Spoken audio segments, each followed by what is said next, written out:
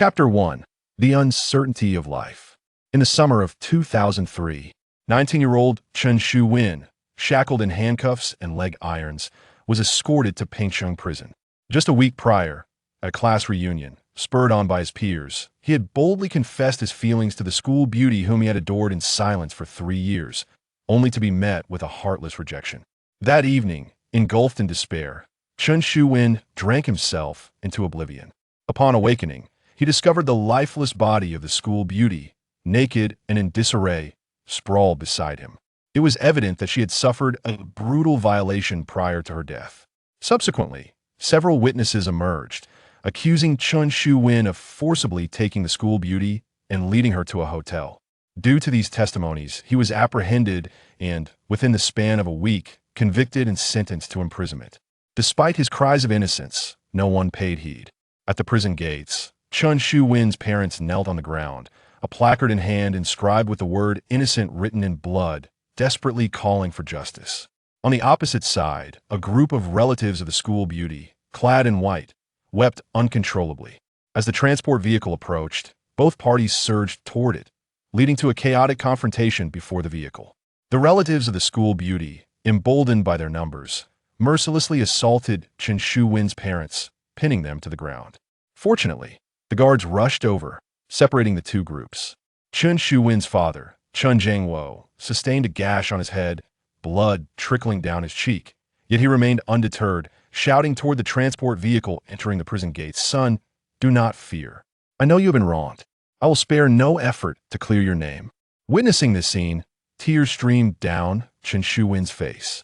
Once inside the prison, after completing the necessary formalities, he was escorted to his cell. Within the cell were 7 burly men, their faces etched with menace. Upon seeing the slender Chen Shu-win, their expressions morphed into sinister grins.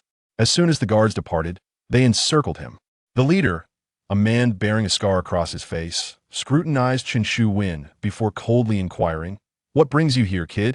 Chen Shu-win replied softly, I am wrongfully accused." Before he could finish, the scarred man struck him forcefully in the abdomen.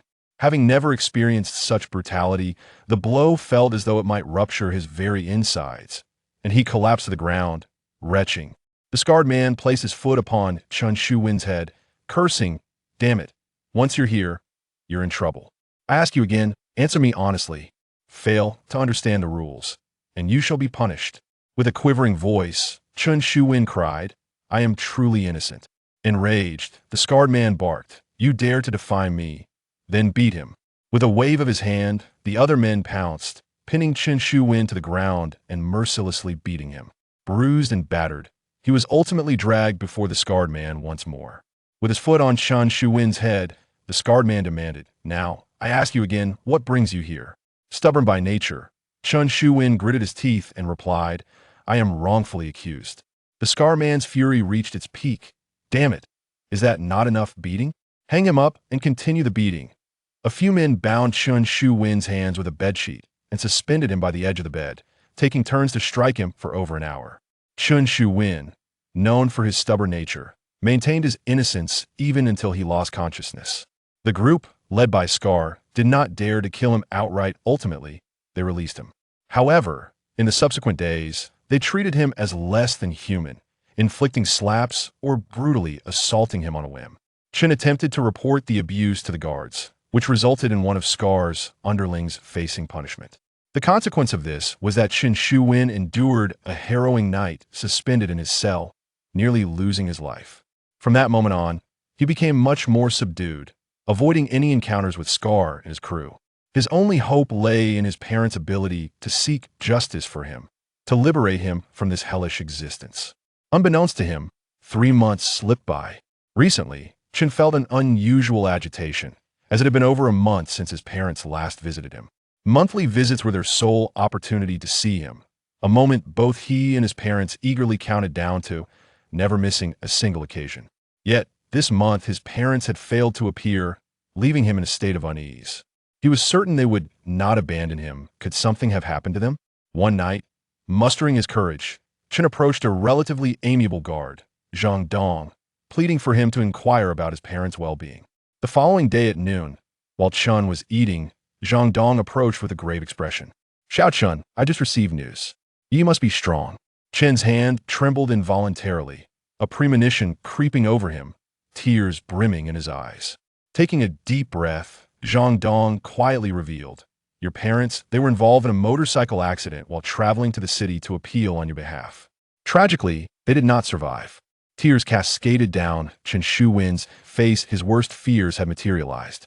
His parents had indeed met with disaster. Zhang Dong, observing Chen's devastated state, sighed and placed a comforting hand on his shoulder. Xiao Chun, please accept my condolences. Chun sat in a daze, utterly disoriented, his mind consumed with memories of his parents' faces and laughter. Shortly after Zhang Dong departed, Scar and his gang approached Chun, taking a seat nearby. Scar casually pushed half of Chen's meal aside and tossed some scraps from his own plate into Chen's. Kid, enjoy some meat today. These bones are a gift from me. Don't be shy. Scar laughed heartily along with his companions. Chen remained silent, lost in his sorrow, staring blankly ahead. Scar, misinterpreting Chen's gaze as defiance, grew furious and shouted, Who the hell are you staring at? What's wrong? Are you unhappy that I'm eating your food? Fine, then I'll return the favor. With that, Scar spat into Chen's plate, pointing at it and declaring, Damn it, eat every last bit. Dare to leave a morsel, and I'll have you suspended for another entire night. Chen Shuwen remained silent, yet in his eyes, a spark gradually ignited, or perhaps it was a glint of ferocity. He slowly regained his composure, his heart a tumult of emotions, whether it was anger or sorrow. It caused his body to tremble slightly. His right hand tightened around the chopsticks as he gazed at the scarred man before him, every ounce of blood surging towards his head. Having been wrongfully imprisoned and with his parents meeting a tragic fate as a consequence, despair enveloped him, extinguishing any hope for survival. In that moment, fear dissipated, leaving only a singular thought of death in his mind. Yet, even in death, he yearned to unleash the fury that simmered within him. The scarred man, noticing Chen Shuwen's refusal to eat, grew increasingly irate. Damn it, did you not hear my words? I told you to eat. Did you hear me or not? As he spoke, the scarred man seized a tray, preparing to hurl it at Chen Shuwen's face. At that very moment, Chen Shuwen also sprang into action. He clenched the chopsticks tightly, and with a sudden roar, he lunged them towards the scar man's eyes. Chapter 2. Anomaly breeds malevolence in an instant. Scar's eye was rendered useless. With a piercing scream, he clutched his eye and stumbled backward, blood seeping through his fingers. Yet, Chen Shuwen did not retreat. Instead, he seemed to have lost his sanity, leaping from behind the table to pin Scar to the ground, relentlessly ramming his head into Scar's skull. The surrounding minions were left in a state of shock, for Chen Shuwen was fighting with sheer desperation. His own head was drenched in blood, yet he seemed utterly indifferent, intent on shattering Scar's skull. Finally, a few of Scar's henchmen regained their senses. One of them rushed forward, delivering a punch to Chen Shuwen's head. Let go of my brother. The others joined in, surrounding and attacking Chen Shuwen. However, he appeared impervious to pain, gripping Scar tightly and allowing the others to strike him without flinching. At that moment, Chen Shuwen harbored but one thought. Even if he were to perish, he would drag Scar down with him. Scar's eyes rolled back in agony, and one of the henchmen, sensing the escalating situation, grabbed a stool, preparing to smash it over Chen Shuwen. Fortunately, several guards rushed in, separating the crowd. A few guards attempted to restrain Chen Shuwen, but he seemed possessed by a frenzy, exhibiting extraordinary strength. 3 guards struggled to subdue him, but it took the combined efforts of several more to finally pin him down.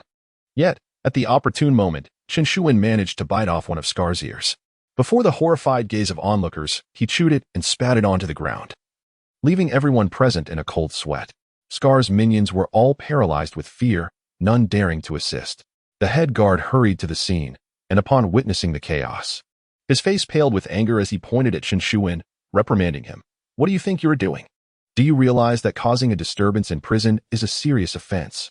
Before the captain could finish, Chen Shuwen suddenly broke free from the guards and dashed towards the distant wall, intent on harming himself.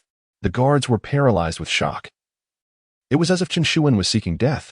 As he was about to collide headfirst into the wall, an elderly man leaped forward, wrapping his arms around Chen Shuwen and bringing him crashing to the ground. The guards finally snapped back to reality and rushed over to secure him firmly.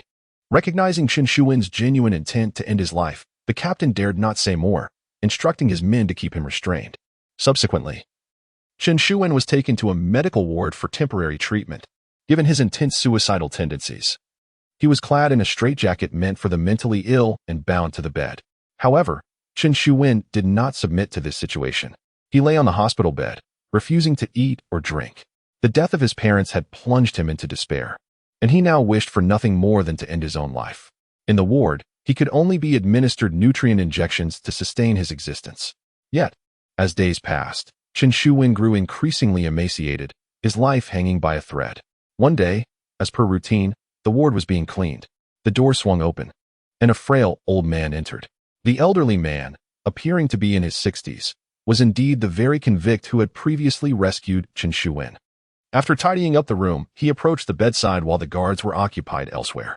Gazing at the vacant-eyed Chen Shuwen, the old man sighed and remarked, "Young man, you cannot simply succumb to death like this." Chen Shuwen, seemingly oblivious, continued to stare blankly at the ceiling. The elder continued, "I do not intend to urge you to come to terms with your fate, nor to advocate for magnanimity.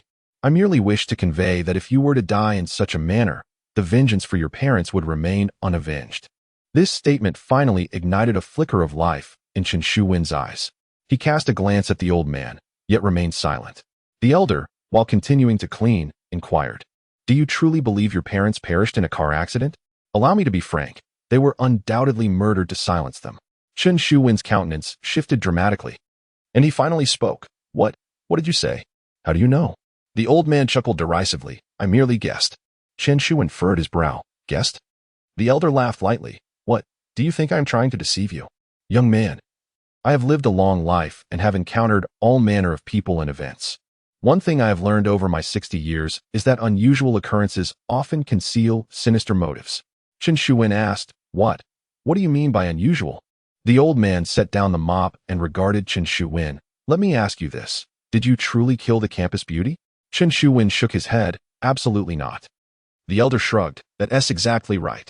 If you did not commit the murder, yet there exists evidence that could imprison you, what does that imply? It indicates you have been framed.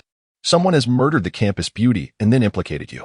And your parents, during the appeal process, met with fatal accidents, which can only suggest they had acquired some crucial evidence and were subsequently silenced."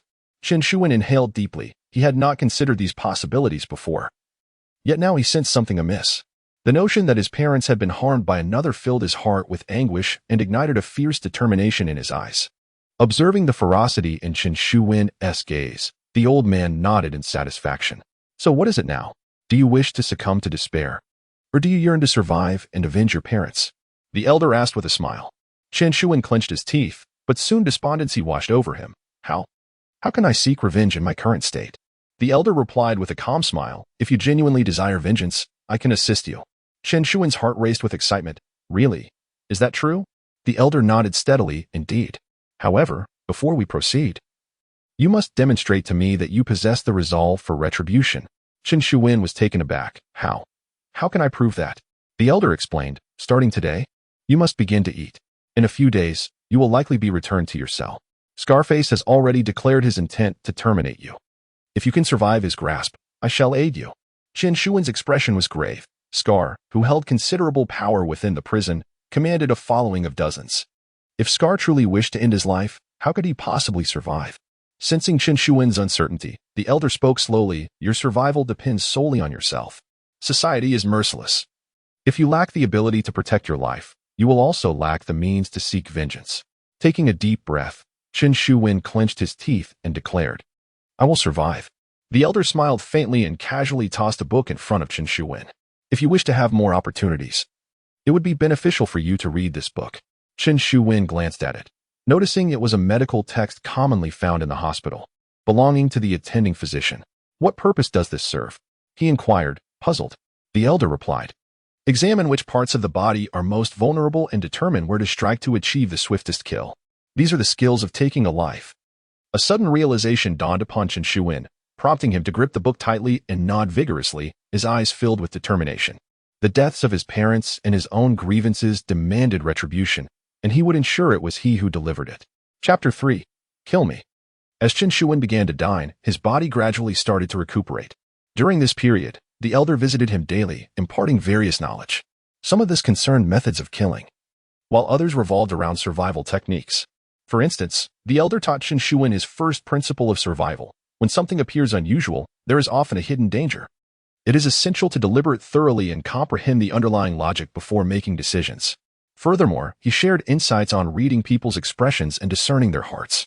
Throughout his studies, Chen Shuwen discovered that the elder possessed an exceptionally vast reservoir of knowledge, spanning numerous subjects. Moreover, the elder's perspective and insight were far beyond what an ordinary individual could grasp. This indicated that prior to his imprisonment, the elder was no ordinary person. Chen Shuwen attempted to inquire about the elder's identity, but the elder, with a half-smile, responded, "Young man, let me impart another survival principle. Do not be overly curious.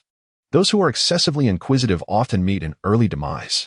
After saying this, the elder patted Chen Shuwen on the shoulder and added, "Just remember, my surname is Du."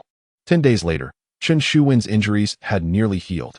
The doctor in the ward examined him and informed him to pack his belongings as he would be returned to his cell that night. Chen Shuwen glanced at the clock on the wall, which indicated it was just past 2 in the afternoon. After pondering for a moment, he suddenly asked, "Doctor, may I return now?" The doctor looked at him with surprise, as many inmates in the ward lingered, reluctant to leave, eager to prolong their stay. Yet, here was Chen Shuwen, wishing to return immediately. Nevertheless, the doctor did not press further, as once Chen Shuwen departed the ward, he was no longer under his jurisdiction. "I will arrange for a guard to escort you back," the doctor said before stepping out to make the arrangements. Elder Du was tidying up nearby, and upon seeing the doctor leave, he approached Chen Shuwen. "Why the rush to go back? The others are busy working right now." Chen Shuwen cast a glance at Elder Du and softly replied, "In the cell tonight, there are 8 men, all henchmen of Scarface. If I return tonight, do you think I stand a chance of survival? By going back now, at least I have a fighting chance." The elder was momentarily taken aback, gazing deeply at Chen Shuwen with a smile. "Indeed, you are quite the talent. Very well, I shall await the outcome. Remember what I said. If you manage to survive this time, I will assist you in leaving the prison." Chen Shuwen clenched his fists, his gaze resolute. Before long, he was escorted back to his cell. Just as Elder Du had predicted, the inmates were engaged in work on the rooftop. He was taken directly to the rooftop and handed over to the guard stationed there. At that moment, the workers on the rooftop noticed Chen Shuwen's return, and they erupted into a cacophony of noise, especially Scarface's men, who shouted and jeered at Chen Shuwen, declaring that his demise was imminent. Had the guards not intervened to disperse the crowd, a riot would have undoubtedly ensued.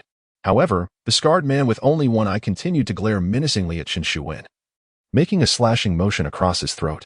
Chen Shuwen feigned ignorance, listening to the guard finish speaking before he began his work on the site. The scarred man stealthily moved behind Chen Shuwen, gritting his teeth as he muttered, "You, Chun, have rendered my eye useless.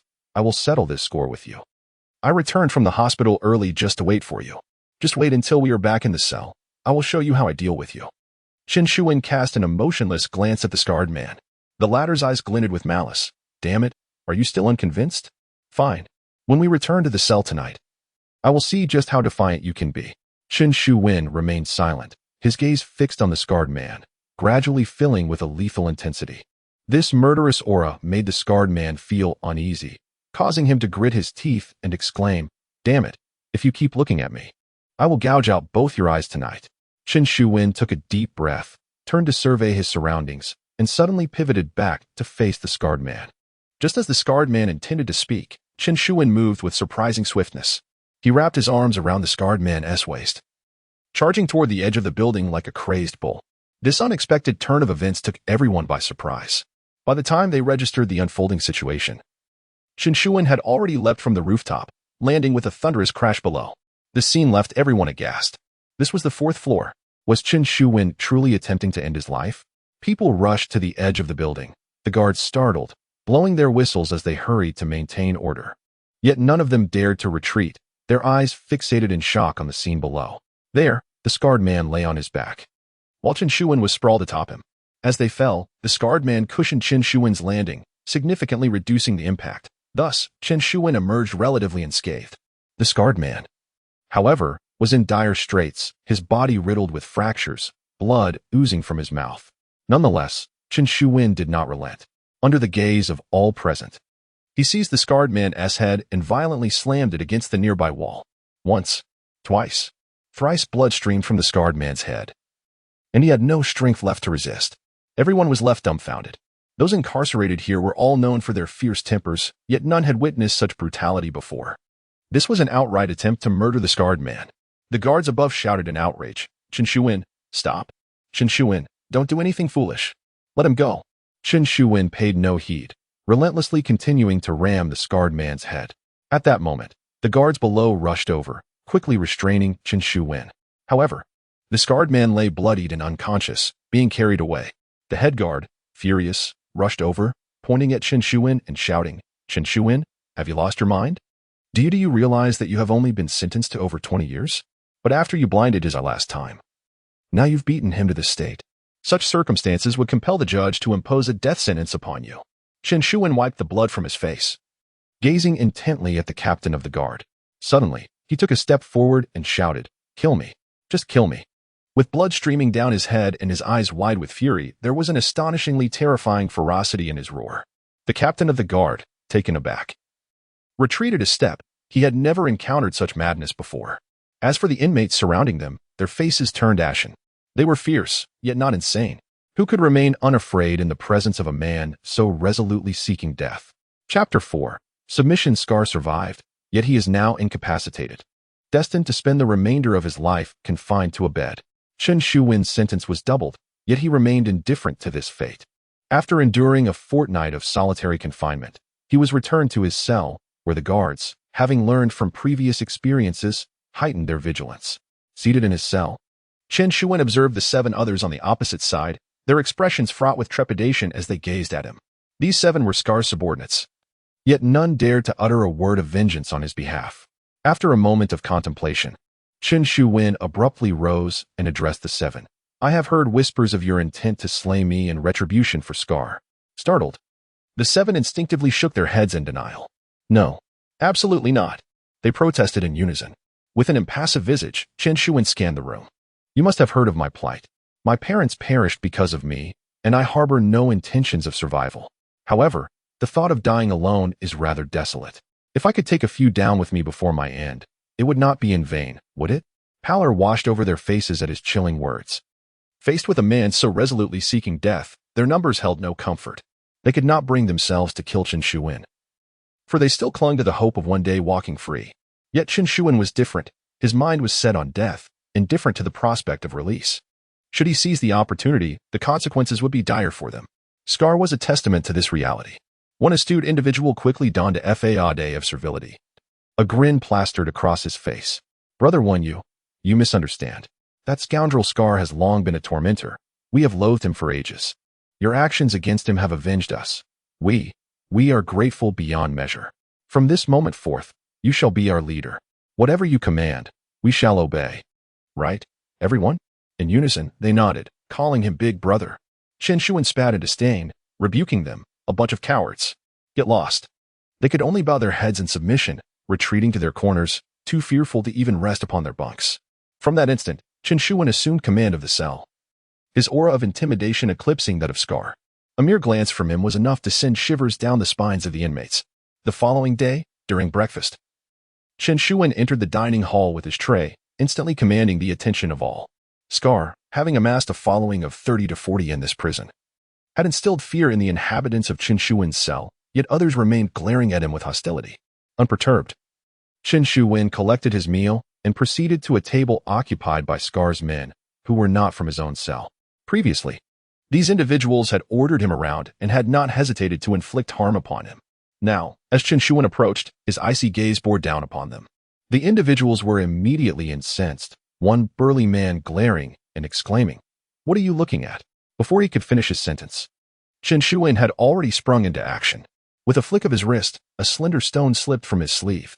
This stone, sharpened to a point by Chen during his labor outside, had become his makeshift weapon since the prison had prohibited chopsticks following the incident where he had blinded a man with a scar. During his time in the hospital, Chen had diligently perused medical texts, memorizing numerous vital points on the human body. He stepped forward in a flash, thrusting the stone into the burly man's neck and slashing it with precision. The man clutched his throat and collapsed, convulsing violently on the ground. The others stood frozen in shock, but Chen Shuwen showed no hesitation. He swiftly seized another man's neck, raising the stone to strike.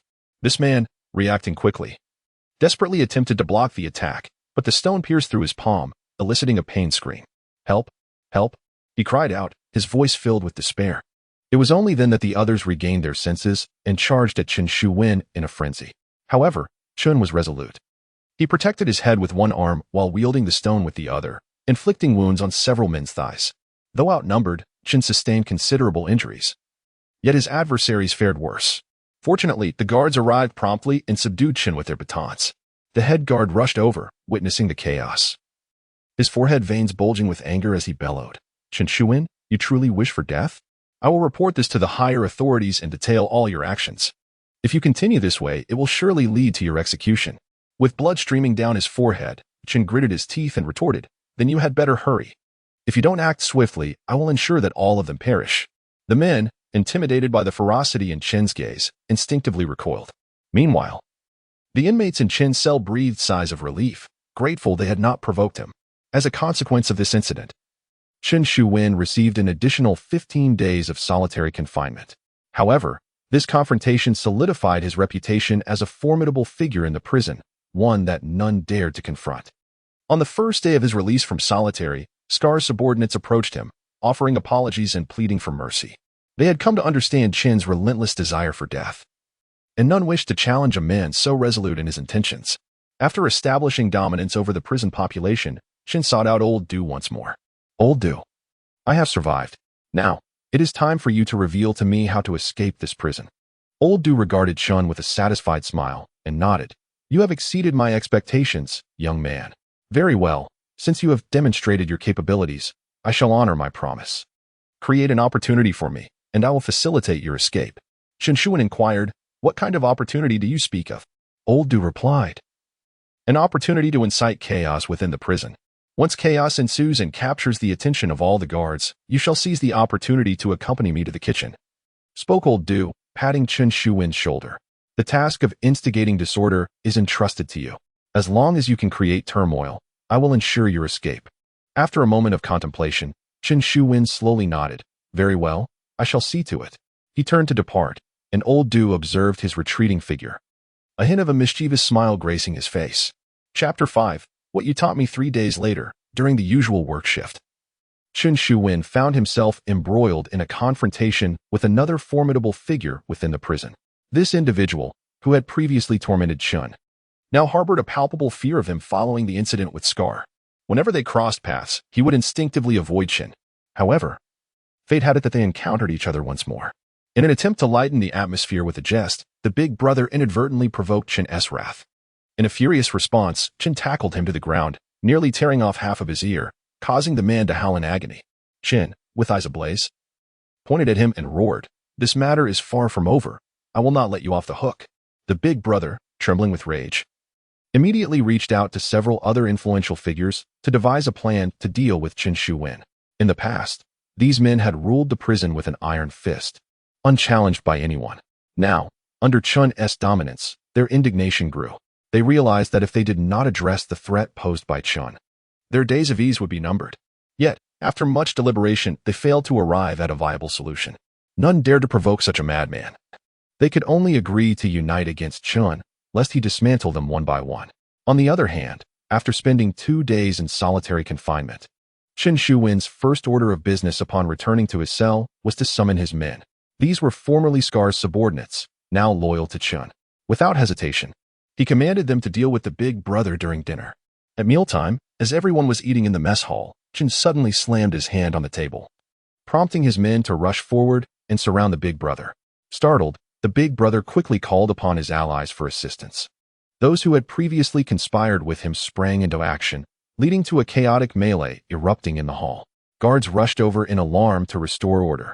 Amidst the turmoil, Chen discreetly slipped into the kitchen, heading to the designated spot agreed upon with Old Du. Upon seeing Chen, Old Du grinned and remarked, "Well done."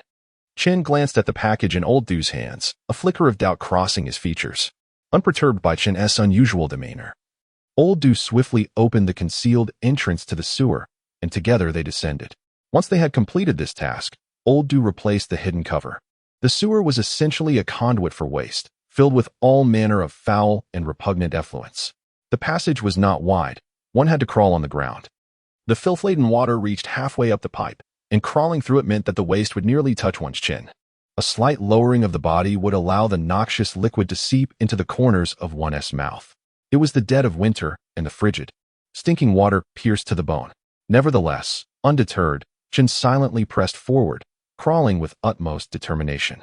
This was his sole opportunity. Regardless of the circumstances, he must escape. Even if he could not clear his name, he was determined to seek justice for his parents. After what felt like an eternity of crawling the 5 kilometers, Chen Shuwen grappled with the urge to vomit, yet he steadfastly suppressed it. At last, the two heard the sound of flowing water ahead. Old Du, filled with elation, exclaimed, "We are almost there." Soon, a faint glow appeared before them, illuminated by the moonlight, revealing the outlet of the sewer, conveniently located by the riverbank. However, this exit was secured with a welded iron grate. Chen Shuwen furrowed his brow and remarked, "How do we get out?" Old Du chuckled, "Do not worry. I have made arrangements. I instructed those outside to saw through the grate nearly all the way. Just push hard, and you will be able to break it open." Chen Shuwen nodded. "All right, I will give it a try." He crawled over, grasped the iron bars tightly, and pushed with all his might. Indeed, the grate was not sturdy. With a firm shove, several bars snapped right off. At that moment, Old Du had stealthily approached from behind. Unbeknownst to Chen Shuwen, he had acquired a dagger, its blade gleaming ominously. As Chen Shuwen exerted himself against the grate, Old Du lunged forward, plunging the dagger toward Chen Shuwen's heart. Caught completely off guard, Chen Shuwen was pierced by the blade and collapsed into the murky water. Old Du sneered, "You have fulfilled your role, young man. Since you wish for death, I shall grant it to you. No need for thanks." With that, Old Du rose and began to push against the iron bars with all his strength. Just then, a sudden crash erupted from behind. Before Old Du could react, Chen Shuwen lunged at him, pinning him to the ground, and thrust a dagger toward Old Du's throat. Old Du, quick as a flash, raised his hand to block the strike, simultaneously seizing Chen Shuwen by the neck. Grasping Chen Shuwen's wrist tightly, he twisted slightly, effectively subduing him. Old Du scoffed, "Clever boy, feigning death. However, all your skills were taught by me. What gives you the right to challenge me?" Before he could finish, Chen Shuwen suddenly raised his other hand, launching an object at Old Du. Old Du instinctively blocked it, only to inadvertently shatter the item. In an instant, a cloud of powder erupted forth, dispersing in all directions. Old Du bore the brunt of it, the powder flying directly into his eyes. He quickly shut his eyes and attempted to wipe his face, but at that moment, a sharp pain struck his abdomen as a dagger silently penetrated his flesh. He instinctively staggered back, falling out of the sewer and landing by the riverbank. Bewildered, he glanced down at the dagger embedded in his abdomen and then at Chen Shuwen's other hand. It was then he realized that Chen Shuwen was not holding a dagger in his right hand, but rather a stick. The weapon that had been aimed at his throat was never the dagger at all. The true dagger had remained concealed in Chen Shuwen's left hand all along. Old Du coughed a few times, blood trickling from his mouth as he gazed at Chen Shuwen in disbelief. How is this possible?" Chen Shuwen looked down upon Old Du, articulating each word with precision. "Do you recall the first rule of survival you taught me?" A bitter smile crept across Old Du's face. Extraordinary events often conceal ulterior motives. Chen Shuwen nodded calmly. "Indeed, in every situation, if something appears amiss, there is inevitably a problem.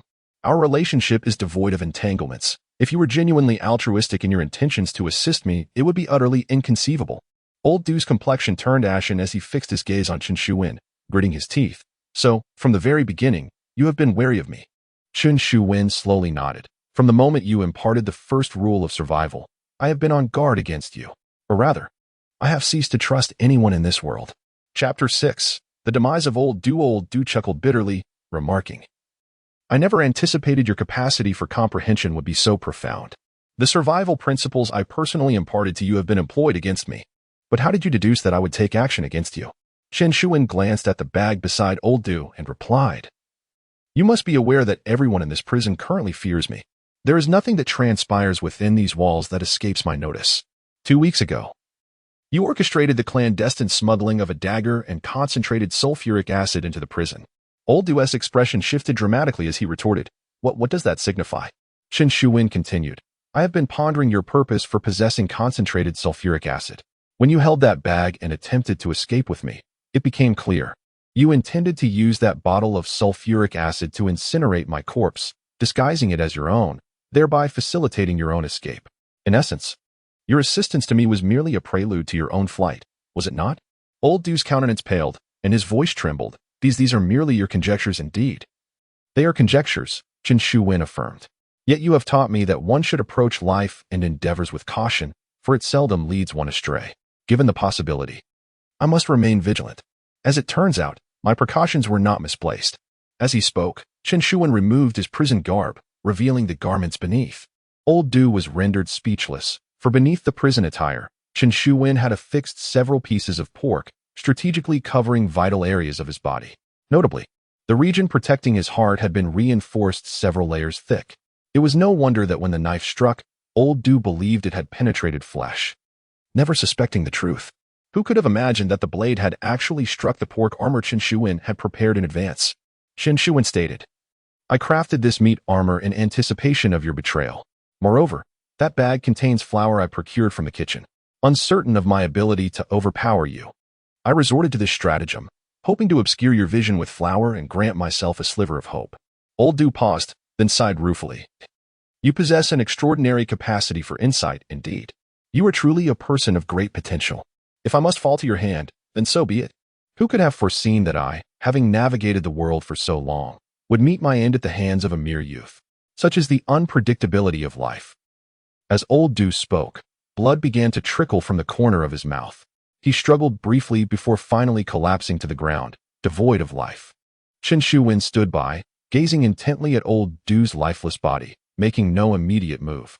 After a considerable pause, he picked up a metal rod from the ground and used it to draw Old Du's bag closer. Opening the bag, he discovered it contained various odds and ends, along with 2 books. Among the items, Chen Shuwen unearthed several glass bottles filled with liquid. He opened one of the bottles and poured its contents over Old Du's corpse. The once deceased Old Du suddenly convulsed and sprang to life, lunging directly at Chen Shuwen. In truth, Old Du had been feigning death, intending to lure Chen Shuwen closer and seize the opportunity to kill him. However, Chen Shuwen, ever the cautious one, did not approach. Instead, he doused Old Du with concentrated sulfuric acid, which compelled him to act prematurely. It was as if Chen Shuwen had anticipated this very moment. He hurled the glass bottle towards Old Du. The bottle, filled with sulfuric acid, startled Old Du, who clumsily attempted to defend himself. The glass vessel was deflected and landed on the grass nearby. Seizing this opportunity, Chen Shuwen dashed forward and thrust a metal rod into Old Du's chest. The force of the blow elicited a painful roar from Old Du, who grasped Chen Shuwen's neck fiercely, bellowing, even in death, I shall take you with me. Die. Old Du's hands were like iron clamps, squeezing the breath from Chen Shuwen. Despite his youth and strength, Chen Shuwen could not break free from Old Du's grip. Left with no choice, he wrapped his arms around Old Du and leapt into the nearby river. The frigid water quickly engulfed them, while Old Du clung tightly to Chen Shuwen's neck, desperately struggling to keep his head above water. Chen Shuwen, in turn, fought to submerge Old Du, holding him down. Though weakened, Old Du still possessed considerable strength, and if they surfaced, Chen Shuwen would undoubtedly perish. The only recourse for Chen Shuwen was to compete in a battle of breath-holding, determining who could withstand the water's grip longer. They wrestled in the depths, with Old Du exerting all his might in resistance. Yet Chen Shuwen clung tenaciously to his neck, summoning every ounce of strength to keep him submerged. Ultimately, due to his age and injuries, Old Du could not outlast Chen Shuwen and gradually succumbed to exhaustion. Seizing the moment, Chen Shuwen broke the surface, gasping for air. Though he inhaled a significant amount of water, he coughed violently while relentlessly pressing Old Du beneath the surface.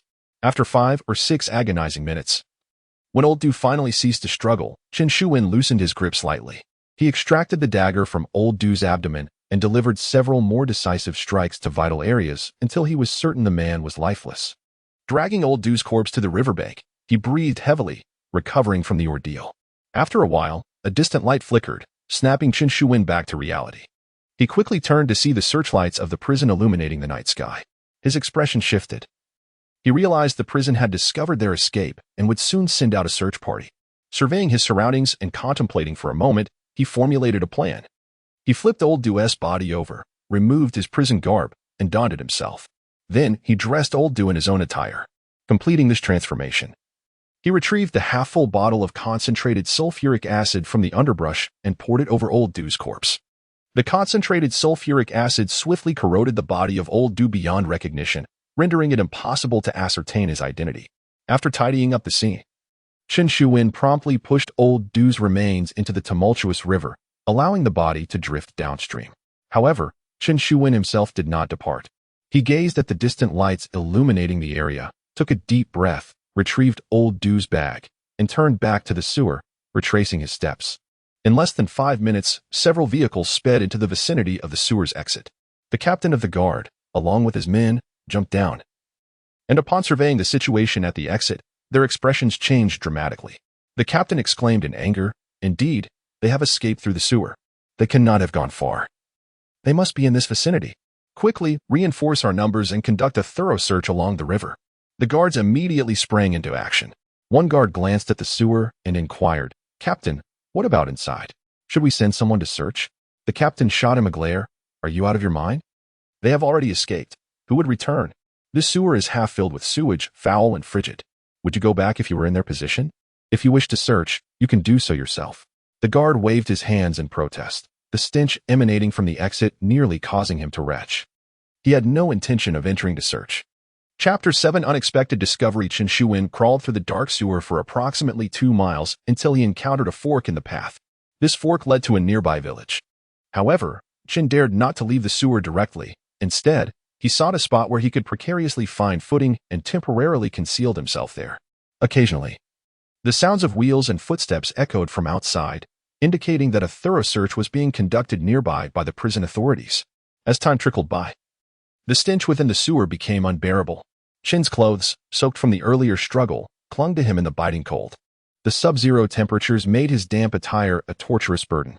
Gritting his teeth, he endured in silence, aware that this was his sole opportunity. If he survived, he could avenge his parents. Should he be recaptured, his fate would be sealed, and his parents' deaths would be in vain.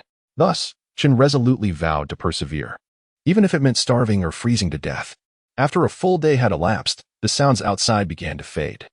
It seemed the prison had thoroughly searched the vicinity and concluded that Chen had escaped, abandoning their pursuit in the area. Nevertheless, Chen remained hidden in the foul-smelling sewer for several more hours. Only in the early hours of dawn did he finally emerge from the sewer. Finding himself near a dilapidated village, he surveyed his surroundings and spotted a nearby creek. Jumping into the icy waters, he braved the numbing chill to cleanse himself. Afterward, he climbed ashore and opened the bag belonging to Old Do, which contained a set of clothes. Chen had previously discovered this outfit but had refrained from changing into it, fearing that he would soil it while hiding in the sewer. Even if he managed to escape, the lingering foul odor would jeopardize his chances.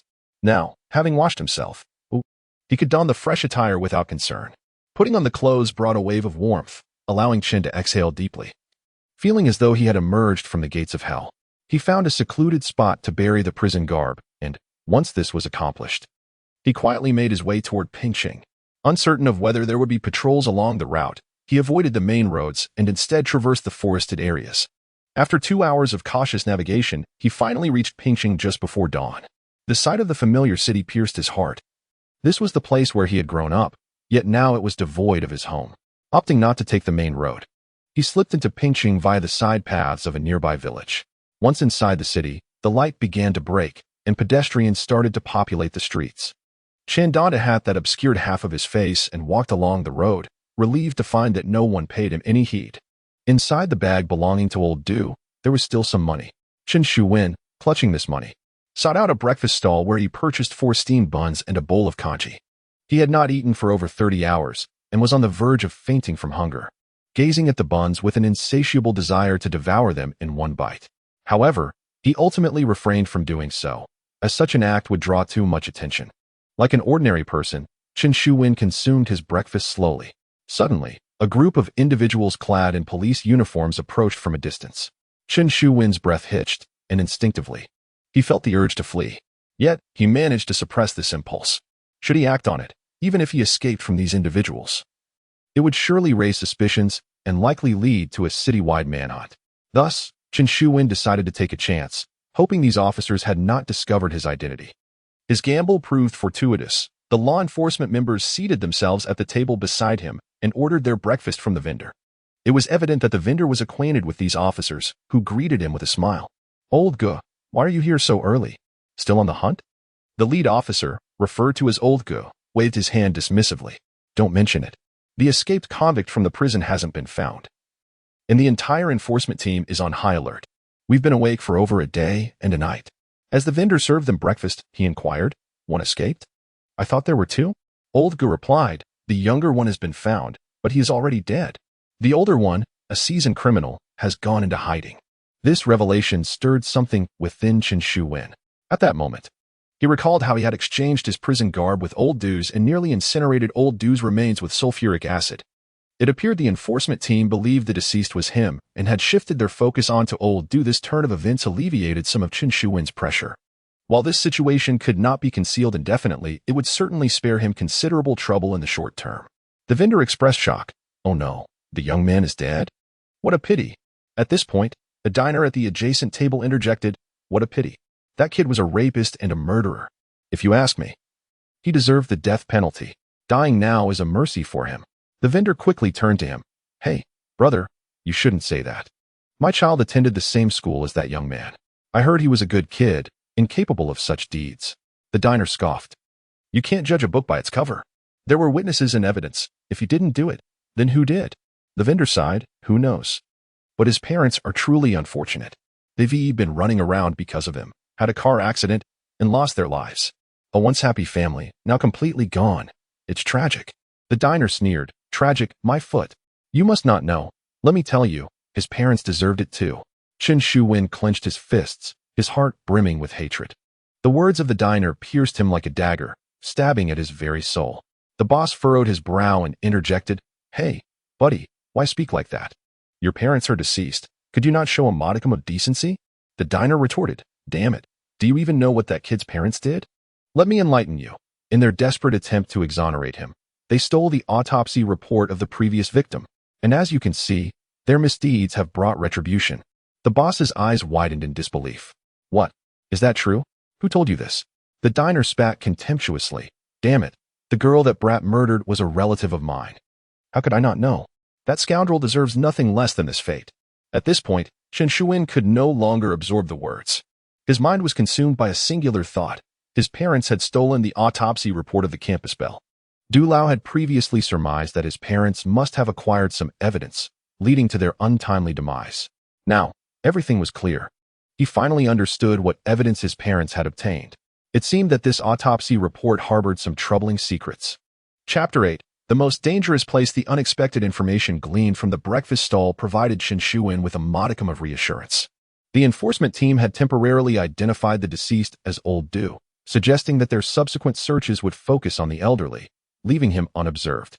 Consequently, he felt a sense of calm wash over him. After finishing his breakfast, Chen Shuwen feigned nonchalance as he departed. Lao Gu and the others were still dining, and his exit went unnoticed, as their attention was riveted solely on the elderly patrons. The seniors passing by were scrutinized intently, with several hat-clad individuals even being stopped to have their hats removed for a closer look. Young men like Chen Shuwen were entirely disregarded. Upon entering Pingqing, he secured accommodations at a relatively upscale hotel directly opposite the enforcement team. In that era, there was no requirement for identification checks at hotels, allowing Chen Shuwen to check in effortlessly. Drawing from anecdotes shared by inmates during his time in prison, he understood that the enforcement team's searches predominantly targeted small inns and internet cafes. Most fugitives, being highly anxious, sought refuge in chaotic environments where they could obscure their presence. Thus, small lodgings and internet cafes became their hideaways. Learning from these insights, Chen Shuwen opted for a larger hotel, strategically chosen for its proximity to the enforcement team. Adhering to the adage that the most perilous locations often provide the greatest security, Old Du had once remarked that the most dangerous places are frequently the safest. This proved to be a prudent strategy for Chen Shuwen.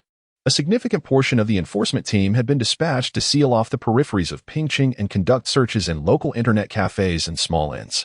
Due to insufficient manpower, they merely inquired at the more prestigious hotels to ascertain whether any suspicious characters were registered. The hotel across from the enforcement team received even less scrutiny, as it was inconceivable to anyone that a prison escapee would dare to hide in such proximity. Thus, Chen Shuwen spent the day resting undisturbed in his hotel. After a rejuvenating slumber, he gathered his strength as night fell. Approaching the window, he surveyed the surroundings and, finding nothing amiss, felt a sense of relief. He prepared a couple of instant noodle packets and turned on the television to watch the local news. The broadcast covered various regional stories, but beneath the main headlines, a scrolling message announced the manhunt for the escaped prisoner from Pingcheng prison. A glance confirmed that Old Du remained the focus of the manhunt, which eased Chen Shuwen's mind. This indicated that the enforcement team had yet to uncover the true identity of the deceased. Given the extensive decomposition of Old Du's remains, it was likely that only a post-mortem examination would reveal his identity.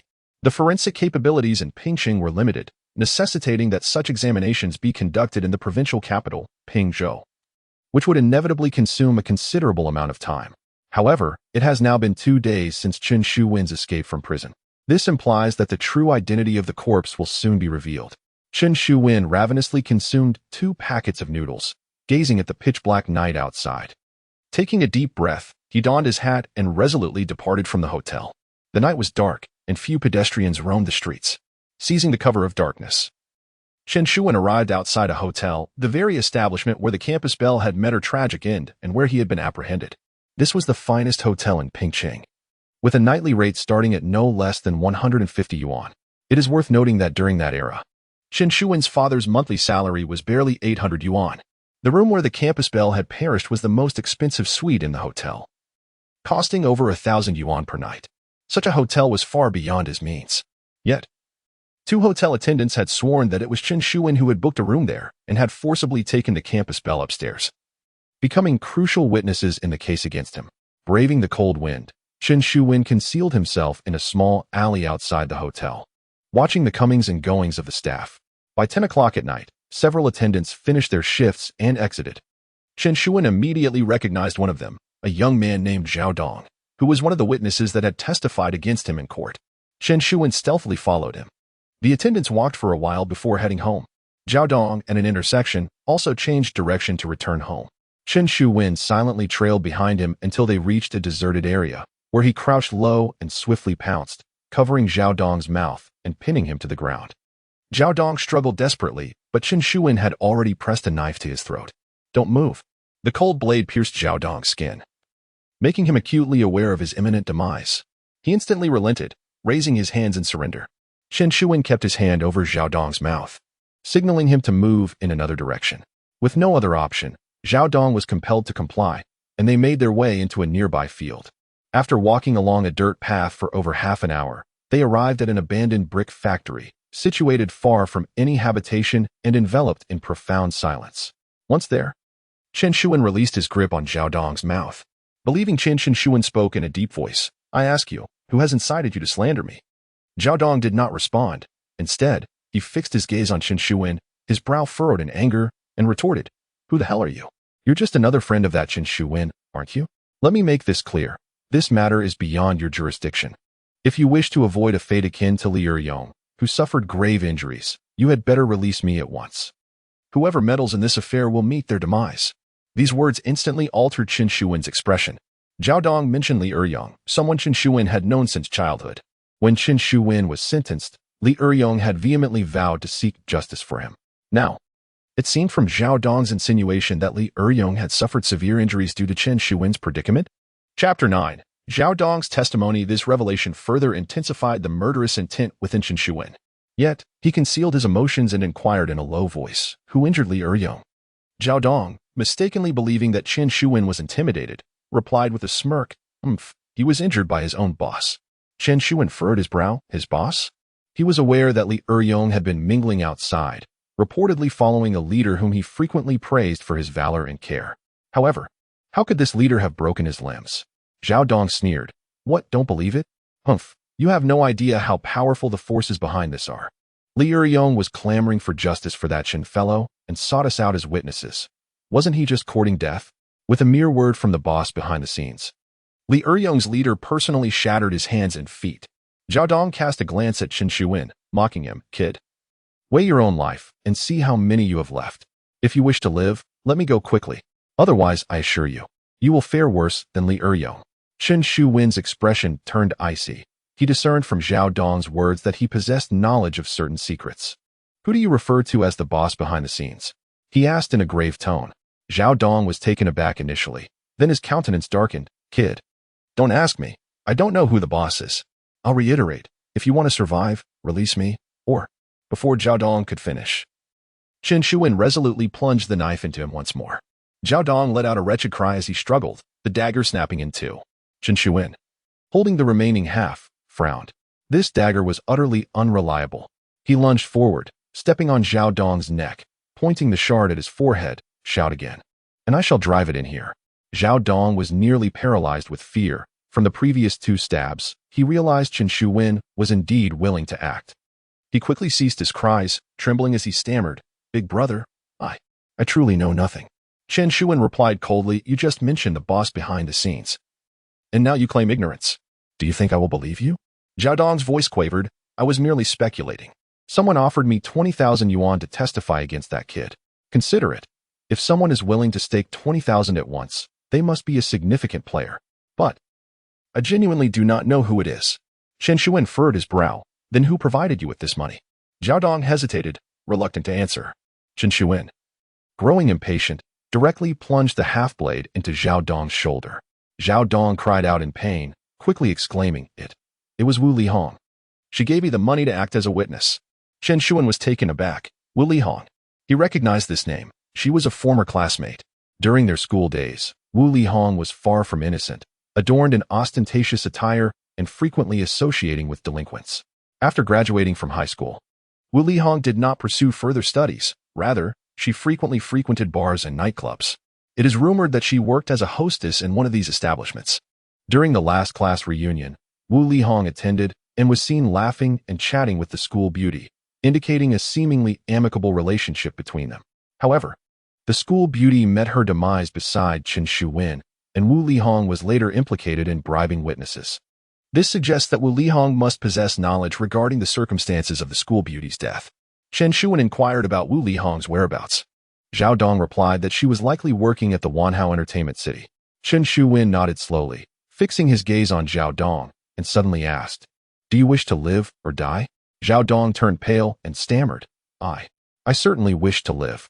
Brother, I have told you everything I know. Please, grant me a chance and spare me. Chen Shuwen replied, Very well. Call Wu Lihong and tell her someone is investigating your perjury. Arrange a meeting to discuss a resolution. Do you understand? If you expose yourself and let Wu Lihong catch on, I will kill you without hesitation. As he spoke, he brandished a half-drawn dagger towards Zhao Dong's neck. Trembling all over, Zhao Dong quickly nodded. I will call her. He took out his phone, hands shaking as he attempted to make the call. Chen Shuwen restrained his arm and said in a low voice, Wait until you have calmed down before you call her. At that moment, Zhao Dong was quaking, and a single call would surely reveal his anxiety. After about 10 minutes, once Zhao Dong had regained his composure, Chen Shuwen allowed him to make the call. Shortly thereafter, Wu Lihong answered. Following Chen Shuwen's instructions, Zhao Dong said, Sister Hong, there's been a situation.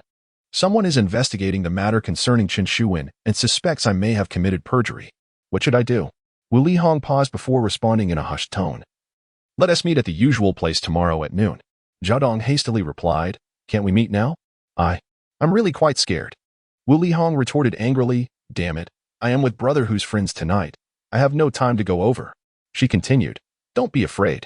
I've received news that Chen Shuwen was killed shortly after his escape from prison. Even if someone is investigating, what is there to fear now that he is dead? Just stick to your original story and rest assured, my boss can help you resolve this. With that, she abruptly hung up the phone. Zhao Dong turned to Chen Shuwen. Brother, you heard her. She is unwilling to meet tonight. Chen Shuwen furrowed his brow. He had hoped to resolve everything that evening. Now, with Wu Lihong unwilling to appear, the investigation could not proceed, and they would have to wait another day. Yet, with the current circumstances, each passing day only added to the peril. After a moment of contemplation, he sighed deeply, Then we shall meet tomorrow. By the way, where is the usual place? How do you usually meet? Chen Shuwen inquired meticulously, and Zhao Dong, in all honesty, recounted every detail. Chen Shuwen recorded all the information and then produced a rope he had prepared in advance, binding Zhao Dong securely. Subsequently, he added several layers of transparent tape around the rope to prevent Zhao Dong from freeing himself. Having completed this task, Chen Shuwen dragged Zhao Dong to the entrance of an abandoned cellar. This was likely once a sweet potato cellar used by former residents. But the area had long been deserted, leaving the cellar to fall into disrepair. Weeds obstructed the entrance, and a stone slab lay atop it to prevent accidental falls. Chen Shuwen gazed at Zhao Dong. You will remain in this cellar until I resolve all matters. Let me be clear. If anything were to happen to me and I cannot return to rescue you, you shall starve to death in this cellar. Therefore, I grant you one last opportunity to ponder if there is anything you have not disclosed to me. We are both tethered by the same rope. Should you dare to betray me, rest assured, you shall not survive either. Zhao Dong, his face ashen with fear, stammered, I will tell you. I will tell you. He hurriedly recounted additional details regarding his meeting with Wu Lihong. Chen Shuwen's expression turned frosty. Indeed, Zhao Dong had concealed certain truths. Fortunately, Chen Shuwen had pressed him further, or else he might not have the chance to meet Wu Lihong the following day. Once Zhao Dong had fully confessed, Chen Shuwen sealed his mouth with tape, discarded him into the sweet potato cellar, and covered him with the stone slab, thoroughly entombing him below. After accomplishing all this, Chen Shuwen turned away, walking alone through the vastness of the night, returning to Pingcheng. Chapter 10. The Years of Friendship in the dilapidated southern district of Pingcheng. Chen Shuwen traversed the crumbling concrete path, occasionally interrupted by the distant barks of dogs. This area represented the most worn and neglected part of Pingcheng, scarcely distinguishable from the countryside.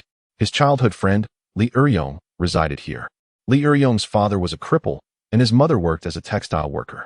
Years ago, after losing her job, she joined her husband in setting up a humble vegetable stall, struggling to make ends meet.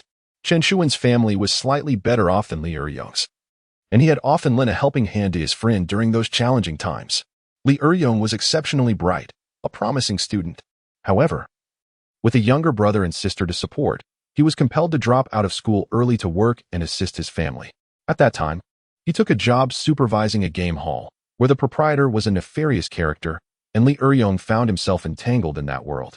On the day Chen Shuwen received his university acceptance letter, Li Eryong was inebriated, weeping and imploring him to complete his studies diligently. Little did they know that before Chen could even embark on his academic journey, calamity would strike. In a cruel twist of fate, Li Eryong was brutally assaulted on Chen Shuwen's behalf, leaving Chen deeply moved. Realizing that his own days might be numbered, Chen had come this evening to see his brother one last time. With the truth behind the malevolent scheme set to be unveiled tomorrow, he was determined to seek vengeance. And this might be their final meeting. As Chen Shuwen made his way to Li Eryong's home, he noticed a flickering light in the distance while passing an open area. Curiosity piqued, he approached and soon discerned a figure seated on the ground, engaged in the ritualistic burning of paper money, the source of the light. To his astonishment, it was none other than Li Eryong. One of his hands and one leg were bandaged, rendering him unable to stand. He had resorted to sitting on the ground. 2 crutches lay nearby, suggesting he had come out with difficulty. Chen Shuwen stealthily positioned himself behind a stone wall, listening to Li Eryong's murmured lamentations. Brother, back in our school days, we were always short on cash. You often said that once we had money, we would buy a large television, a small car, and a grand villa. Look, I've bought you the television, the car, and the villa. Soon, I'll burn a few beautiful women for you too. I'll even send more money your way so you can spend it however you wish down there. But why? Oh, why did you have to die? At this juncture, Li Eryong broke down in tears. Hidden behind the stone wall, Chen Shuwen felt his eyes welling with tears. After a spell of weeping, Li Eryong wiped his tears away and finished burning the paper on the ground. With great effort, he leaned on his crutches to stand up and declared, Brother, what I've burned this time is for both of us. You hold on to my share for me. Once I heal, I will uncover who harmed you. I will avenge you. If fortune favors me and I survive, I will give you my portion. If I lack the strength to do so, you must ensure I receive my share in the next life. Li Eryong spoke as he picked up a bottle of wine from the ground, pouring half of it out before drinking the remaining half in one go. He then sat by the fire, humming a tune, attempting to forget the dichotomies of right and wrong and to reminisce about the past, where they had shared moments of hardship that were nonetheless filled with joy. Chen Shuwen, hidden behind a stone wall, softly joined in his singing, echoing the familiar melody of friendship years. After a long while, he exhaled gently, gazing at Li Eryong, who had gradually succumbed to slumber on the ground, a flicker of determination flashing in his eyes. Clenching his fists, He turned away and set off once more towards the city. Having spent time with his brother tonight, he felt no regrets. It was time to attend to his own affairs. Chen Shuwen arrived outside the Pingqing funeral home. Though the hour was late, several shops remained open. For the cycle of life and death knows no clock, he purchased some joss paper from a stall and knelt by the roadside of the funeral home, beginning to burn the offerings. His parents had already been laid to rest, yet he was oblivious to their burial site. He dared not inquire or seek them out. Revealing his whereabouts would jeopardize his quest for vengeance. Thus, he resorted to this method to honor their memory. Fortunately, such rituals were commonplace in the vicinity, with many individuals regularly burning joss paper to pay tribute to their ancestors. As he knelt there, silently shedding tears while incinerating the paper, he completed the ritual and bowed 3 times in reverence. "Father, mother, if there is a next life, I shall repay you doubly," he vowed quietly. The burden of unreciprocated parental love weighed heavily upon his heart, a source of profound anguish and guilt. Having completed his solemn duties, Chen Shuwen entered the funeral home. Inside, he found a number of individuals, including staff and bereaved family members. He chose a discreet corner to lie down fully clothed, gradually drifting into slumber. He refrained from returning to the hotel, uncertain if his identity had been compromised. Thus, he opted to rest here for the night, recuperating his strength in preparation for tomorrow's reckoning. Within the funeral home, numerous family members kept vigil, often seeking rest in quiet corners when fatigue set in. Chen Shuwen's presence blended seamlessly with those vigilantly watching over their loved ones, going unnoticed. Upon awakening, he found the dawn had broken. Donning his hat, he sought a breakfast stall to satisfy his hunger. While passing a butcher's stall, he paused, noticing the butcher's bone-cutting knife was exceptionally sharp and sturdy, capable of scraping through bone without damage. The memory of his broken dagger resurfaced in his mind, and he realized he would need a new weapon for the challenges ahead. This bone-cutting knife seemed to be the most suitable tool. Feigning interest in purchasing some meat, he discreetly slipped the knife into the pork while the vendor's attention was diverted and left with his newfound armament. Carrying the pork, Chen Shuwen ventured into a secluded area, where he unsheathed a boning knife, tucking it securely within his garment. With his weapon prepared, he felt a semblance of reassurance. He then entered the urban district and purchased a copy of the Pingqing Daily. Within its pages, a wanted notice was published, featuring none other than Du Lao. This indicated that the Pingqing enforcement team had yet to uncover Chen Shuwen's true identity. This revelation brought him a measure of comfort, at least for now. His movements remained unimpeded. Subsequently, Chen Shuwen made his way to the largest shopping mall in Pingqing, where he concealed himself for the better part of the morning. The bustling crowd made it exceedingly difficult for the enforcement team to locate him, should they choose to search the premises. He remained hidden until just past noon, when he ventured out to enjoy a bowl of noodles nearby, before departing the mall. His next destination was a meeting with Wu Lihong, as he sought to uncover the identity of the one who had betrayed him. Chapter 11. Identity Exposure. The rendezvous point that Wu Lihong mentioned to Zhao Dong was an internet CAF located in Pingqing. According to Zhao Dong, this establishment was under the protection of Wu Lihong's paramour and served as her frequent haunt. Chen Shuwen, donning a hat, stealthily infiltrated the CAF. The air inside was thick with smoke and the unpleasant odor of unwashed feet. Operating without any permits and situated in a secluded area, the clientele primarily consisted of petty delinquents and truant students. As Chen Shuwen navigated through the crowd, his eyes were met with a plethora of colorful-haired ruffians and bespectacled students carrying backpacks. Most of them were engrossed in gaming, either engaged in Legend or playing CS. Lost in their fervor. Observing these individuals, Chen was struck by nostalgia. Once, he too was among them, reveling in the joy of gaming with friends in a similar establishment. Now, however, he felt like a stray dog, forced to wear a mask and conceal himself in the shadows, desperately seeking a sliver of hope for survival. Taking a deep breath, he suppressed the melancholy that threatened to overwhelm him and proceeded deeper into the CAF, as instructed by Zhao Dong. At the farthest end of the CAF, he discovered a small private room equipped with a machine and a modest bed. This room served as the private office of He Fei, a notorious figure in the area, 6 or 7 years Chen Shuwen senior, who had gained infamy for extorting students from nearby schools. Somehow, he had risen to prominence and now oversaw this internet CAF. During his previous visits, Chen had heard whispers that He Fei had entertained numerous young women in this very room. It was even rumored that Wu Lihong herself had succumbed to He Fei's advances within these walls. Initially, Chen dismissed these tales as mere gossip. But the truth now struck him with undeniable clarity. Wu Lihong indeed had a liaison with He Fei. Positioned outside the door, he peered through the crack and beheld a slender girl seated within.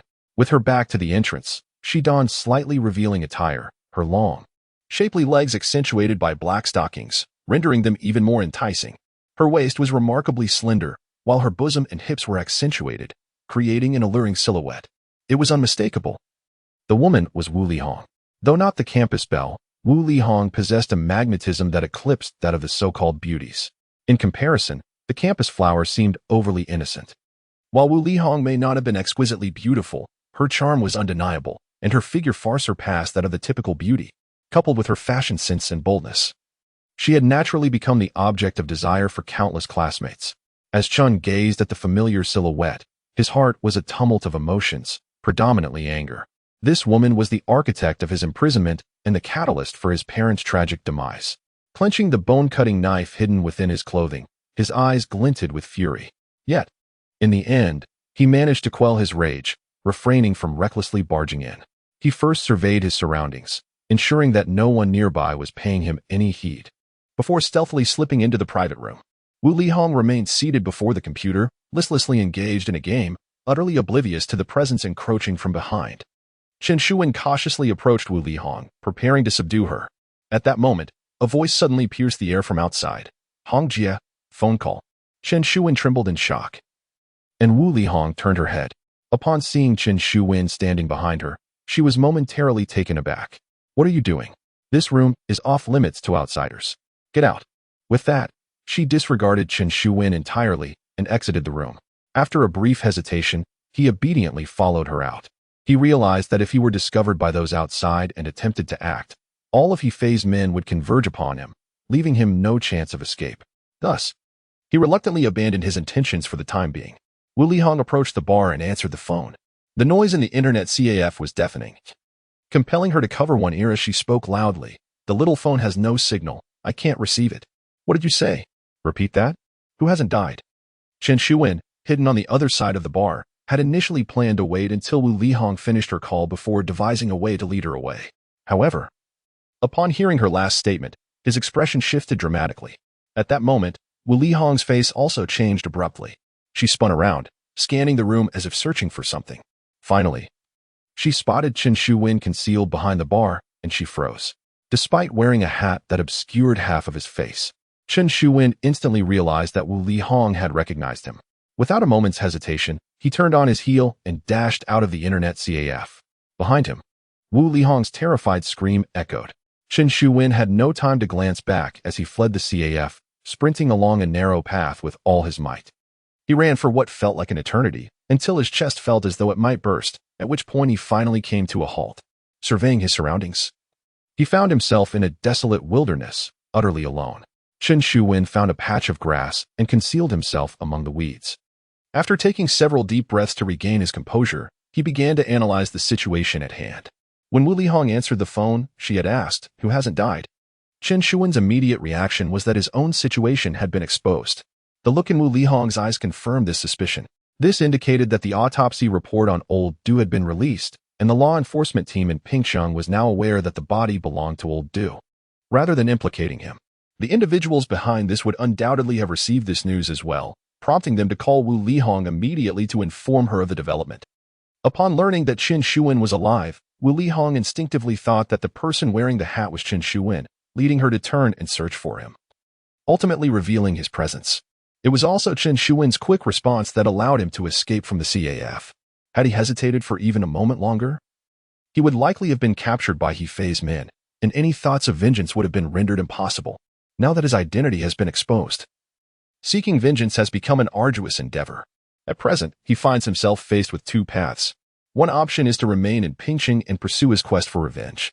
However, given the current circumstances, it is likely that he would be apprehended within 3 days, leading him to a certain demise. The alternative is to flee from Pingcheng and seek refuge elsewhere, thereby preserving his life. Without a moment's hesitation, Chen Shuwen decisively opted for the former path. To be candid, Chen Shuwen harbors no fear of death. Rather, he dreads the thought of dying without having avenged himself, for that would render his demise unbearably suffocating. Yet, with his identity now revealed, how can he possibly exact his revenge? Chapter 12. Creating chaos, Chen Shuwen lay amidst a tangle of weeds, recuperating his strength while contemplating methods of vengeance. At this juncture, the most crucial step in his quest for retribution was to uncover the true mastermind behind his plight. To unveil this hidden figure, it was imperative to locate Wu Lihong and extract the identity of the real perpetrator from her lips. Thus, the crux of the matter rested squarely on Wu Lihong. However, his identity had already been compromised. Wu Lihong was undoubtedly on high alert, making it exceedingly difficult for him to approach her for inquiries. Furthermore, the law enforcement team in Pingcheng was likely conducting a widespread manhunt for him. In such precarious circumstances, any appearance by Chen Shuwen would be perilously risky. If he were to be captured by the enforcement team, it would spell the end of all his hopes. After much contemplation, Chen Shuwen found himself at a loss for a suitable plan, which stirred within him a sense of urgency. He emerged from the thicket and made his way to a nearby riverbank, plunging his head into the frigid waters in an attempt to cool his racing thoughts. The icy water sent a shiver through his entire body, yet he did not waver. Instead, he submerged his head, holding his breath and pondering. This act of breath-holding evoked memories of his desperate struggle against Old Dew in the water. Suddenly, a spark of inspiration illuminated Chen Shuwen's mind. He lifted his head above the surface, inhaling deeply, and whispered, "If that wily old fox Dew were in my shoes, how would he handle such a predicament?" During his incarceration, Chen Shuwen had absorbed numerous strategies and devious tactics from Old Dew. Among the wisdom imparted was the adage that unusual circumstances often conceal ulterior motives, a lesson that had once saved his life. Although Old Dew was undeniably cunning, one could not deny that his strategic acumen was beyond the reach of ordinary individuals. Seated quietly on the ground, Chen Shuwen meticulously reflected on the methods taught to him by Old Dew. The old man had often emphasized the necessity of thorough contemplation in the face of challenges. This contemplation required not only an introspective viewpoint, but also consideration from the perspectives of the opposition and bystanders. Previously, Chen Shuwen had solely focused on how to breach the defenses surrounding Wu Lihong and abduct her, neglecting other viewpoints. Now, a sudden epiphany struck him. He must attempt to approach the situation from Wu Lihong's perspective.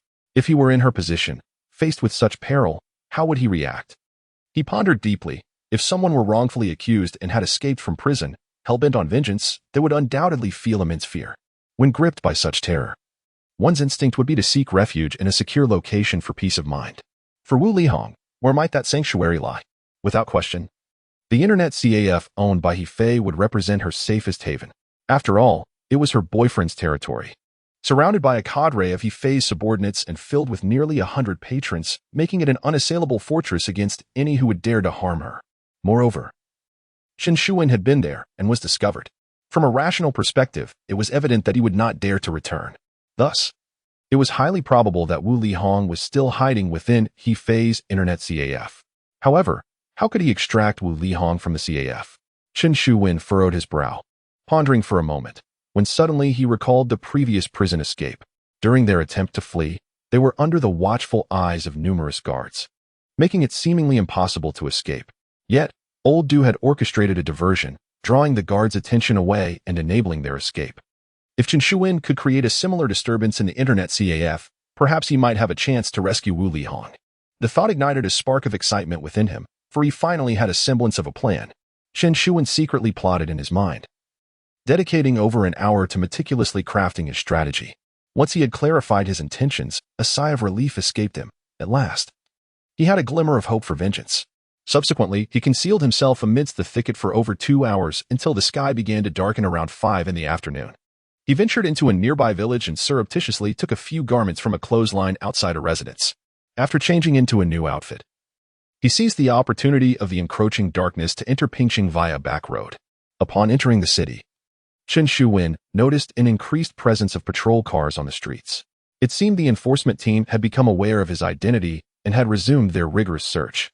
Rather than heading directly to He Fei's internet CAF, he first sought out a barbershop. Under the pretext of getting a shampoo, he discreetly collected some hair clippings. After leaving the barbershop, he found an isolated spot where he cleverly affixed the hair clippings to his face, fashioning them into a semblance of a beard. In the dim light, although the beard appeared somewhat artificial, it was difficult to distinguish its authenticity. Chen Shuwen then donned a hat that covered his ears but left his face unobscured, coupled with the faux beard and dressed in attire befitting a middle-aged man. He resembled just that, a middle-aged gentleman. As he traversed the streets, the patrolling enforcement team paid him no mind, primarily focused on the younger demographic. Disguised, Chen Shuwen approached the vicinity of He Fei's internet CAF. He adjusted his collar and casually strolled inside to gauge the atmosphere. To his relief, no one paid him any attention. Everyone was preoccupied with their games. Simultaneously, he spotted Wu Lihong seated in He Fei's private room. It was apparent that Wu Lihong was somewhat anxious, seeking refuge there. With the confirmation of her location, Chen Shuwen felt a renewed sense of stability. He exited the CAF and made his way to an unoccupied area in the alley, retrieving Zhao Dong's small phone. Relying on memory, he dialed the number of his former high school political education director. After 3 rings, a familiar voice greeted him. Hello. Chen Shuwen quickly suppressed his voice and replied, Director Wang, is that you? The response came promptly. Yes, it's me. Who is this? Chen Shuwen, what? Can't even recognize my voice. A few days ago, when you came to the bureau for a meeting, what did I say to you? Director Wang was momentarily taken aback and hurriedly replied, Is it Director Ho? Oh dear, my apologies. I was momentarily distracted. Director Ho, is there something you wish to discuss? Chen Shuwen, what is it? How do you fulfill your duties as the political education director? Are you aware that an incident occurred at the underground internet CAF on Zinjiku today? A fugitive murderer was spotted there. Director Wang, I've heard some mention of it. However, this seems unrelated to our educational responsibilities, does it not? Chen Shuwen, what did you say? Do you realize how many students from your school skip classes to go to that internet CAF? They are still inside, online. If anything were to happen, would you take responsibility? Director Wang, startled, stammered, Director, please do not be angry. I will take people to bring those students back immediately.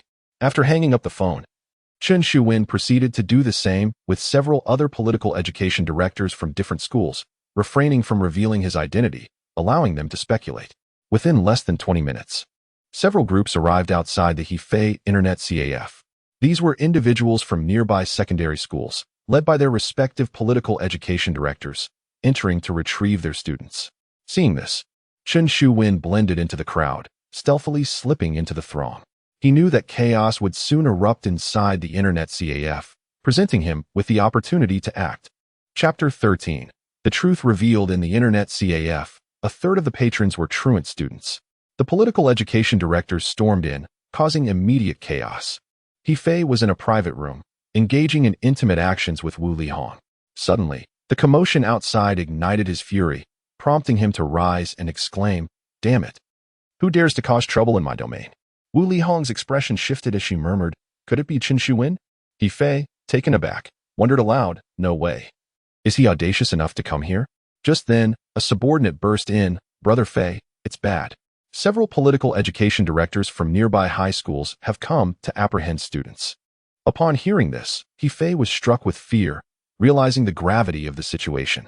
His establishment, usually free from scrutiny, was now facing an unexpected raid. If this escalated, the enforcement team would certainly take notice. He hastily opened a drawer, retrieving a few packs of premium cigarettes and some bundles of cash. Let's go, see what's happening. Wu Lihong initially intended to accompany him, but upon reaching the door, she noticed Director Wang from her former school. Her face paled, and she quickly retreated into the private room, stammering, I won't go out. He Fei nodded, not wishing to exacerbate tensions. He, along with a few subordinates, hurriedly approached the political directors, offering conciliatory words. Meanwhile, the students caught in the net trembled in fear, rendered mute as they stood by. The attention of everyone in the CAF was drawn to this unfolding drama.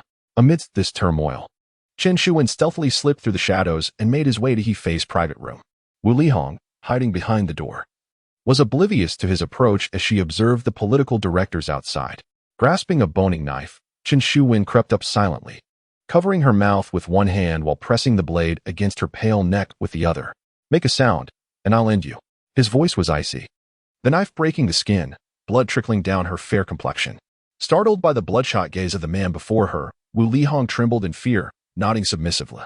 Chen Shuwen wrapped an arm around her shoulders, the other hand pressed against her waist, leading her out the back door as if they were a couple. The knife remained at her waist, a silent threat. Any sign of defiance would cost her life. Wu Lihong, whether paralyzed by fear or resigned to her, he forcefully threw Wu Lihong to the ground, holding a bone-cutting knife. looking down at her with a cold demeanor, and asked in a low voice, "Do you know who I am?" Wu Lihong slowly straightened her body, gasping for breath, her heaving chest slightly trembling, exuding an undeniable allure. However, Chen Shuwen remained indifferent, his eyes filled solely with hatred. "I asked you a question. Did you not hear me?" Chen Shuwen's voice turned icy. Wu Lihong let out a bitter smile. "We've been classmates for 5 years. How could I not know who you are?" Chen Shuwen paused for a moment. 5 years? Wu Lihong gazed deeply at him. "You don't remember? We were classmates for 3 years in elementary school and 2 years in high school." Chen Shuwen furrowed his brow, unable to recall the details of their elementary school days. However, Wu Lihong's words only fueled his anger further. "After 5 years of being classmates, is this how you treat me? Bribing witnesses to frame me for imprisonment? Wu Lihong, what have I done to offend you?" Chen Shuwen gritted his teeth. Wu Lihong let out a bitter laugh. "Frame you? Chen Shuwen, do you really think I possess such power to orchestrate your downfall? 7 witnesses, each costing at least 20,000. That's 14,000 already. There are many others to bribe. In total, it would take at least 600 to 700,000. If I had that kind of money, do you think I would still need to work in that rundown internet CAF?" Chen Shuwen frowned. "Then who is it that has framed me?" Wu Lihong sighed. "Chen Shuwen, I advise you not to pursue this any further. Even if you find out who harmed you, you will be powerless against them. If I were you, I would take the opportunity to escape to another place and live a good life. Continuing this investigation could cost you your life." Chen Shuwen scoffed. "Wu Lihong, do you think I still care about my life? My parents are dead. My life is ruined. Even if I survive, what is the point? My only belief in living is for revenge." Wu Lihong looked at him deeply and sighed. "Since you feel this way, I shall not hide the truth from you any longer. The person who framed you is someone you know, Zhou Hao." Chen Shuwen was taken aback. Zhou Hao? Which Zhou Hao?" Wu Lihong replied, "Of course, it's the Zhou Hao from our class. His father is a well-known businessman in Pingqing, a wealthy man." Chen Shuwen furrowed his brow. He did know Zhou Hao, a fellow high school classmate, who was notorious for being arrogant due to his family's wealth, making him untouchable at school. Chen Shuwen had little interaction with him.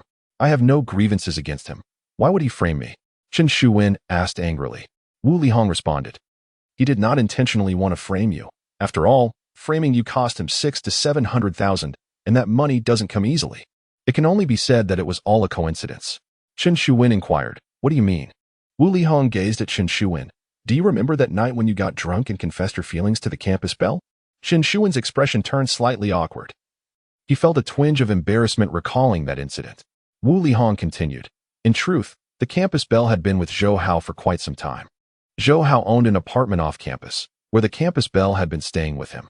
These words pierced Chen Shuwen's heart. He had not anticipated that the woman he had cherished for 3 years had already shared her bed with another. Wu Lihong added, "After the class gathering that night, the campus belle went to find Zhou Hao.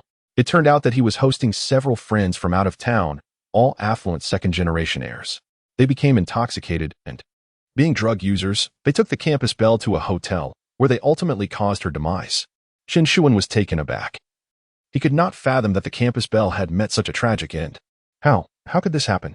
"Isn't she Zhou Hao's girlfriend?" he exclaimed. Wu Lihong scoffed. "Girlfriend? A woman like her has probably been with countless others. To Zhou Hao, she was merely a plaything." The friends Zhou Hao entertained that night were all wealthy heirs from the city, and they offered a high price. The campus belle you admired willingly accompanied them. Little did they expect, they went too far and caused her death. Chen Shuwen instinctively took a step back, overwhelmed by a sense of shattered ideals. He had never imagined that the seemingly pure campus belle had such a dark side. After a considerable pause, Chen Shuwen finally regained his composure. He took a deep breath and spoke solemnly. "Then, what does this mean for me?" Wu Lihong replied, "A life was lost, and this is a grave matter. Someone must take responsibility." They sought a scapegoat to bear the blame. Conveniently, you had confessed to the campus belle that night, prompting them to choose you. Intending to fabricate a scenario of unrequited love leading to rage-fueled violence. They manipulated the inebriated you into the hotel, bribed the witnesses, and orchestrated this miscarriage of justice. Chen Shuwen's mind cleared. He finally understood what had transpired that night. It turned out that all of this had been orchestrated by Zhou Hao. Chapter 14. I must kill Zhou Hao. Chen Shuwen sat on the ground, his heart laden with anguish and regret. If only he had not confessed to the campus beauty that day, such a calamity would not have arisen, and his parents would still be alive. Yet, in this world, what remedy exists for remorse? After a lengthy pause, Chen Shuwen took a deep breath and lifted his head once more. What is your relationship with Zhou Hao? Chen Shuwen gritted his teeth. Wu Lihong scoffed. Me? I am merely a servant to Zhou Hao. He deemed me somewhat perceptive and reasonably attractive. So he brought me along to entertain guests. In essence, I am akin to a stray dog. When he is pleased, he tosses me a morsel. And when he is not, I must resort to working on my own to sustain myself. Chen Shuwen furrowed his brow. Then why were you the one to bribe these witnesses? Wu Lihong replied, I was present that night as well. Zhou Hao provided me with a sum of money to procure false testimonies. I had no choice. If I refused, I fear I would not survive. Chen Shuwen let out a cold laugh. So, do you still consider yourself innocent? Wu Lihong offered a bitter smile. What innocence do I possess? I accepted the money and engaged in such morally reprehensible acts. Retribution is inevitable. Chen Shuwen observed Wu Lihong, surprised by her composure. He had expected her to plead for mercy like Xiao Dong, yet she had not uttered a single plea. This woman was indeed unlike the ordinary. Chen Shuwen inquired, And my parents? What happened to them? At his words, Wu Lihong trembled slightly. For reasons unknown, Chen Shuwen noticed her eyes reddening. After a prolonged silence, Wu Lihong spoke softly. They obtained the first autopsy report and intended to appeal for you in the provincial city. Zhou Hao feared exposure. So he dispatched someone to orchestrate an accident, resulting in their demise. Though he had suspected that his parents had been murdered, the confirmation struck Chen Shuwen like a blow, causing his heart to twist in agony. He clenched his fists, tears streaming down his face, his nails digging into his flesh. Yet he felt nothing but the haunting memories of his parents. Wu Lihong looked at Chen Shuwen and murmured, Chen Shuwen, I am sorry. Chen Shuwen raised his head and suddenly delivered a resounding slap to her face, causing blood to trickle from the corner of her mouth. Sorry? Do you think an apology holds any weight now? Chen Shuwen seethed through clenched teeth. Wu Lihong regarded Chen Shuwen's contorted visage, opening her mouth to speak but ultimately remaining silent. Taking several deep breaths to suppress his fury, Chen Shuwen spoke in a low voice. What is the significance of the first autopsy report? Wu Lihong replied, After the campus beauty's death, she was taken for an initial autopsy. The report revealed the presence of bodily fluids from 3 different men, and notably, none of them belonged to you. Chen Shuwen's eyes widened as he finally understood why Zhou Hao was in such a hurry. The first autopsy report was indeed a piece of irrefutable evidence that could overturn the case. With this report in hand, how could I possibly end up in prison? Chen Shuwen exclaimed anxiously. Wu Lihong replied, Zhou Hao spent a considerable sum to have the first forensic expert replaced, subsequently orchestrating a second autopsy.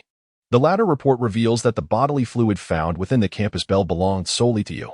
Chen Shuwen's expression turned icy once more. Zhou Hao is truly despicable. Wu Lihong continued, Your parents obtained the first autopsy report, and Zhou Hao sent someone to eliminate them. Moreover, he manipulated the situation by claiming they had stolen the report, thereby clouding the truth. Furious, Chen Shuwen struck the adjacent stone wall with his fist, trembling with rage. Zhou Hao, I will never let you off the hook. He gritted through clenched teeth. Wu Lihong spoke softly. Chen Shuwen, as an old classmate, I urge you to reconsider. Zhou Hao is not to be trifled with. Perhaps it would be best for you to leave Pingqing. Chen Shuwen retorted, Do you think I fear him when I have nothing left to lose? Wu Lihong sighed. I understand your fearlessness in the face of death. But do you realize how many bodyguards Zhou Hao has at his disposal now? Chen Shuwen frowned. Bodyguards? Indeed. Since the news of your escape spread, his father arranged for 8 bodyguards. Half of them are graduates from martial arts academies, and the other half are veterans he has hired. These individuals are formidable fighters. Even if you were to risk everything, you would likely not reach him. Taking a deep breath, Chen Shuwen contemplated the gravity of the situation. If Zhou Hao truly had such protection, avenging himself would not be a simple endeavor. He was unafraid of death, but if he were to sacrifice his life without being able to touch Zhou Hao, would it not be in vain? It seemed that the plan to eliminate Zhou Hao required careful consideration. Wu Lihong suggested, Chen Shuwen, why not leave Pingqing? If your parents were still alive, they would want you to live well. I can offer you 100,000 yuan. Take it and find a place where no one knows you, and live your life. Chen Shuwen scrutinized Wu Lihong, yet her expression was sincere, devoid of any hint of ulterior motives. He let out a cold laugh. You seem rather generous towards an old classmate. 100,000 yuan? You must have earned quite a bit during your years in this profession. Wu Lihong's face displayed a flicker of anger, but she ultimately sighed. As a woman, as long as one is willing to open their legs, money comes swiftly. This 100,000 is all my savings. Consider it compensation or a gesture of our camaraderie, whichever you prefer. Just leave, and it's yours. Standing tall, Chen Shuwen replied coldly, no thanks. If I cannot exact my revenge, living holds no meaning for me. Zhou Hao, I will surely kill you. Now tell me everything you know about him, including any places he may be hiding. As for you, I might spare your life. Wu Lihong sighed in despair. Compelled to divulge everything she knew in detail, Chen Shuwen meticulously noted all the particulars, and then, employing the same method he had previously used on Zhao Dong, he securely bound Wu Lihong and cast her into the sweet potato cellar where Zhao Dong was confined. Wu Lihong, I am now off to seek vengeance against Zhou Hao. You should plead and pray for my safe return. Otherwise, you shall perish here alongside Zhao Dong, succumbing to hunger. Having uttered these words, Chen Shuwen promptly sealed the cellar, departing without a backward glance. Inside the cold confines of the cellar, Wu Lihong leaned against the frigid ground, tears finally streaming down her face in silence. Chapter 15. The failed assassination in the evening at the night color disco in Pingqing. According to Wu Lihong's information, Zhou Hao had recently developed an infatuation with a new girl at the venue. Each night, he would lavishly spend money in a bid to win her favor. Thus, the most effective strategy to find Zhou Hao was to stake out at the entrance of the disco. Disguised, Chen Shuwen donned a partially concealing hat and carried a flower basket, peddling flowers at the entrance of the disco. It was common for vendors to gather here, selling flowers. Affluent young men, eager to impress their romantic interests after dancing, would often purchase a flower from these sellers, believing it would enhance their chances of success. Chen Shuwen wandered near the entrance with his flower basket, managing to blend in. However, the security personnel barred them from getting too close to the disco. After waiting for nearly 2 hours, with his hands and feet growing numb from the cold, Chen Shuwen finally spotted a group emerging from the disco shortly before midnight. At the forefront of the group, a young man adorned in designer brands and exuding an air of arrogance was unmistakably Zhou Hao, his classmate from the past 2 years. Zhou Hao was embracing a girl, reeking of alcohol, swaying as he exited, one hand roaming over her body. The girl, seemingly unperturbed, allowed Zhou Hao's advances, her face radiating a sense of triumph. Accompanying Zhou Hao were several burly men, likely his bodyguards. As Zhou Hao stepped out, the nearby flower vendors immediately surrounded him, urging him to buy flowers. Seizing the opportunity, Chen Shuwen joined the throng, feigning to present his flower basket before Zhou Hao. In an unguarded moment, Chen Shuwen swiftly drew a boning knife from the basket and lunged towards Zhou Hao's neck. The strike was swift and precise, aimed to sever Zhou Hao's artery. Yet, at that moment, Zhou Hao unexpectedly vomited. This sudden motion caused his neck to jolt slightly, resulting in Chen Shuwen's knife merely grazing Zhou Hao's neck, failing to sever the vital artery, and splattering blood onto Chen Shuwen's hand. Taken aback by Zhou Hao's fortuitous survival, Chen Shuwen gritted his teeth and lunged again, aiming for Zhou Hao's neck once more. The injury jolted Zhou Hao into alertness. Reacting instinctively, he grasped Chen Shuwen's arm with both hands, preventing the knife from making its mark. The blade merely grazed Zhou Hao's cheek, leaving a scar. With a forceful push, Chen Shuwen attempted to exert his strength downward. But Zhou Hao, now fully awake, clung desperately to Chen Shuwen's arm. Blood from Zhou Hao's neck had slicked Chen Shuwen's hands, making them slippery. In the ensuing struggle, the boning knife slipped from his grasp. Momentarily stunned by the loss of his weapon, Chen Shuwen found himself confronted by a man charging from behind, who delivered a solid kick to his body. A formidable force propelled Chen Shuwen into the air, sending him crashing to the ground, where he rolled several times. A group of men rushed forward, shielding Zhou Hao behind them. Zhou Hao, having narrowly escaped death, furiously pointed at Chen Shuwen and shouted, "Kill him!" Immediately, 2 men charged at Chen Shuwen with menacing intent. Without a moment's hesitation, Chen Shuwen scooped up a handful of dirt and flung it toward his assailants. The 2 men instinctively raised their arms to shield themselves. Seizing the opportunity, Chen Shuwen turned and fled. The 2 men roared in pursuit, relentlessly determined to capture him. Meanwhile, Zhou Hao bellowed from the back, "You too, catch him, and I'll reward you with 100,000. Upon hearing the promise of money, the 2 men grew even more frenzied, quickening their chase. Chen Shuwen dared not look back. It was evident that these men were trained fighters, and he was no match for either of them. Should he confront them, his chances of survival today would be non-existent. Thus, he ran like a desperate wild dog, disregarding everything in his path, simply striving to escape. Time seemed to blur as he sprinted, his lungs nearing the brink of explosion. Eventually, the sounds of pursuit faded. indicating that the men had not managed to catch up with him. However, Chen Shuwen remained cautious, gritting his teeth and pushing himself to run several more miles until he was utterly spent. Only then did he come to a halt, collapsing onto the ground, gasping for breath. As he turned to survey his surroundings, he realized he was alone. He found himself in the western outskirts of Pingqing, amidst a cluster of trees. While catching his breath, he stealthily made his way into the woods to hide. Yet, he dared not linger for too long. Having failed in his assassination attempt on Zhou Hao, not only would Zhou Hao's men pursue him, but the law enforcement would undoubtedly be dispatched to hunt him down as well. Thus, after resting for only a few minutes, Chen Shuwen quietly slipped away in another direction, making his way back to the city. Not long after his departure, vehicles began to illuminate the area as a significant number of law enforcement personnel arrived to conduct a search. The two bodyguards, exhausted from their earlier efforts, could only provide a vague direction of Chen Shuwen's escape. Consequently, the law enforcement team could only follow this lead. Meanwhile, Chen Shuwen had already moved in the opposite direction. It was this newfound caution, born from his many trials, that allowed him to evade capture once again. On his journey back to the city, Chen Shuwen found an opportunity to steal a few articles of clothing, changing into a new outfit before re-entering the urban area. After donning his new attire, he returned to the funeral home, where he hid for the night. The following day, he employed the same strategy, seeking refuge in the most bustling shopping center in Pingqing.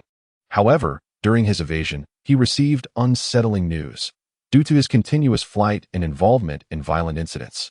The provincial capital was preparing to dispatch a special law enforcement team to collaborate with the Pingqing authorities in a joint operation to apprehend Chen Shuwen. This revelation sent a chill down his spine. The enforcement team of Pingqing was manageable for him. After all, the city was not vast, and the team was understaffed, making it challenging to locate him. However, should the special enforcement team from the provincial capital arrive, the situation would become dire. At that point, the entire Pingqing might be sealed off, leaving Chen Shuwen as a fish caught in a barrel. He was acutely aware that his time was running short. If he did not avenge himself by killing Zhou Hao that night, he doubted he would have another opportunity for retribution. Therefore, Chen Shuwen had to devise a meticulous plan. He was resolute in his intention to eliminate Zhou Hao that very night. During the day, Chen Shuwen procured several items he would require. As darkness descended, he arrived at the abandoned brick factory. Everything near the sweet potato cellar appeared unchanged, indicating that the location remained undiscovered. Chen Shuwen opened the cellar, where Wu Lihong and Zhao Dong were still confined below. Zhao Dong, having been imprisoned for 2 days, was barely clinging to life. Wu Lihong, though in a better condition, was nonetheless parched and famished from a day's confinement. Upon seeing Chen Shuwen, a flicker of surprise crossed her eyes, though it was uncertain whether it stemmed from his survival or her own reprieve from death. Chen Shuwen pulled her from the cellar and tore off the tape binding her mouth. Wu Lihong quickly inquired, Did you kill Zhou Hao? Chen Shuwen shook his head, his voice grave. I failed last night. Tell me, where might Zhou Hao be hiding? I must succeed tonight, no matter what. Wu Lihong's eyes widened in alarm. You're going to his place to find him? Do you have any idea how many bodyguards he has? Seeking him out like this is tantamount to a death wish. Chen Shuwen's expression was icy. I have no time left. The special enforcement team from the provincial capital has already arrived. If I cannot kill him tonight, I will meet my demise. This is my only chance. I must succeed. With a sigh, Wu Lihong murmured, Zhou Hao has many residences, and I cannot ascertain where he might be hiding tonight. If you give me my cell phone, I can help you gather information. Chen Shuwen hesitated momentarily. Wu Lihong reassured him, Do not worry, I am still in your custody. Betraying you would serve no benefit for me. Do you think I truly wish for my own demise? With his doubts alleviated, Chen Shuwen retrieved Wu Lihong's phone. To prevent tracking, he had removed the battery when he captured her. Wu Lihong reinstalled the battery, and as she powered it on, several messages flooded her screen. Upon glancing at them, her expression shifted dramatically. Chen Shuwen, something has happened. Zhou Hao has captured your childhood friend, Li Eryong. Chapter 16. Chen Shuwen's descent into death. Chen Shuwen's expression changed dramatically as he snatched the communicator from the table, revealing several messages from various individuals. Among them was a text from He Fei, inquiring about the whereabouts of Wu Lihong. It appeared that after Chen Shuwen had taken Wu Lihong away from the internet CAF, He Fei had indeed made some effort to search for her. However, He Fei had only sent a single message, indicating that he was not particularly concerned about Wu Lihong. As Chen Shuwen scrolled to the last message, he discovered one from a person named Zhou Xiao. The content read, Notify Chen Shuwen, Li Eryong is in my custody. Undoubtedly. This Zhou Xiao referred to Zhou Hao. He was aware that Chen Shuwen had abducted Wu Lihong, and this message was clearly intended for Chen Shuwen's eyes. Furrowing his brow, Chen Shuwen was taken aback to find that this matter had unexpectedly entangled Li Eryong as well. After the death of his parents, the only person he regarded as family was his childhood friend Li Eryong. Now, Zhou Hao had captured Li Eryong, effectively seizing Chen Shuwen's Achilles heel. It was evident that Zhou Hao, harboring resentment after nearly being assassinated by Chen Shuwen, intended to use Li Eryong as leverage to draw him out. Chen Shuwen pondered for a moment, clutching the communicator tightly before ultimately dialing Zhou Hao's number. The phone rang only a few times before being answered, and Zhou Hao's triumphant voice echoed on the other end. "Oh, old classmate, I thought I wouldn't be able to reach you." Taking a deep breath, Chen Shuwen spoke solemnly. "Zhou Hao, this matter concerns only you and me. It has nothing to do with Li Eryong. Release him." Zhou Hao erupted into laughter. "Old classmate. That sounds rather dull. If it weren't for your childhood friend, I doubt I could even get a word in with you. Release him? How could I possibly find you then?" Gritting his teeth, Chen Shuwen demanded, "What do you intend to do?" Zhou Hao replied simply, "I merely wish to be a good citizen, cooperating with the law enforcement team. If you willingly turn yourself in and accept legal consequences, then everything will be fine." Chen Shuwen's brow furrowed deeply. Falling into the hands of law enforcement would undoubtedly lead to his execution. However, failing to comply would endanger Li Eryong as well. After a moment of contemplation, Chen Shuwen stated resolutely, "Zhou Hao, do not forget that Wu Lihong and Zhao Dong are still in my possession. I will exchange them for Li Eryong." Zhou Hao laughed heartily. "Chen Shuwen, has your mind been clouded? Whether those two are alive or dead has nothing to do with me." Chen Shuwen's face darkened, astonished by Zhou Hao's utter lack of loyalty. Beside him, Wu Lihong let out a bitter smile, having anticipated this very outcome. With a furrowed brow, Chen Shuwen's mind raced as he desperately sought a solution to his predicament. Suddenly, a thought struck him, and he said with gravity, "Zhou Hao, do you truly believe that if I turn myself in, you will escape unscathed? Let me be frank, the autopsy report that my father took has a backup, and that backup is now in my possession. Do you want me to turn myself in? Very well, but consider the consequences." These words plunged Zhou Hao into silence. After a considerable pause, Zhou Hao sneered, "Chen Shuwen, are you attempting to deceive me? If you truly had a backup, would you need to resort to assassination? If you genuinely possessed a backup, you would have reported me long ago instead of engaging in this futile banter." Chen Shuwen replied, "Since you doubt my words, let us dispense with pleasantries. I cannot save Li Eryong, but this backup will suffice for you to accompany them to their doom." With that, Chen Shuwen abruptly ended the call. It wasn't long before the phone rang again. It was Zhou Hao calling. Chen Shuwen answered, and Zhou Hao's frantic voice resonated through the line. "Chen, what do you truly intend to do?"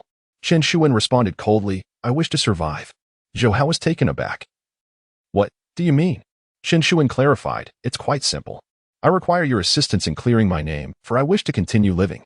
Additionally, I seek a substantial sum of money." After a moment of silence, Zhou Hao remarked, "So that is all you desire? That is simple enough. I have ample resources. Chen Shuwen, if you are indeed sincere, let us meet and discuss this matter in depth. What do you say?" Beside him, Wu Lihong immediately shook her head at Chen Shuwen, signaling him not to heed Zhou Hao's words. Chen Shuwen, seemingly unfazed, replied calmly, "Very well."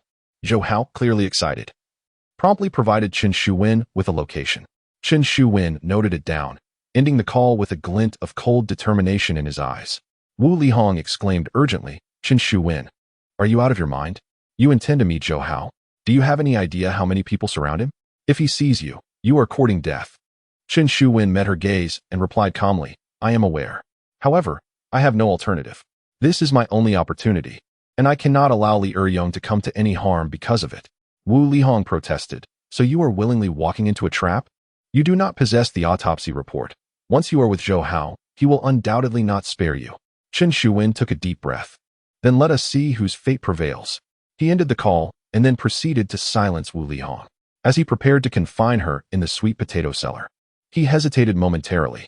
He gazed deeply into her eyes and ultimately loosened the ropes binding her hands and tore away half of the tape. "If you struggle vigorously, you should be able to free yourself in a few hours. At that point, you can call for help." After saying this, he placed Wu Lihong into the cellar. Lying among the sweet potatoes, she wept profusely, desperately shaking her head to signal him not to leave. Chen Shuwen remained silent, covering the cellar with stones before resolutely turning to depart. Upon returning to the city, Chen Shuwen first visited a clothing store and purchased a leather jacket. Subsequently, he ventured to the market, acquiring 2 jars of oil, 2 bottles of fine liquor, a bag of lime, a large pair of glasses, and a piece of cowhide. On his way, Chen Shuwen stealthily pilfered 2 bone knives. Once he had gathered his supplies, he journeyed to a secluded area on the outskirts, where he began to prepare for the night ahead. He emptied the contents of the 2 liquor bottles and filled them with oil. He then inserted the 2 bone knives into the liquor, deliberately selecting bottles with wider openings to accommodate the blades easily. The paper labels affixed to the liquor bottles conveniently concealed the knives. With the oil poured into the liquor bottles, it would be nearly impossible to discern anything amiss at a cursory glance. Having arranged his weaponry, Chen Shuwen removed the clothing he wore. He wrapped his body in cowhide, crafting a rudimentary form of armor, then donned his clothing, layering the leather garment atop. Once these preparations were complete, he poured the bag of lime into a plastic bag, which he tucked into his socks and slipped into his shoes. Additionally, he discreetly scattered some lime within the sleeves of his shirt and the legs of his trousers. Finally, Chen Shuwen took a strip of white cloth and securely wrapped it around both hands. With everything meticulously prepared, he knelt in the direction of his home and humbly bowed 3 times. "Father, Mother, grant me the strength to avenge you by eliminating Zhou Hao tonight. I shall soon join you." After uttering these words, he grasped his equipment and, beneath the heavy snowfall, set forth alone towards Zhou Hao's villa. In the thick blanket of snow, only Chen Shuwen's footprints marked the path, embarking on a fateful rendezvous, solitary yet resolute. Chapter 17. A lone venture into the enemy's den on the outskirts of Pingqing. There lies a sprawling, solitary villa, encompassing a vast expanse of land. Within its grounds, a sizable fish pond sprawls across several acres, distanced from nearby villages, making it an ideal sanctuary for leisurely fishing. This villa belongs to the family of Zhou Hao, a favored retreat for his father. The designated meeting place between Zhou Hao and Chen Shuwen is this very villa, chosen for its seclusion, ensuring that any commotion would go unnoticed. Zhou Hao, his countenance grim, entered the villa accompanied by a cadre of subordinates. In a hushed tone, he commanded, "When that fellow arrives, ensure he remains here. Remember, tonight, under no circumstances must he leave alive. Understood?" The 8 bodyguards nodded in unison, each armed and prepared for the grim task ahead. 4 of the bodyguards ascended the stairs alongside Zhou Hao, while the remaining 4 dispersed around the villa, patrolling the lower level. After waiting for over 2 hours, Zhou Hao's patience began to wane when finally, a bodyguard downstairs relayed the message, "Chen Shuwen has arrived." Zhou Hao's spirits lifted. He immediately rose and approached the window. In the courtyard, a figure was seen trudging through the snow. Without a doubt, it was Chen Shuwen. A flicker of joy crossed Zhou Hao's face as he signaled to his subordinates. One bodyguard understood the cue, retrieving his phone to alert the others to block any escape route, ensuring Chen Shuwen could not flee. As Chen Shuwen reached the center of the courtyard, he suddenly halted and gazed upward towards the 2nd floor. Zhou Hao's expression shifted. Could it be that Chen Shuwen was reconsidering and planning to escape? The bodyguards prepared to spring into action. At that moment, Chen Shuwen's voice rang out, "Zhou Hao, come out." Furrowing his brow, Zhou Hao stepped onto the balcony and smiled. "Old classmate, you finally made it. It's quite chilly out here. Let us discuss inside." Chen Shuwen's demeanor was icy as he replied, "Where is Li Eryong? Release him first." Zhou Hao chuckled, "Oh, why the rush? Let us go upstairs and discuss the terms. I'll arrange for a car to take you back afterward." With a cold glare, Chen Shuwen retorted, "Release him, or I will leave this instant." "Zhou Hao, if you believe you can capture me, feel free to try." Zhou Hao observed Chen Shuwen standing resolutely in the courtyard, a frown creasing his brow. Through recent encounters, he realized that Chen Shuwen was quite elusive. His men, at such a distance, might not be able to restrain him. If Chen Shuwen managed to escape, drawing him back would prove significantly more challenging. Contemplating the situation, Zhou Hao gestured to his subordinate, "Release Li Eryong." The subordinate hesitated, "But if we let him go, we lose our leverage over Chen Shuwen." Zhou Hao dismissed the concern. What is there to fear? Li Eryong has lost a hand and a foot. He cannot possibly escape. Chen Shuwen would merely be burdened by him. How could he manage to flee? Upon receiving the command, his subordinates swiftly arranged for the release of Li Eryong. He was pushed into the courtyard, his body marked with numerous bloodstains, evidently having endured considerable hardship since his capture. Yet, Li Eryong seemed utterly unconcerned by his plight. Upon spotting Chen Shuwen in the yard, he was momentarily taken aback. Before, leaning on his cane, he rushed towards Chen Shuwen, weeping uncontrollably. The snow-covered ground was slick, and after only a few steps, he slipped and fell. Discarding his cane, he disregarded his leg injury and struggled to crawl to Chen Shuwen, embracing him while wailing. "Damn it, you're alive. I thought you were dead." Seeing his brother's emotional display deeply moved Chen Shuwen. He gently patted Li Eryong's shoulder and murmured, "Brother, you've suffered. It's all right. You should leave now. I will handle things here." Li Eryong clutched Chen Shuwen's clothing, exclaiming, "Don't you dare say that. Am I someone who fears for my life? This isn't just your battle. It's ours." After this, he turned to Zhou Hao and unleashed a torrent of curses. "You dog of a Zhou, come on. I'm not afraid of you lot. I'm ready to fight today." Zhou Hao disdainfully spat and retorted coldly, "Old classmate, I've already released the person you wanted. Now, you may enter the house, correct?" Li Eryong immediately seized Chen Shuwen's garment, warning, "Don't go in there. That scoundrel has arranged for many people inside. If you enter, it will be the end." Taking a deep breath, Chen Shuwen once again patted Li Eryong's shoulder. "I know what I'm doing. Brother, you must leave." Li Eryong insisted, "I will not leave." With a firm grip on his wrist, Chen Shuwen gritted his teeth. "Enough of your nonsense. You still have your father and mother, as well as younger siblings. You're not like me. Go out, live well, at the very least. Leave someone to burn paper for me at my grave." With that, Chen Shuwen forcefully pushed Li Eryong away, calling out loudly, "Zhou Hao, have someone escort him out. I shall enter the house myself." Zhou Hao waved his hand, and immediately several bodyguards rushed in from all sides. Two of them approached Chen Shuwen and restrained his shoulders. Chen Shuwen did not resist, but merely looked at Zhou Hao. "Take Li Eryong out." Zhou Hao pondered for a moment before nodding. The remaining men swiftly lifted the wailing Li Eryong and tossed him outside the courtyard. Li Eryong struggled to rise, pounding on the door and screaming. But no one paid him any heed. Surrounded by several bodyguards, Chen Shuwen calmly walked into the villa. Seeing Chen Shuwen enter the hall, Zhou Hao's heart leapt with joy, and he immediately directed his men to lock the door.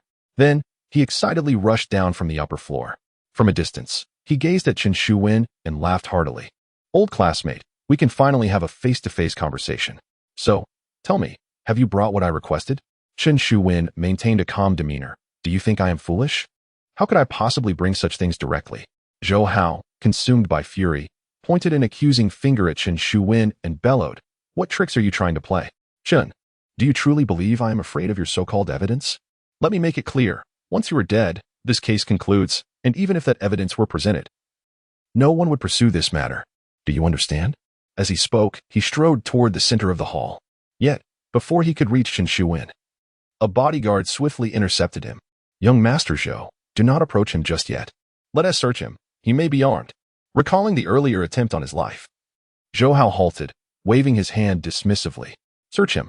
Several bodyguards surged forward, restraining Chen Shuwen and commencing a thorough search. After a careful examination yielded nothing, one bodyguard pointed to Chen Shuwen's hands, bound in bandages. "What is this?" he inquired. "Just a minor injury from yesterday. I had to bandage it," Chen Shuwen replied. The bodyguard did not press further, as it was evident that Chen had sustained injuries during last night's ambush on Zhou Hao. Moreover, the manner in which his hands were wrapped suggested no concealment of weapons.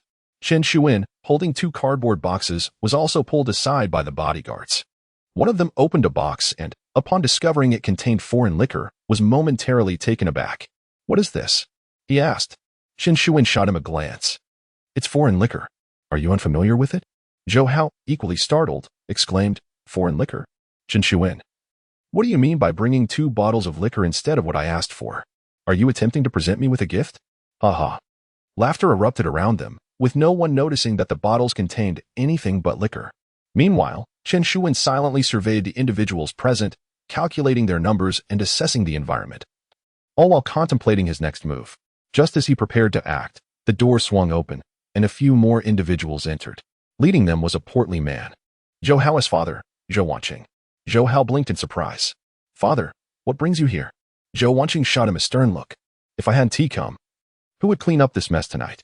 Zhou Hao, bewildered, asked, "What is going on?" Zhou Wanqing coldly replied, "Since you've decided to kill this brat, you must ensure there are no loose ends.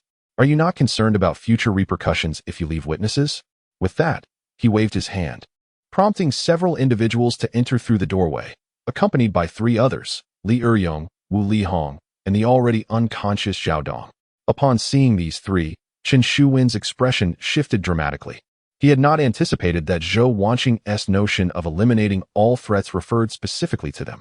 Chapter 18: The Counterattack of the Common Man. Upon seeing the three individuals, Zhou Hao expressed his astonishment. "Oh, aren't these the two who were taken away by Chen Shuwen? How did you manage to locate them?" Zhou Wanqing replied. "The one named Chen used Wu Lihong's pager to contact you. I had someone trace the signal and found them." Zhou Hao, enlightened, chuckled. "Father, it seems that experience truly speaks for itself." Zhou Wanqing cast him a sidelong glance. "In your future endeavors, try to employ some common sense. These three are aware that Chen Shuwen has come looking for you. If you intend to eliminate him, you must also deal with them. Leaving behind such potential threats is unwise." Zhou Hao dismissed the concern. "Father, so you were referring to them.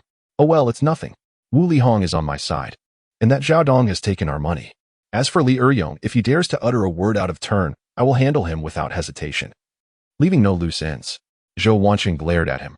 "I told you, you are still too inexperienced in your actions. Do you genuinely believe Wu Lihong is loyal?" Zhou Hao, puzzled, asked, "What do you mean?" Taking a deep breath, Zhou Wanqing replied solemnly. "I only received news tonight that it was Wu Lihong who informed Chen Shuwen's father about the initial autopsy report. Otherwise, how could that old dog have known about it?" At this revelation, Chen Shuwen's mind reeled, and he instinctively turned to Wu Lihong, utterly shocked by her betrayal. He could not fathom why she would disclose such critical information to his father after having assisted Zhou Hao in framing him. Wasn't he this deeply contradictory? Zhou Hao, equally stunned, exclaimed, "Father, is that true?" Zhou Wanqing, exasperated, stated, "You still doubt me? My people recovered the data from Chen Shuwen's father's phone and found the messages Wu Lihong sent."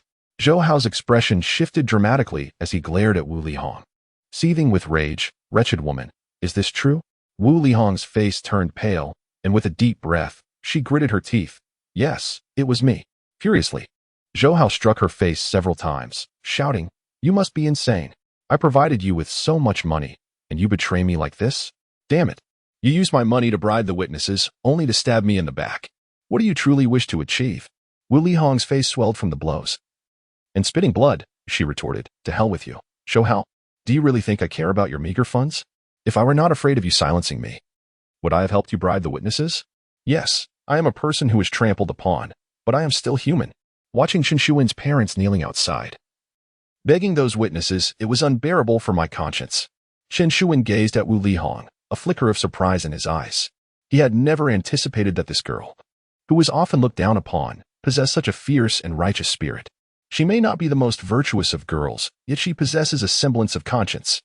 Zhou Hao, in a fit of rage, delivered several slaps across Wu Lihong's face, exclaiming, "Damn you, wretched woman, this is your own doing. Soon, I shall eliminate Chen Shuwen, and you shall be buried alongside him." Wu Lihong, defiantly spitting blood onto Zhou Hao's face, retorted, "Come on, I fear you not." Enraged, Zhou Hao unleashed a flurry of punches and kicks upon Wu Lihong, but she continued to hurl insults without the slightest intention of silencing herself. Zhou Wanqing then approached Chen Shuwen, coldly inquiring, "Are you Chen Shuwen?" As Chen Shuwen confronted the architect of his family's ruin, despair enveloped him. "You have brought me to this state, yet you do not even recognize me?" he replied icily. Zhou Wanqing, dismissing him with a sneer, retorted, "In my eyes, you are less than an ant. What need have I to know you? Enough of this nonsense. Confess where the first autopsy report is hidden." Chen Shuwen remained silent. Zhou Wanqing scoffed, unwilling to answer. "Do you truly believe that this so-called evidence could topple me? Do you think I, Zhou Wanqing, became one of the top 10 wealthiest in Pingxing by mere coincidence? Let me enlighten you.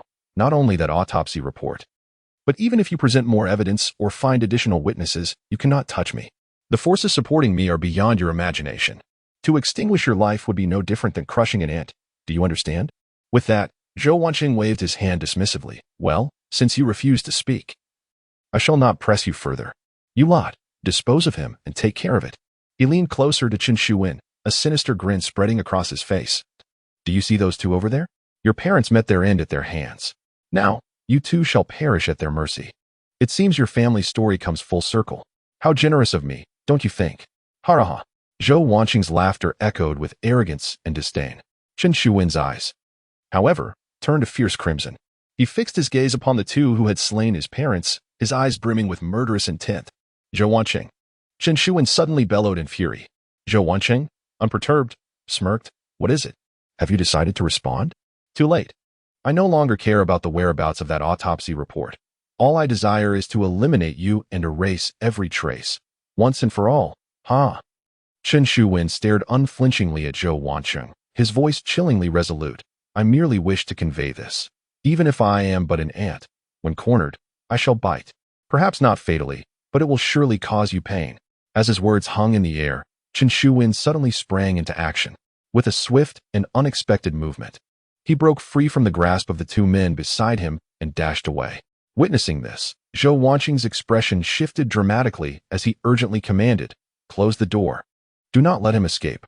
The guard at the entrance promptly secured the door, while a dozen other bodyguards inside rushed forward, ready to encircle Chen Shuwen. Instead of fleeing towards the exit, Chen sprinted towards another bodyguard, who held 2 bottles of foreign liquor that Chen had brought. Upon seeing Chen advance, the guard immediately assumed a defensive stance, prepared to retaliate. However, Chen had no intention of attacking. Instead, he snatched the bottles from the guard's grasp. He shattered the bottles against the ground, the glass exploding into fragments, spilling the liquid across the floor, while 2 boning knives clattered down as well. With a swift roll, Chen retrieved the knives, his entire body now coated in oil. Dressed in leather, the oil rendered his form exceedingly slick. The strips of cloth tightly wrapped around his hands came in handy at that moment. He inserted the handles of the boning knives into the cloth, binding them securely, ensuring a firm grip. This was a lesson learned from the previous night's battle. In the chaos, blood-soaked hands would easily lose their hold on weapons. By wrapping them up, he could prevent such mishaps. Having completed his preparations, a bodyguard charged at him from behind, delivering a kick aimed at Chen's back. Yet, with his body slick with oil, the guard's foot merely slipped off, causing him to tumble before Chen instead of knocking him down. Seizing the opportunity, Chen swiftly plunged a boning knife into the guard's neck, then wrenched it upward, severing his throat. Blood gushed forth as the guard clutched his neck, trembling violently before collapsing to the ground, gradually falling still. The onlookers, who had previously dismissed Chen, were now struck with astonishment at his swift and decisive kill. Zhou Wanqing's expression darkened as he exclaimed, "Damn it, arm yourselves and kill him." The surrounding figures hastily drew their weapons, slowly closing in on Chen. Gripping the 2 boning knives, Chen remained vigilant, surveying his surroundings. Just as they were about to encircle him, Chen suddenly spun around, arms sweeping wide, releasing 2 clouds of white mist from his sleeves, enveloping the crowd. This mist was none other than lime powder hidden within his garments. As the powder engulfed them, some were unable to shut their eyes in time, screaming as it invaded their vision. Others, though they managed to close their eyes, found themselves utterly blind to their surroundings. Seizing this moment, Chen donned his glasses and charged into the fray, wielding the boning knives with lethal intent. Chapter 19. A desperate battle. The glasses that Chen Shuwen had prepared in advance proved to be somewhat useful, at least shielding him from the caustic line. Moreover, he had liberally applied oil all over his body, including his face and eyes. The lime, after all, could be wiped away with oil. Thus he remained unaffected by its harshness. In contrast, the bodyguards, caught off guard, found their eyes stung by the lime and were utterly oblivious to their surroundings. The slick oil covering the ground caused many to slip and fall, resulting in utter chaos. Seizing the opportunity while the bodyguards shielded their eyes, Chen Shuwen plunged into the fray. He first confronted 2 bodyguards who were desperately rubbing their eyes. The lime had burned them severely, rendering them incapable of attending to anything else. Without hesitation, Chen Shuwen approached them and swiftly dispatched them with 2 bone knives, severing their throats. These 2 men followed the fate of the previous bodyguard and collapsed to the ground, blood gushing from their necks in a gruesome spectacle. Yet, Chen Shuwen showed no signs of pausing and continued his assault towards the next target. Zhou Wanqing stood at a distance, unharmed by the lime. He watched in horror as his bodyguards descended into chaos and witnessed the brutal slaying of 2 of them by Chen Shuwen. Alarmed, he shouted, "Hey, disregard your eyes. Quickly, stop that Chen fellow. Don't let him near you, or you will all perish." The bodyguards heard the anguished cries and recognized that the situation had turned dire. However, they were unable to open their eyes and could only flail their knives wildly in a desperate attempt to protect themselves. Most of these bodyguards were clustered in the same area, and with everyone swinging their weapons blindly, the chaos escalated, resulting in several bodyguards injuring one another. Chen Shuwen crouched low, weaving through the crowd, and with his bone knife, he swiftly cut the throats of 3 more individuals. Consequently, 6 bodyguards now lay on the ground, half of whom had already ceased to breathe. With their arteries severed, survival was virtually impossible without immediate medical intervention. Chen Shuwen's assault was marked by unparalleled ferocity, as these individuals were responsible for the suffering of his parents, leaving him no inclination to show mercy. Zhou Wancheng, watching his subordinates fall one after another, was engulfed by panic. At this rate, it seemed his entire contingent would meet their demise at Chen Shuwen's hands. Given Chen Shuwen's ruthless nature, it was clear he would not spare Zhou for long. Desperately scanning his surroundings, Zhou Wancheng's gaze landed on a distant wine cabinet, which sparked an idea. He urgently waved to Zhou Hao quickly, the wine cabinet. Zhou Hao, realizing the urgency, dashed towards the cabinet to retrieve the wine to help rinse the bodyguard's eyes. However, Wu Lihong suddenly lunged at him, tackling Zhou Hao to the ground. Caught off guard, Zhou Hao was astonished that this woman dared to obstruct him. In a fit of rage, he struck Wu Lihong in the face, shouting, "You wretched woman, let go of me." With a single blow, Wu Lihong was left bleeding from her mouth and nose. Yet, she did not relinquish her grip. Instead, she clung fiercely to Zhou Hao, refusing to let him escape. Zhou Hao struggled desperately, throwing punches and kicks at Wu Lihong, but she held on tenaciously, leaving him no choice but to drag her awkwardly toward the liquor cabinet. Meanwhile, Zhou Wancheng rushed over, intent on grabbing a bottle of wine. Li Eryong, enduring excruciating pain, hopped on one leg toward Zhou Wancheng, seizing him and preventing any approach to the cabinet. On the other side, Chen Shuwen continued to engage the bodyguards. However, his situation was scarcely better. Although the bodyguards could not open their eyes, they flailed their machetes in a desperate attempt to protect themselves. In the chaos, Chen Shuwen suffered 2 cuts. His upper body remained relatively unscathed, protected by a leather jacket slick with oil, which caused blades to slip off. Additionally, he had a layer of cowhide tightly wrapped beneath, which absorbed several critical strikes. Yet, his head was defenseless. One bodyguard's machete struck his forehead, causing stars to dance before his eyes, blood streaming down to obscure half of his face. Ignoring the pain, he wiped the blood away with determination and retaliated, slashing the bodyguard's throat. This tumultuous scene did not last long. Zhou Hao managed to drag Wu Lihong to the liquor cabinet, where he seized a bottle of spirits and hurled it at one of the bodyguards. The bottle struck the bodyguard, who reacted swiftly, catching it. Without hesitation, he uncorked the bottle and poured the liquor over his face. The alcohol washed away the lime dust, allowing him to open his eyes, albeit with lingering pain. He wiped the residue from his face and handed the bottle to another bodyguard, instructing, "Clean their faces." "Damn it, I'll handle this brat first." With that, he lunged at Chen Shuwen. The bodyguard who received the bottle quickly followed suit, cleansing his own face of the lime. The first bodyguard had now caught up to Chen Shuwen, tackling him to the ground. Zhou Hao and Zhou Wancheng, witnessing this turn of events, breathed a sigh of relief. Their bodyguards, either martial arts practitioners or veterans, were formidable fighters. As long as one of them could see, they could easily dispatch Chen Shuwen. In total, there were 15 bodyguards in the room. In the midst of the chaos, Chen Shuwen had already incapacitated 10. Among the remaining 5, 2 had been injured by their own allies and were now diminished in combat capability. However, the last 3 were more than sufficient to deal with Chen Shuwen. Zhou Hao gritted his teeth, exclaiming, "Don't be so hasty to kill him. Break his hands and feet for me. I want him to suffer to death." Turning to Wu Lihong, he snarled, "You wretched woman, do you dare to help him?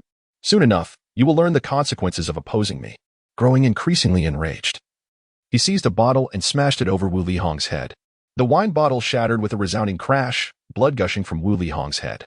She slumped to the ground, gazing at Chen Shuwen, who was restrained by a bodyguard, her face etched with despair. Moments ago, she had witnessed Chen Shuwen eliminate numerous bodyguards, believing there was hope for him this time. However, it now appeared that Chen Shuwen was destined to meet his demise, and she likely would perish alongside him. Meanwhile, Li Eryong was also held down by Zhou Wancheng. Yet, he continued to bellow, "Wenzi, splendid job. Damn it, 1 kill is enough, 2 is a profit." Chen Shuwen lay on the ground, his arm twisted by the bodyguard, who pressed a knee firmly against his back, pinning him down. Nevertheless, Chen Shuwen, slick with oil, struggled fiercely and managed to free one hand from the bodyguard's grasp. Without hesitation, he plunged a bone knife into the bodyguard's thigh. The bodyguard let out a horrified scream.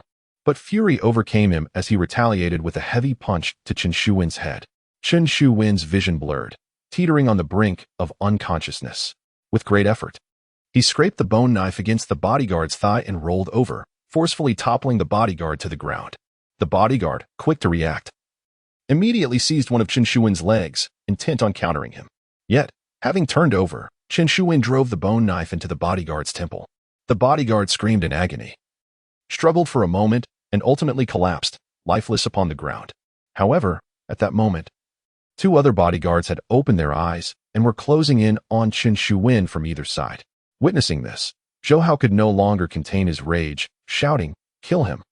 I command you to kill him!" The previous bodyguard had fallen victim to Chen Shuwen's counterattack because he had aimed to capture him alive. Now, emboldened by Zhou Hao's orders, the two bodyguards approached without hesitation, wielding sharp blades and fixated with murderous intent.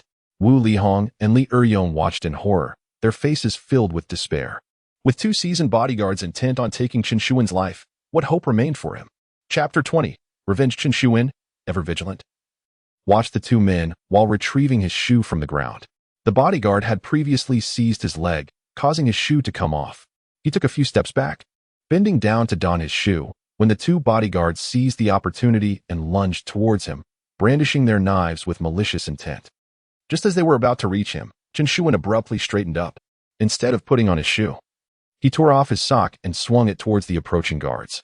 Unbeknownst to them, he had cleverly concealed a plastic bag filled with quicklime within the sock.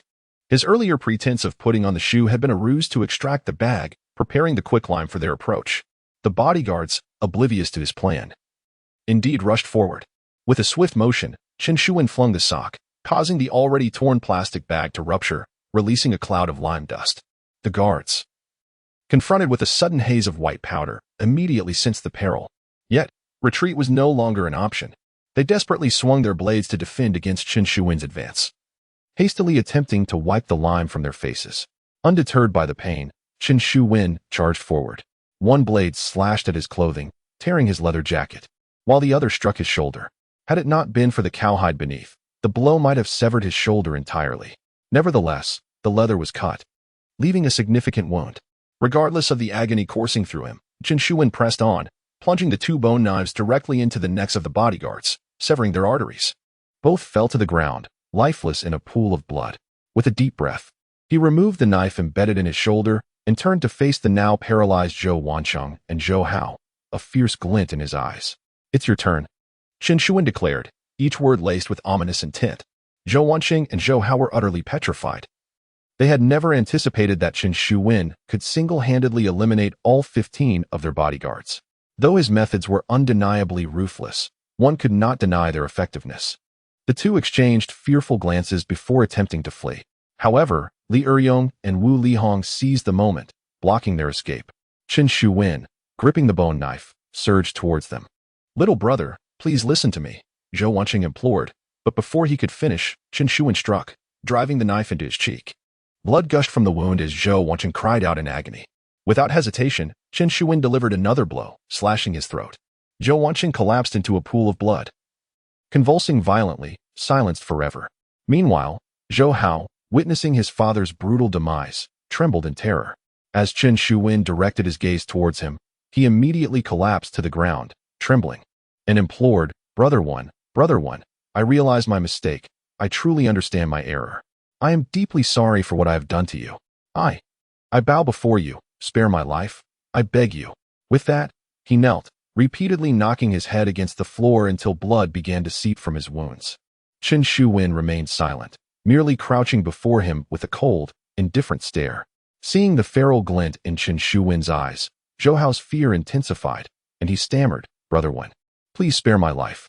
I can help you clear your name. Furthermore, I can provide you with money, any amount you desire. My father has passed, and the family fortune is now under my control. Whatever sum you wish, I will provide. I only plead for my life. I will obey your every command."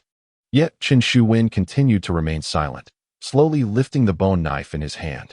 Witnessing Chen Shuwen's intent to strike, Zhou Hao was utterly terrified, exclaiming, "Brother One, I speak the truth.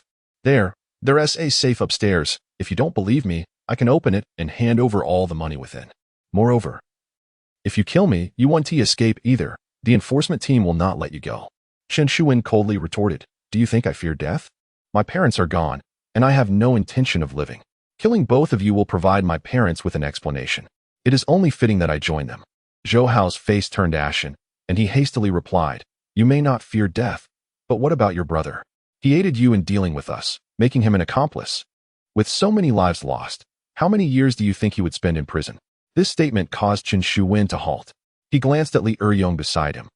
Indeed, while he himself was unafraid of death, the multiple fatalities here would likely bring trouble to Li Eryong as well. Earlier, during the struggle with Zhou Wanqing, if the enforcement team pursued this matter, Li Eryong could very well become his accomplice. Noticing Chen Shuwen's gaze, Li Eryong immediately declared, Wenzi, don't mind him. I'm not afraid. Chen Shuwen took a deep breath, pondered for a moment, and then asked abruptly, how much money is in the safe upstairs? Zhou Hao, sensing a glimmer of hope, quickly replied, there should be several 100,000. However, if you need more, I can gather it from other sources. How does 5 million sound? If that is not sufficient, I can manage 10 million. Calculating in his mind, Chen Shuwen coldly commanded, go, open the safe first. Zhou Hao, not daring to delay, promptly led Chen Shuwen upstairs. In the study on the upper floor, there was indeed a safe. Zhou Hao opened it, revealing a substantial amount of cash, along with several gold bars and jewels. Upon rough estimation, there were over 300,000 in cash, 10 gold bars, and numerous pieces of jewelry. If sold, they could fetch around 4 to 500,000. This sum should be enough to provide for Li Eryong's family. Zhou Hao, with a forced smile, remarked, Brother One, tomorrow I will arrange for someone to deliver 10 million to you. Furthermore, I will leverage my connections to resolve tonight's incident. You can remain in Pingsheng without fear of trouble. From now on, I shall be your subordinate. Wherever you lead, I shall not dare to stray. Chen Shuwen turned his head, coldly regarding Zhou Hao. My parents' lives cannot be salvaged with money. I have stated that both you and your father must pay the price, and I intend to uphold that promise. How can I face my parents otherwise? With that, Chen Shuwen plunged a knife into Zhou Hao's neck, dispatching him on the spot. Zhou Hao's eyes widened in disbelief as he lay on the ground, his expression a portrait of shock. Having vanquished this final foe, Chen Shuwen finally exhaled deeply. He retrieved 2 bone knives and collected the wealth from the safe, placing it into a bag. He intended to give this fortune to Li Eryong, providing him with means to support his family and a way out. Holding the bag, Chen Shuwen contemplated for a moment before extracting 5 gold bars. These he resolved to give to Wu Lihong, a woman who had been coerced and who had informed him about the initial autopsy report concerning his father, thus aiding him. Once all was prepared, Chen Shuwen cast one last glance at the safe to ensure nothing was overlooked. Upon a meticulous second inspection, he suddenly noticed something unusual with the upper compartment of the safe. There was a peculiar bulge that caught his attention. Curiously, he probed the area and discovered a hidden compartment behind it. Opening the compartment, he retrieved a thick ledger. Chen Shuwen was taken aback. Gold bars and cash were not stored in this compartment, so what significance did this ledger hold? Could it be that this ledger was of greater importance than the gold and cash? As he flipped through its pages, his expression changed dramatically. Chapter 21. The will to survive. This notebook predominantly contains various transfer records and transaction details. Beneath each transfer record lies a receipt left at the time of the transaction. The names associated with these accounts are unfamiliar to Chen Shuwen, yet the amounts transferred are staggering. The transfer records constitute only the initial portion as one delves further. A collection of photographs emerges. These images convey a more vivid narrative. The majority depict adults, or even men in their 50s or 60s, in compromising positions with young and beautiful women. Among these photographs, Chen Shuwen even discovers images of the campus belle, who appears with at least a dozen different men. Furthermore, he stumbles upon photographs featuring several celebrities. While the preceding transfer records elude his understanding, the context of these photographs becomes increasingly apparent. Undoubtedly, these images were captured by Zhou Wanqing, who likely entertained influential figures with these alluring young women, capturing such intimate moments to leverage against them. Consequently, the earlier transfer records may serve as evidence of these vile tactics. It is plausible that Zhou Wanqing ascended to his current position through these unscrupulous methods. As Chen Shuwen gazes at the notebook, a bold thought suddenly dawns upon him. Perhaps he could utilize this evidence to exonerate Li Eryong, or at the very least, prevent him from facing imprisonment. Sitting cross-legged on the ground, He ponders for a moment, gradually formulating a plan. He sets Zhou Hao's body aside and, clutching the money and belongings, descends the stairs. In the hall below, Li Eryong and Wu Lihong remain slumped on the floor. The scene is grim. A dozen lives have been extinguished, and the air is thick with the acrid scent of blood. In this moment, fear begins to take hold of both Li Eryong and Wu Lihong.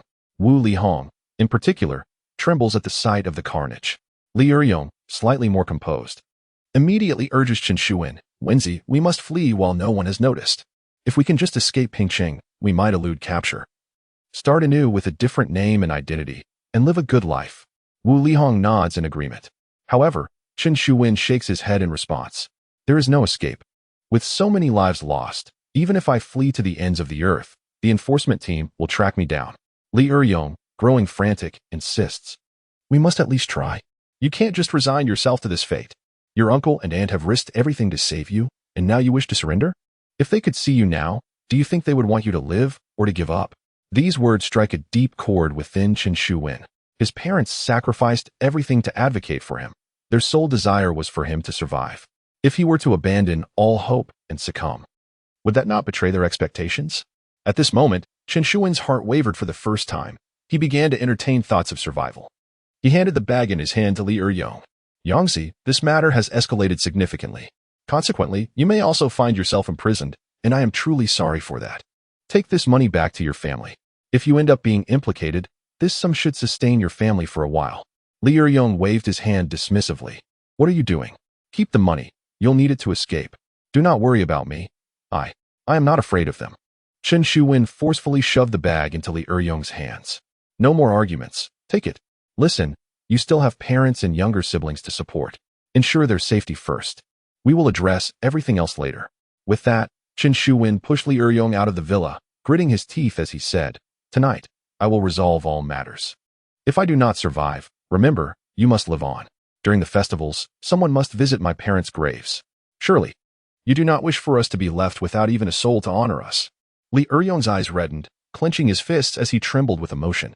Wenzi, I understand you want to shoulder all the guilt alone, but we are brothers. We face challenges together. No matter what, I will not stand by and watch you sacrifice yourself. If death comes, let it come for us both. Tears welled in Chen Shuwen's eyes. Having such a brother made his life feel worthwhile. He stepped forward, embraced his childhood companion, and patted his shoulder. I promise you, I will do everything in my power to survive. You must know that I, Chen Shuwen, have never broken a promise. Li Eryong inhaled deeply and nodded. All right. Then I will await your return. He clapped Chen Shuwen's shoulder firmly, clutching the bag, and with his cane in hand, he wept openly as he ventured into the snowstorm. Chen Shuwen watched his brother disappear into the distance before returning to the villa. Wu Lihong was still seated on the ground, wiping the blood from her face. Upon seeing Chen Shuwen, she forced a bitter smile. Chen Shuwen, after all these years as classmates, may I ask you for one favor? Chen Shuwen replied, Speak. Wu Lihong took a deep breath. When the time comes for you to kill me, could you refrain from severing my neck? Please leave me with a somewhat intact corpse. I do not wish to die in a grotesque manner. Chen Shuwen gazed at her intently and softly asked, Why do you believe I intend to kill you? Wu Lihong forced a smile. You find yourself in this predicament. While I may not be the mastermind, I am undoubtedly an accomplice. Moreover, your parents' demise is indirectly on my hands. By sending Li Eryong away and keeping me here, you seek complete vengeance, do you not? Instead of responding, Chen Shuwen directly tossed 5 gold bars before Wu Lihong. She stared at the gleaming bars in astonishment. What is the meaning of this? Chen Shuwen replied simply.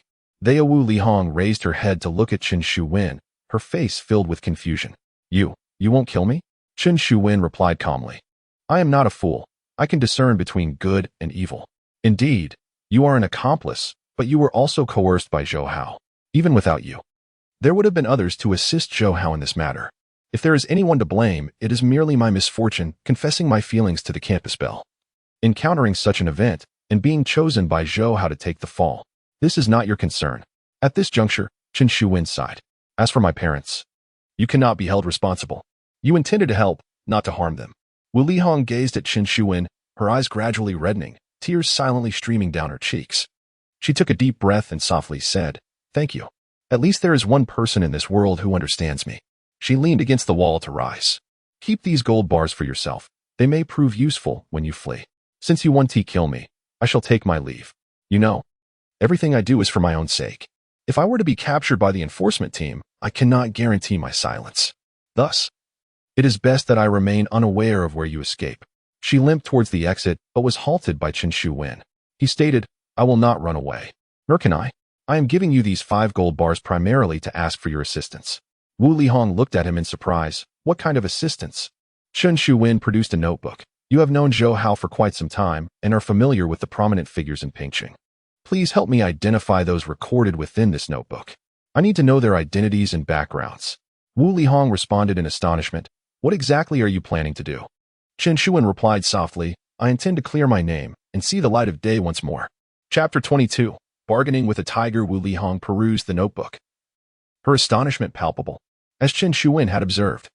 She had long been in the company of Zhou Hao and was well acquainted with the prominent figures in Pingqing and the broader Pingnan province, particularly those who frequented the nightlife. The individuals and names inscribed within the pages were not mere strangers to her. She possessed a clear understanding of their true identities. Among them were several genuine powerhouses, the kind who could command the winds and rains in Pingnan province, wielding authority that could overshadow all. After a thorough examination, Wu Lihong inhaled deeply and spoke solemnly. Chen Shu-wen, do you grasp the significance of the contents within this notebook? If the information herein were to be unveiled, countless influential figures in Pingnan province would find themselves behind bars. Chen Shu-wen maintained a serene demeanor and replied, Please disclose the identities of these individuals to me. Wu Lihong refrained from answering directly, instead fixing her gaze on him. I know your intentions. You aim to leverage this evidence to coerce those powerful figures into assisting you with tonight's predicament, to clear your name and ensure your survival. However, Chen Shu-wen, I must caution you. This is akin to bargaining with a tiger. Chen Shu-wen's expression remained as tranquil as a still lake, seemingly oblivious to Wu Lihong's warnings. Growing increasingly anxious, she raised her voice. Chen Shu-wen, do you comprehend my point? Do you truly believe that armed with this evidence, you can threaten those great figures like Zhou Wanqing? Let me clarify. It is utterly impossible. Wu Lihong enumerated her reasoning. Zhou Wanqing is a man of immense influence, blessed with formidable backing. Those prominent individuals dare not act against him, yielding to his threats.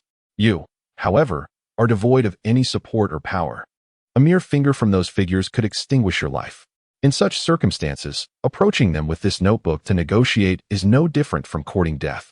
Chen Shu-wen cast a glance at Wu Lihong and calmly replied, I understand all that you have said. Yet, do you think I possess any alternatives? Given my current predicament, I must either gamble with this notebook or await my demise. Wu Lihong opened her mouth to speak, but ultimately let out a resigned sigh. Indeed, Chen Shu-wen found himself at a dead end, left with no choice but to take a chance. After a moment of contemplation, she decided to relay the identities and backgrounds of the individuals within the notebook to Chen Shu-wen in full detail. As she spoke, Chen Shu-wen listened intently, rapidly analyzing the information in his mind. By the time she had finished recounting the details of those figures, he had gained a clearer understanding of their circumstances.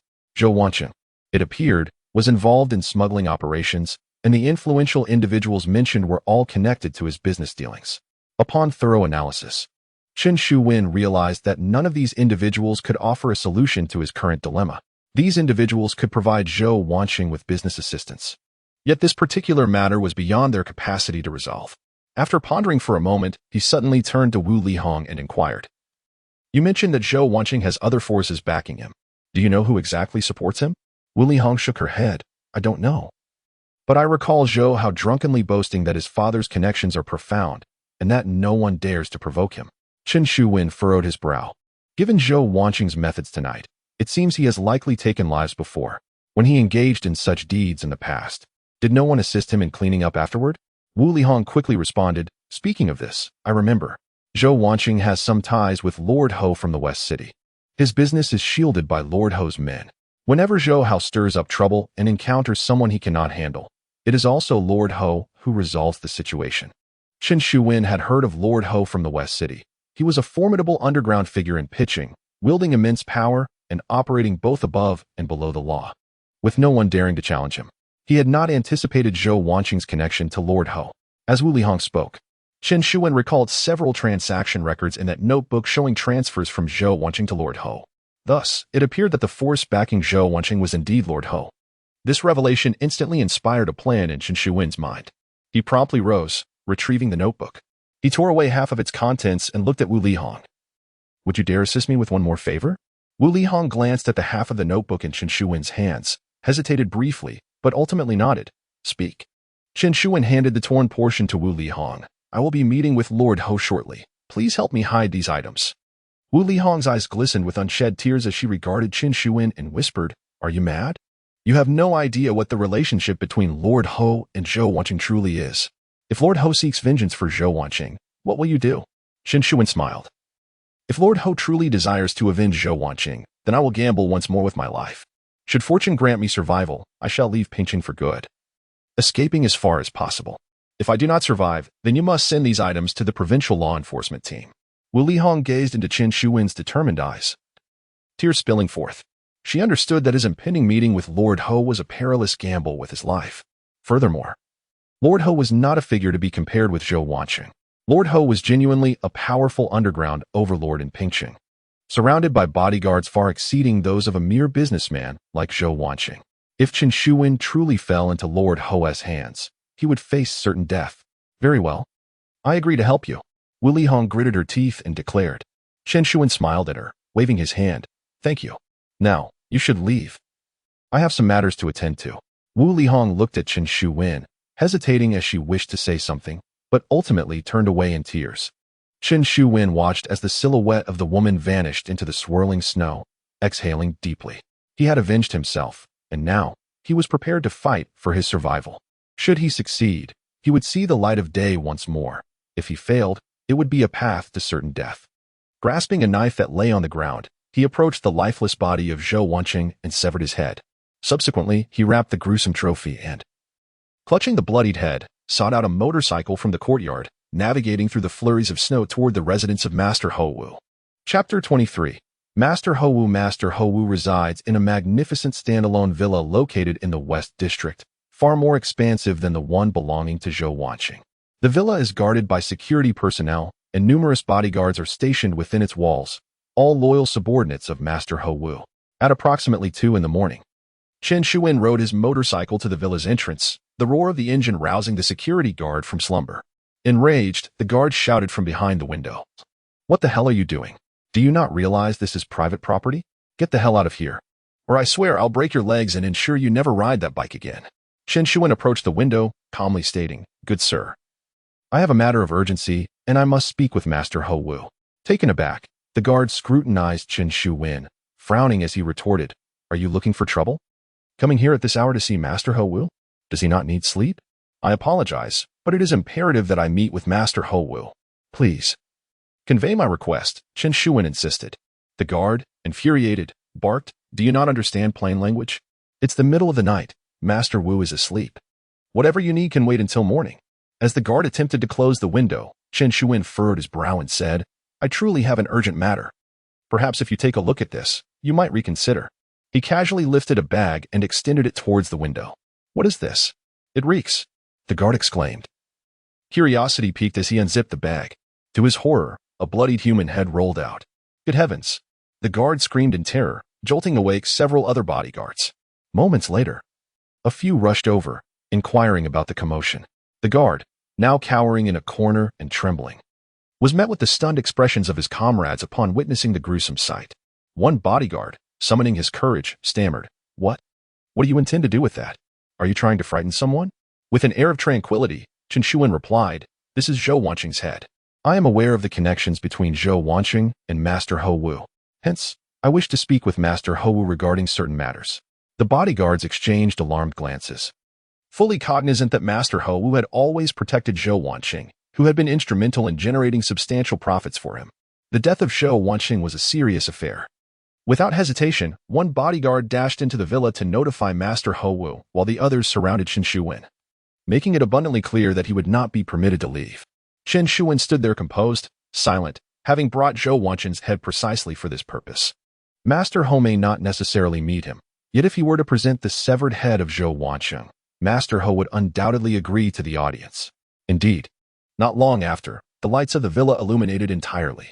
A bodyguard emerged and spoke in a deep voice, Master Ho has instructed that he be allowed entry.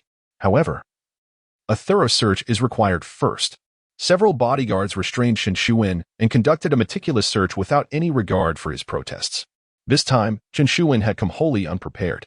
He understood that any preparations he might have had were utterly futile in the presence of an underground lord like Master Ho. Furthermore, he had no intention of resorting to desperate measures. He merely sought to negotiate terms. Once the search was complete, the bodyguards escorted Chen Shuwen directly into the villa. In the villa's grand hall, a dozen bodyguards stood vigilant. An elderly man, dressed in pajamas and with graying hair, sat leisurely on the sofa. Beside him was a voluptuous and fair-skinned woman, attending to him with tea. Undoubtedly, this elderly gentleman was Master Ho. As Chen Shuwen entered the hall, he was immediately intercepted by several bodyguards. Master Ho leisurely finished his cup of tea before finally turning his gaze toward Chen Shuwen. "You are Chen Shuwen, correct?" Chen Shuwen replied, "Do you know me?" Master Ho shook his head. "I do not recognize you. However, Zhou Wanqing borrowed a few individuals from me, claiming he wished to deal with you.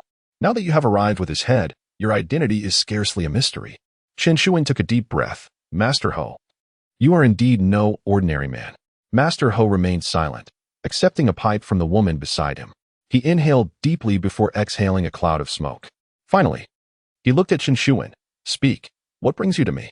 Chen Shuwen inhaled deeply and declared, "I wish to live. I implore you, Master Ho.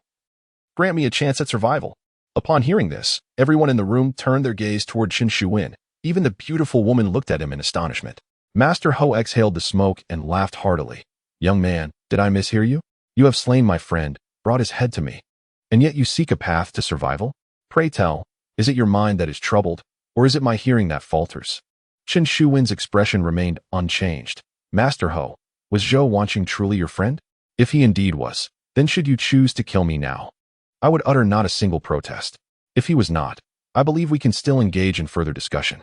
Master Ho regarded Chen Shuwen, his eyes sparkling with intrigue, seemingly lost in contemplation. After a considerable pause, he finally chuckled. "You are indeed an interesting young man. No wonder you managed to escape from prison and create such turmoil for Zhou Wanqing's family while the enforcement team pursued you in Pingqing. Very well. I shall see what you wish to discuss with me." Master Ho retained the pipe in his mouth and sneered. "Young man, if you wish to survive, it is not impossible. However, you must provide me with a compelling reason to spare your life." Chen Shuwen let out a slight sigh of relief, for he realized he had won his wager. Lord Hou never regarded Zhou Wanqing as a friend.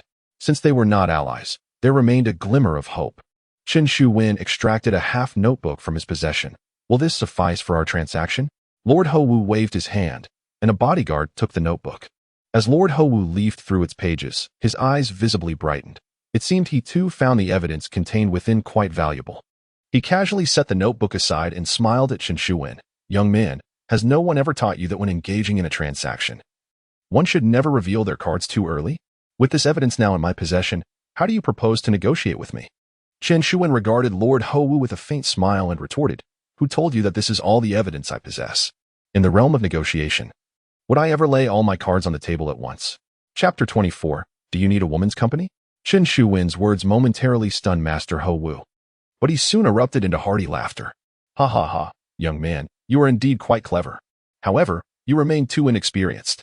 You are here before me, and you think it difficult to acquire further leverage?" As Master Ho spoke, the bodyguards within the room stealthily approached Chen Shuwen. The atmosphere suggested they intended to subdue him. Unfazed, Chen Shuwen calmly replied, "Master Ho, do you know how many lives I have claimed tonight? In Zhou Wanqing's villa, I have killed a total of 18 individuals, including Zhou Wanqing and his son, as well as a witness who falsely accused me." Master Ho furrowed his brow. "What? Are you attempting to intimidate me?" Chen Shuwen shook his head. "I am not here to scare you. Rather, I wish to convey that I have no escape route left. Having taken so many lives, if you do not assist me, my days are numbered. Thus, dying here or outside holds little distinction." He surveyed the men encircling him and scoffed. "Therefore, even if you capture me, do not expect to obtain the other portion of the evidence." A chill crept over Master Ho's expression as he scrutinized Chen Shuwen, responding coldly, "I may not necessarily require that additional evidence. The half I possess is already sufficient for my purposes. Moreover, do you understand the gravity of having slain 18 people? Do you believe I would risk my safety to help you resolve this matter for the sake of the remaining evidence?" Should this affair spiral out of control, it could easily backfire. Chen Shuwen retorted, Master Ho, this situation may no longer be within your control. Master Ho paused in confusion. What do you mean? With a serene smile, Chen Shuwen replied, if you do not assist me, the remaining evidence will be dispatched to various law enforcement agencies. Master Ho scoffed dismissively. And what does that concern me? You threaten me with the plight of others. Do you think I would be intimidated? Chen Shuwen maintained his composure. Master Ho, I am the one who killed Zhou Wancheng, and the last place I will be seen is here with you. Regardless of whether I perish here or am taken by the law enforcement, you will be the final person to have seen me. If this evidence reaches the authorities, do you truly believe those powerful figures will not suspect you of orchestrating this? Master Ho's expression shifted dramatically as realization dawned upon him. Chen Shuwen's intention was to drag him into this predicament. No matter how he dealt with Chen Shuwen thereafter, he would remain entangled. Should the evidence in that book be revealed, those influential figures, in their panic, would indiscriminately target others. As the last person to see Chen Shuwen, Master Ho would undoubtedly attract their scrutiny. Even with Master Ho's formidable background, he would find it impossible to withstand the combined wrath of so many powerful individuals. Taking a deep breath, he glared at Chen Shuwen through gritted teeth. You did not come here to negotiate, did you? You have deliberately sought to ensnare me. Chen Shuwen smiled faintly and said, Fifth Master, during my time in prison, I learned a valuable lesson. When faced with a predicament beyond one's control, the most effective strategy is to drag those with influence into the fray alongside you. By aligning these individuals with you, the opposing party will be compelled to devise a solution to the issue at hand. He glanced at the notebook on the table and continued with a smile. As for these pieces of evidence, I lack the ability to utilize them. However, you, Fifth Master, are quite different. If you assist me, these evidences can be wielded to your advantage, potentially yielding substantial profits. Should you choose not to help, we may as well face our demise together. My life is of little consequence. I can perish without regret, but consider your own vast estate and legacy carefully. Fifth Master Ho's countenance darkened. His gaze fixed intently on Chen Shuwen, his face a mask of fury. The others in the room exchanged glances, aware that they had followed Fifth Master for many years. He was a man of profound depth, typically concealing his emotions. To witness him this enraged was indeed a rarity. After a lengthy silence, Fifth Master Ho finally gritted his teeth and said, Chen Shuwen, do you truly believe this will intimidate me? Once I dispose of you, apprehending all those connected to you to seek this evidence will be a trivial task. Chen Shuwen maintained a calm demeanor, replying, Fifth Master, you may certainly attempt it. However, I must caution you, should you err, the consequences will be beyond your capacity to bear. Fifth Master Ho clenched his teeth, his expression fluctuating between darkness and light. After some time, he took a deep breath, allowing his expression to soften gradually. Very well, you indeed possess remarkable courage. In all my years, I have never encountered a young man quite like you. Suddenly, Fifth Master Ho burst into hearty laughter, slamming his hand on the table. Chen Shuwen, I see potential in you. This time, I shall lend you my assistance. However, I have a request of my own. Chen Shuwen felt a surge of joy, recognizing that he had placed a successful bet. Please, Fifth Master, go on. Fifth Master Ho regarded Chen Shuwen intently. Starting tomorrow, you shall work for me. Chen Shuwen hesitated. After all, Fifth Master was a figure entrenched in the underworld, dealing with matters shrouded in darkness. To serve him would mean that Chen Shuwen would inevitably be drawn into that life as well. Fifth Master Ho observed him calmly, saying, You have narrowly escaped death. Do you not desire to rise above the ordinary? By following me, I can assure you that your future will be nothing short of extraordinary. Chen Shuwen fell into contemplation, deeply moved by Fifth Master Ho's words. His parents were ordinary workers who had pinned all their hopes on him, yearning for his success. Yet now, faced with such adversity, he found himself unable to attend university or secure employment. If he did not align himself with Fifth Master, he would likely end up laboring in menial jobs. Or as Fifth Master had articulated, having been granted a second chance at life, he ought to live it to the fullest, honoring his parents' aspirations. Taking a deep breath, Chen Shuwen slowly nodded, All right. Upon hearing this, Fifth Master Ho erupted into laughter once more. He waved his hand and instructed, Binzi, go attend to matters at Zhou Wancheng's villa. The individuals I assigned to him are predominantly fugitives from other regions. Dispose of their bodies without concern. As for the remainder, incinerate them at the villa. I shall orchestrate it as a fire incident. One of his bodyguards immediately nodded. Understood, Master Wu. This bodyguard, accompanied by a group of subordinates, swiftly proceeded to assist Chen Shuwen in managing the scene. Chen Shuwen took a deep breath, utterly astonished. He had not anticipated that, under Master Wu's command, the matter concerning Zhou Wansheng would be resolved so effortlessly. 18 lives lost, and it could all be attributed to a mere fire? Master Wu noticed Chen Shuwen's shock and smiled gently. Shaowen, did you truly believe matters would be resolved so simply? The handling of this situation is not challenging. However, persuading the law enforcement to classify it as an accident is the real challenge. Master Wu lifted his teacup and softly remarked, "Do you have any idea how many connections I must leverage and how much money I must part with to convince the authorities to declare this a fire? You are fortunate to have found me. In Pingqing, no one else possesses the capability to assist you in this regard." Chen Shuwen inhaled deeply and nodded slowly. "Thank you, Master Wu. I shall forever be grateful for your kindness." Master Wu chuckled heartily. "Enough of that. We are comrades now. No need for such formality. I am growing weary and shall retire upstairs for some rest. Aru, please find him a few changes of clothes and arrange for him to stay here for the night. By tomorrow, everything will return to normal." The beautiful woman beside him smiled and nodded, rising to say, "Come along, young man." Chen Shuwen hesitated for a moment and quietly said, "Master Wu, I am still a fugitive. This matter." Master Wu replied leisurely, "This matter is straightforward. I possess the autopsy report of that campus belle, which can exonerate you." Chen Shuwen's heart raced as he suddenly realized that these cunning old foxes were far from simple. Master Wu had an autopsy report in his possession, undoubtedly a means to coerce Zhou Wansheng. These old foxes always kept a secret weapon at hand. Although Chen Shuwen maintained a composed facade, he became increasingly vigilant in his heart. In future dealings with these old foxes, he must exercise utmost caution to avoid falling into their traps. Led by the enchanting woman Aru, Chen Shuwen was escorted to the guest room on the first floor. Aru provided him with a set of pajamas, her fox-like beautiful eyes assessing him with a playful grin. "Little brother, you look quite disheveled. Why not take a hot shower first?" Feeling a bit embarrassed, Chen Shuwen accepted the pajamas. "Thank you, Auntie Ru." Aru's expression shifted to annoyance. "What do you mean by auntie? My surname is Fong. Call me Fong Ru. I am only 23. Chen Shuwen scratched his head awkwardly. "Then, may I call you Sister Ru?" Aru finally smiled. "Good. Now hurry and wash up." Chen Shuwen entered the bathroom clad in his pajamas, finally feeling a sense of relaxation wash over him. After indulging in a warm shower, he emerged from the bathroom, only to discover that Fong Ru had not departed. Instead, she was elegantly reclined on the bed, adorned in a silken nightgown. Her figure was breathtakingly graceful, and her enchanting eyes roamed over Chen Shuwen with a captivating allure. The room was suffused with an ambiguous fragrance, emanating from the perfume she wore. Chen Shuwen felt a twinge of embarrassment and softly inquired, "Sister Ru, do you have something to discuss?" Fong Ru chuckled lightly. "Nothing of great importance. It is merely that Fifth Master has entrusted me with your hospitality. I was wondering, are you accustomed to sleeping alone? Might you desire the company of a woman to help you unwind?" Chapter 25. I am accustomed to sleeping alone. Fong Ru's beauty can truly be described as exquisite. She surpasses the so-called pure school beauty by a considerable margin. Such a woman possesses an immense allure for men. However, Chen Shuwen appeared utterly oblivious to her charms. He shook his head and said, "Thank you, Ru Jie, but I prefer to sleep alone." Fong Ru was momentarily taken aback by his response.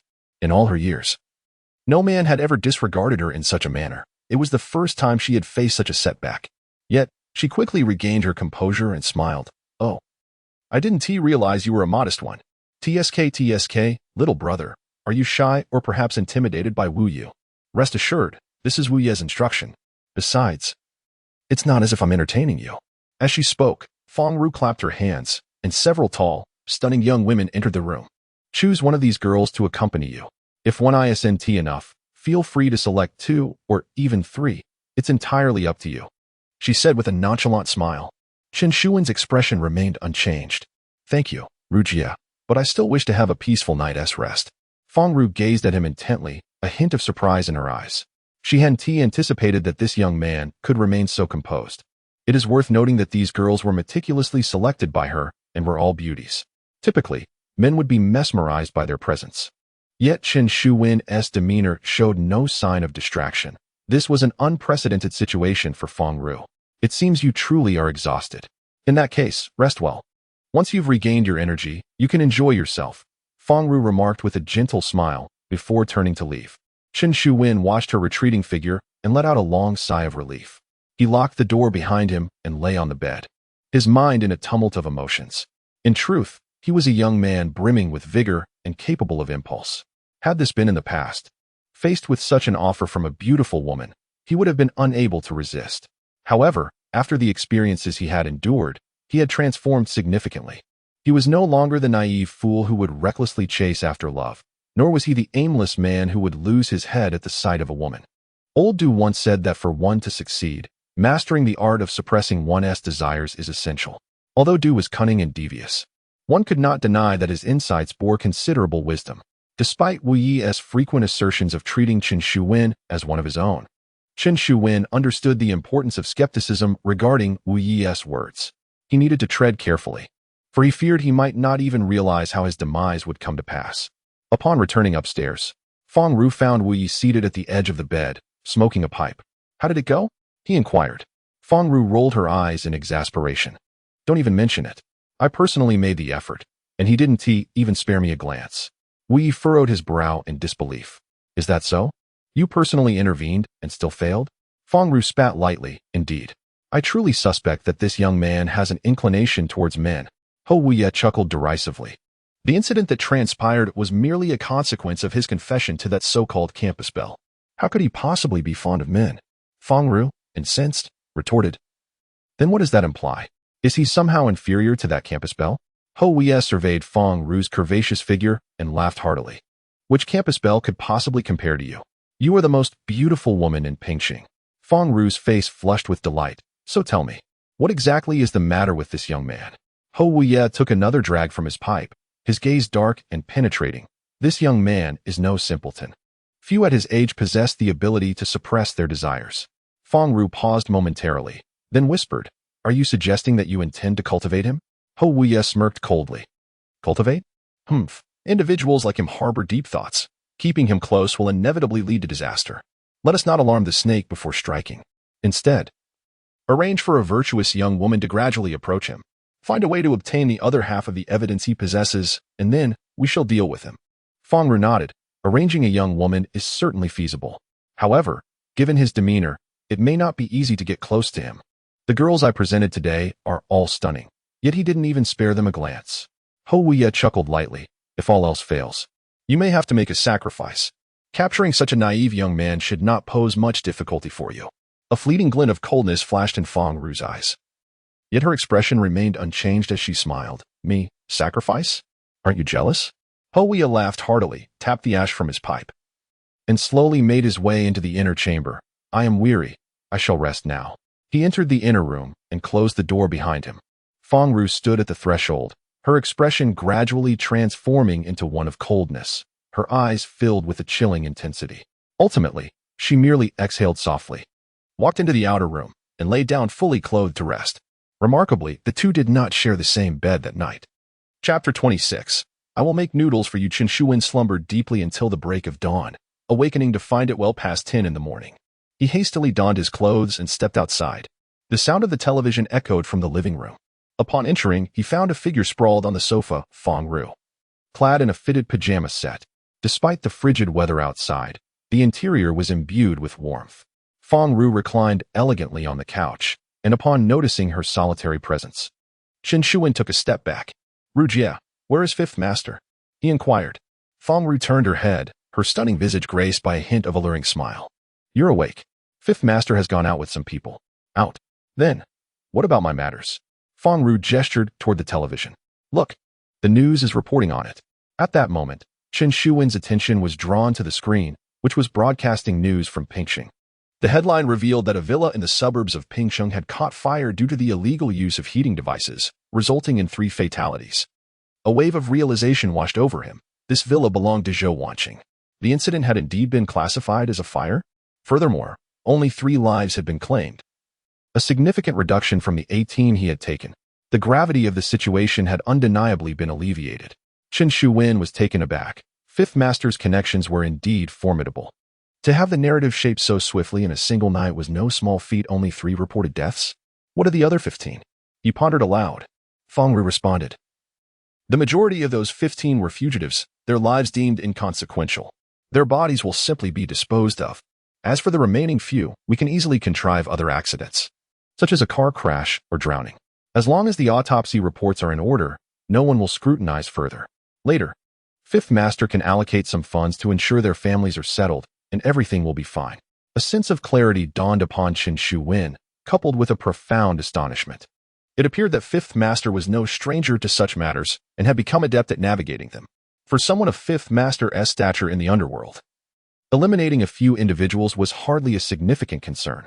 Noticing Chen Shu-wen's rapt attention on the television, Feng Ru playfully patted the adjacent sofa. "Why are you standing there like a fool? Come sit and watch." As she shifted slightly to create space beside her, Chen Shu-wen glanced at her and replied, "Thank you, Ru Jie, but I prefer to stand." Feng Ru smiled faintly. "What is this? Afraid Fifth Master might see you? Rest assured, it's just you and me here. Everyone else has accompanied Fifth Master. The only ones nearby are a few security guards at the entrance. I want to call them. They want to come unless I do." The words brimmed with insinuation, subtly suggesting to Chen Shu-wen that they were now two solitary souls within the confines of the room. However, Chen Shu-wen remained unmoved, responding with calm composure, "No, thank you. After a night's rest, I wish to stand for a while." Feng Ru furrowed her brow slightly, a hint of displeasure shadowing her countenance. Unlike the other men, who would eagerly prostrate themselves at her feet with just a glance, Chen Shu-wen exhibited indifference. Despite her overt hints, he barely acknowledged her, igniting her first doubts about her own allure. Taking a deep breath, Feng Ru forced a smile, "By the way, are you hungry? Would you like something to eat?" Chen Shu-wen replied, "No need to trouble yourself. I am not hungry." Feng Ru felt a surge of irritation. Had she really made her intention so blatant, only to be met with such oblivion?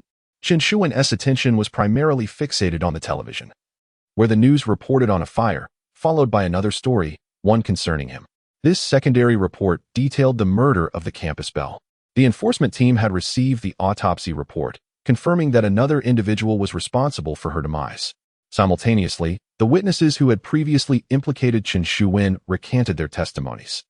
The enforcement team publicly declared that Chen Shu-wen was no longer a suspect and announced plans for compensation due to the previous unjust accusations. As he absorbed the news, Chen Shu-wen stood frozen in disbelief. At that moment, a wave of emotion surged within him, nearly bringing him to tears. He had finally cleared his name. Alas, the price was steep, for his parents were no longer with him. After watching the report, Chen Shu-wen inhaled deeply and said, "Sister Ru, I wish to return home for a while. When Master Wu returns, please inform him. I will take care of my parents' affairs and then come back to assist him." Without waiting for Feng Ru's response, he turned and departed. Feng Ru's face darkened with anger. Chen Shu-wen had not once regarded her closely, leaving her feeling humiliated. Exiting Master Wu's villa, Chen Shu-wen mounted the motorcycle he had ridden the previous night and hurried towards the city. Half an hour later, he finally returned to the familiar alley. Chen Shu-wen's family home was in the countryside of Pingcheng, where his parents had purchased a modest, over 40-square-meter-old house. He had grown up in this very alley. As he walked through the familiar surroundings, tears streamed down Chen Shu-wen's cheeks, unable to be contained any longer. Returning home, he found everything had changed. The parents who once awaited his return for dinner were now separated from him by the veil of death. His heart ached like a knife as he approached the door, the pain intensifying with each step. Finally, he glimpsed the familiar entrance. At the doorstep sat two figures, anxiously awaiting his arrival. One was Li Er-yong, leaning on a cane, while the other was Wu Li-hong, disheveled and still in her clothes from yesterday. Both strained their necks, eagerly peering towards the end of the alley, and upon seeing Chen Shu-wen approach, their expression shifted from surprise to overwhelming joy. Wu Li-hong suddenly leaped up, filled with excitement as she rushed over and embraced Chen Shu-wen tightly, tears streaming down her face. "You are back. You truly have returned." Meanwhile, Li Er-yong joyfully hopped on one leg towards him, exclaiming, "Wenzi, I told you that nothing would happen to you. You will fulfill your promise to me. I have unwavering faith in you." Laughter erupted from him, but soon turned into tears once more.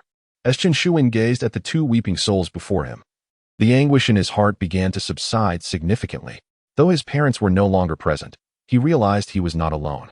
There were still those at home waiting for him. Chapter 27. To live boldly at noon, Chen Shu-wen ventured out to procure some vegetables, while Wu Li-hong busied herself in the kitchen, preparing an extravagant feast. Li Er-yong sat at the table, his eyes wide with astonishment as he surveyed the spread before him. "Wow, I never realized that Sister Hong was such a talented cook, he exclaimed. Chen Shuwen turned his gaze toward Wu Li Hong, equally surprised. He had not anticipated that this woman, whom he had perceived as a tough character, possessed such culinary skills. The array of dishes was a feast for the senses, rivaling even those prepared by Chen Shuwen's mother. With a proud smile, Wu Li Hong remarked, "Humph, I've been cooking since I was 8 years old.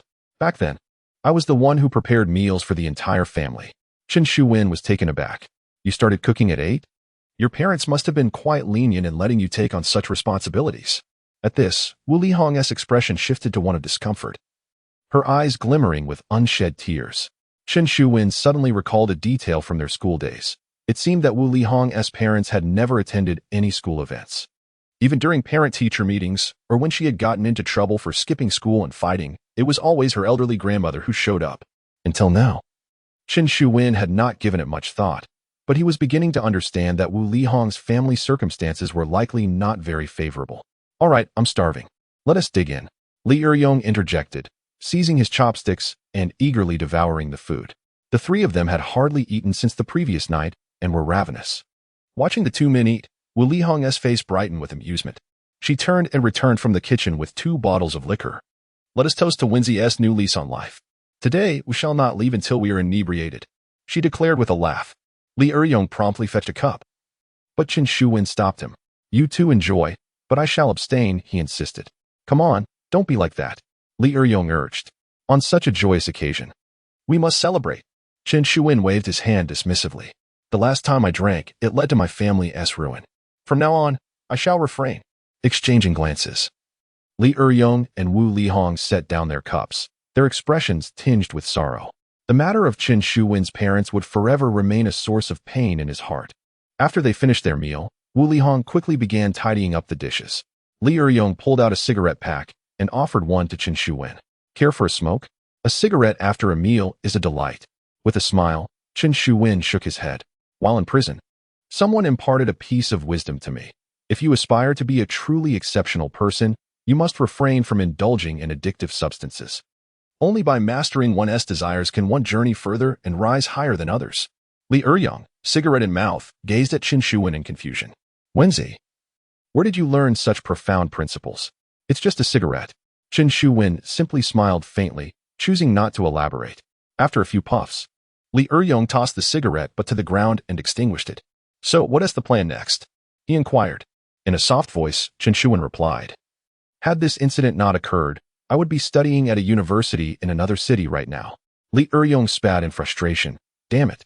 Zhou Hao is truly a vile character, causing great harm." He suggested, "Why not return to your studies? You are only 19, there is still time." Chen Shuwen shook his head. "It's too late for that. After spending half a year in prison and enduring so much, I can no longer go back." At this point, a bitter smile crossed Chen Shuwen's face as he continued, "My parents lived honest lives, yet they were bullied throughout. Their greatest wish was for me to achieve something remarkable. Since I have survived, I must fulfill their dreams. As long as I am alive, I shall live boldly." Li Eryong observed Chen Shuwen, grinning. "Wenzi, you seem like a different person after your time in prison. The old you would never have said such things." Chen Shuwen smiled back. His life had irrevocably changed. At that moment, Wu Li Hong emerged after finishing her tasks. She took a cigarette box from Li Eryong, deftly lit one, and inquired, "What are you discussing?" Li Eryong chuckled. "Look, even the girls are tougher than you guys. Smoking a cigarette is no big deal." Chen Shuwen smiled faintly and turned to Wu Li Hong. "By the way, I remember you have a younger brother. What is he up to now?" Wu Li Hong hesitated slightly, her forehead downcast, her hair obscuring half her face. Taking a deep drag from her cigarette, she replied softly, "He has been feeling well and is recuperating." Chen Shuwen sensed that Wu Li Hong harbored unspoken words, but chose not to pry further, simply leaning back in his chair. Once she finished her cigarette, Wu Li Hong stood up. "All right, I have to go to work now. You two can manage dinner on your own." With that, she grabbed her bag and swayed her hips as she departed. Just as she reached the door, she suddenly turned around and tossed a heavy bag into Chen Shuwen's arms. "Oh right, since you're alive, here is this back." Upon opening it, Chen Shuwen was taken aback to find the 5 gold bars inside. He had not expected this money-hungry woman to return them to him. Li Eryong smacked his forehead. "Oh, I'll bring you that cash and gold bars shortly. Since this matter is settled, I won't need the relocation fee anymore." Chen Shuwen waved his hand. No need. What I gave you is yours. Li Eryong exclaimed. What kind of talk is that? You risked your life for these. How could I take them? Besides, since Wu Lihong is struggling and has returned the gold bars to you, why should I take anything? Chen Shuwen inquired curiously. What do you mean by struggling? Li Eryong widened his eyes. What? You're unaware of her situation. Chen Shuwen shook his head. He truly did not know much about this woman. Had it not been for this incident, their paths might never have crossed again in this lifetime. Li Eryong sighed. Alas. Wu Lihong has faced much hardship. Her parents passed away from illness when she was only 7 or 8. She was raised by her grandparents, which is why she had to cook for the entire family from a young age.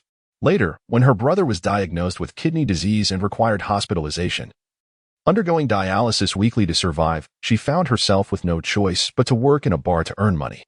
She aimed to fund her brother's treatment and save for a kidney transplant. Chen Shuwen was taken aback. He had never anticipated that Wu Lihong's life story was so tragic.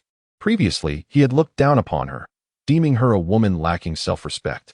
However, he now realized that Wu Lihong had compelling reasons for her actions. In contrast, this seemingly unloving woman was far more admirable than the pure and beautiful campus belle. Chen Shuwen sighed, lamenting that it all boiled down to poverty. By the way, Liang, what can we do to make quick money? Li Eryong scoffed. Are you asking me? I know how to spend money quickly, but I have no idea how to earn it fast. Chen Shuwen rubbed his temples. We need to find something lucrative to do. We can't just continue to drift aimlessly. Li Eryong pondered for a moment and then leaned closer to Chen Shuwen. How about we seek out rich women? It's enjoyable, quick money, and suits us perfectly. Chen Shuwen chuckled as he playfully tapped Li Eryong. You rascal, all you think about are these dubious schemes. Have you looked in the mirror? Who would want the backside of yours? Li Eryong picked up a mirror from the table, meticulously adjusted his hair, and with a smug expression replied, You don't understand. Rich women are drawn to my type. Chen Shuwen merely smirked, uninterested in engaging further, and turned to rest in his room. Chapter 28. Wu Lihong's overnight stay that evening. Li Eryong returned home, leaning on his cane. Chen Shuwen sat alone in the empty room, his mind a tempest of thoughts.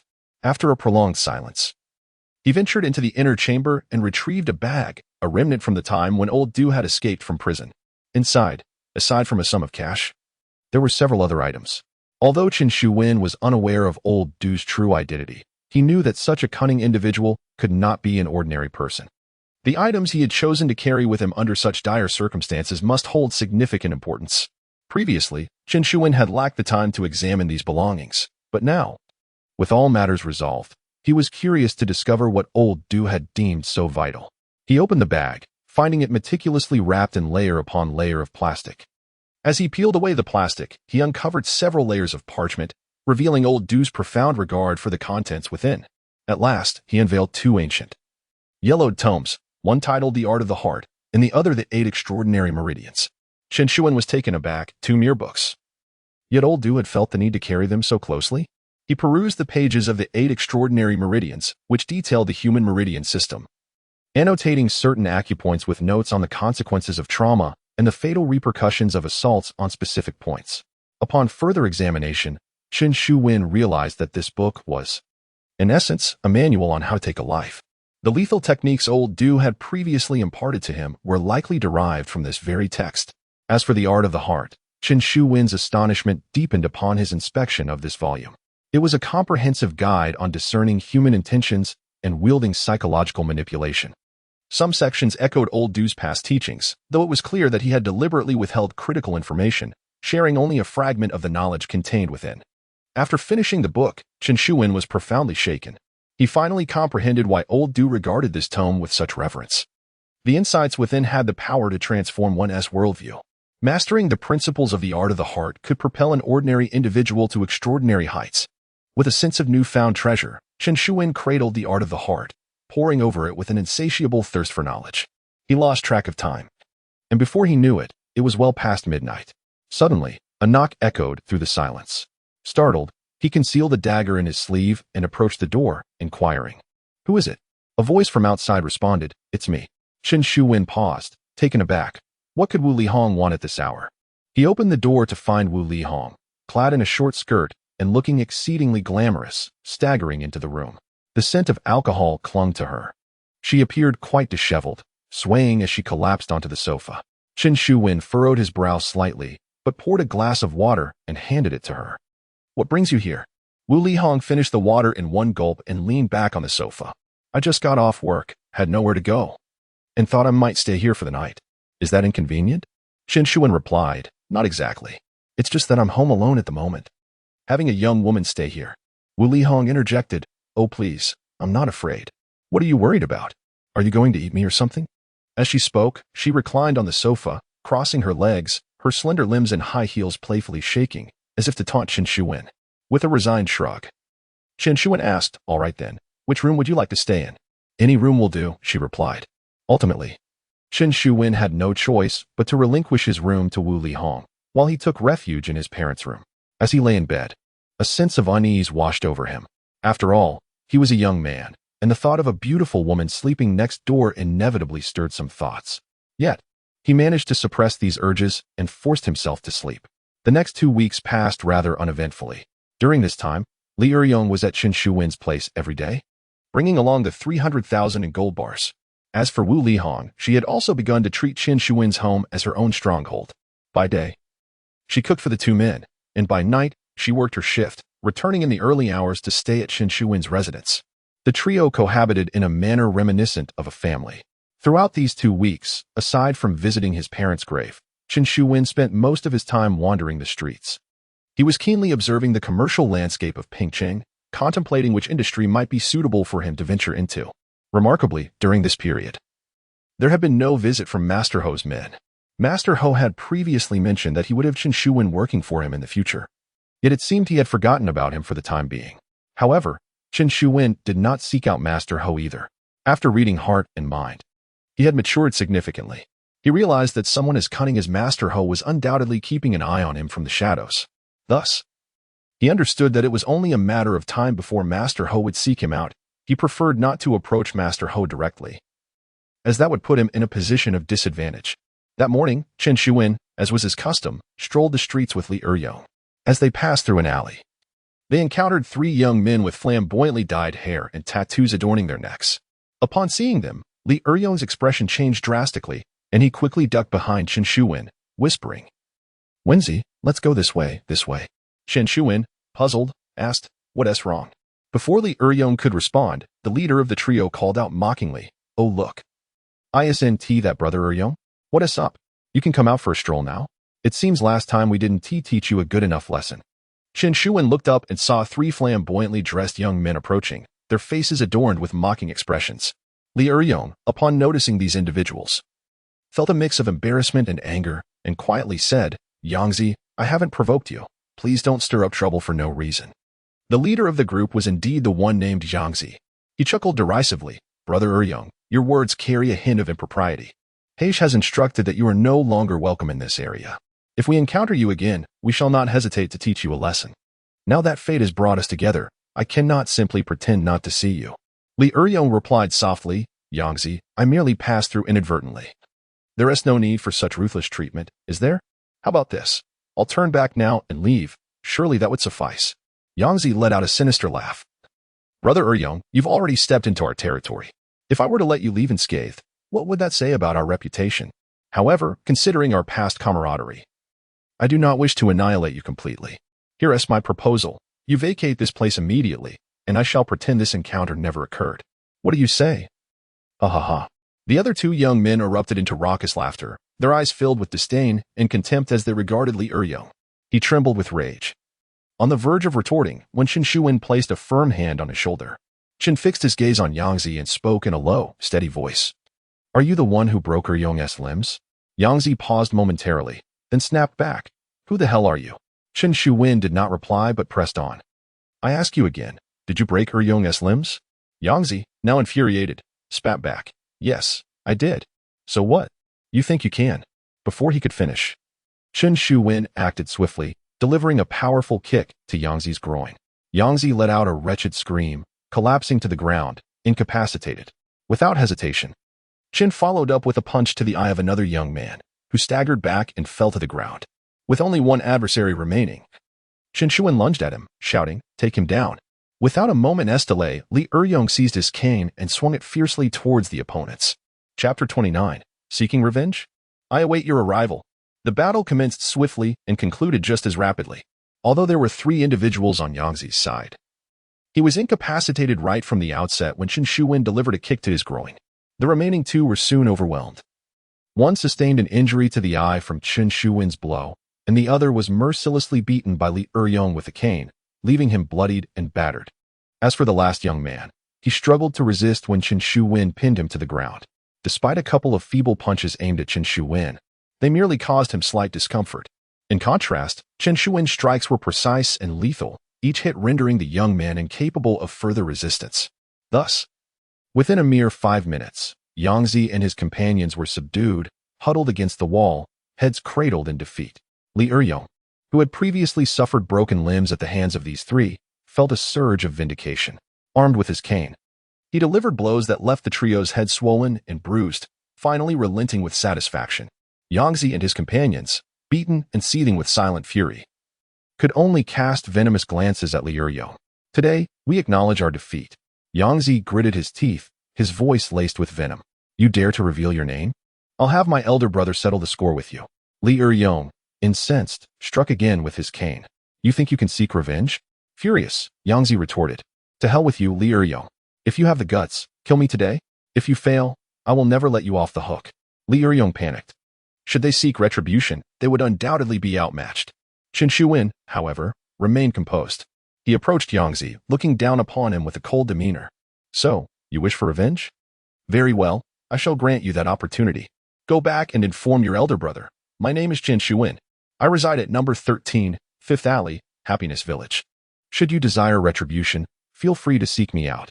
Yangzi, teeth clenched in fury, replied, Fine, you have guts. I will remember you. Chen Shuwen scoffed, his voice devoid of warmth. I will return home and await his arrival. If he does not come tonight, I shall personally seek him out tomorrow. With that, Chen Shuwen turned on his heel, leading Li Eryong away with an air of finality. Yangzi watched as they distanced themselves, his expression darkening with rage. Damn it, I will find my brother. Tonight, I will finish these 2 wretches. On the way home, Li Eryong anxiously pulled at Chen Shuwen's sleeve. Wenzi, have you lost your mind? Do you realize that Yangzi's elder brother is Lao He? Chen Shuwen glanced at Li Eryong. This Lao He, he is the elder brother you once followed, correct? Li Eryong spat in disgust. Damn it, that scoundrel. I once regarded him as a brother, only to find out that with a single word from Zhou Hao, he broke my limbs. I was blind to associate with such a tyrant. Chen Shuwen nodded calmly. In that case, this evening, I shall break both his arms and legs. Avenging you. Li Eryong widened his eyes in astonishment. Wenzi, are you out of your mind? Do you know who Lao He is? His power surpasses even He Fei. With just a single phone call, he can summon dozens of people. How do you intend to contend with him? Chen Shuwen replied with a calm smile. Those bodyguards surrounding Zhou Hao are all from martial arts schools, yet I managed to take them all down. Is Lao He truly more formidable than Zhou Hao? Li Eryong exclaimed in exasperation. Come on, can they even be compared? With Zhou Hao, it was a fight to the death, but with Lao He, is that even possible? You've just cleared your name. You absolutely cannot afford to cause any fatalities. Chen Shuwen gently patted Li Eryong's shoulder, reassuring him, rest assured. I know how to navigate these situations. Now, let us head back and prepare. In the meantime, enlighten me about who exactly Lao He is. Li Eryong looked at Chen Shuwen with confusion. His calmness was astonishing. Nevertheless, he limped after Chen Shuwen and began recounting details about Lao He. Lao He was a thug in Pingcheng, much like He Fei, serving as a bouncer. However, Lao He was in charge of several arcade halls. Upon hearing this, Chen Shuwen expressed his surprise. Arcade halls? You mentioned Lao He was more successful than He Fei, yet he only oversees a few arcade halls? Li Eryong replied, you don't know this. Let me tell you, arcade halls generate quick money, far faster than internet cafes. Chen Shuwen was incredulous. Is that true? How much can one earn from arcade machines? Li Eryong waved his hand dismissively. It's not just a small amount. Nowadays, the most lucrative aspect of arcade halls are the slot machines. An arcade can host a dozen or more of them. Raking in tens of thousands in a single day, it's like robbing a bank. Chen Shuwen gasped in disbelief, astonished by this unexpected revelation. Is it really that profitable? Li Eryong nodded affirmatively. Indeed. Otherwise, Lao He wouldn't be managing them. He takes a 20% cut from the daily earnings of these arcade halls. Chen Shuwen inhaled deeply, suddenly recognizing a promising avenue for quick profits. What do you think about us opening an arcade hall? He inquired. Li Eryong immediately shook his head. Forget about it. The arcade business in Pingqing is already monopolized by a few big players. No one else can open one. Those who try will meet their demise. Chen Shuwen furrowed his brow. Big players? Are you referring to figures like Lord Ho? Li Eryong quickly replied. What a joke. Lord Ho wouldn't even be interested in such petty sums. I'm talking about some mid-level boss figures in Pingqing. Lord Ho deals in construction. Any project he undertakes involves tens of millions or even billions. He never stooped to this level. Chen Shuwen nodded thoughtfully and proceeded to inquire further about the matter, including the identities of the proprietors behind those gaming halls. Li Eryong, having been in the scene for quite some time, was well informed and recounted everything to Chen Shuwen in detail. After finishing, he looked at Chen Shuwen with curiosity and asked, Why are you so keen on this? You don't actually intend to open a gaming hall, do you? Chen Shuwen replied with a faint smile. I do entertain that notion. However, the most pressing matter at hand is to address Lao Hei's situation. Only after dealing with Lao Hei can we discuss other issues. Li Eryong fixed his gaze on Chen Shuwen for a moment, took a deep breath, and said solemnly, Wenzi, are you certain about confronting Lao Hei? Chen Shuwen responded. Is that even a question? After a moment of contemplation, Li Eryong gritted his teeth and declared, All right, then I shall join you in this reckless endeavor. Damn it. Let us take on this scoundrel. Wait a moment, I will call 2 brothers to assist us. Chapter 30. The fear of cultured rogues. Li Eryong indeed summoned 2 brothers to join him. One was named Lai Ho, aptly named for his diminutive stature and sharp features reminiscent of a monkey. The other, Li Taiju, was a cousin of Li Eryong, tall and robust in physique. However, Li Taiju was not particularly astute and possessed an insatiable appetite. During lunch, Wu Lihong prepared an extravagant spread, yet Li Taiju devoured it with the ferocity of a whirlwind. Still left unsatisfied. As a result, Wu Lihong had to prepare 2 additional packets of noodles to appease him. Li Eryong introduced the 2 to Chen Shuwen, stating, Wenzi, these 2 are my sworn brothers. You can undoubtedly trust them. Chen Shuwen nodded, holding a degree of trust in Li Eryong. He recounted the events of the evening when Lao Hei planned to exact revenge. Upon hearing this, Li Taiju sat in stoic silence, seemingly oblivious to the conversation. Lai Ho scratched his head and turned to Li Eryong. Eryong, is your brother out of his mind? Lao Hei can summon dozens with just a phone call. With just the 3 of us, how do we intend to fight? If we are truly seeking danger, we could simply stage an accident to claim some compensation. Why provoke Lao Hei? Chen Shuwen maintained his composure. Lai Ho, it was Lao Hei who crippled Eryong's hands. This debt must be repaid. If you are afraid, you may leave now. Lai Ho spat dismissively. Damn it, what have I to fear? This debt of Eryong's must be settled. However, I believe we ought to employ some strategy in our approach. This is clearly akin to striking a stone with an egg. It is not vengeance, but rather a death wish. Chen Shuwen smiled calmly. Do not worry, as long as you follow my lead. Dealing with Lao Hei shall not pose a challenge. Lai Ho looked skeptical. Do not spout nonsense. They have dozens, while we are merely a handful. How do we stand a chance? Chen Shuwen replied. What of their numbers? Throughout history, how many battles have been won by the few against the many? Lai Ho retorted, that is history. Moreover, those were military campaigns. Victory was achieved through strategy. We are merely street thugs. How can we compare? With a serene smile, Chen Shuwen countered, who says that street fights cannot involve strategy. He leaned closer to the 3 and gradually unveiled his plan. After hearing it, the 3 exchanged glances, their faces etched with astonishment. Lai Ho scratched his head. Your method sounds plausible. However, what happens afterward? Lao Hei holds grudges. After suffering this loss, he will surely seek revenge. Next time, this method might not be effective. Chen Shuwen smiled lightly. After tonight, that man will become a thing of the past. Lai Ho and Li Eryong exchanged bewildered looks, their faces awash with shock. What was Chen Shuwen planning? Later, around 9 o'clock, several vans approached outside Xingfu village. A dozen or so individuals disembarked, among them Yangzi and 2 others. Leading them was a dark-skinned man with a fierce countenance, unmistakably Lao Hei, Li Eryong's former elder brother. As a van approached, a man emerged swiftly from the shadows of the alley. Lao Hei inquired, how is it? This man had been dispatched by Lao Hei during the day to keep watch over Chen Shuwen and his companions. He replied, they haven't fled. They are all inside the house. Lao Hei asked, how many are there? The man responded, including the cripple Li Eryong, there are 4 in total. Lao Hei was taken aback. 4? The man nodded affirmatively. Indeed. Li Eryong, along with his 2 associates, Lai Ho and Li Taiju, and then there's Chen Shuwen. He continued, I've looked into Chen Shuwen. He used to be a rather honest student. He was falsely accused of violent crimes and spent a few months behind bars. Now that he is out, he seems to have hardened a bit. Lao He spat. Damn it, a mere few months, how tough can he really be? I spent years inside. Compared to me, he has nothing. He scoffed at the notion of toughness among us brothers. Who hasn't spent some time in prison? The younger gang members nodded in agreement, for in their world, serving time in jail was akin to a rite of passage. Yangzi leaned closer. Big brother. What shall we do now? Should we drag them out and give them a good beating? Lao He waved his hand dismissively. No, they are only 4, with our numbers. If we go and calling them out, we would surely frighten them. These fellows are slippery. If they scatter and flee, we might not catch them. Let us not alarm the snake in the grass. Let us quietly surround them and catch them like fish in a barrel. Yangzi immediately grinned. Big brother. Your wisdom is unparalleled. Lao He, full of pride, waved his hand. Grab your weapons. Let us go. A throng of younger gang members brandished their weapons and stealthily made their way into the alley toward Chen Shuwen's residence. The night was dark, and the streetlights outside this dilapidated alley had long since ceased to function. With the frigid air, everyone had already retired for the night, allowing Lao He and his men to approach Chen Shuwen's door with ease.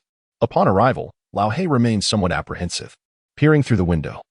He observed Chen Shuwen and his 3 companions seated at the table, engaged in conversation.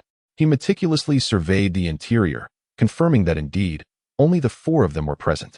With this reassurance, he signaled to one of his subordinates. The young man understood and stepped forward to knock on the door. After a few raps, Chen Shuwen's voice called out, Who is it? The subordinate remained silent and continued knocking. Chen Shuwen, growing impatient, shouted, Who is it? The door isn't locked. Come in.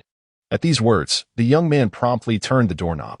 True enough, the door was unlocked and swung open effortlessly.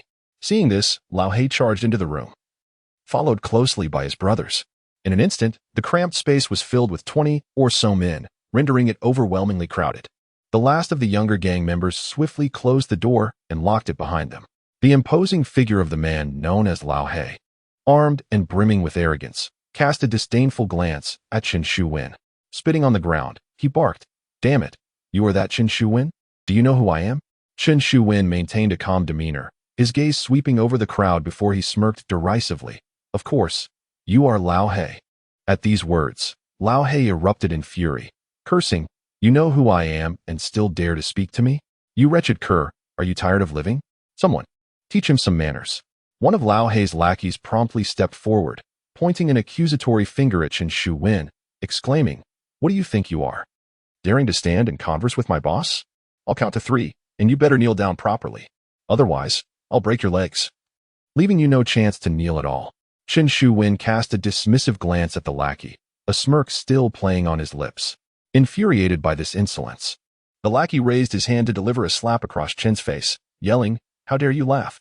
Yet, before the blow could land, Chen Shuwen had already preemptively struck. With a swift kick to the lackey's groin, the man crumpled to the ground, clutching himself in agony, following the fate of another before him. Lao He, witnessing this, was engulfed by rage, pounding the table and shouting, You dare to lay your hands on me. But before he could finish, Chen Shuwen had already stepped back. In the astonished gazes of the onlookers, he donned a pair of glasses and bellowed, Attack. At that moment, Lai Ho sprang into action, agile as a monkey.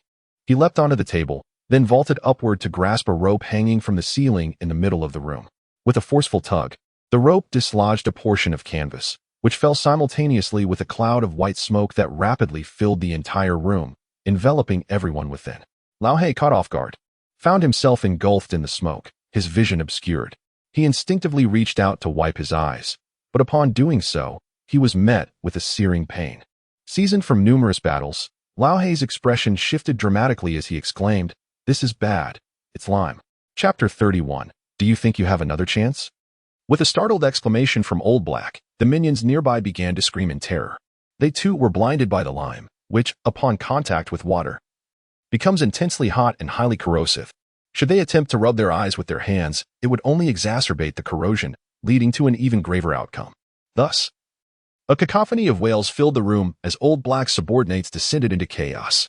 Meanwhile, Chen Shuwen and his companions were well prepared. As Lai Ho tore down the tarpaulin, they swiftly donned protective goggles. Although the goggles could not entirely shield them from the lime, they blocked a substantial amount. Additionally, they promptly closed their eyes, preventing any lime from entering. Despite this, they had further measures in place. Chen Shuwen had equipped each of them with 2 bags of oil. Once the lime descended, they immediately opened a bag of oil to cleanse their eyes of the corrosive substance. Consequently, the 4 of them were soon able to open their eyes.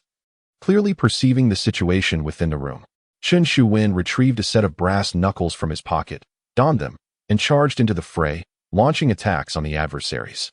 Old Black's entourage comprised primarily of petty bullies who thrived on intimidation but lacked real combat experience.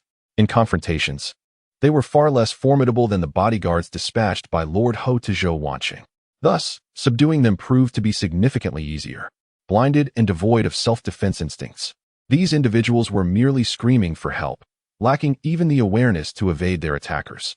Drawing from his knowledge of the human body's vulnerabilities, Chen Shuwen targeted the most fragile areas with precision. The force of the brass knuckles, combined with his chosen targets, rendered those he struck nearly instantly incapacitated.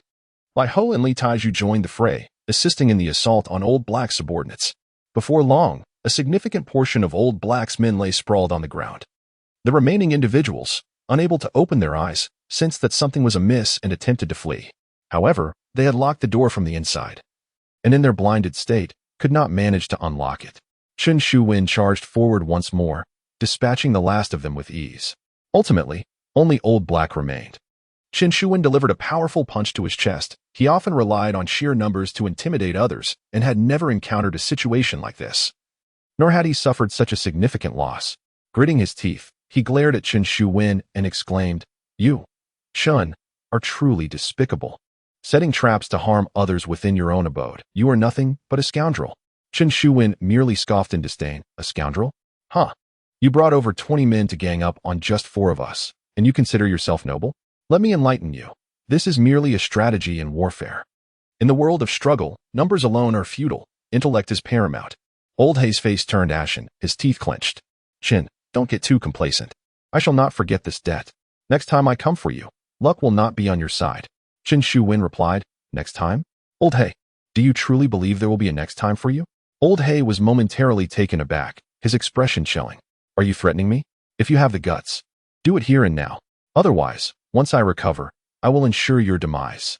Chen Shuwen smiled faintly, approaching Old Hei and patting him on the shoulder. "How could I ever consider killing you? That would be against the law." Old Hei let out a derisive laugh. "Just admit your cowardice. You wouldn't dare kill me. And when I am ready, I will surely end you." Chen Shuwen shook his head, a serene smile on his face. "My refraining from killing you does not imply that I will grant you the opportunity for revenge." As he spoke, Chen Shuwen suddenly seized one of Old Hei's legs and delivered a powerful blow to his knee.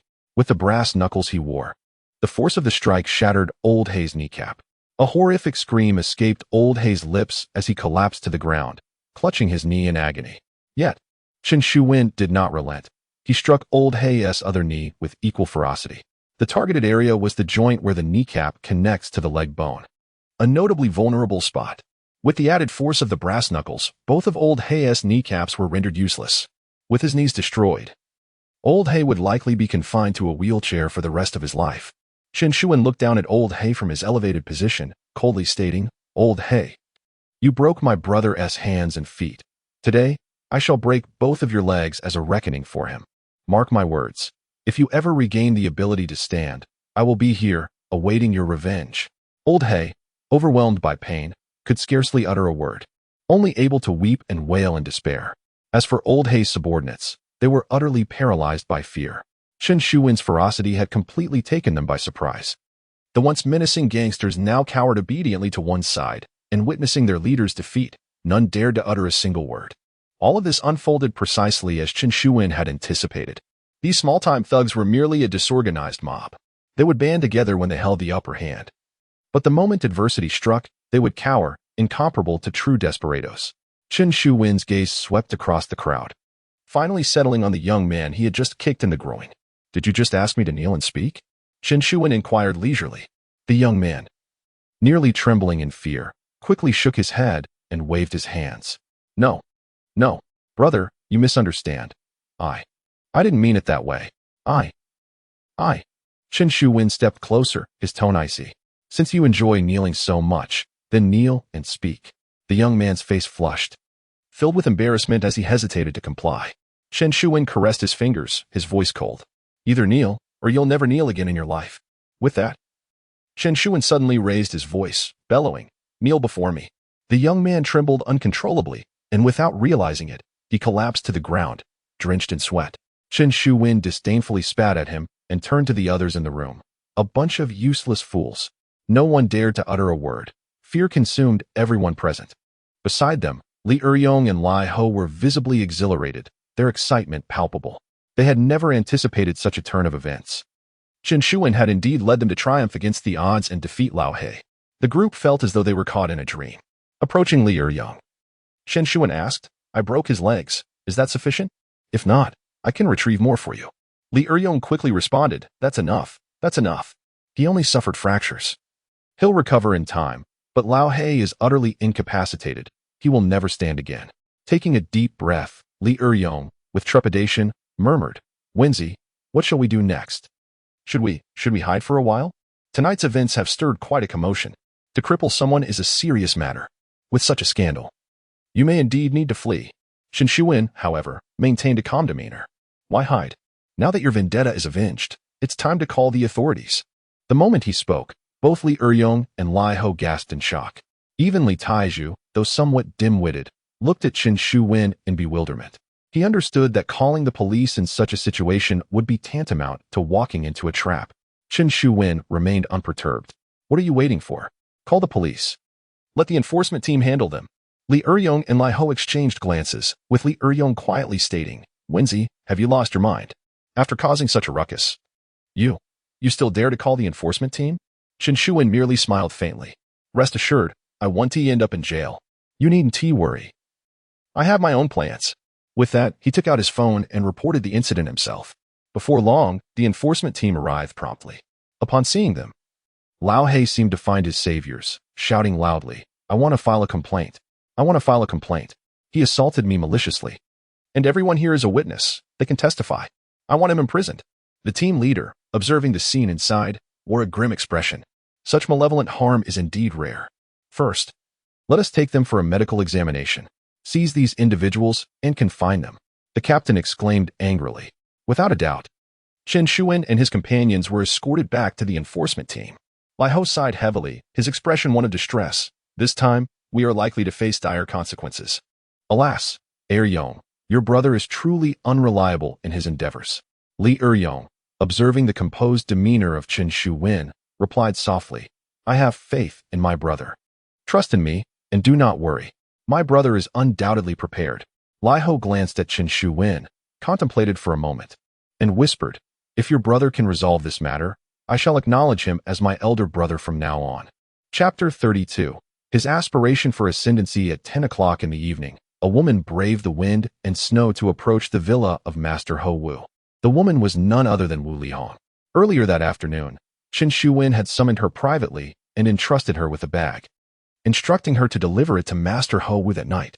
Wu Lihong had taken leave specifically to come here. Initially, the security guard at the entrance considered shooing her away, but upon learning she was sent by Chen Shuwen, he promptly went inside to announce her arrival. After all, the incident from a few days prior, when Chen Shuwen had brought someone as severed head, was still fresh in their minds. Such a ruthless figure was not someone these guards wished to provoke. Before long, the villa door swung open, and Wu Lihong was ushered into the living room. Master Ho Wu sat on the sofa, with Fong Ru beside him, assisting him in lighting a cigarette. As Ho Wu coughed, he puffed on the dry tobacco. When he noticed Wu Lihong's entrance, Fong Ru scrutinized her several times, ultimately revealing a hint of disdain in her gaze. After finishing his smoke, Ho Wu straightened his posture and inquired, "What did Chen Shuwen send you to discuss with me?" Faced with the formidable underground overlord of Pingcheng, Wu Lihong felt a wave of anxiety wash over her. Lowering her head, she stammered, He asked me to deliver something to you." As she spoke, she produced the bag from her possession. A bodyguard approached and took the bag from her. Upon opening it, Ho Wu discovered a transfer receipt, with the recipient's name belonging to a prominent figure in the city. A cold smirk flickered across Ho Wu's face as he set the receipt aside and leisurely remarked, "What has he done?" Wu Lihong hastily recounted the situation regarding Lao He. Unbeknownst to her, Chen Shuwen had already dealt with Lao Hei's associates. She only knew that Lao Hei intended to retaliate against Chen Shuwen. After listening, Hou furrowed his brow. So, does Chen Shuwen intend for me to assist him in dealing with Lao Hei? If that is the case, he has truly disappointed me. Wu Lihong quickly interjected. Wenzi did not ask you to confront Lao Hei. He merely asked me to convey a message. He hopes that Master Wu can intervene and speak on his behalf with the law enforcement team. Hou was taken aback. Law enforcement team? What do you mean? Bianzi, standing beside him, scoffed. This kid, could he have reported Lao Hei and his men? Humph, how embarrassing. Resorting to the police to deal with a few thugs? Fong Ru rolled her eyes. Bianzi, can you use your brain for once? If he were to call the police, he would be the victim. Would he need Master Wu to speak on his behalf? Irritated, Bianzi could only sulk in silence. Hou glanced at Fong Ru and chuckled. You seem to know that kid quite well. Based on your assessment, what do you think he truly means? Fong Ru smiled lightly. I cannot say I know him well. But judging by his methods in dealing with Zhou Wancheng, it is evident that he is no ordinary person. Lao Hei is merely a low-tier thug. If he cannot handle such a minor character, he would not be worthy of seeking Master Wu's assistance. If I am not mistaken, he should have emerged victorious, however. There may have been some injuries, thus requiring the assistance of Master Hou to facilitate his release from the enforcement team. Master Hou couldn't help but smile. Xiaoru, your perspective aligns perfectly with mine. It seems this lad possesses considerable ambition. Fong Ru replied with a gentle smile. Defeating an old adversary is trivial. Yet, to injure him, enter the enforcement team, and subsequently exit smoothly, that is true skill. This young man aims to ascend by stepping on the old rival. Master Hou laughed heartily, nodding. Quite intriguing indeed. No wonder he offered this as a bargaining chip. He truly desires elevation. Rising, he tucked away the transfer receipt and declared loudly, Binzi, send the company lawyer to the enforcement team to ascertain the situation. If there are no fatalities, find a way to extricate him. Binzi's expression soured. But ultimately he could only acquiesce. Yes, Master Hou. With Fong Ru's assistance, Master Hou returned to his room upstairs. Fong Ru made a phone call and then turned to Master Hou with a smile. Master Hou, we were correct. That young man has defeated the entire gang of the old adversary. He broke 2 of the old man's legs. It's likely he will be confined to a wheelchair for life. Moreover, he even reported the incident himself, leading the enforcement team to apprehend them all. Master Hou's interest was piqued. Is that so? How many were on the old adversary's side? Fong Ru replied, about 20. Master Hou inquired, and on Chen Shuwen's side? Fong Ru responded, excluding one severely injured, there were a total of 3. Master Hou was astonished. 3 individuals managed to injure over 20. How did they accomplish that? Fong Ru chuckled. They employed a strategy similar to that used against Zhou Wancheng. Chen Shuwen purchased lime and hung tarpaulin from the ceiling. While the old adversary's gang was unprepared, he sprinkled the lime, rendering them ineffective in battle. Upon hearing this, Master Hou burst into laughter. This lad certainly possesses cunning methods. Fong Ru smiled. Cunning as it may be, it is indeed effective. Otherwise, how could 3 individuals possibly contend with over 20? Master Hou nodded thoughtfully, placing the transfer receipt on the table, and asked, Xiaoru, what is your opinion of Chen Shuwen? Fong Ru paused before responding. This young man is remarkable.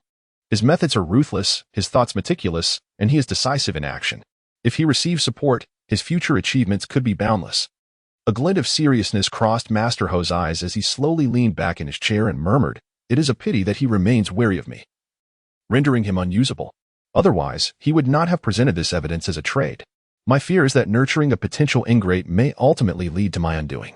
Fong Ru smiled softly as she approached Master Hou and gracefully took a seat beside him. Master Hou, having operated in Pingcheng for decades, you are certainly beyond the capabilities of such a child. In Pingcheng, you are akin to the Buddha. No matter how formidable he may be, he cannot escape your grasp.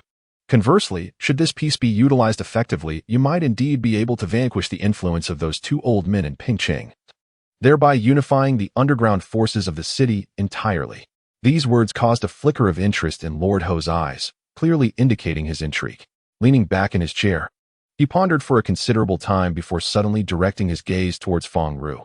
Xiaoru, I do not care what means you employ. You must capture him. Remember, at any cost. Fong Ru nodded softly. Understood. She was acutely aware that when Lord Hou spoke of any cost, it included her as well. In other words, if necessary, he would prefer her to make sacrifices to secure Chen Shuwen. A profound sense of desolation filled Feng Ru's heart. Outwardly, she appeared to thrive, yet in Lord Ho's estimation, she was merely a dispensable tool. Nevertheless, she could only harbor this sorrow within, refraining from revealing even the slightest trace of it. Chapter 33. Justifiable defense. Upon their arrival at the law enforcement team, Chen Shuwen and his companions were immediately handcuffed to the railings and taken separately for questioning. Lai Ho, appearing dejected, squatted on the ground and sighed, "Alas, this is trouble indeed. I've only been out for less than 6 months, and if I get sentenced again, it's likely to mean a harsher punishment." Chen Shuwen, taken aback, inquired, "You've just been released? What were you imprisoned for before?" Lai Ho shrugged nonchalantly. "Oh, it was just a few cases of alcohol and some cigarettes that I took from someone who was tea drinking. Not a big deal." Chen Shuwen was momentarily speechless, realizing the gravity of Lai Ho's trivialization. Goodness, this rascal downplayed it. One might think he had suffered a great injustice. Yet upon reflection, was this not theft? He patted Lai Ho on the shoulder, reassuringly saying, "Don't worry, brother. This time, I will ensure you come out unscathed." Lai Ho smirked. "Let us see if you can really pull it off. If you manage to get me out, I'll acknowledge you as my big brother and follow you from now on." Chen Shuwen chuckled heartily, choosing not to elaborate further. Shortly thereafter, Li Eryong and Li Taizhu were brought out. The head of the law enforcement team approached, prepared to take Chen Shuwen and Lai Ho for questioning. Just then, a sharply dressed man entered the room. The man approached the head of the enforcement team and smiled. "Captain Wang, it's been a while." Captain Wang frowned. "Lawyer He, what brings you here?" Lawyer He smiled lightly. "I am here as Mr. Chen Shuwen's legal representative." Inside the room, Lai Ho was taken aback and turned to Chen Shuwen. "You hired a lawyer?" Chen Shuwen merely smiled faintly, choosing not to respond. He was aware that this was undoubtedly arranged by Lord Ho. Captain Wang, agitated, retorted, "What of a lawyer? Chen Shuwen has seriously injured someone. There are witnesses and evidence. What business do you have here? If there is to be a defense, it shall come after the court proceedings." Lawyer He chuckled softly. "Captain Wang, I believe you may have misunderstood the situation. Firstly, my client is the plaintiff, not the defendant. The person who reported the incident is he. And he is also the victim." Captain Wang exclaimed. "What do you mean? Not a single hair on him was harmed. And you dare claim he is the victim? Do you have any idea how severely the other party was injured?" Lawyer He maintained a calm demeanor and replied leisurely, "Captain Wang, I believe you might need to revisit some legal principles.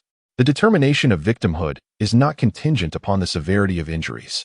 Strictly speaking, my client acted in justifiable defense." With that, he gestured towards the individuals with Lao He and stated loudly, "The majority of this group has prior convictions, which should be documented by the enforcement team. These unemployed individuals, armed with controlled weapons, invaded my client's home with the intent to harm him.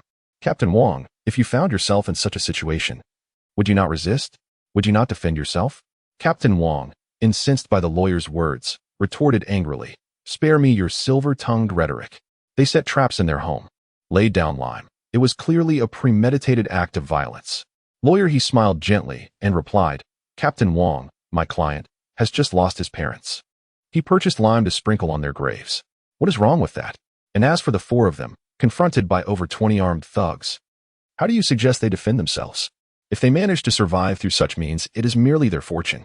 There is nothing amiss, is there?" Captain Wang, rendered speechless by this retort, retorted angrily, "What you are saying is futile. I am merely following protocol in this case. If you wish to argue, do so in court." Lawyer He smiled faintly and ceased to speak. At that moment, the phone on the table abruptly rang. Captain Wang answered the call, and after listening for a short while, his expression changed dramatically. He turned to face Chen Shuwen and the others, his face a deep shade of anger. Ultimately, he could only wave his hand in frustration and command, "Release the 4 of them."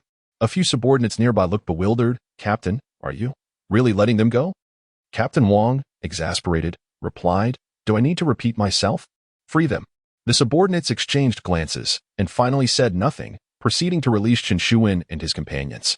Lai Ho and Li Eryong were astonished. They had not anticipated that they would truly be unharmed.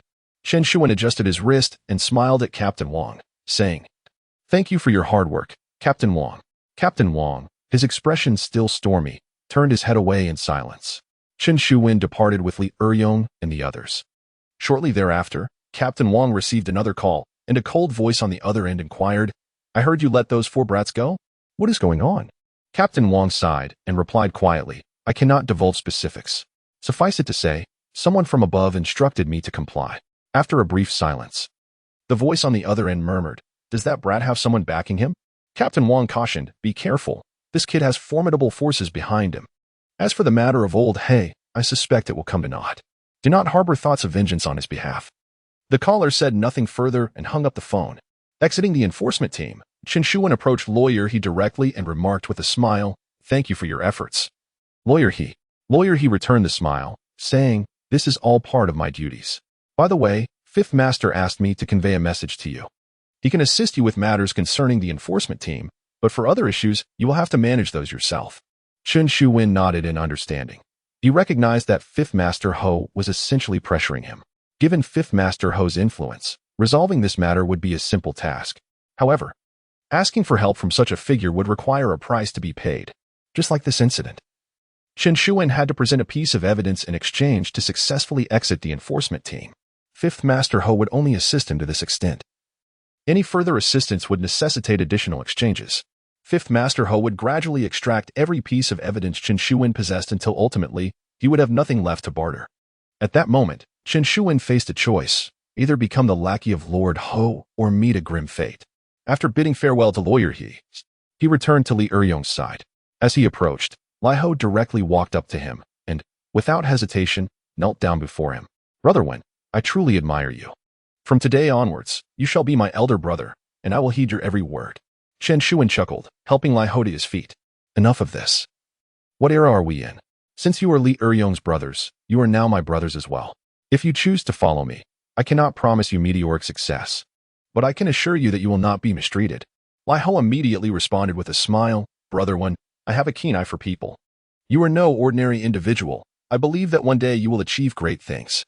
Chen Shuwen smiled gently and remarked, "Well, old He has been dealt with. Now, it's time to attend to more pressing matters." Li Eryong inquired curiously, "What matters?" Chen Shuwen replied softly, "With old He gone, there is no one to oversee the few gaming halls he managed. I intend to take over these establishments." Li Eryong and Lai Ho exchanged glances, finally understanding why Chen Shuwen was so determined to eliminate old He. It was not only for the sake of vengeance against Li Eryong, but also to seize old He's assets. Every step Chen Shuwen took was meticulously planned. Noticing their silence, Chen Shuwen asked, "What is the matter? Do you not wish to take over these gaming halls?" Both Li Eryong and Lai Ho shook their heads in unison. Lai Ho murmured, "Brother Wen, these gaming halls are cash cows. Who wouldn't he covet them? But the issue is, can we manage to secure them with just the three of us?" Li Eryong nodded, adding, "Indeed. Although old He is out of the picture, others are still eyeing these venues. I suspect that once word gets out tonight, many will rush to seize these places tomorrow. It will not be easy for us to claim them." Chen Shuwen smiled calmly. "We need not concern ourselves with those individuals. As long as the owners of these gaming halls agree, they will be ours." Chapter 34. U4, I6. Half an hour later, Chen Shuwen and his companions arrived outside a luxurious courtyard in the southern district of Pingqing. This estate, among the surrounding villages, was renowned for its opulence. Sprawling over at least an acre, adorned with front and back gardens, and lavishly decorated, truly conspicuous. The owner of this estate, Zhou Jinghui, was famously the wealthiest individual in the area. Zhou Jinghui had once lived a rough life, but, after amassing his fortune, transitioned to legitimate business ventures, operating shops. However, his inclination towards less scrupulous enterprises lingered, and he found legitimate business ventures too sluggish for his taste. Thus, he ventured into the realm of entertainment, owning 7 arcades, 5 internet cafes, 2 bars, 2 bathhouses, and a nightclub. With such a multitude of establishments, it was only natural that he employed numerous underlings. Among them were 5 capable subordinates akin to Lao He, making Zhou Jinghui a significant figure in Pingqing, while not on par with the likes of Lord Ho. He was certainly beyond the reach of someone like Li Eryong. As they approached Zhou Jinghui's residence, Li Eryong visibly trembled, for this was the superior of his own superior. "Wenzi, perhaps we should reconsider?" he suggested. Lao He has always been loyal to Zhou Jinghui, and targeting him now would only exacerbate matters. I believe it prudent for us to retreat and seek other avenues for wealth. Chen Shuwen cast him a glance. "Eryong, the pursuit of wealth is inherently fraught with peril. Without a modicum of courage, how can one aspire to greatness?" Li Eryong sighed in resignation. "I understand, but the reality is we've already made enemies. Do you truly expect him to facilitate our ascent? I fear that if we enter today, we may not exit unscathed." The number of bodyguards within is substantial, and Shou Jingwei keeps 2 ferocious dogs that have been known to kill. Chen Shuwen smiled calmly. Rest assured, Shou Jingwei will not harm us. At least not in his own domain. With that, without waiting for Li Eryong's response, Chen Shuwen strode forward and rang the doorbell. Shortly after, a man emerged, inquiring about Chen Shuwen's identity before proceeding to relay the message. Moments later, several individuals rushed out, opened the door, and ushered Chen Shuwen inside. Upon entering the living room, he found 7 or 8 individuals already present. Seated on the sofa was a robust man, Shou Jingwei himself, who was spinning 2 steel balls in one hand while clutching 2 chains in the other. Attached to the chains were 2 exceptionally menacing dogs, unmistakably the very beasts known for their lethal ferocity. Upon noticing Chen Shuwen and Li Eryong's entrance, the dogs immediately lunged at them with fierce growls. Li Eryong, startled, raised his cane in defense. In contrast, Chen Shuwen remained composed, hands clasped behind his back, calmly observing Shou Jingwei as if the 2 ferocious dogs were mere figments of imagination, until the 2 vicious dogs were about to pounce on Chen Shuwen. Shou Jingwei finally let out a cold snort. Come back. The 2 dogs immediately obeyed and retreated to sit beside Shou Jingwei. Shou Jingwei scrutinized Chen Shuwen and coldly remarked, So you are the infamous Chen Shuwen? Humph, you certainly have quite the audacity. You crippled my sworn brother, Lao He, and now you dare to come to my home? What is this, a challenge? Chen Shuwen replied with a calm smile. Brother Zhou, my grievances with Lao He are purely personal. I have come to discuss business with you. How can that be deemed a provocation? Shou Jingwei laughed derisively. Business? What business could we possibly discuss? Chen Shuwen stated. I have heard that Lao He was overseeing your gaming halls. Now that he is incapacitated, those establishments must continue to operate. I am here to offer my assistance. Brother Zhou, my brothers and I can manage those gaming halls for you. Upon hearing this, Shou Jingwei's subordinates erupted in anger, cursing, Who the hell do you think you are? You want to meddle in Brother Huey's affairs? Kid, are you dreaming? We have plenty of people to manage these gaming halls. We don't need your help. You're courting death. Li Eryong, who was beside Chen Shuwen, was also dumbfounded. He had thought Chen Shuwen would negotiate with Shou Jingwei, but to his surprise, Chen Shuwen was provoking him. Was he truly out of his mind? This was a powerful underground lord in Pingqing. Was Chen Shuwen seeking his own demise? Shou Jingwei's face turned icy as he looked at Chen Shuwen with disdain. Kid, did you even take a moment to reflect on yourself before you spoke? You want to manage my gaming halls? Huh, on what grounds? Chen Shuwen stepped forward and met Shou Jingwei's gaze, smiling lightly. I have not yet finished speaking. Shou Jingwei frowned. What is it? Do you have other conditions? Chen Shuwen nodded with a smile. Indeed. I will manage these gaming halls for you, but our profit sharing must be renegotiated. Shou Jingwei was momentarily taken aback before erupting in laughter. You want to discuss profit sharing? How do you propose we divide it? Chen Shuwen replied leisurely, 60-40. You take 40, I take 60. At this declaration, Shou Jingwei smashed the cup in his hand. His subordinates were also infuriated, surrounding Chen Shuwen and glaring at him intensely. The 2 dogs even growled angrily, ready to pounce on Chen Shuwen at Shou Jingwei's command, eager to tear him to shreds. However, Chen Shuwen remained unfazed. Hands in his pockets, his expression unchanged. Shou Jingwei gritted his teeth. Chen, you really want to die?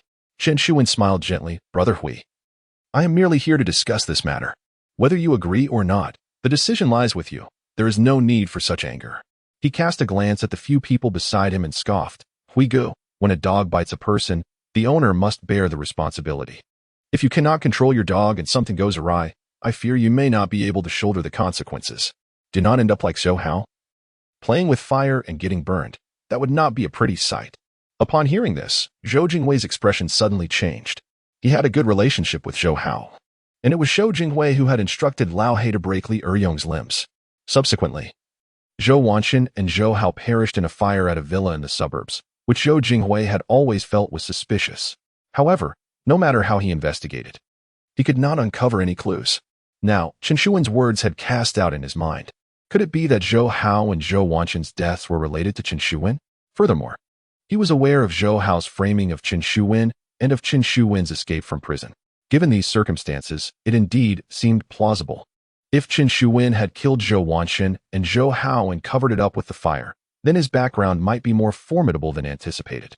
With this thought, Shou Jingwei could not help but feel a shock in his heart.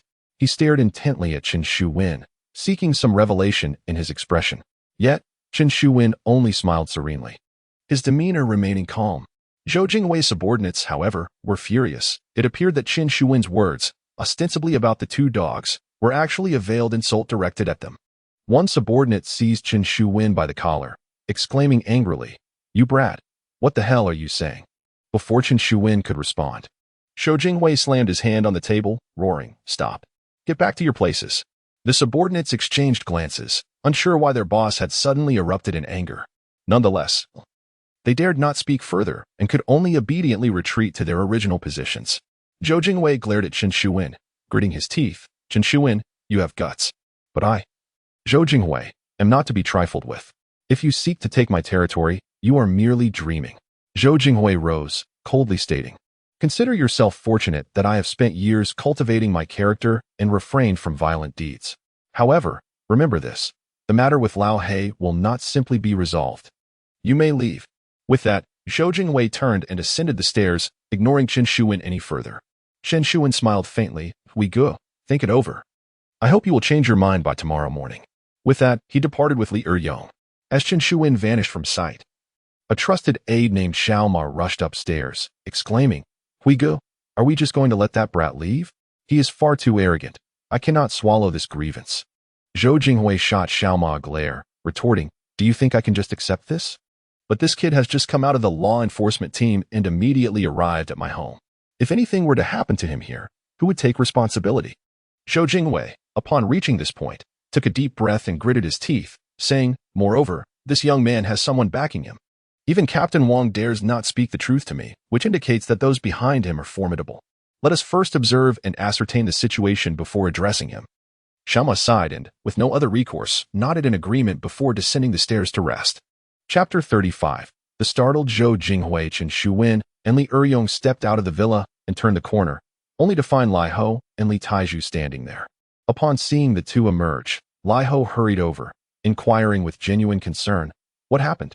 What did Zhou Jingwei say?" Li Eryong shrugged. What else could he say? "He simply ordered us out. If it weren't for Zhou Jingwei's reluctance to resort to violence in his own home, we would have likely been carried out." Lai Ho's eyes widened in disbelief. "Is that true? What exactly transpired?" Li Eryong recounted the events that unfolded inside, especially emphasizing Chen Shuwen's remarks, which he repeated verbatim. Upon hearing this, Lai Ho was taken aback. "Old He only takes 20%, and you're demanding 60%? Anyone in his position would lose their temper." The fact that Zhou Jingwei didn't retaliate shows remarkable restraint. Li Eryong glanced helplessly at Chen Shuwen. "Wenzi, what are you actually thinking?" Chen Shuwen remained silent, his gaze fixed on Zhou Jingwei's residence, lost in contemplation. Lai Ho scratched his head. "Brother Wen, our strength is too feeble. We cannot possibly contend with Zhou Jingwei. Approaching him like this is futile. Perhaps we should seek alternative avenues for income, develop gradually, and then confront him when we are stronger." Chen Shuwen shook his head. "That's not an option. I have my eyes set on his arcade. He must hand it over, whether he likes it or not." Lai Ho's eyes widened. "Brother Wen, are you seriously considering taking it by force?" With a nonchalant smile, Chen Shuwen replied, "If he refuses to give it, then it must be taken." He then patted Lai Ho on the shoulder, gesturing towards Zhou Jingwei's villa. "Lai Ho, can you pick these locks?" Lai Ho glanced at the locks. "No problem. But what exactly do you intend to do?" Chen Shuwen chuckled softly and began to unveil his audacious plan. Lai Ho and Li Eryong exchanged bewildered looks. Chen Shuwen's scheme was nothing short of reckless. Li Eryong swallowed hard, whispering, "Are we really going to do this?" Chen Shuwen nodded calmly. He needs to understand the consequences of his actions. Otherwise, how can we expect him to willingly relinquish the arcade? Li Eryong turned to Lai Ho, who nodded in agreement. "I think it's worth a shot. We've already offended Zhou Jingwei. If it goes awry, we can always flee and lay low for a while." Seeing Lai Ho's agreement, Li Eryong sighed and nodded. "Then let's proceed with the plan." Subsequently, Lai Ho ventured to a nearby hospital and stealthily acquired some anesthetic drugs. Chen Shuwen mixed these substances into hot dogs, and once everything was prepared, he settled in the alley outside the villa, awaiting the opportune moment. It wasn't until around 2 or 3 in the morning that Chen Shuwen, armed with the laced hot dogs, approached the backyard of Zhou Jingwei's villa. 2 dogs were tethered in the yard. As Chen Shuwen drew near, the dogs, mistaking him for a passerby, whimpered softly. He gauged their positions and tossed the hot dogs into the enclosure. 2 dogs barked twice, but soon ceased their noise, drawn instead to the enticing aroma of sausages. They sniffed curiously before devouring the entire batch with voracious appetites. In no time, both dogs succumbed to a deep slumber. Chen Shuwen circled nearby, ensuring the dogs were completely unconscious before stealthily approaching the front door. There stood Lai Ho, awaiting his signal. Chen waved his hand, prompting action. Lai Ho produced tools from his belongings and swiftly unlocked the door. Chen Shuwen slipped quietly into the villa. The guards here were far less vigilant than those of Master Ho.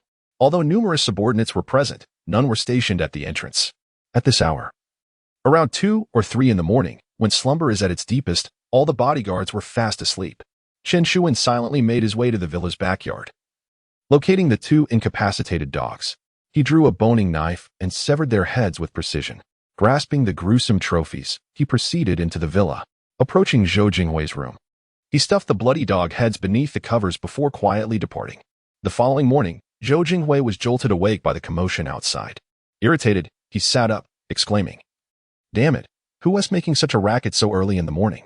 As he spoke, he sensed a sticky sensation on his feet and lifted the covers to investigate. To his shock, as he pulled back the blanket, the 2 bloody dog heads came into view. Blood had stained the sheets and splattered across his legs. A chill shot through him, reaching the crown of his head. Despite having witnessed many gruesome scenes, this sight rendered Zhou Jinghui utterly paralyzed in shock. At that moment, a subordinate rushed in, exclaiming, "Brother Hui, something's gone terribly wrong. Some bastard came in last night and slaughtered your dogs. Their heads are missing." Before he could finish, his eyes fell upon the gruesome sight on the bed, and he too was struck dumb. After what felt like an eternity, Zhou Jinghui finally regained his composure. He hastily jumped from the bed, frantic to wash away the blood and change into fresh clothes, managing to calm himself slightly. Observing the flurry of his subordinates outside, Zhou Jinghui's face turned pale. His trusted aide, Xiao Ma, approached him, whispering, "Brother Hui, this must be the work of that Chen Shuwen. That bastard is ruthless. Should I take a few men and deal with him?" Zhou Jinghui cast a glance at Xiao Ma, remaining silent, clearly torn. Xiao Ma pressed on, "Brother Hui, what is there to hesitate about? This guy is riding high above us now. If we don't put him in his place, who knows what will happen next?" Zhou Jinghui gritted his teeth and replied in a low voice, "This scoundrel escaped from Pingqing prison, and the entire city's enforcement team couldn't capture him after 3 days of searching. Are you certain you can handle him in one go?" Xiao Ma was momentarily taken aback. He indeed lacked such confidence. Zhou Jinghui took a deep breath and spoke solemnly, "I am not afraid of killing him. What I fear is that you may not finish the job. If we leave him alive and he seeks revenge, no one will be able to withstand it. He has nothing to lose, while our family has a vast enterprise. There's no need to gamble with our lives." Xiao Ma scratched his head and asked, "Brother Hui, what do you mean?" Zhou Jinghui replied, "Have someone contact him and inform him that I would like to invite him to dinner tonight." Xiao Ma's eyes lit up. "Are we going to deal with him during dinner? Should I bring more brothers to ensure he can't escape?" Zhou Jinghui shook his head. "I will personally host the dinner. If anything happens to him, I would be the one to suffer. Don't forget, he has his own backing. If the law enforcement team gets involved, I would be courting disaster." Xiao Ma paused, confused. "So what are you suggesting?" Zhou Jinghui took another deep breath. "I intend to give him 2 arcade halls." Xiao Ma was momentarily stunned. "Huh?" Chapter 36. Mind your dog, little Ma, visibly aggrieved, exclaimed, "Brother Hui, what on earth are you saying? Inviting him to dinner, and even treating him to 2 arcade halls? If this gets out, won't it make everyone think that we are intimidated by a mere child? How are we supposed to maintain our reputation among the brothers?" Zhou Jinghui shot little Ma a piercing glare. "All you think about is brawling. I've told you countless times, we are businessmen now, not thugs." Feeling awkward, little Ma scratched his head. "Brother Hui, my point is, if we bow down to this kid now, then anyone will feel emboldened to trample on us in the future. These scoundrels are nothing but a bunch of petty hooligans. If you truly fear their retaliation, I can handle them for you while you take a few days off to travel." Zhou Jinghui let out a cold laugh. "Who said I fear them? I merely want to remind you that we are now in business. We must think strategically rather than resorting to violence." He stood up and walked to the window, sneering. "This Chen Shuwen is a lunatic. Dealing with him is not a daunting task. However, whether we kill him or incapacitate him, what benefit would it bring us?" Little Ma, bewildered, replied, "But giving him 2 arcade halls would certainly be disadvantageous for us." Zhou Jinghui chuckled. "Who says it's without merit? The 2 arcade halls I'm giving him are situated right by the old plaza." Upon hearing this, little Ma was momentarily taken aback. But then his eyes brightened with excitement. "Brother Hui, Are you implying Zhou Jinghui laughed heartily and waved his hand, since he is a madman? I might as well find another madman to keep him company. Regardless of who survives in the end, I certainly won't be at a loss. Little Ma immediately burst into laughter, eagerly responding, Brother Hui, you truly are the clever one. Ha ha ha. If that Chen fellow gets those 2 arcade halls, I'll relish watching him meet his demise. Rest assured, I'll arrange it right away and invite him to dinner tonight. At 6 o'clock in the evening, at the Leban Hotel in Pingcheng, in a private room on the 2nd floor, Chen Shuwen arrived as promised, accompanied by Lai Ho. As they entered the hotel, Lai Ho was still trembling slightly. Brother Wen, could this be a trap? He whispered. After the commotion we caused last night, Zhou Jinghui inviting us to dinner seems awfully suspicious. Chen Shuwen replied with a calm smile, Don't worry, nothing will happen. Lai Ho, puzzled, asked, Brother Wen, how can you be so sure? Zhou Jinghui is no saint. Chen Shuwen maintained his serene demeanor. If Zhou Jinghui intended to deal with us, he would have acted long ago. Why go through the trouble of hosting this dinner? Moreover, look at the hotel he chose. The Leban Hotel is conveniently located right across from the law enforcement team. If Zhou Jinghui truly meant us harm, would he dare to host us right in front of him? Lai Ho glanced at the law enforcement team in the distance, feeling a slight sense of relief. Chen Shuwen, accompanied by Lai Ho, strode confidently towards the private room arranged by Zhou Jinghui. At the entrance stood Xiao Ma with a group of his subordinates. Upon noticing Chen Shuwen and Lai Ho approaching, a flicker of coldness flashed across his face. He directly led his men to confront them. Encircling Chen Shuwen and Lai Ho with an aggressive demeanor, their faces etched with hostility. While Lai Ho appeared visibly anxious, Chen Shuwen remained remarkably composed. With his hands casually tucked into his pockets, he disregarded Xiao Ma and his entourage, advancing towards the entrance. Xiao Ma and his companions immediately puffed up their chests to block Chen Shuwen's way, clearly intent on preventing his entry. Chen Shuwen shot a glance at Xiao Ma, his voice cold as he asked, What is the meaning of this? Zhou Jinghui has invited me to dinner, yet you have a few dogs tied up at the door? Is it that you cannot afford guests, or have you failed to train your dogs properly? At these words, Xiao Ma and his companions were infuriated. A young man pointed at Chen Shuwen, cursing vehemently, Go to hell. Who are you calling a dog? Chen Shuwen chuckled, What? Is it not clear enough? I am referring to you lot. This only incited their fury further, with Xiao Ma's face turning crimson. He had merely intended to intimidate Chen Shuwen, but the latter's fearlessness and insults left him feeling humiliated. Xiao Ma signaled to one of his subordinates, who understood and raised his hand to deliver a slap to Chen Shuwen. How dare you insult us? Anticipating this move, Chen Shuwen was already prepared. The moment the man struck, Chen Shuwen stepped forward, swiftly closing the distance. He intercepted the man's arm with his left hand while his right hand delivered a lightning-fast punch to the man's chest, precisely hitting the most vulnerable spot among the ribs. With that single blow, the man collapsed, clutching his chest and wailing in agony. The others stood in shock. Xiao Ma's expression changed dramatically as he yelled, How dare you strike my brother, you? Before he could finish, Chen Shuwen acted again, seizing Xiao Ma by the neck while pressing a bone knife against his throat. The cold blade pierced the skin, threatening to sever Xiao Ma's artery at any moment. Xiao Ma immediately fell silent, his face turning pale. He had not anticipated Chen Shuwen's ferocity. If you fail to take proper care of your dog, do not hesitate to inform me. I may not possess many talents, but I excel in dog training. This statement carries a double entendre. On one hand, it reminds Zhou Jinghui of his 2 beloved dogs that met a tragic end. On the other hand, it serves to insult Xiao Ma and his associates, equating them to mere dogs. In an instant, the expressions of those accompanying Zhou Jinghui turned exceedingly grim. Nevertheless, Zhou Jinghui managed to force a smile, saying, Brother Chun is merely jesting.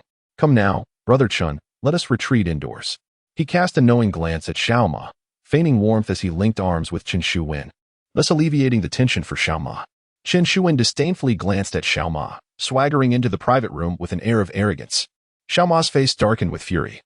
Yet he ultimately refrained from voicing his thoughts, genuinely fearing the wrath of this lunatic. Chapter 37. Is $5 sufficient? Upon entering the private room, Zhou Jinghui appeared unaffected by any prior events, jovially embracing Chen Shuwen as if they were the closest of friends. Chen Shuwen reciprocated with a beaming smile.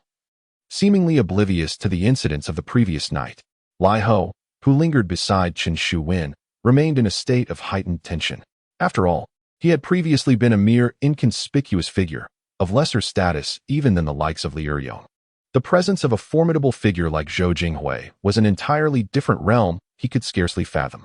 Now, dining in the company of such a prominent individual, he was anything but composed. Zhou Jingwei casually invited Chen Shuwen to sit and inquired, "Why hasn't Brother Eryong joined us?" Chen Shuwen replied with a gentle smile. "He has some matters to attend to and cannot come." Zhou Jingwei scrutinized Chen Shuwen with a hint of suspicion. His understanding of Chen Shuwen was that he was meticulous and ruthless in the current circumstances. The absence of Li Eryong raised concerns that there might be ulterior motives at play. Thus, Zhou Jingwei felt increasingly wary of Chen Shuwen, refraining from harboring any further thoughts. Soon, Zhou Jingwei erupted into laughter once more. "No matter, as long as Brother Chen is here. Xiaoma, bring me those 2 bottles of wine I have treasured." Chen Shuwen waved his hand. "There's no need for wine. I do not drink." Zhou Jingwei chuckled. "Oh, my dear brother. This is a fine wine I have cherished for over 20 years, worth over 10,000 a bottle. I brought it tonight especially for you. It would be a shame to waste it." Chen Shuwen promptly turned his cup upside down. "I apologize, but I truly do not drink." Zhou Jingwei's expression grew slightly colder. Chen Shuwen's actions made him feel embarrassed. Truth be told, even other influential figures of comparable strength in Pingxing would not dare to slight him in such a manner. He narrowed his eyes at Chen Shuwen, who remained unfazed, wearing a faint smile in return. They exchanged glances for a moment, and ultimately, Zhou Jingwei managed to force a smile. "Brother Chen does not drink? Oh dear, that is your misfortune, not my stinginess. Very well. We shall forego the wine and proceed directly to the dishes." Xiaoma observed in astonishment, unable to comprehend why Zhou Jingwei tolerated Chen Shuwen's behavior. One should note that given Zhou Jingwei's temperament, even high-ranking individuals would likely face his wrath in similar circumstances. Yet today he swallowed his pride. An unexpected turn of events indeed. The meal progressed swiftly without the wine, and within half an hour, they had nearly finished. Zhou Jingwei picked up a napkin to dab his mouth and remarked, "Brother Chen, the main purpose of inviting you tonight is to discuss the matter we spoke of yesterday.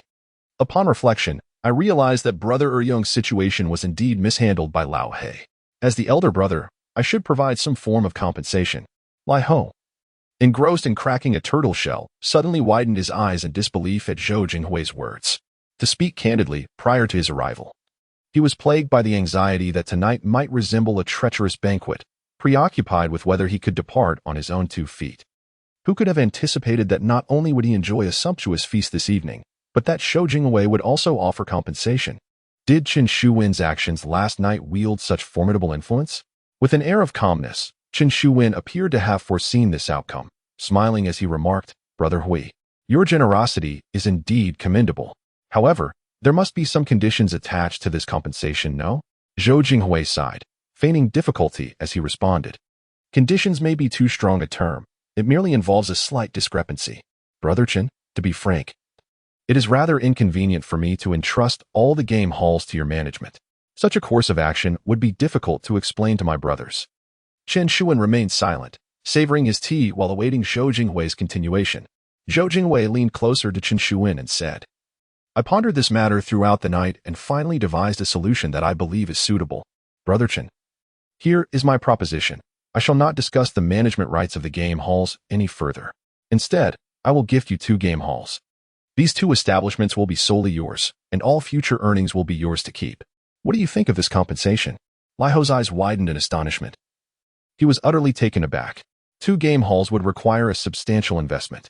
Zhou Jingwei was indeed making a grand gesture by offering Chen Shuwen 2 of them. The investment for 2 game halls, considering rent, renovations, and equipment purchases, would likely exceed 100,000. While gaming machines may not be particularly valuable, the slot machines certainly are. Furthermore, the crux of the matter lies in the fact that game halls in Pingxing require licenses. The licenses for Pingxing have long been monopolized, making it nearly impossible for the average person to obtain one. Thus, establishing a game hall is not merely a matter of financial investment. Acquiring the necessary license is paramount. When factoring in the license, the 2 game halls could be valued at around 300,000. In 2003, purchasing a decent apartment in the city would cost less than 100,000. Therefore, Zhou Jingwei was essentially gifting away the equivalent of 3 apartments. How could one not be astonished? Chen Shuwen, however, maintained a tranquil demeanor. He lifted his teacup, took a deep sip, and then fixed Zhou Jingwei with an unwavering gaze, his eyes brimming with intrigue. Zhou Jingwei took a step back, avoiding direct eye contact with Chen Shuwen, and remarked with a faint smile, "Brother Chen, This is the utmost compensation I can extend. If you find this insufficient, I regret to say that I cannot make any further concessions. Chen Shuwen took another sip of tea, then placed his cup steadily on the table and inquired, "What is the location of these two game halls you mentioned, Brother Hui?" Zhou Jingwei replied with a smile, "Absolutely no issue. They are situated in one of the most bustling areas of Pingxing, with each storefront incurring an annual rent of 30,000. Chen Shuwen nodded in satisfaction. Indeed, 30,000 in rent for a prime location in Pingxing was quite substantial. Chen Shuwen then asked, "What about the accompanying facilities?" "Zhou Jinghui, you can commence operations immediately. Even the trash bins are fully stocked. Should there be any deficiencies, simply reach out to me, and I shall provide everything at no cost." Chen Shuwen fell silent once more. However, beside him, Lai Ho was visibly agitated. This was an extraordinary opportunity, akin to a pie falling from the heavens. Did Chen Shuwen still need to hesitate? He tugged at Chen Shuwen's sleeve, who glanced at Lai Ho, took a deep breath, and suddenly resolved, "All right. Let us proceed as Brother Hui suggests. However, Brother Hui, I have a request." Zhou Jingwei, elated by Chen Shuwen's acquiescence, immediately responded with a smile, "Brother Chen, feel free to voice your request. As long as it is within my capacity, it will be no trouble at all." Chen Shuwen continued, "Brother Hui, you must have invested quite a bit in these two arcade halls. I cannot accept them without compensation, otherwise, it may appear that I am taking advantage of you. Therefore, I am prepared to purchase these two arcade halls, and we shall sign a transfer contract to ensure they are unequivocally mine." Zhou Jingwei was momentarily taken aback. Chen Shuwen intended to pay? "Oh dear, Brother Chen, signing a contract is fine, but why discuss money? We are brothers, it is unnecessary." Zhou Jingwei waved his hand with a grin. Yet, Chen Shuwen maintained his seriousness. "That is not acceptable. Business is business. How could one transfer ownership without compensation?" As he spoke, he reached into his pocket and after a prolonged search, finally produced 2 crumpled 5-yuan bills. He looked at Zhou Jingwei and said, "I apologize, Brother Hui. I haven't brought much cash today. Would 5 yuan suffice?" Zhou Jingwei nearly erupted in expletives. How could he present such a facade of not wishing to take advantage of others only to offer 5 yuan for my arcade halls? Was he mocking me? Zhou Jingwei clenched his teeth and muttered, "Oh, Brother Chen, why go to such lengths? We are brothers. This 10 yuan is unnecessary." Chen Shuwen, with utmost seriousness, replied, "Money must still be exchanged. However, Brother Hui, I am referring to 5 yuan for each of the 2 establishments. The remaining 5 yuan will be needed for my taxi fare home with Lai Ho later." Zhou Jingwei. Chapter 38. We were deceived in the end. Chen Shuwen acquired both establishments for a mere 5 yuan. As Zhou Jingwei signed the contract, his fingers trembled with indignation. The truth is, Chen Shuwen's refusal to pay had not irked him as much, but to offer such a paltry sum was utterly insulting. Nonetheless, Zhou Jingwei restrained his anger. Having endured so much already, it would be unwise to falter at the last moment. After the contract was finalized, Chen Shuwen smiled and said, "Brother Hui, thank you. When we open for business, I sincerely hope you will come and support us." Zhou Jingwei forced a smile in response. "Of course." Chen Shuwen exchanged a few pleasantries, and, upon reaching the door, his eyes lit up at the sight of 2 bottles of liquor on the table. "Lai Ho, bring those 2 bottles with us. They were specially brought by Brother Hui as a gesture of goodwill. Even if I don't drink, I must take them home to cherish. Seeing them daily will remind me of our friendship, right, Brother Hui?" Zhou Jingwei pressed his hands on the table, his nails scraping against the surface, the tension evident in the throbbing veins on his forehead. However, he managed to muster a smile. "Yes, indeed." Lai Ho promptly packed the bottles, joyfully following Chen Shuwen out. Not long after they exited the room, a loud crash echoed from behind. Lai Ho paused. "What was that?" Chen Shuwen sneered. "Sounds like plates shattering." Inside the private room, chaos reigned. The plates that once adorned the table lay shattered on the floor. Zhou Jingwei stood by the table, trembling with rage. Xiao Ma, head bowed, stood nearby. His face pale. He had never witnessed Zhou Jingwei so furious. "Brother Hui, that scoundrel Chen Shuwen is truly overstepping his bounds. If you hadn't signaled me earlier, I would have plunged a knife into him." Xiao Ma exclaimed through gritted teeth. Zhou Jingwei remained silent, gazing out the window at Chen Shuwen and Lai Ho as they drove away, his expression turning increasingly frigid. "Xiao Ma, it was wise not to act impulsively. This morning, I received news that this Chen fellow left 1 man in the prison severely injured. The underlings of that man, Scar, were also thoroughly subdued by him." Zhou Jingwei stated gravely. Xiao Ma's eyes widened in disbelief. Scar. Surely not. He is quite a notable figure outside, not much less than me. Zhou Jingwei regarded Xiao Ma with a penetrating gaze, his voice cold. What is most alarming is that this man left Scar incapacitated, severely injured several others in the prison, and then escaped. Yet, he faced no consequences and was released without charges. Do you grasp the gravity of this situation? Xiao Ma gasped in realization. Even he could deduce that Qin Shuwen's connections were formidable. Brother Hui, what if this fellow returns to trouble us in the future? Xiao Ma asked with concern. Zhou Jingwei smirked. That is precisely why I granted him these 2 gaming halls. As I have previously stated, the most effective way to deal with a foe is to employ their own weapon against them. These 2 gaming arcades are indeed 2 hot potatoes. I am curious to see if he can handle them.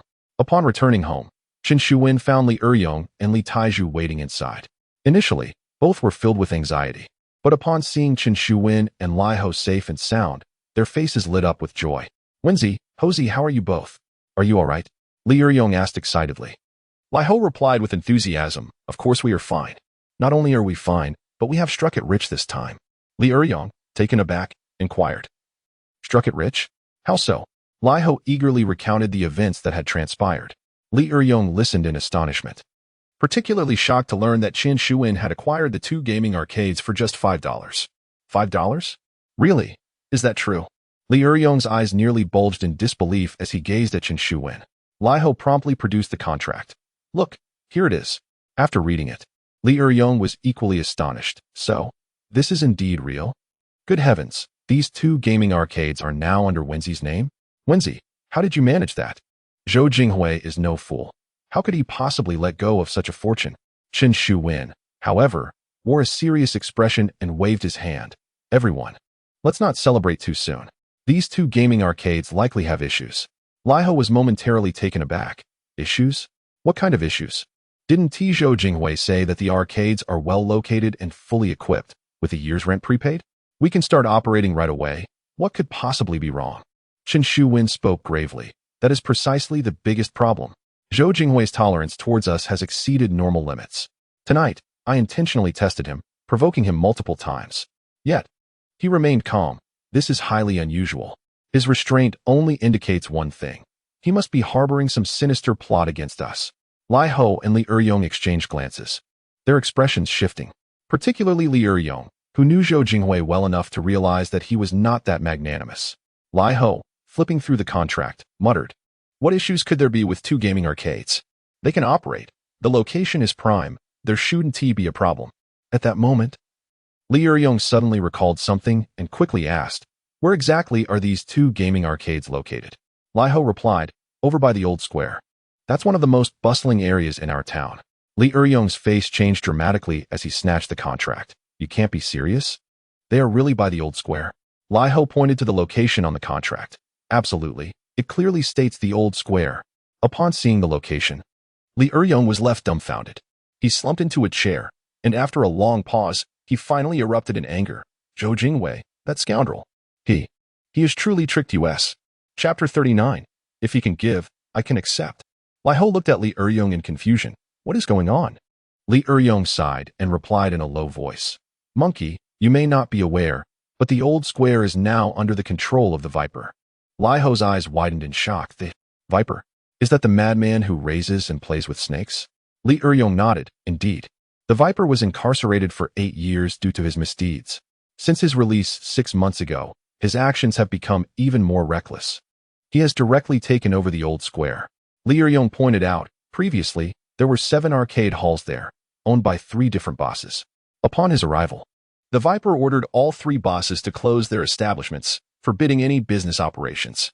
Consequently, those 3 bosses dared not utter a word and obediently shut their doors. Turning to Qin Shuwen, Li Eryong said solemnly, Zhou Jingwei is one of those 3 bosses. Qin Shuwen maintained a calm demeanor, reclining in his chair with his eyes slightly narrowed, seemingly lost in thought. Lai Ho's expression changed dramatically as he exclaimed, damn it. I was wondering why Zhou Jingwei was so generous this time. It turns out he had no good intentions. He gave us these 2 arcade halls simply to provoke that lunatic, the Viper. Li Eryong gritted his teeth. That scoundrel Zhou Jingwei intends to use us as pawns. Wenzi, we cannot accept these 2 arcade halls. Perhaps we should negotiate with Zhou Jingwei for a different pair? Qin Shuwen shook his head. negotiating is futile. Zhou Jinghui did not genuinely wish to offer us these two arcade halls. First, he is unable to operate them himself, and they are of no use to him. Secondly, he seeks to use us while simultaneously assessing our capabilities. At this juncture, Chen Shuwen turned to Li Eryong and Lai Ho, speaking softly. If we cannot manage even these two arcade halls, it would indicate that we lack the necessary skills. At that point, not only will we be unable to negotiate with him, but I fear Zhou Jinghui will come to settle accounts with us. Li Eryong and Lai Ho exchanged glances, whispering, Wenzi, are you suggesting? Chen Shuwen stood up with a faint smile. Since these two arcade halls have been offered to us, we must accept them. This is our first step toward establishing a foothold in Pingqing. If we succeed, we will have effectively stepped on both Zhou Jinghui and the Viper, earning the respect of those in Pingqing. If we fail, it will only signify that we are not cut out for this line of work, and we should seek honest employment elsewhere. Li Eryong and Lai Ho's expressions shifted significantly, and Lai Ho gasped, Wenzi, are you implying that we should confront the Viper? Do you realize who the Viper is? That scoundrel has a snake form and raises snakes. Anyone who crosses him finds themselves with a bag of snakes thrown into their home. Many have been driven to madness from fear. Li Eryong exclaimed anxiously, Wenzi, that man known as Poison Snake is utterly insane. Are you aware of how he ended up in prison last time? 8 years ago, he had an affair with someone's wife, and that man confronted him with a knife. In the end, Poison Snake threw him into his own snake pit, where he nearly succumbed to the bites of countless snakes. Lai Ho gasped in disbelief, his body involuntarily shuddering. After all, who isn't afraid of snakes? And what happened afterward? Lai Ho inquired. Li Eryong replied gravely, Fortunately, that man was rescued in time and survived, but he was driven mad by the ordeal. He served 8 years for that incident. Upon his release, he reportedly became even more ruthless. It's said he now plays with pythons as well. The three bosses at the old square, though their strength is comparable to Zhou Jinghui, all bow to him. If you provoke him, isn't that tantamount to courting death? Lai Ho immediately turned to Chen Shuwen, hoping he might reconsider. However, Chen Shuwen remained calm, stating, Is it just a few snakes? What is the big deal? In this world, the human heart is the most venomous. I fear no person, so why should I fear a few snakes? As he spoke, he stood up and declared, I am determined to acquire these two shops. Eryong, Hozi, if you do not wish to confront Poison Snake, I can offer you both a stake without needing to participate. Li Eryong clenched his teeth and spat. What nonsense are you talking about? Wenzi, we have been brothers since childhood. Whatever you choose to do, I will support you. Lai Ho took a deep breath and looked at Chen Shuwen. Brother Wen, to be honest, I am a bit afraid. Yet, I admire you and trust your judgment. Fortune favors the bold. Damn it, I am all in. Brother Wen, I will follow your lead. Chen Shuwen laughed heartily and patted their shoulders, saying, All right. Let us choose a favorable day tomorrow and prepare for the opening. For now, let us brothers find a place to celebrate our success. At that moment, Li Taizhu, who had been silent for over an hour, finally stirred. Eat. What shall we eat? Chen Shuwen, Li Eryong, and Lai Ho exchanged glances before bursting into laughter. After deliberating serious matters for so long, he had been lost in thought, yet one word about food brought him back to reality. Chen Shuwen clapped Li Taizhu on the shoulder and laughed. Let us go eat meat. He entered the room, took out 20,000 yuan, and then led the three of them out of the alley in high spirits. Rather than heading to a restaurant first, he directed them to the Pingqing Technology Market. With the impending shop opening, Chen Shuwen planned to buy each of his brothers a mobile phone for easier communication. As they entered the technology market, Li Eryong grumbled, Wenzi, what kind of phones are we buying? They're exorbitantly priced. A little pager would be so much cheaper. Chen Shuwen waved his hand dismissively. Pagers have poor signal quality. They could hinder our plans. Previously, Wu Lihong's small communicator often faced signal issues, frequently experiencing interruptions during calls, leading to unsatisfactory communication. Lai Ho observed the bustling pedestrians around and whispered, Brother Wen, there's no need to purchase them. They are merely 4 mobile phones. Wait a moment. I shall step out and procure 4 for us, saving some money. Chen Shuwen smacked him lightly on the back of his head and replied, Monkey, you must change this habit. We are venturing into business now. We cannot indulge in such underhanded dealings. Lai Ho chuckled. It's become second nature to me. I will certainly be more mindful in the future, Brother Wen.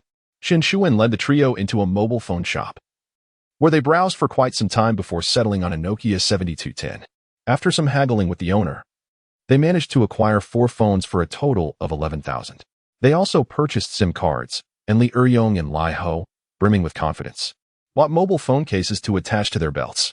They lifted their shirts to showcase the cases, swaggering as they walked, causing the cases to sway and attract attention. Li Taiju, clutching his phone, appeared somewhat clumsy as he fumbled for a while before figuring out how to make a call. He then, as if he had discovered a new world, incessantly dialed Chen Shuwen, Lai Ho, and Li Eryong. After receiving a few calls, Chen Shuwen realized the boy was merely playing around and promptly switched off his phone, deeming it unnecessary at the moment. Meanwhile, Lai Ho and Li Eryong reveled in the experience. Upon hearing their phones ring, they solemnly retrieved them. Upon seeing it was a call from Li Taiju, they would hang up immediately, reattaching the phones to their belts, repeating the cycle incessantly. Chen Shuwen watched, bemused by their antics, preferring to keep his phone discreetly tucked in his jacket pocket. As they prepared to leave, Chen Shuwen paused once more.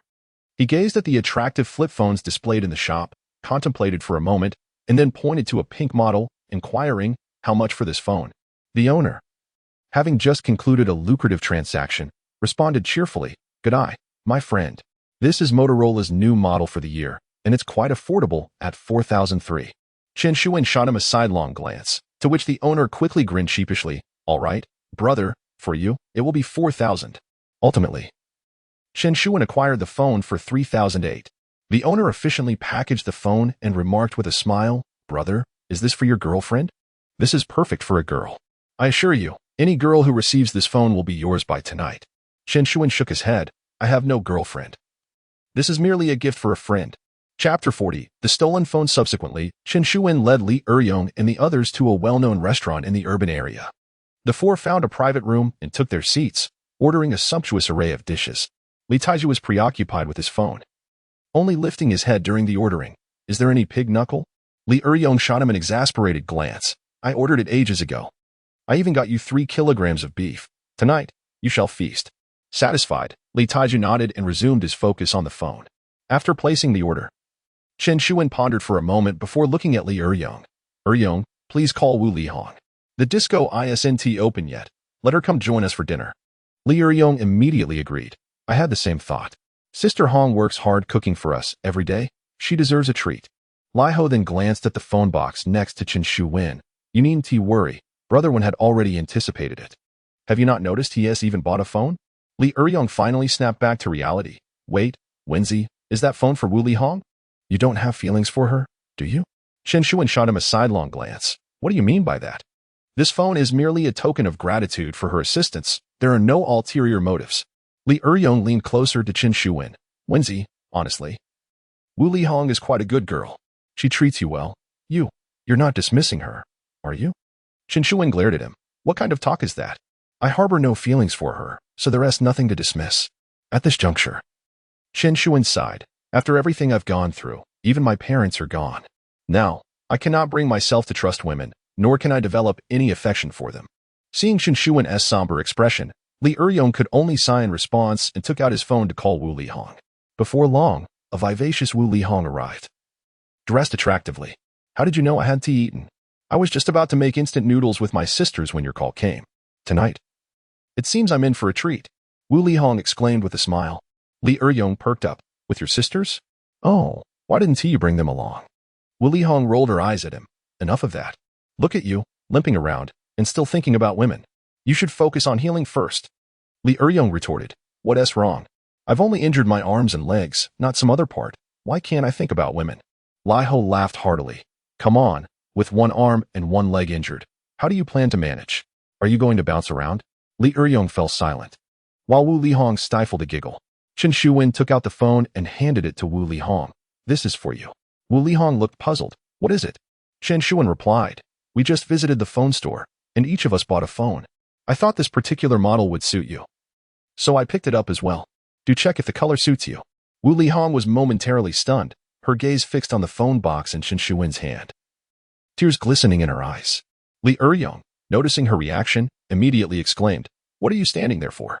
This was specially chosen by Brother Wen for you. Far more exquisite than ours. Catch it." It was only then that Wu Lihong regained her senses, hurriedly accepting the phone box, her eyes brimming with gratitude. Chen Shuwen, casting a speechless glance at Li Eryong, remarked, "I merely bought it casually, without any particular selection. It is also to express my gratitude for your assistance during this time." Wu Lihong smiled. opening the box to reveal the elegant phone within, her eyes lighting up even more. This is the new Motorola phone. It's so beautiful. It must be quite expensive, she exclaimed. Honestly, I could have managed with a simpler phone. There was no need for such an extravagant gift. Chen Shu-wen replied, it's not that expensive. In comparison to the help you've provided me, this is nothing. By the way, I also got you a SIM card. Give it a try. Wu Lihong joyfully took the SIM card, inserted it into the phone, and tested it. Delighted to find the signal strong, she recorded the phone numbers of Chen Shu-wen and the other three, marking their names, while only denoting Chen Shu-wen's name with a single character when, as they chatted, suddenly, Wu Lihong's phone rang. Startled, she wondered who would be calling her on a new number. Upon checking, she exclaimed, Li Taiju, you big fool. We're sitting face to face. Why can't you just say what you need to say instead of calling? Chen Shu-wen and the others burst into laughter. Li Taiju was still at it. Soon, the dishes were served. Chen Shu-wen had ordered a grand feast for the celebration. Wu Lihong, brimming with joy, decided to call her manager to inform them she wouldn't be coming in that night. Although Shou Jingwei had treated them to dinner, Chen Shu-wen hardly ate, and Lai Ho was too anxious to enjoy the meal, still feeling hungry. As for Li Eryong and Li Taiju, they had barely touched their food. As soon as the dishes arrived, everyone began to feast heartily. Li Taiju, in particular, devoured his food as if a storm were sweeping through. He had ordered a large pork knuckle specifically for himself, and with both hands gripping it, he savored it until it was entirely clean. Not only that, he crushed the bone to extract every last bit of marrow. He then proceeded to consume 2 pounds of beef from a 3-pound portion. Had it not been for Li Eryong and Lai Ho's quick thinking in taking some away, it is likely he would have finished it all by himself. Half of the other dishes also found their way into his stomach, and he even polished off a bowl of rice before finally pausing, satisfied. Chen Shu-wen watched in astonishment, once again taken aback by Li Taiju's prodigious appetite. Although they had dined together numerous times before, Li Taiju had always shown some restraint. Tonight, however, he truly showcased his prowess. Li Taiju's appetite is estimated to be equivalent to that of 4 or 5 grown men. Lai Ho was eating so heartily that he loosened his belt, and eventually, he simply went to the restroom before returning to continue his feast. After a while, Li Taiju suddenly spoke up. Lai Ho, why is there a woman's voice coming from your phone? Lai Ho was taken aback. What nonsense are you spouting? How could there possibly be a woman's voice on my phone? Li Taiju replied, I swear, a woman just said that the number you dialed is currently turned off. And she even spoke in English. When did you get acquainted with such an educated woman? Lai Ho retorted, you're just talking nonsense. You must have dialed the wrong number. As he spoke, he reached for his waist. Upon touching the area, he froze in shock. The phone pouch at his waist was now empty. There was nothing inside. Lai Ho jolted upright, exclaiming, what the hell? My phone has been stolen. Chen Shu-wen and the others exchanged glances, utterly speechless. Here he was, supposedly a seasoned thief, yet he had fallen victim to theft himself. Is this not akin to a deluge flooding the Dragon King's temple? Chapter 41. A matter of dignity. Lai Ho discovered that his mobile phone had been stolen, and he was on the verge of losing his composure. He immediately sprang to his feet, shouting for everyone to block the front and back doors of the restaurant. I assure you, this phone must be recovered at all costs. Otherwise, no one is leaving today. Chen Shu-wen chuckled lightly. Monkey, it's not that serious. If it's truly lost, we can simply purchase another one. Just refrain from flaunting it next time. Lai Ho waved his hand dismissively. When go, you don't understand. This isn't merely about money. It's about dignity. If the brothers outside learn that my phone was stolen, how can I ever show my face again? Chen Shu-wen, rendered speechless, could only assist by enlisting Li Taiju and Li Eryong to help block the doors. However, with Lai Ho's phone now turned off, locating it would not be an easy task. Chen Shu-wen urged Lai Ho to reflect on whom he had interacted with while stepping out to use the restroom. After a moment of contemplation, Lai Ho identified 5 individuals. Damn it, I've interacted with these 5 people during my brief absence. They must be the ones who stole it. We should summon them all and search them one by one. It's bound to be on one of them. Chen Shu-wen rolled his eyes at him. Have you lost your mind? The thief would have undoubtedly moved the item immediately. How could you possibly find it on anyone? Lai Ho replied. Then let us gather everyone and search them all. Chen Shu-wen retorted. Do you think you're the emperor? You can't just search whoever you please. Furthermore, they may have hidden it elsewhere, not necessarily on themselves. How would you conduct such a search? And in such a large restaurant? Do you think they would permit you to search the patrons? Lai Ho exclaimed. What should we do then? Call the police? That is out of the question. I have a reputation in this industry. If word gets out that I lost my phone and had to resort to the police, I would be utterly humiliated. Chen Shuwen was at a loss for words, realizing that Lai Ho was quite concerned about his image. After contemplating for a moment, he proposed, I have a plan. He leaned in to whisper a few suggestions in Lai Ho's ear. Upon hearing this, Lai Ho's eyes brightened. When good, you truly have a solution. All right. Let us proceed with that. With newfound enthusiasm, Lai Ho rushed out to speak with the restaurant owner about recovering his phone. Once the owner learned that theft had occurred within his establishment, he too felt a sense of embarrassment. After listening to Chen Shuwen's strategy, his eyes lit up. That is a brilliant idea. I will fully cooperate. The owner summoned the waitstaff and relayed instructions.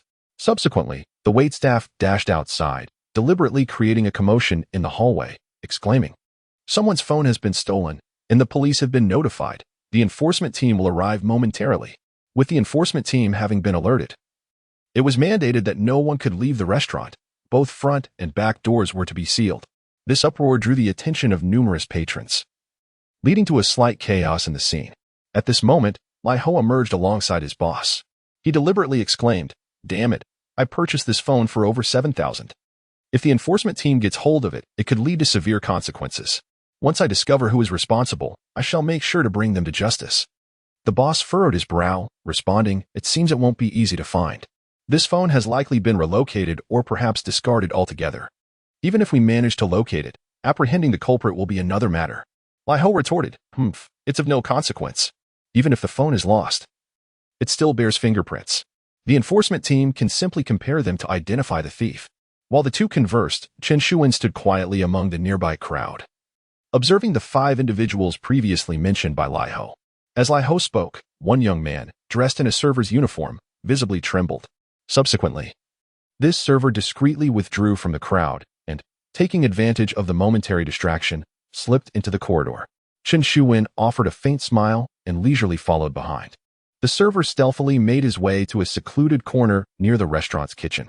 After ensuring no one was around, he carefully retrieved a mobile phone from a flower pot in the corner. Wrapping it in his clothing, he wiped it down vigorously, erasing any fingerprints. He then concealed the phone again, preparing to return it to its original place. Just then, a voice emerged from behind him. Since you've taken it out, you might as well not put it back. Startled, the server dropped the phone, which fell to the ground with a loud thud. He quickly stood up, flustered and stammering. I found this phone here. I was going to take it to the boss. Chen Shuwen scoffed. Do you honestly believe I would accept that explanation? Or do you think your boss would? The server was immediately drenched in sweat, instinctively glancing out the window. Chen Shuwen remarked, No need to look. We are on the 3rd floor. Even if you jump, escape is futile. The server's face turned pale. And after a moment of hesitation, he suddenly knelt on the ground, trembling, and pleaded, Big brother, I realize my mistake. I will never. Before he could finish, his expression shifted to one of shock as he stared at Chen Shuwen. When good, is that you? Chen Shuwen was momentarily taken aback, finally recognizing the server's face, which indeed seemed familiar. Soon, he recalled the identity of this individual. His name was Wang Zhendong, a former inmate who had shared a cell with Chen Shuwen. During their time in prison, Wang Zhendong had endured similar hardships and often faced bullying. After Chen Shuwen had dealt with the troublemakers, Wang Zhendong was the first to seek refuge with him. Thus, in a sense, Wang Zhendong was one of the few individuals in prison who had not held a grudge against Chen Shuwen. Surprised, Chen Shuwen inquired, Wang Zhendong, what brings you here? Recognizing Chen Shuwen, Wang Zhendong let out a sigh of relief and promptly recounted his circumstances. It turns out that this young man was released from prison 10 days ago. However, for someone with a criminal record, finding employment upon release is exceedingly challenging. Left with no other options, he resorted to working as a waiter. Yet, upon his release, he was utterly destitute, devoid of even a penny, making it difficult to afford meals. Thus, upon noticing a certain individual swaggering out while brandishing a smartphone, he entertained ill-conceived notions. With a sorrowful expression, Wang Zhendong lamented, Brother One, I had no idea that was your acquaintance. Had I known, even if I possessed tenfold courage, I would never have dared to steal his phone. Brother One, grant me a chance. I have just been released. If I were to be apprehended again, I fear the consequences would be dire. Chen Shuwen chuckled softly. Since you address me as brother, I certainly cannot allow the enforcement team to apprehend you. Let this matter rest. Wang Zhendong immediately breathed a sigh of relief, repeatedly expressing his gratitude. Thank you, Brother Wen, thank you. Chen Shuwen regarded Wang Zhendong thoughtfully and remarked, however, working here may not be a sustainable arrangement for you. Would you be interested in joining me in my endeavors? Chapter 42. An encounter with ambush. Upon hearing this, Wang Zhendong's eyes instantly brightened. Brother Wen, I must have misheard, right? You want me to join you? Chen Shuwen replied, indeed.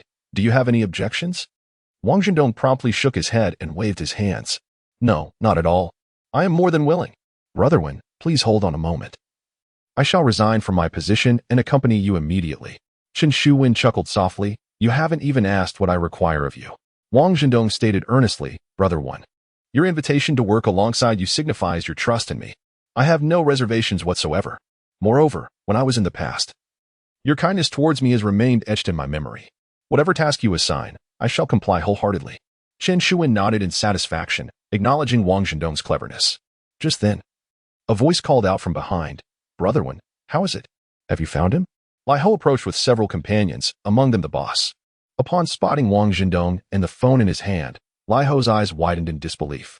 What the hell? It's you rascal. How dare you steal my phone? You must be tired of living. The boss also approached, fuming as he scolded, Wang Zhendong, are you seeking your own demise? I hired you to work. And here you are, thieving in my establishment? Just wait. When the enforcement team arrives, I will ensure you receive a harsher sentence. The crowd behind began to murmur, casting judgmental glances at Wang Zhendong, who felt utterly embarrassed. Seeing this, Chen Shuwen raised his voice. You're mistaken. He did not steal the phone. He merely found it on the ground and picked it up. I witnessed it with my own eyes. The crowd fell into stunned silence. Wang Zhendong, filled with gratitude, felt that Chen Shuwen had not only extricated him from the predicament but also preserved his dignity. Lai Ho regarded Chen Shuwen with confusion, wanting to speak, but was silenced by a gesture from Chen Shuwen. He handed the phone back to Lai Ho, saying, Monkey, the phone has been retrieved, so let us not prolong this.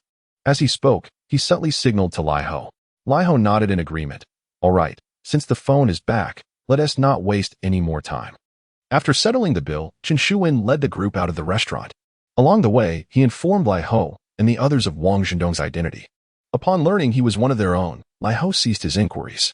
Before long, Wang Zhendong hurriedly emerged from the establishment, having changed from his waiter's uniform into a tattered old outfit. As he stepped outside, he anxiously searched around while rubbing his hands together. Chen Shuwen called out, and Wang Zhendong quickly rushed over. Brother Wen, I have resigned. From now on, I will stick with you. Wang Zhendong declared excitedly. Chen Shuwen replied with a smile. We all strive for a living together. Rest assured, as long as you are with me, I will ensure you are never hungry. Wang Zhendong was overwhelmed with joy and repeatedly expressed his gratitude. Chen Shuwen casually introduced the few people beside him to Wang Zhendong. When he came to introduce Lai Ho, Wang Zhendong, while shaking Lai Ho's hand, awkwardly said, Brother Monkey, I sincerely apologize for what happened earlier. I had no idea you were one of us. Please, don't take offense. This heartfelt expression instantly extinguished the anger that had been simmering within Lai Ho. He chuckled and patted Wang Zhendong on the shoulder, saying, Dongzi, from now on, we are all brothers. There's no need for formalities. There's a saying that it's through conflict that we become acquainted. If it weren't for this incident today, we might never have met. Wang Zhendong couldn't help but chuckle. Li Eryong, unable to contain his curiosity, asked, Dongzi, I'm quite intrigued. How on earth did you manage to swipe Lai Ho's phone? This guy's been in this line of work since childhood. How did you outsmart him? The others immediately turned their gaze toward Wang Zhendong, equally intrigued. Lai Ho's face turned crimson, yet he too looked at Wang Zhendong with curiosity. Wang Zhendong scratched his head. Brother Yong, I'm not really an expert. It was just that Monkey's phone was so conspicuous. When he walked out, he swaggered, intentionally sticking his belly out with the phone prominently displayed. The phone case was merely held by a magnet, so it could be easily removed. While he was strutting about, he didn't bother to look down, and I just casually swiped it away. Upon hearing this, everyone burst into laughter. Indeed, Lai Ho had just exhibited that very style. Chen Shuwen playfully slapped Lai Ho on the back and said, Monkey, did you hear that? This is the consequence of showing off. If you ask me, you should just keep your phone in your pocket. Wearing it on your waist is far too obvious. Lai Ho looked dejected and replied, Brother Wen, rest assured. I'll buy a pair of pants with pockets and zippers to tuck the phone away. Damn it. If someone can steal my phone from my pants, I'll just accept it. Laughter erupted once more, and Wu Lihong interjected with a teasing tone, Monkey, What brotherhood means is that you shouldn't be so ostentatious. Who told you to stuff your phone in your pants? If you keep this up, I certainly won't be calling you anymore. It's just too embarrassing. Li Hao sheepishly protested, hey, stop picking on me alone. What I did isn't even showing off. Just look at Juzi. He flaunts far more than I do, and he hasn't let go of his phone. The group turned to see Li Taiju behind them, still engrossed in fiddling with his phone. However, at this moment, Li Taiju was not making calls. It was unclear what he was doing, as he seemed completely absorbed in his task. Chen Shuwen leaned in for a closer look. Oh wow, he is playing Snake. Li Eryong quipped, alright, you shouldn't criticize Juzi. While he may show off, at least he keeps his phone in hand and doesn't lose it. Unlike you, who seems to have a knack for misplacing things. Li Hao wore a look of disbelief, but soon cast a glance at Li Eryong's phone case hanging from his waist and retorted, what right do you have to criticize me? How much better are you? Your phone case is entirely red. You are far more flamboyant than I am. At this, the crowd erupted in laughter. Li Eryong's face flushed crimson as he quickly concealed his phone case. Subsequently, Chen Shuwen took Wang Zhendong to purchase several outfits and also provided him with a mobile phone. Wang Zhendong, clutching these items, was overwhelmed with emotion, tears welling in his eyes. Brother Wen, I have no words. From now on, my life is yours, whatever you command. Whether it be traversing mountains of blades or seas of fire, I shall not hesitate. Chen Shuwen smirked and replied, all right, save those words for later. For now, you will spend the night with Li Hao. Tomorrow, we shall consult someone and select an auspicious date for the opening. The crowd nodded in agreement and escorted Chen Shuwen and Wu Lihong to the mouth of the alley before parting ways. Wu Lihong trailed behind Chen Shuwen. Walking back home through the darkness, clutching the phone that Chen Shuwen had gifted her, she gazed at his silhouette, her expression somewhat dazed, a faint smile gracing her lips. Suddenly, she quickened her pace, intending to reach for Chen Shuwen's hand. Just at that moment, several figures sprang forth from the shadowy corridor, surrounding the two of them. Concurrently, an arrogant voice echoed, we've finally caught up with you. Chapter 43, He Fei Seeks Trouble with the sound echoing. A young man with yellow hair emerged from the dark stairwell. Upon seeing him, Wu Lihong's expression changed dramatically. He Fei. What are you doing here? Chen Shuwen recognized him as well. This was indeed Wu Lihong's former boyfriend, He Fei. Chen Shuwen had encountered him during the incident when he abducted Wu Lihong. He Fei strode forward and delivered a resounding slap to Wu Lihong's face, cursing, you wretched woman, why shouldn't I come here? Just because you can steal men. Does that mean I can't come to find you? Chen Shuwen frowned slightly, his demeanor growing somewhat cold. However, he ultimately chose to remain silent. After all, Wu Lihong was once He Fei's girlfriend. This was a matter between them, and as an outsider, it was not his place to intervene. Wu Lihong's face was swollen from the blow, yet she did not back down, retorting angrily, He Fei, mind your language. Who the hell is stealing men? This is my classmate, my friend. He Fei scoffed, damn, do you think I don't know?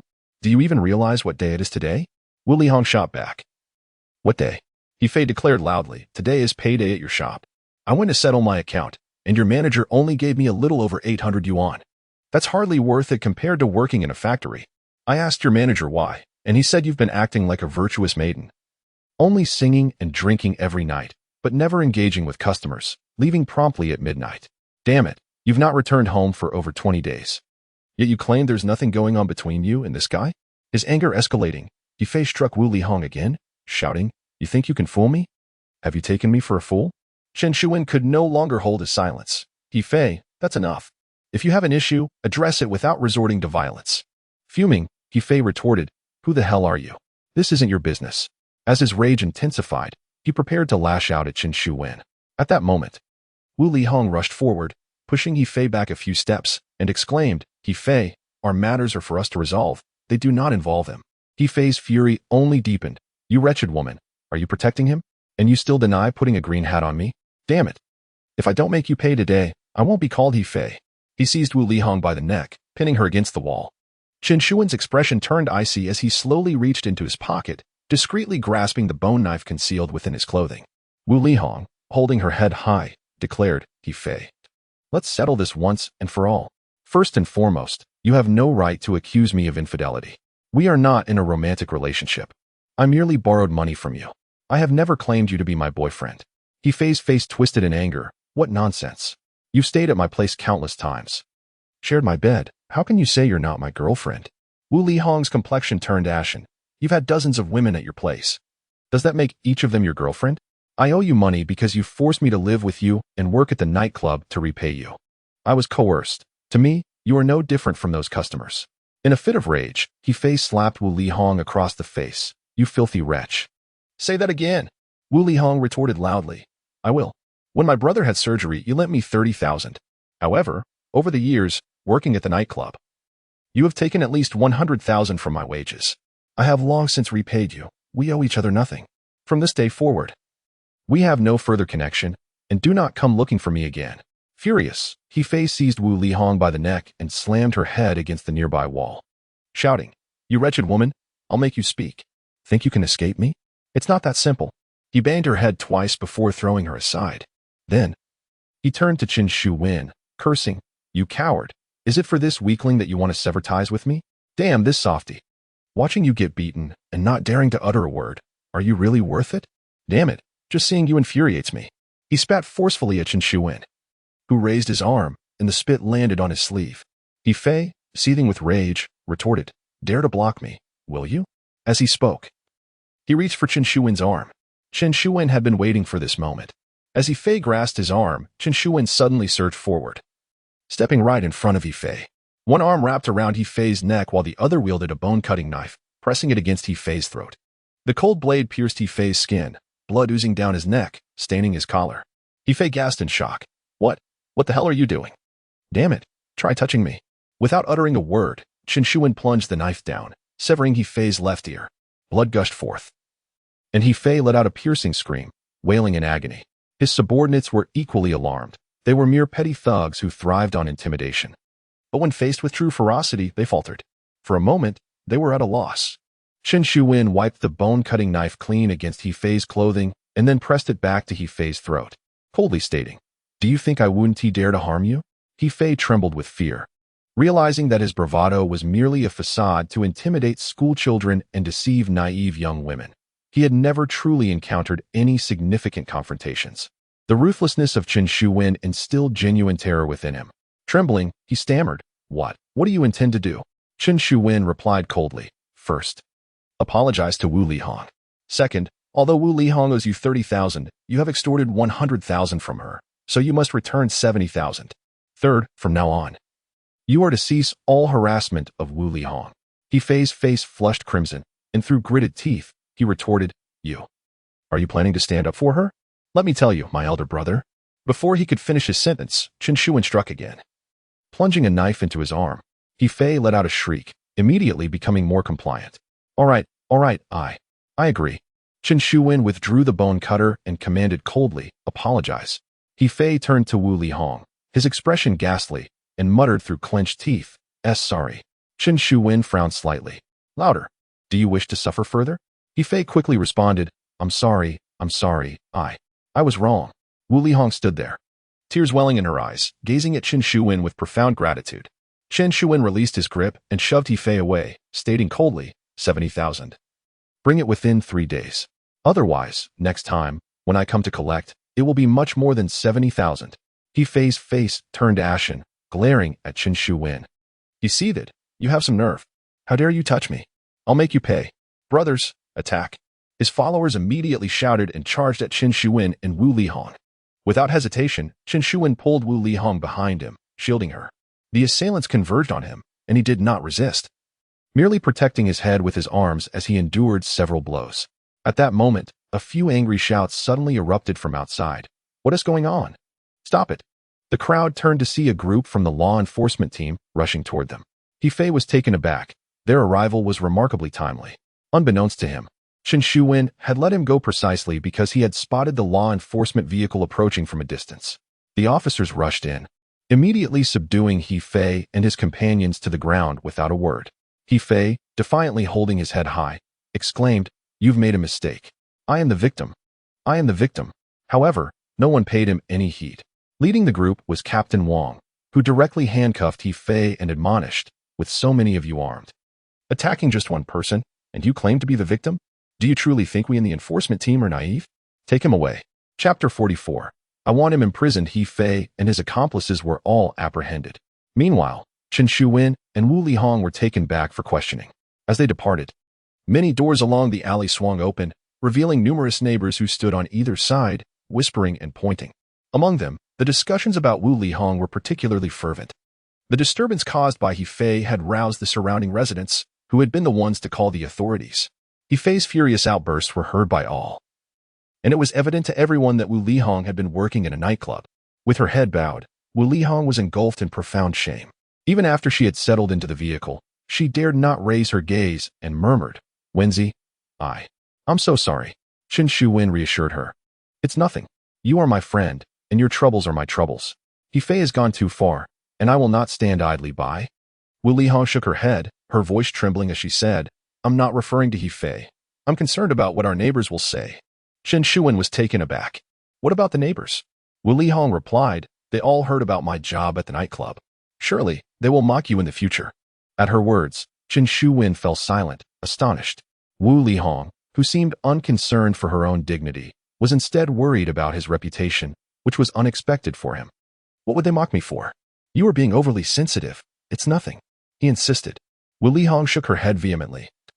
"They will definitely ridicule you for being friends with someone like me." Her voice quivered with emotion. Chen Shuwen chuckled lightly. "Enough of this. What does it matter? While I'm in prison, they'll call me a rapist and murderer. What face do I have left around here?" Wu Lihong managed a bitter smile but chose to remain silent. Upon arriving at the enforcement team, Captain Wang conducted the questioning as per protocol. However, Chen Shuwen's account slightly diverged from the actual events. He refrained from mentioning the severing of He Fei's ear, stating instead that during the chaotic scuffle, he could not see clearly due to the darkness and could only defend himself passively. He had no idea how He Fei's ear had been severed. Conversely, He Fei's associates told the truth, explaining how Chen Shuwen had taken He Fei hostage and cut off his ear. Yet, Captain Wang disregarded their testimonies and accepted Chen Shuwen's version without after listening to Chen Shuwen's detailed account. Lawyer, he smiled calmly and reassured him, "Do not fret over this matter. Under normal circumstances, the enforcement team will certainly consider your statement. As for He Fei and his associates, they will likely be detained for a few days. Should any unforeseen circumstances arise, I shall assist you in addressing them." Chen Shuwen expressed his gratitude. "Thank you, Lawyer He. However, I have a different thought." Lawyer He raised an eyebrow in surprise. "What thought?" Chen Shuwen spoke softly. "Is there any means to ensure that He Fei serves a longer sentence? Perhaps a few years in prison?" Lawyer He paused momentarily, then chuckled. "Ah, my dear Chen, are you attempting to take advantage of this situation to bring He Fei down?" Chen Shuwen replied with a faint smile. "I merely wish to minimize potential troubles. Individuals like him are unpredictable. If released, he may cause further complications. Therefore, it is prudent to keep him incarcerated for a few years to alleviate my own concerns." Lawyer He chuckled lightly. "Your idea is quite astute, Chen. Indeed, I shall share a method with you that you might consider." Upon hearing Lawyer He's suggestion, Chen Shuwen beamed. "Thank you, Lawyer He. I shall treat you to a meal when I have the opportunity." Lawyer He smiled back. "Let us postpone that discussion for now." After concluding the call, Lawyer He turned to Mr. Ho, who was seated across from him, and remarked, "Mr. Ho, that Chen Shuwen called again. You were right. This lad indeed possesses ambition and is capable of achieving great things." Mr. Ho, with a pipe in his mouth, exhaled smoke leisurely, responding, "It is premature to discuss such matters. Let us first observe how he navigates this current predicament." Feng Ru, elegantly attired in a sleek, form-fitting dress, chimed in with a smile. "The poison snake is a madman. I am genuinely curious to see which of these two lunatics will ultimately prevail." She turned to Lawyer He. "Are you also waiting to see if he wishes to dine with you after he confronts the poison snake?" Lawyer He laughed heartily. "Everything hinges on Mr. Ho's decision." Mr. Ho continued to exhale smoke, his gaze deep and inscrutable, revealing nothing of his thoughts. After finishing his call, Chen Shuwen returned home with Wu Lihong. Upon reaching the alley's entrance, Wu Lihong halted and softly stated, "Wenzi, I won't be coming in." Chen Shuwen glanced back at her, confused. "Why not?" Wu Lihong replied, I plan to find a place to rent in the coming days, so I won't be a burden to you any longer. This way, your neighbors will not mock you." Chen Shuwen understood her intentions and smiled. "You're still worrying about this? I have already told you, it does not concern me. Besides, you have yet to find a place, haven't you? If you don't come in, where will you stay tonight?" Wu Lihong responded, I can manage at an internet CAF for the night." Chen Shuwen countered, "How can you sleep at an internet CAF? No. You should stay here for the next couple of days." We can discuss it further once you secure a place. Without giving her a chance to argue, he took her hand and led her into the alley. Wu Lihong's face flushed crimson as she lowered her head and followed behind, resembling a thief consumed by guilt. Chen Shuwen, however, paid little heed to her demeanor as he guided her home and retrieved a medicine box. The anti-inflammatory and pain-relieving ointments are within, he instructed. Apply it yourself. I shall boil an egg for you to apply later. As Wu Lihong gazed upon the medicine box, tears welled in her eyes, overwhelming her with an urge to weep. In her lifetime, no one had ever shown her such kindness. Oblivious to the emotion swirling within her, Chen Shuwen entered the kitchen, boiled several eggs, and returned to hand them to her. Once everything was settled, he took out his phone to arrange some matters with Lai Ho. After ending the call, Chen Shuwen turned around to find Wu Lihong standing behind him, gazing intently. What is the matter? He asked, bewildered. Without a word, she suddenly leapt forward, enveloping him in a tight embrace. The fragrance of her perfume enveloped him, and the warmth of her delicate form stirred feelings within the uninitiated Chen Shuwen. Why you? What's wrong? He stammered, flustered and hesitant to touch her, though his body began to react instinctively. Wu Lihong remained silent, clinging to him. Chen Shuwen instinctively leaned back, wary of any prolonged contact. After a considerable moment, he gently grasped her shoulders and pushed her away. All right, no need to be so moved. We are classmates, friends. Helping each other is only natural, isn't it? He said with a smile, patting her shoulder. It's getting late. Let us get some rest. With that, he hurried back to his room. Wu Lihong remained rooted in place, staring at the closed door of Chen Shuwen's room, unable to suppress her tears any longer as they streamed down her cheeks. Chapter 45. The Electronic Dynasty. The following morning, Chen Shuwen awoke to find breakfast already prepared. However, Wu Lihong was nowhere to be seen. Not giving it much thought, he enjoyed his meal and proceeded to call Li Eryong and the others, recounting the events of the previous night. Upon learning that Chen Shuwen had been ambushed, Li Eryong was taken aback and immediately hailed a motorcycle taxi to rush over. Seeing Chen Shuwen unharmed, he exhaled in relief. Damn it, that scoundrel He Fei is nothing but a leech, he fumed. All day long he struts around that internet CAF, seducing young women into his bed, then coaxing them into earning money for him. Such trash daring to lay an ambush for Wenzi. He must be tired of living. After venting his frustration, he turned to Chen Shuwen. Wenzi, what do you intend to do? Just say the word, and we will lay an ambush for him, teaching him a thorough lesson and avenging you. Chen Shuwen shook his head. It's not worth it to deal with such a minor character. Li Eryong paused, taken aback. But we cannot simply let it go, can we? With a calm smile, Chen Shuwen replied. Who said I would let it go so easily? At that moment, Wang Zhendong and Li Taizhu arrived. Li Taizhu, while walking in, was preoccupied with his phone, likely engaged in a game of Snake. Upon entering, he glanced at Chen Shuwen, saw that he was fine, and returned to his game. Wang Zhendong rushed in, concerned, and inquired about Chen Shuwen's well-being. Chen Shuwen waved his hand dismissively. I'm fine. That kid has suffered a bit, though. You need not worry about him. I've already tasked Lai Ho with handling it. Since you are here, let us attend to our business for today. Eryong, did you consult the master regarding the auspicious date? Li Eryong nodded. The date has been chosen. 3 days from now will be a favorable time. However, Wenzi, do we really need to commence operations so soon? If we open directly, the Viper will surely come with his men to cause trouble. Chen Shuwen smiled lightly. As long as the Viper is around, even if I were to open next year, he would still come to stir up trouble.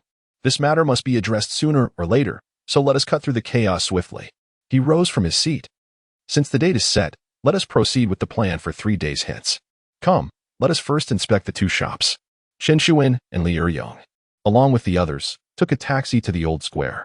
The Old Square was the earliest constructed plaza in Pengqing, once bustling with activity and home to the supply and marketing cooperative, representing the city's former prosperity. However, after the year 2000, several new squares were built, causing the Old Square's popularity to wane. Still, it remained a favorite haunt for the local ruffians, given the plethora of entertainment venues nearby, including skating rinks, billiard halls, internet CAFs, arcade centers, and video halls. This area frequently witnessed brawls, earning it the reputation of being the most lawless part of Pengqing. The venomous serpent undoubtedly possesses the means to dominate this territory.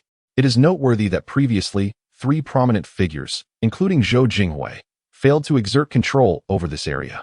The fact that the serpent has single-handedly consumed this domain speaks volumes about his capabilities. Chen Shuwen, accompanied by Li Eryong and others, did not proceed directly to the two gaming arcades, but instead meandered in the vicinity, allowing Li Eryong to elucidate the circumstances surrounding the old square. Although Chun had visited this area before, his prior encounters were limited to merely engaging with arcade games or watching videos. Occasionally, he would encounter some unruly youths with dyed hair attempting to extort a few coins from them, a commonplace occurrence. However, he remained largely unaware of the true nature of this territory. As Li Eryong guided the group, he provided insights into the situation at the old square. Having previously associated with Lao He and frequented this area, he possessed considerable knowledge of the surroundings. According to Li, the Serpent currently controls this territory primarily through the arcade business, as the slot machines therein yield profits at an astonishing rate. Most other establishments merely pay protection fees without direct involvement in operations. As Chun listened attentively, he mentally noted these revelations, particularly the locations of each arcade, for they were all under the Serpent's domain. Soon, they arrived before a grand arcade, distinguished by its opulent decor. A towering sign adorned with various gaming characters, from Street Fighter to King of Fighters and Romance of the Three Kingdoms, proclaimed its identity. The sign boldly declared the name, Electronic Dynasty. From the exterior, the vibrancy within was palpable, teeming with life and laughter. Li Eryong whispered, "This is the Serpent's stronghold, the largest arcade in Pingqing, and the most bustling one at that.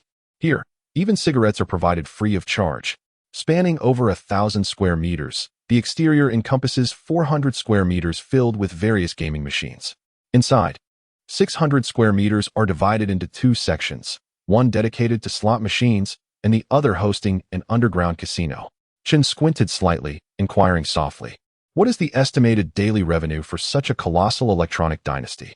Li Eryong gestured with his hand, contemplatively stating, "I once heard Lao He mention that the daily turnover here is at least 100,000. Chen's eyes widened in astonishment. That amounts to 3 million in a month. Does it not? Li Eryong quickly shook his head. "Wenzi, the calculations are not so straightforward. While the arcade operates on a no-investment basis, maintaining such a large establishment incurs substantial daily expenses, particularly in terms of employee wages. To attract customers, the Serpent employs young and attractive waitresses, which alone costs a considerable sum each month. Moreover, when considering the rent, utilities, and the expenses incurred by the Viper in maintaining his subordinates, it seems that the 100,000 yuan would merely allow the Viper to pocket 2 or 3,000 at best." Chen Shuwen furrowed his brow, realizing that, by such calculations, the profit was rather meager. As the few of them engaged in casual conversation, a sudden commotion erupted from the crowd in the distance. Li Eryong glanced up, his expression shifting dramatically as he whispered, "The Viper has arrived." Following his gaze, Chen Shuwen observed the throng parting swiftly into two groups, creating a passageway. At the end of this corridor, a tall man with a sinister gaze was striding forward. In his arms, he held a voluptuous woman with a slender waist. She appeared to be in her 30s, still exuding charm, her figure impeccably proportioned. As she walked, her alluring eyes sparkled with seduction, captivating all who beheld her. Yet, the surrounding crowd dared not steal a glance, for the man accompanying her was none other than the notorious madman known as the Viper. Chapter 46. The intimidation of the foolish pillar. The Viper strode arrogantly, enveloping the woman in his embrace. Wherever he passed, the surrounding crowd recoiled in trepidation, none daring to obstruct his path. He led the woman into the Electronic Dynasty, at which point murmurs began to circulate among the onlookers. "Is that woman the wife of Boss Hu?" "It seems so. I've heard whispers that Boss Hu married a young bride in her 30s, a captivating seductress." "Huh. Boss Hu has truly fallen this time. Such a grand establishment has been claimed by the Viper without a single cent exchanged. And now, even his young bride has been taken away. He must feel utterly humiliated. Did you see that little vixen? She swayed as she walked. Probably has been indulged by the Viper quite a bit lately. Shoo, keep your voice down. Do you want to get us killed?" The discussion abruptly ceased. Yet each face bore a lewd grin. Chen Shuwen furrowed his brow upon hearing all this. "Who is Boss Hu?" Li Eryong replied softly, "He is a businessman from Pingqing. A few years ago, he ventured south to trade and made some money. Upon returning, he invested heavily and purchased several properties. The Electronic Dynasty building is one of them." Chen Shuwen remarked. "So it seems the Viper is using his establishment without paying rent?" Li Eryong scratched his head. "I'm not certain, but I've heard similar rumors before. I just don't know their validity. However, that woman is indeed Boss Hu's bride. I've seen her when I accompanied Zhou Jinghui on errands." I never imagined she would be entangled with the Viper. Chen Shuwen pondered for a moment and inquired. Is Basu not angry about losing his establishment and having his wife involved with the Viper? Li Eryong scoffed. Angry? What good would that do? That Hu fellow is nothing but a coward. Aside from having some money, he possesses nothing else of value. He has over 20 henchmen. But they merely serve to intimidate ordinary folk. I've heard that one of his bodyguards has a lingering connection with his wife. Yet this old dog dares not speak up. Chen Shuwen was astonished. How has a man of wealth descended to such a state? Li Eryong shrugged. He is a coward. Afraid for his life. That's how it is in Pingqing. Simply having money is useless. Without power or influence, one will still be trampled underfoot. Take Lord Ho for instance. His assets wouldn't even place him in the top 10 in Pingqing. Yet, all those wealthy individuals in Pingqing still look to him for guidance. Chen Shuwen nodded thoughtfully, casting a deep glance at the Electronic Dynasty before departing with Li Eryong and the others.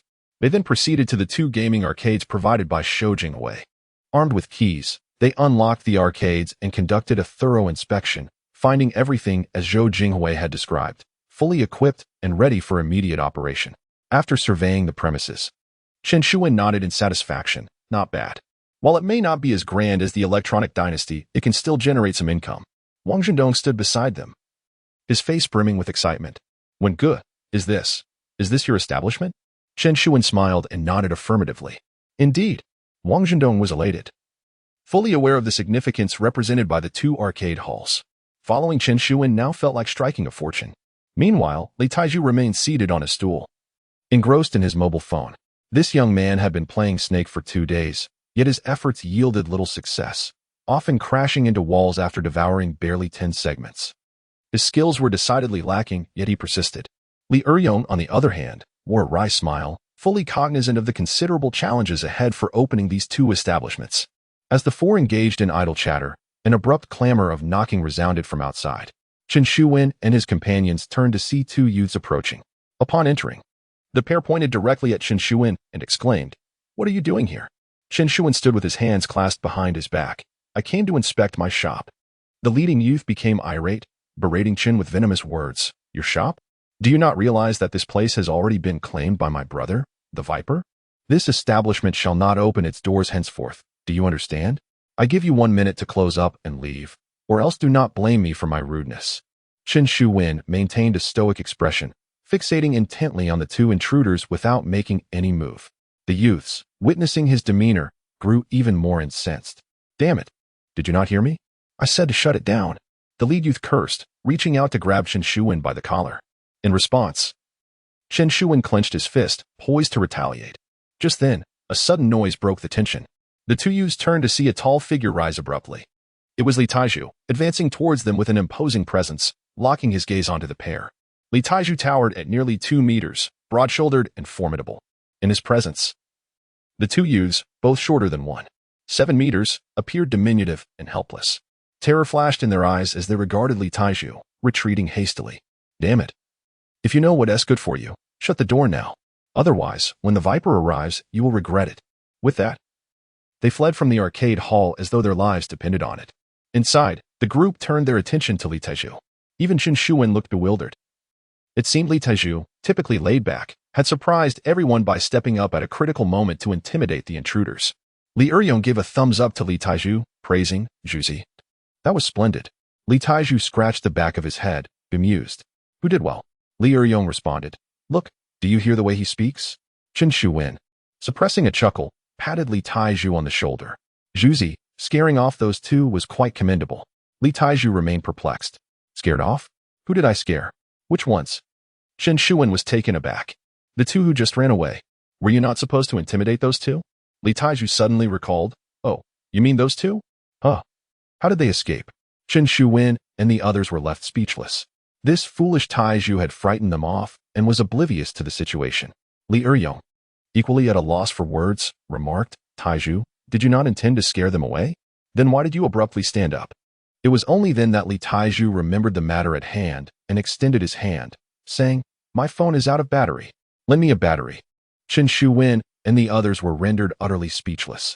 Wang Zhendong cautiously inquired, "Brother Taiju, you were not trying to frighten those 2, were you? Why were you glaring at them just now?" As Li Taiju took the battery from Chen Shuwen and began replacing it, he replied, I wasn't glaring at them. I don't know those two. I merely glanced at them. Chen Shuwen and the others were completely at a loss for words. This foolish Taiju was indeed living up to his reputation. Just then, Chen Shuwen's phone suddenly rang. He answered the call, and on the other end, the voice of Lai Ho could be heard. Brother One, the matter has been taken care of. Chapter 47. He Fei's downfall. Chen Shuwen hung up the phone, his face alight with joy, and beckoned Li Eryong and the others to depart. Hardly had they left when a group of over 10 individuals rushed towards the arcade. Each of them wielded weapons wrapped in newspaper, exuding an air of menace and aggression. Leading the pack were the same two youths from earlier. Upon arriving, they found the arcade's door firmly shut. The tattooed leader immediately scowled. Damn it, isn't this place supposed to be open? The two youths were taken aback, and one of them anxiously replied, Brother Bao, the door was indeed open just now. When we went in, they refused to close it and even threatened us. The tattooed man's expression darkened as he scanned the surroundings and frowned. Damn it, who doesn't he know that this area belongs to Brother Shi? To dare open the door here is to court death. All right, you two keep a close watch on this place. If anyone dares to open the door again, let me know immediately, understood? After meeting with Lai Ho, it was already noon. The group initially intended to return home for lunch, but upon arriving, they discovered that Wu Lihong was not at home. With no other options, Chen Shuwen and the others had to find a nearby restaurant for their meal. Where's Hongjia? Usually, she has the meal prepared by this time, waiting for us to come home. Did that bastard He Fei frighten her last night? Lai Ho inquired, astonished. Chen Shuwen shook his head. I'm not sure. Monkey, what's the situation on your end? Lai Ho promptly responded, Brother Wen, I've looked into it. Although He Fei has had numerous affairs over the years, most were with women of little background. However, 6 months ago, he became involved with a girl who frequented the internet CAF he managed. It is said that she comes from a respectable family. Both her parents work in reputable jobs, and she has an uncle in the provincial enforcement team. Chen Shuwen's eyes brightened. What is the current status of this woman? Lai Ho replied, I found out she is attending university. He Fei visits her twice a month. Chen Shuwen furrowed his brow. Visits her? Lai Ho nodded yes. She regards He Fei as her boyfriend. A friend of mine knows her, and her QQ album contains numerous photos of her with He Fei. Their relationship seems quite good. Chen Shuwen frowned, as this was not in line with his expectations. He had intended to find someone influential to accuse He Fei of violent crimes, thereby imprisoning him. But now, it appeared that the two had developed into a couple, rendering his original plan ineffective. Is there anything else? Chen Shuwen pressed. Lai Ho shrugged. That's all I know. I'm not very familiar with He Fei's circle, so I don't have much information. However, it's true that He Fei is quite the playboy. I have heard that this fellow frequently boasts about the numerous women he has encountered, claiming to have engaged with at least a couple of hundred. Yet, not a single one is willing to come forth to accuse him. On the contrary, many girls even regard him as their boyfriend. This lad possesses quite the talent for deceiving women. Chen Shuwen pondered for a moment before chuckling. I never imagined he would be such a romantic. However, while he may have duped those young ladies, can he possibly deceive their parents and families? Lai Ho, taken aback, inquired, What do you mean? Chen Shuwen gently waved his hand with a faint smile. Let us eat first. We shall attend to matters in the afternoon. After the group finished their lunch, Chen Shuwen instructed Lai Ho to summon his friend. Through this companion, they accessed the girl's QQ album and retrieved photographs of her with He Fei, subsequently printing a copy. Once everything was in order, Chen Shuwen penned a letter detailing the relationship between He Fei and the girl from beginning to end. He then placed these items into an envelope and, finding a child he did not know, handed the young one 10 yuan to deliver the envelope to the girl's father. Having completed all this, Chen Shuwen and his companions returned home. Approximately 2 hours later, a cacophony of motorcycle engines erupted outside. Peering out, Chen Shuwen spotted a number of motorcycles revving at the alley entrance, led by none other than He Fei. With one ear bandaged, He Fei, flanked by his entourage, aggressively blocked the alleyway, bellowing, Chen Shuwen, come out. Chen Shuwen stepped outside. Isn't this Brother Fei? What's the rush? Released so soon? He Fei's expression was icy as he pointed a finger at Chen Shuwen. Chen Shuwen, you cowardly turtle, you dared to deceive me last night? Fortunately, my elder brother had the means to secure my release. Damn it, this score is far from settled. Chen Shuwen replied with a cold smile, since you're out now, it's best to live a good life. What do you intend by bringing so many people here? Are you looking to spend more time behind bars? He Fei let out a wild laugh. Ha! You think you can intimidate me? Let me tell you, I have backing too. And I am not afraid of the law enforcement. However, you ought to be cautious. When traversing the night roads, remember to wear a helmet. Don't let anyone knock you out and take your life. His gang erupted in laughter at He Fei's words. Chen Shuwen narrowed his eyes slightly, recognizing the blatant threat in He Fei's tone. It seemed imperative to resolve the issue with He Fei swiftly. Otherwise, allowing him to linger would surely invite future troubles. As over 2 hours passed, why had there been no word from the girl's father? Had he possibly chosen the wrong target this time? Just as Chen Shuwen was deep in thought, a sudden wail of police sirens pierced the air, and several law enforcement vehicles roared into view. Upon hearing the sound, He Fei's subordinates appeared somewhat panicked. One of the younger members whispered, "Brother Fei, should we perhaps make a run for it?" He Fei slapped him directly and cursed. "Why are you running? Damn it, we are merely passing through on our motorcycles. What is there to fear? Is there any law that prohibits us from riding through here? Damn it, what about the enforcement team? I don't believe they dare to lay a finger on me." The younger men around him immediately relaxed, looking smugly at the approaching enforcement vehicles. The enforcement vehicles halted right in front of He Fei, and a dozen individuals descended from them. Leading the group was Captain Wang. Upon seeing him, He Fei scoffed. "Oh, Captain Wang, it's you again. So, who called the police this time? But this matter has nothing to do with me. I was just riding my motorcycle through here. That's not illegal, is it?" Captain Wang's face darkened, and without uttering a word, he waved his hand. "It's him. Take him down." Several members of the enforcement team rushed forward, pinning He Fei to the ground and handcuffing him. He Fei was bewildered. "Captain Wang, what? What are you doing? What have I done? On what grounds are you arresting me?" Captain Wang's expression was icy. He said nothing and ordered He Fei to be taken into the vehicle. As He Fei continued to shout, Captain Wang sat beside him and gritted his teeth. "He Fei, stop shouting. Let me tell you, this time you are finished. I received orders from the provincial team to bring you back for serious punishment. Based on the evidence we have, if your sentence is less than 10 years, consider it a miracle." He Fei was left dumbfounded. Meanwhile, Chen Shuwen let out a sigh of relief. He understood that the girl's parents would ultimately be unable to tolerate the fact that their daughter was involved with such a scoundrel. This time, He Fei was truly doomed. Even though He Fei possessed great charm to win over those girls, he could never deceive their parents. What parent would allow their daughter to follow such a man with a notorious past?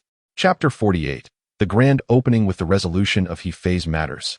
Chen Shuwen felt a weight lifted from his heart. He returned home with Li Eryong and a few others, resuming their deliberations on the upcoming opening.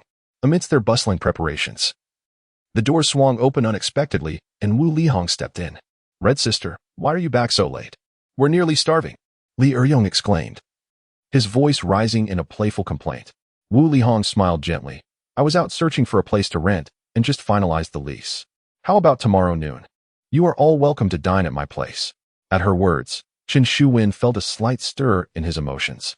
However, he chose to remain silent, fully aware that Wu Lihong's proximity was not necessarily beneficial for him. Li Eryong and Lai Ho were taken aback, exchanging puzzled glances. "You rented a place? Why? Isn't everything fine here with Wenguo?" Wu Lihong chuckled softly. "It's just a bit inconvenient after all. Now, continue your conversation. I'll tidy up and move my things." As she retreated to the inner room, everyone's gaze shifted to Chen Shuwen, including the usually preoccupied Li Taizhu. "What are you all staring at? Let us get back to business," Chen Shuwen said. "It's settled then. We will open one store for now, and delay the second until we're more established." Li Eryong and Lai Ho exchanged glances, both hesitating to speak.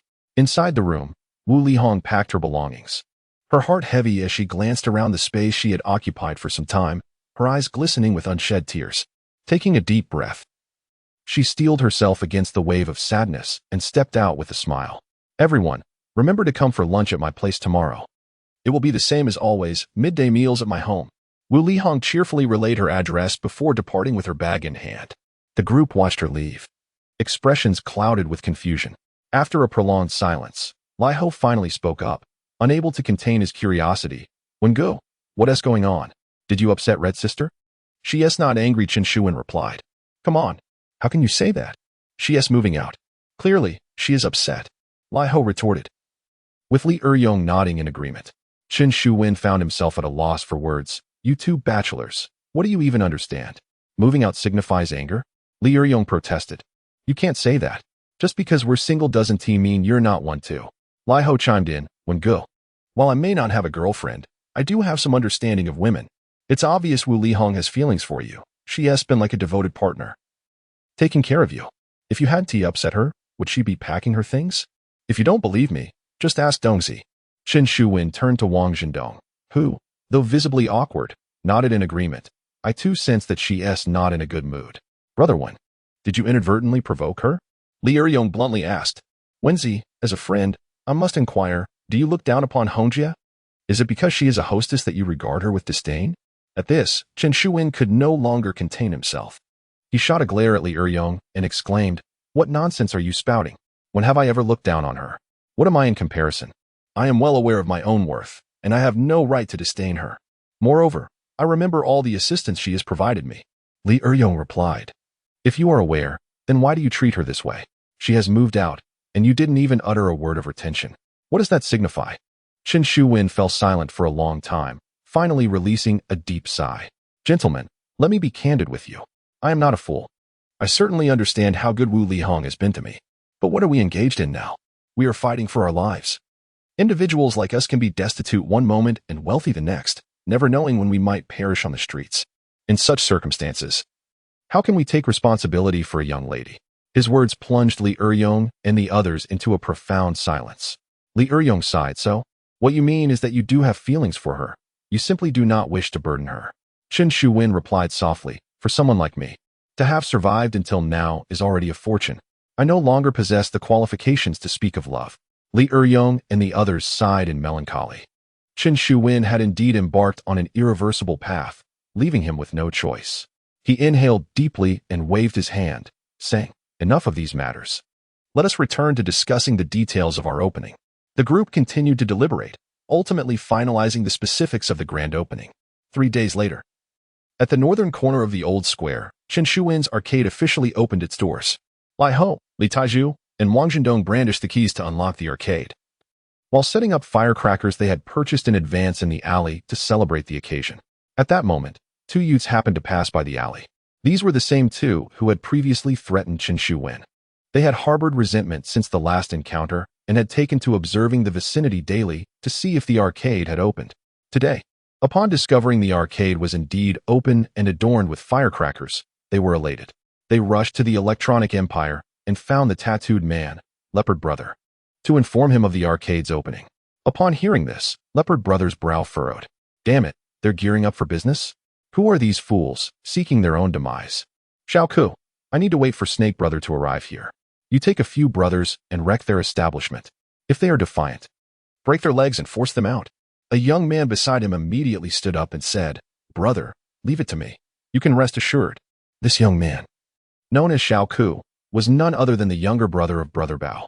After inquiring about the number of opponents, and upon learning that there were merely 3, he sneered with disdain. 3 dare to raise their flag here at the old square? They must be courting death. He cursed, just watch how I deal with them. Xiao Ku summoned 7 or 8 companions, arming themselves with weapons concealed in newspapers, and they stormed towards the arcade where Chen Shuwen was. Just as Xiao Ku and his entourage stepped out of the Electronic Dynasty, a man wearing a hat rose from in front of the King of Fighters arcade machine. Nonchalantly following Xiao Ku and the others out of the Electronic Dynasty, he discreetly took out his phone and dialed a number. Yong, they're here. Have them prepare. This man was none other than Chen Shuwen himself. Chapter 49. The grand opening today, Li Eryong did not visit the arcade, as his hands and feet were still uncoordinated, rendering him somewhat incapable of carrying out tasks effectively. Upon receiving a phone call, he promptly sent a message to Lai Ho. Meanwhile, Lai Ho was busy organizing the opening events. Upon receiving Li Eryong's message, he immediately signaled to Wang Zhendong. Wang Zhendong understood the cue and swiftly retrieved several stacks of crisp banknotes from his pocket, following Chen Shuwen's prior instructions. These banknotes included denominations of 1, 5, and 10 yuan, with even a few 50 yuan notes mixed in. In an era when the monthly salary of an ordinary worker hovered around 7 to 800 yuan, 50 yuan was nearly sufficient for a week's worth of sustenance. On this occasion, Chen Shuwen had specifically exchanged 5,000 yuan in new bills.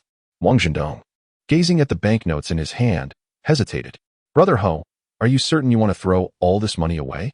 This is 5,000 yuan. Enough to buy a motorcycle. Lai Ho, though displaying a pained expression, waved his hand dismissively. We must follow Brother Wen's orders. Remember, we must scatter every last penny. Not a single cent should be kept. With a sigh, Wang Zhendong resigned himself to the task and made his way to the entrance of the arcade, where a considerable crowd had already gathered, eager to witness the spectacle. Earlier that morning, Lai Ho and his associates had scurried about, promoting the opening of the arcade. However, mere announcements lacked allure. Lai Ho had simultaneously advertised that on the day of the grand opening, money would be scattered on-site. This promise of money attracted many onlookers, all curious to see how the money would be dispersed. Wang Zhendong arranged all the banknotes neatly on a tray and stepped outside. The moment the crowd caught sight of the money-laden tray, a wave of excitement surged among them. Wow, so much money. Are they really going to scatter it? No way. That must be several thousand yuan. The crowd buzzed with speculation, their faces alight with desire and anticipation. After all, who wouldn't want free money? With a smile, Lai Ho greeted the crowd, proclaiming, "Ladies and gentlemen, today marks a momentous occasion, the grand opening of our brother's arcade. Our boss has established this arcade not for profit, but to provide a space for entertainment for all. On this joyous day, our boss has generously set aside 5,000 yuan to be scattered here. Please feel free to take as much as you can. No matter how much you collect, it is a token of our boss's goodwill. Do not hold back." Upon hearing this, the crowd immediately perked up, erupting in cheers. Are they really going to scatter money? Oh, what a stroke of luck to be here. The throng moved closer, their eyes fixated on the tray held by Wang Zhendong. Lai Ho delivered a few more ceremonial remarks, his gaze darting toward the corner in the distance. At last, a group of individuals approached, exuding an intimidating presence, with Xiaoke leading the charge. Upon seeing the individuals approaching, Lai Ho immediately recoiled. He inhaled deeply, exchanged a knowing glance with Wang Zhendong, and proclaimed loudly, "All right, let the money rain down. Everyone, pay close attention." As he counted down, 5, 4, he simultaneously grasped a stack of cash from the tray, clearly preparing to disperse the money. The crowd's eyes widened in anticipation, gathering around to witness the moment. At that instant, Xiaoke arrived with a group of followers, exuding an aggressive demeanor. Just as they were within 30 meters, Lai Ho abruptly scattered the money in his hands. The scene erupted into screams as people surged forward, clamoring to seize the bills strewn across the ground. Xiaoke, witnessing the chaos, spat in disdain. "Damn it, this is quite the show. I'll smash your machine and break your legs. Let us see how you get out of this." He extracted a steel pipe from a newspaper, and his subordinates brandished their weapons, advancing menacingly toward the arcade. As they neared the throng, Lai Ho swiftly released the remaining cash from his tray. Previously, he had scattered 1 and 5 yuan notes. This time, however, he unleashed 10 and 50 yuan bills, further intensifying the pandemonium. Xiaoke and his crew found themselves dispersed by the frenzied crowd scrambling for money. Yet, the spectacle was far from over. Once all the money had been thrown, Lai Ho whistled sharply. In the distance, Li Taiju, engrossed in his phone, heard the sound and promptly ignited the nearby firecrackers. This particular set had been meticulously arranged by Chen Shuwen, filling the entrance of the shop. As Li Taiju lit the firecrackers, they exploded rapidly, resonating throughout the venue, enveloping the area in a thick cloud of white smoke, obscuring visibility entirely. At that moment, Chen Shuwen, who had been trailing behind Xiaoke and his men, lowered his hat to obscure half his face. He drew a bone knife concealed at his waist and plunged into the throng, heading directly for Xiaoke. Amidst the chaos and smoke, Xiaoke was still hurling curses when suddenly, Chen Shuwen appeared beside him. Before Xiaoke could react, Chen Shuwen covered his mouth and plunged the knife into his abdomen repeatedly. Xiaoke's eyes widened in shock as he slowly collapsed to the ground. Meanwhile, Chen Shuwen discreetly slipped away from the crowd before the smoke dissipated, swiftly making his way into a nearby alley. As the smoke cleared and the frenzy of money collecting subsided, a collective gasp arose from the crowd. They finally beheld Xiaoke lying on the ground, his abdomen soaked in blood, gasping for breath. Xiaoke's subordinates, initially intent on wreaking havoc in the arcade, were taken aback by the sight of their leader gravely injured. Their expression shifted dramatically as they rushed to support Xiaoke, abandoning thoughts of destruction, and hurriedly carried him toward the electronic dynasty. Xiaoke was the younger brother of Brother Bao, a key figure in the underworld. Should anything happen to him, they would have no explanation to offer. Not far away, at the entrance of an alley, Chen Shuwen, having removed his hat and changed into a different outfit, quietly observed the scene. After watching Xiaoke and his companions walk away, Chen Shuwen took out his phone and promptly called the police. Having completed this task, he then strode confidently into his arcade, officially commencing operation. Chapter 50. Disruption at the Electronic Dynasty. As the Serpent arrived, Brother Leopard was reporting on the revenue. Suddenly, the sound of firecrackers erupted from outside. The Serpent furrowed his brow, inquiring, "What is going on?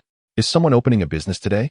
Brother Leopard glanced outside and replied, "It appears a game arcade is inaugurating. I have already sent Xiaoku and his team to handle it. Rest assured, with me here, there will be no other game arcades opening in the old square."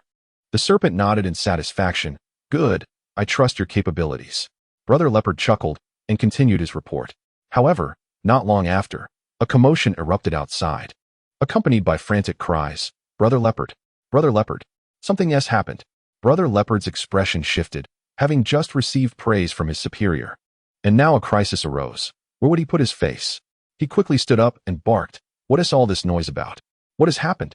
The first to rush in was one of Brother Leopard's underlings, who breathlessly exclaimed, "Brother Leopard, Xiaoku. Xiaoku has been stabbed." Brother Leopard's face paled, gripping the young man tightly. "What did you say? Repeat that." At that moment, a bloodied Xiaoku was carried in by others. Upon seeing Xiaoku's condition, Brother Leopard's fury surged, and he bellowed, "Who the hell did this? I swear I will annihilate their entire family." The underling hastily recounted the events that transpired. Upon hearing this, Brother Leopard was infuriated. "What do you mean you didn't see who did it? Are you all useless? Raised on shit?" The underlings hung their heads, too afraid to speak. At that moment, the Serpent emerged from the back. Observing Xiaoku's injuries, his expression turned icy. They were quite ruthless. A few inches higher, and Xiaoku would have lost his life. Brother Leopard's anger intensified. "Brother, Xiaoku is also your brother. Damn it. The assailants clearly show no respect for you. What shall we do?" The Serpent sneered. "Is this your first day with me? You still need to ask how to deal with those who oppose us?" Brother Leopard understood immediately and gritted his teeth. "This matter is undoubtedly linked to those from the game arcade. Someone, take my brother to the hospital.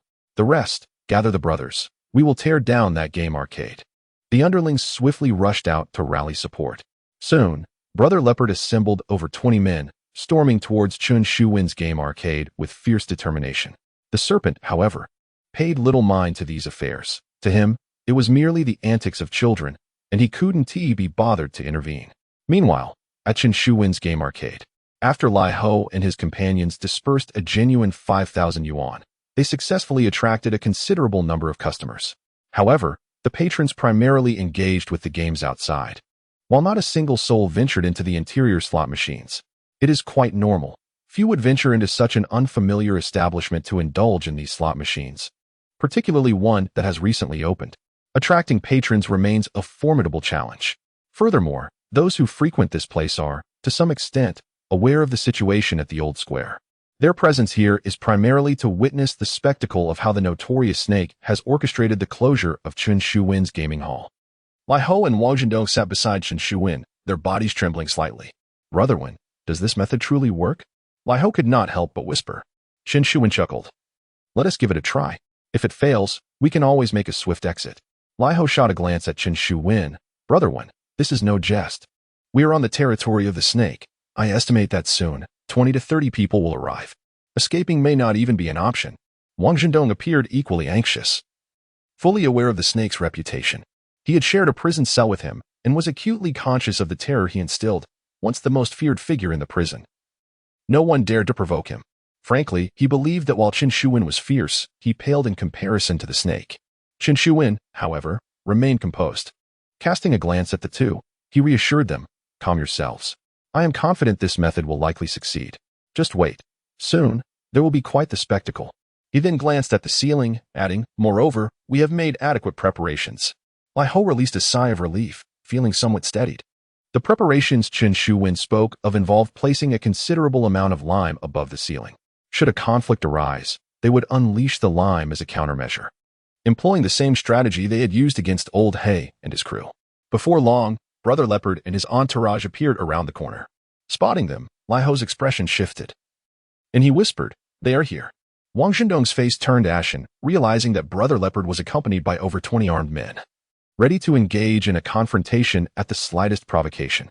Would they even have a chance to escape if cornered? Chun Shuwin, however, remained unfazed. Standing with his hands clasped behind his back, calmly observing the advancing Brother Leopard and his crew. Soon, they stormed into the gaming hall. Upon entry, Brother Leopard immediately waved his hand, shouting, "Smash it!" His subordinates rushed forward, demolishing the machines at the entrance into a heap of rubble. Just as they were about to surge further inside, Chen Shuwen stepped forward. "Gentlemen, what is the meaning of this? We bear no grievances. Why must you destroy our machines?" Brother Leopard, wielding a steel pipe, pointed it at Chen Shuwen and bellowed, "Enough of your nonsense. Listen closely, I am Feng Bao, and my brother is the snake. Go, summon your boss to come out." Chen Shuwen smiled, "I am the boss." Upon hearing these words, Feng Bao's fury intensified. "So you are the boss? Damn it. I've been looking for you. How dare you harm my brother? I will end you." As he spoke, Feng Bao raised a steel pipe and swung it towards Chen Shuwen. Chen Shuwen swiftly evaded the blow, prompting even greater rage from Feng Bao. "You dare to dodge? Get him. Kill him." With Feng Bao's furious command, his minions surged forward, ready to assault Chen Shuwen and his companions. At that moment, an irate voice rang out from outside. "What are you doing? Stop this at once." The crowd turned to see, to their surprise, that a group of law enforcement officers had arrived, glaring indignantly at the scene within. Feng Bao was momentarily taken aback. How had the enforcement officers arrived so suddenly? Unbeknownst to him, Chen Shuwen had reported the incident immediately after injuring Xiao Ku, prompting the officers to respond promptly. Chapter 51. Chen Shuwen's plan. As the enforcement team approached, Feng Bao and his associates instinctively concealed their weapons. Feng Bao promptly stepped forward with a forced smile, offering a cigarette as a greeting. The old square was now the territory of the Viper, and the local enforcement team had been well acquainted with the Viper's dealings. Therefore, these individuals were relatively familiar with Feng Bao. The leader of the team accepted the cigarette from Feng Bao and coldly inquired, "We have received reports of disturbances in this vicinity. Is there any truth to this?" Feng Bao quickly responded with a feigned laugh. "Oh, during broad daylight? Who would dare cause a ruckus here? There is nothing of the sort." The leader glanced at the shattered machinery within the premises and retorted, "Are you certain there has been no disturbance?" Feng Bao insisted, "Absolutely certain." The leader frowned. "However, we have heard that someone was injured, and quite severely at that." Feng Bao's expression shifted subtly. The seriously injured individual was none other than his brother. Yet, this was a matter he could not divulge to the enforcement team. If they were to learn of the situation, it would escalate into a full investigation, complicating his plans to deal with Chen Shuwen. Thus, he could only chuckle nervously. "It's all nonsense. No one is injured." The leader surveyed the surroundings and nodded. "As long as no one is injured, that is fine. Remember, do not cause any trouble." With that, he prepared to leave with his team.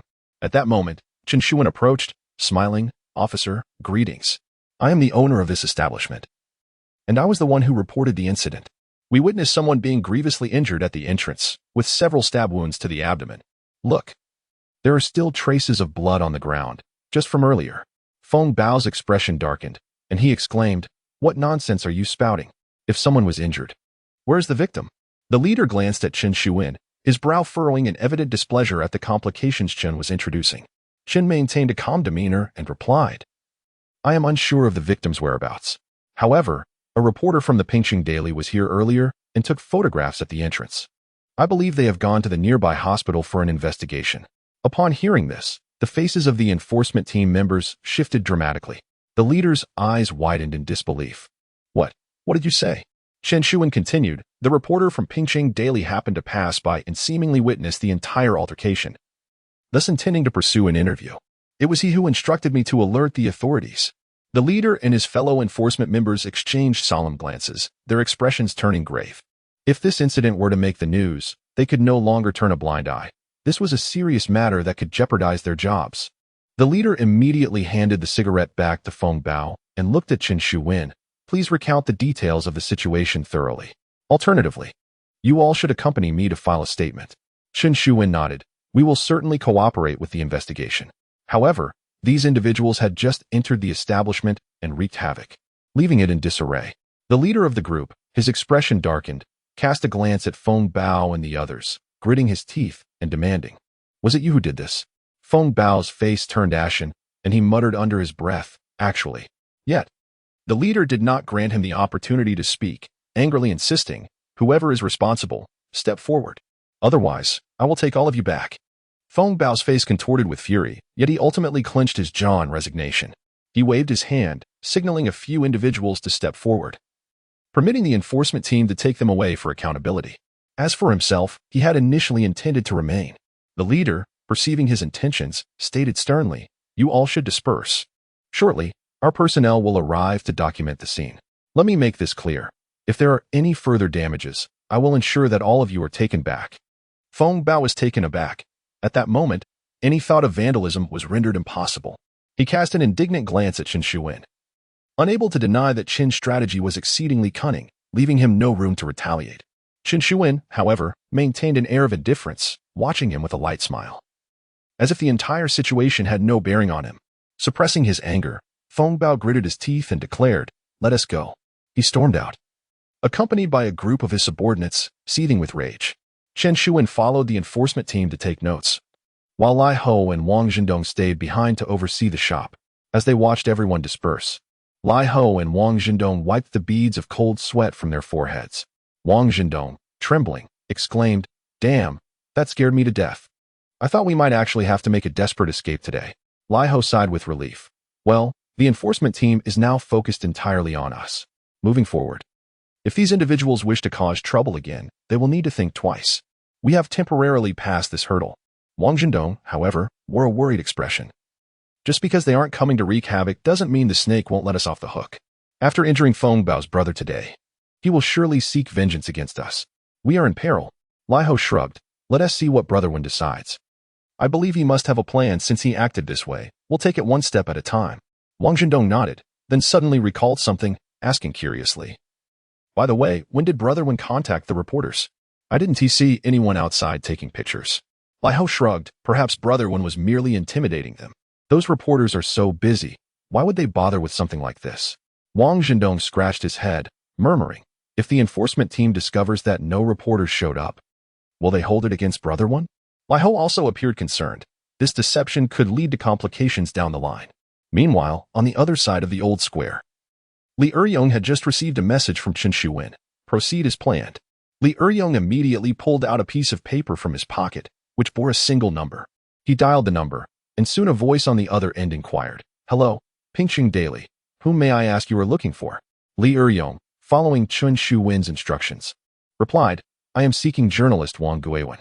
The voice responded, "Please hold." After a brief moment, a somewhat hoarse voice emerged, "Hello, this is Wang Guiwen. May I ask who is calling?" Li Eryong promptly replied, "Hello, Mr. Wang. I am a concerned citizen. A serious incident has just occurred at the old square, where a young man has been stabbed and may be in grave danger. Furthermore, a violent brawl ensued afterward, with numerous lawless individuals brandishing weapons and engaging in a vicious altercation." Upon hearing this, Wang Guiwen's anger flared, and he exclaimed, "What? Where did this happen? When did it occur?" Li Eryong quickly relayed the specific details and location as instructed by Chen Shuwen. After conveying the information, he hung up and sent a message to Chen Shuwen. Mission accomplished. In the enforcement team, Chen Shuwen received Li Eryong's message and couldn't help but smile faintly. Wang Guiwen was someone he had heard of during his time in prison from a fellow inmate. This individual was a journalist for Pingxing Daily, whose son had tragically lost his life in a minor gang-related brawl years ago. This incident had instilled in Wang Guiwen a deep-seated fury towards such delinquents and a profound disdain for underground skirmishes. While other journalists might overlook such matters, Wang Guiwen would undoubtedly pursue an investigation into this incident. Chen Shuwen did not necessarily intend for this to make headlines in Pingxing Daily. He simply needed the enforcement team to be aware that a journalist was scrutinizing the situation. Consequently, even the most venomous of serpents would hesitate to act boldly against him. Chapter 52. Indeed, there are journalists in the electronic dynasty. Feng Bao returned to the office, seething with anger, his face a shade of green. Dushi lounged on the sofa, cradling a voluptuous beauty in his arms, though she was not the same woman who had accompanied him previously. Upon seeing Feng Bao's expression, Dushi furrowed his brow and inquired, "Baozi, what troubles you?" Feng Bao recounted the recent events in a fit of rage. After listening, Dushi scoffed dismissively. "What utter nonsense. That brat is merely trying to intimidate us. Which journalist would waste their time reporting such trivial matters? Forget him. Gather the men and go flatten that kid's place." Feng Bao hesitated momentarily. "Brother Snake, what if this is true?" Dushi chuckled coldly. "And if it is? You're with me, so why fear such minor issues? Just smash it up. If something goes awry, I'll take the blame." Rejuvenated by Du Shi's words, Feng Bao quickly summoned his subordinates and set out once more. Meanwhile, in the brothers' arcade, Lai Ho and Wang Zhendong were busy cleaning up shards of glass scattered across the floor. Suddenly, they spotted Feng Bao and his gang charging towards them. Both men were taken aback, and Wang Zhendong exclaimed, "Damn it, they're back. What do we do now?" Lai Ho responded, "Brother Wen instructed us to call Er Yong if Du Shi's men cause any more trouble. Don't panic. I'll get in touch with Er Yong." Wang Zhendong, filled with anxiety, retorted, "What good will contacting Er Yong do?" Lai Ho remained silent as he hurriedly dialed Li Er Yong, explaining the situation. Upon hearing the news, Li Er Yong advised, "Stay calm. First, close the door and hold your ground for 10 minutes. Brother Wen already has a plan in place. Just hold out. And if you can't, escape through the back door." After hanging up, Lai Ho relayed the message to Wang Zhendong. As they busied themselves securing the door, Wang Zhendong muttered, "Will holding for 10 minutes even help? There are only a handful of us here, no matter how well Brother Wen has arranged it. We can't match them. If it comes to it, we should just call the police." Lai Ho replied, "The enforcement team will take at least 10 minutes to arrive. They might not make it in time. Besides, Feng Bao was just driven away by them, and now he is back. This is certainly Du Shi's doing. And I bet he has already made his arrangements. Waiting for the enforcement team is less effective than us taking a stand. I trust Brother Wen. His plan will surely work." With no other options, Wang Zhendong reluctantly assisted in closing the door.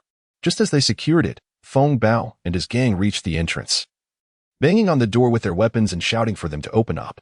The arcade's entrance was a roll-up gate, reinforced with an iron barrier, making it relatively sturdy.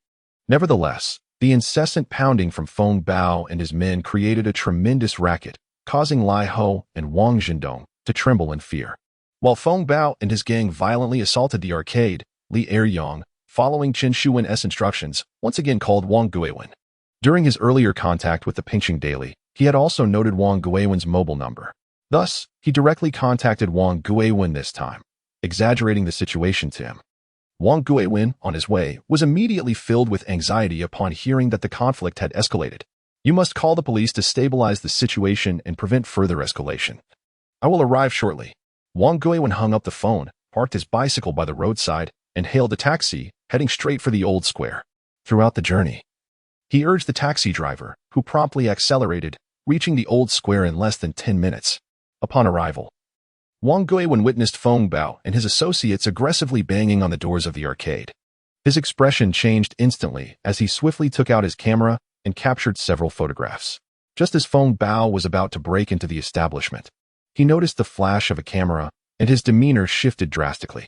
Charging towards Wang Guiwen, weapon in hand, he shouted furiously, "Who the hell are you? Who allowed you to take pictures here?" Wang Guiwen promptly revealed his credentials, stating, "I am a reporter from Pingxing Daily. My name is Wang Guiwen." Enraged at the presence of a reporter, Feng Bao wasted no time in knocking Wang Guiwen's camera to the ground, then yanked the film out, rendering it useless to the light. Seeing his camera damaged, Wang Guiwen was infuriated, exclaiming, "What are you doing? How dare you ruin my camera?" Impatiently, Feng Bao pushed Wang Guiwen down, cursing, "Stop wasting my time. This time it's your camera. Next time, if you meddle again, I'll break your limbs. Get lost." He shouted angrily before turning to his men, commanding, "Continue smashing it." His subordinates resumed their aggressive assault on the arcade's doors. Meanwhile, in a nearby small shop, Li Er Yong was quietly observing the scene. Holding a rather worn camera, a second-hand purchase made by Chen Shuwen the previous day, he had captured all the earlier incidents, including the moment Feng Bao pushed Wang Guiwen and the destruction of his camera. After documenting everything, he took out his phone and sent a message to Chen Shuwen. In the enforcement team, Chen Shuwen was giving a statement, attended by the lead officer from the enforcement team, Zhang Feng, the vice captain of the unit. It was evident that Zhang Feng had a good rapport with the local gang leader, and although he was taking a statement, it felt more like an interrogation of Chen Shuwen, predominantly inquiring about which reporter took the photos and who contacted them. Suddenly, Chen Shuwen's phone rang. As he glanced at it, Zhang Feng reprimanded him sharply. "What are you doing? The statement isn't finished. Who told you to check your phone?" Chen Shuwen smiled apologetically. "Sorry.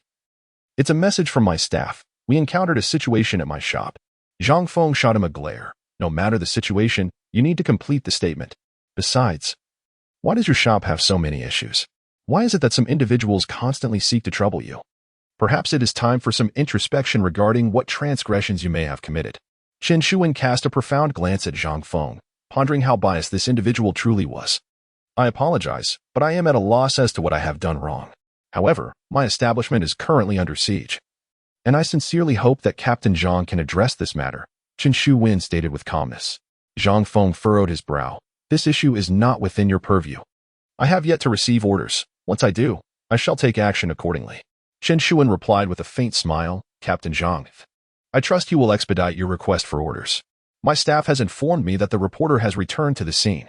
Furthermore, that reporter has been assaulted by Feng Bao. If this matter is not handled appropriately and escalates, it could tarnish your reputation, Captain Zhang. Upon hearing this, Zhang Feng's expression shifted dramatically. The assault on a journalist was a responsibility he could not afford to shoulder. Without another thought for Chen Shuwen, he sprang into action, rallying his subordinates while simultaneously contacting the Serpent to urge immediate intervention, lest the situation spiral out of control. Seated at the table, Chen Shuwen allowed a cold smile to grace his lips. He understood that this situation was now secure. Following the incident involving Wang Guiwen's assault, the SERP Chapter 53, Zhou Jinghui's betrayal upon receiving a call from Zhang Feng, the snake felt utterly bewildered. Initially, he had dismissed Chen Shuwen as an insignificant young man, believing that a mere reprimand would suffice to bring him to heel. However, the unfolding events had taken a trajectory that completely exceeded his expectations. Despite several confrontations, he had not managed to subdue Chen Shuwen. Instead, he found himself at a considerable disadvantage. Moreover, the most critical issue was that a journalist had been injured. If this matter escalated, it could lead to serious complications. Consequently, after the call, he promptly contacted Feng Bao, instructing him and his team to retreat immediately. Feng Bao and his crew had already breached the entrance of the arcade, creating a substantial opening, and were poised to storm inside when they received Snake's call, forcing them to retreat with expletives. Meanwhile, Zhang Feng and his team swiftly arrived at the scene. Upon seeing the injured Wang Guiwen and the shattered camera on the ground, Zhang Feng grimaced. This incident had indeed spiraled out of control. Fortunately, the film had been destroyed, leaving no evidence to implicate anyone. Zhang Feng quickly ordered the scene to be secured and had Wang Guiwen taken back for a statement. After completing these tasks, he discreetly called Snake to advise him to refrain from further disturbances until the situation had calmed down. Upon receiving Zhang Feng's call, Snake's face darkened with rage. But he found himself powerless to act, merely instructing Feng Bao and the others to hold their ground for the time being. Feng Bao, astonished, exclaimed, Brother Snake, it's just a minor journalist. Why treat him with such trepidation? Snake shot him a glare, retorting, damn it, if it were merely a journalist, I wouldn't be concerned. My fear lies in the possibility of someone exploiting this situation for their own ends. Nonetheless, you displayed cleverness by destroying the film, without evidence. This matter will likely fizzle out, so there is no need for worry. Feng Bao nodded, then clenched his teeth, muttering, damn it. This must have been orchestrated by that scoundrel Chen Shuwen. I never expected such cunning from someone so young. My brother is still in the hospital fighting for his life. Likely thanks to that bastard. Brother Snake, what should we do about this? Snake smiled coldly, after all this time with me. Do you really need to ask how to handle things? Those who dare to stand against us have only one fate. Just because we can't damage his establishment doesn't mean we can't target his associates. Wait until tonight when this brat is released. Take a few men and deal with him accordingly. Feng Bao grinned maliciously. All right, Brother Snake, we shall proceed as you suggest. Damn it, we must incapacitate this brat tonight. Come what may. It wasn't until around 4 in the afternoon that Chen Shuwen completed his statement and emerged. Upon returning to the arcade, he found Lai Ho and Wang Zhendong casually conversing at the entrance. Inside, only a handful of patrons were engaged with the games, while several nearby shopkeepers lingered at their doorsteps, eyeing the scene, eager for some entertainment. Upon seeing Chen Shuwen return, Lai Ho and Wang Zhendong immediately approached him. Brother Wen, how did it go? Two individuals inquired with concern. Chen Shuwen smiled slightly and replied, it is as it is. Zhang Feng must have received some benefits from the Viper, showing them undue favoritism. After completing the statement, they only detained 2 individuals while releasing everyone else. Yet, there was not a single word mentioned regarding compensation for our gaming hall. Lai Ho sighed. All right, Brother Wen, considering how far things have developed, it's already quite fortunate. The Viper's people have not caused any disturbances this entire afternoon. Perhaps we should not dwell on the matter of compensation. Chen Shuwen shook his head. How can they not compensate for the numerous machines they have destroyed? Lai Ho and Wang Jindong exchanged glances, wondering if Chen Shuwen was truly intent on provoking the Viper. Chen Shuwen entered the gaming hall and glanced at the day's earnings, frowning. Is the revenue really this poor? How could we have only sold a little over 20 yuan in game tokens? Lai Ho shrugged. Brother one, this is a newly opened store. At most, some people will come to play games. The truly profitable slot machines will surely go unnoticed. Building a customer base takes time. It cannot be accomplished overnight. Wang Jindong nodded in agreement. Moreover, the Viper's establishment is directly across the street, grand and luxurious, catering to wealthy patrons who primarily frequent his venue. Additionally, with Feng Bao creating a ruckus here twice today, people perceive our place as unsafe and hesitate to come. Chen Shuwen cast a contemplative glance in the direction of the Electronic Dynasty and mused, every beginning is challenging. We must not rush. Since business is slow today, let us close up early and return home. Lai Ho and Wang Jindong nodded in accord. After over an hour, around 6 o'clock, Chen Shuwen instructed Lai Ho and Wang Jindong to tidy up and close the store. The three of them then rode 2 motorcycles directly home. Just as they departed, someone promptly informed Feng Bao. Upon learning that Chen Shuwen and the others had left, Feng Bao immediately perked up, brandishing a weapon and cursing, "Damn it, gather the brothers. And let's go take care of this bastard." The Viper shot him a glance. "Stop right there." Feng Bao was taken aback. "Brother Snake, what's the matter? Didn't you say to deal with him?" The Viper replied coldly, "Are you out of your mind? It's just past 6. The rush hour is upon us. Are you looking to get yourself killed by blocking him on the road?" Feng Bao suddenly realized, awkwardly scratching his head, "Brother Snake, I got a bit too carried away. Damn it, this bastard is truly despicable. I just received a call from the hospital. My brother has been saved, but he will be bettered in for 6 months. The attack was too brutal. I must ensure he suffers." The Viper waved his hand dismissively. "Even if you were to kill him, I wouldn't stop you. However, remember to keep it low-key.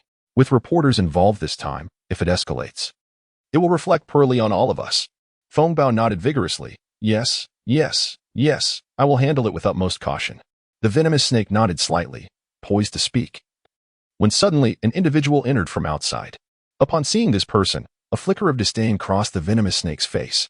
Feng Bao rose abruptly, fixing his gaze upon the newcomer, and coldly inquired, "Zhou Jinghui, what brings you here?" "Damn it, I was just about to seek you out. That bastard Chen Shuwen is operating a shop under your name. You better explain what on earth is going on." The newcomer was indeed Zhou Jinghui. He offered a bitter smile and replied, "I've come to discuss this matter with Brother Snake." Turning to the venomous snake, he murmured, "Brother Snake, may we have a private conversation?" The venomous snake cast a sidelong glance at Zhou Jinghui and waved his hand, prompting his subordinates to exit the room. "Speak swiftly," the venomous snake commanded coldly. A flicker of anger flashed in Zhou Jinghui's eyes, yet he dared not exhibit it. Forcing a smile, he approached the venomous snake and continued, "Brother Snake, I came to inform you about Chen Shuwen. Are you planning to confront that scoundrel tonight? If so, you must exercise caution. Chen is treacherous and adept at setting traps. Do not fall into his schemes." Chapter 54. The cornered quicksand. Upon departing from the gaming hall, Chen Shuwen and his companions made their way home. Upon their arrival, they found Li Taizhu seated indoors, busying himself with the ceiling. Lai Ho glanced up and inquired, "Brother one, why have you placed Lime up there again? Are you planning to ambush someone tonight?" Chen Shuwen replied, "The serpent is ruthless in his dealings and harbors a deep-seated grudge. Today, we wounded Xiao Ku, and the serpent will undoubtedly seek retribution. He will most certainly send someone to launch a surprise attack on us tonight. Thus, we must prepare ourselves in advance." At this, Lai Ho chuckled, "Haha, brother one, your arrangements are indeed thorough. With this trap in place, even if the serpent himself comes, he will surely face dire consequences." Chen Shuwen smiled faintly, choosing not to respond further. On their way back, they had conveniently procured some food. After the four swiftly consumed their meal, Chen Shuwen retrieved several weapons and distributed them among them. Next, he fetched a few raincoats from the inner chamber and handed them to Lai Ho and the others, instructing, "Put these on." Lai Ho, puzzled, accepted the raincoat and asked, "What do we need these for? Are we going out soon?"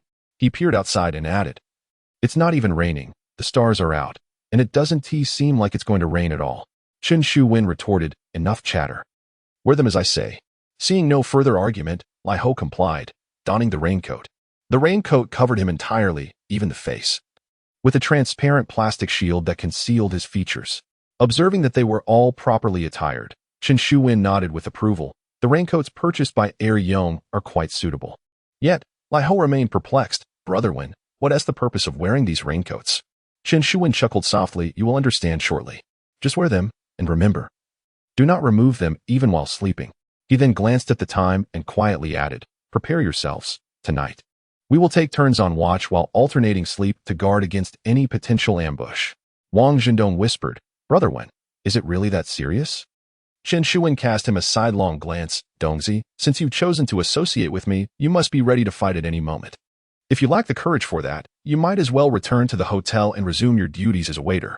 Wang Zhendong took a deep breath, affirming, Brother Wen, I understand. I will not let you down. Chen Shuwen nodded in satisfaction, securing a piece of cloth around the handle of a boning knife.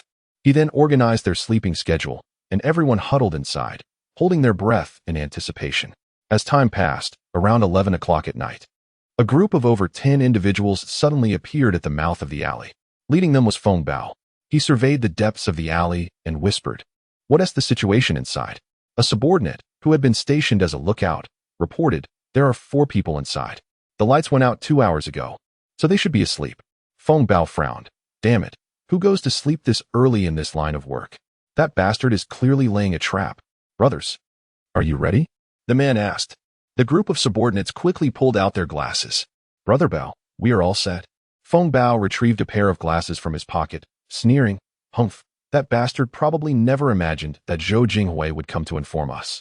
Fortunately, Zhou Jinghui revealed this scoundrel's tactics. Otherwise, if we had rushed in blindly, we would have ended up like Lao Hei's crew, battered and broken. The subordinates nodded in agreement. Today, Zhou Jinghui had approached the Viper, recounting the previous incident involving Lao Hei. At that moment, the Viper had been taken aback.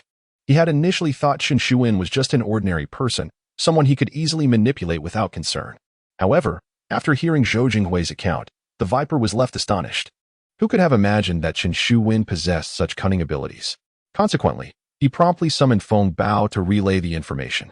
Feng Bao, equally shocked, immediately dispatched someone to investigate Chen Shuwen's situation. What they discovered was startling. Chen Shuwen had a subordinate named Li Taizhu who had purchased a large quantity of quicklime and returned to Chen Shuwen's residence today. This revelation confirmed Feng Bao's suspicion that Chen Shuwen intended to employ the same tactics he used against Lao Hei against him. Therefore, Feng Bao swiftly took action, instructing his men to procure these glasses. Donning the glasses, he coldly remarked, that bastard Chen Shuwen truly has devious methods. However, meeting us today, he is certainly doomed. Brothers, show no mercy, strike with all your might. The subordinates eagerly nodded, their faces alight with excitement. Feng Bao took a deep breath and led his men directly toward Chen Shuwen's house. Upon arriving outside, they crouched beside the door and listened intently. But there was not a sound within. Feng Bao frowned slightly. Could he truly be asleep? He gestured to one of his subordinates, who stealthily approached, producing lock-picking tools and swiftly unlocking the door. Feng Bao pushed the door open and charged inside, followed closely by his men. Although the interior was quite dark, the moonlight allowed them to discern some shapes. They rushed into the bedroom only to find it utterly empty. Feng Bao was taken aback, exclaiming, Damn it, where is everyone? Just then, a faint sound came from above him.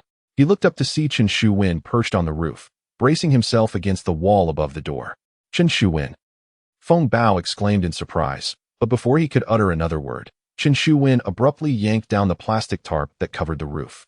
Wrapped inside was the quicklime, which cascaded down upon them, enveloping the room in a cloud of white powder. At the sight, Feng Bao burst into maniacal laughter. Chen Shu, have you truly run out of tricks?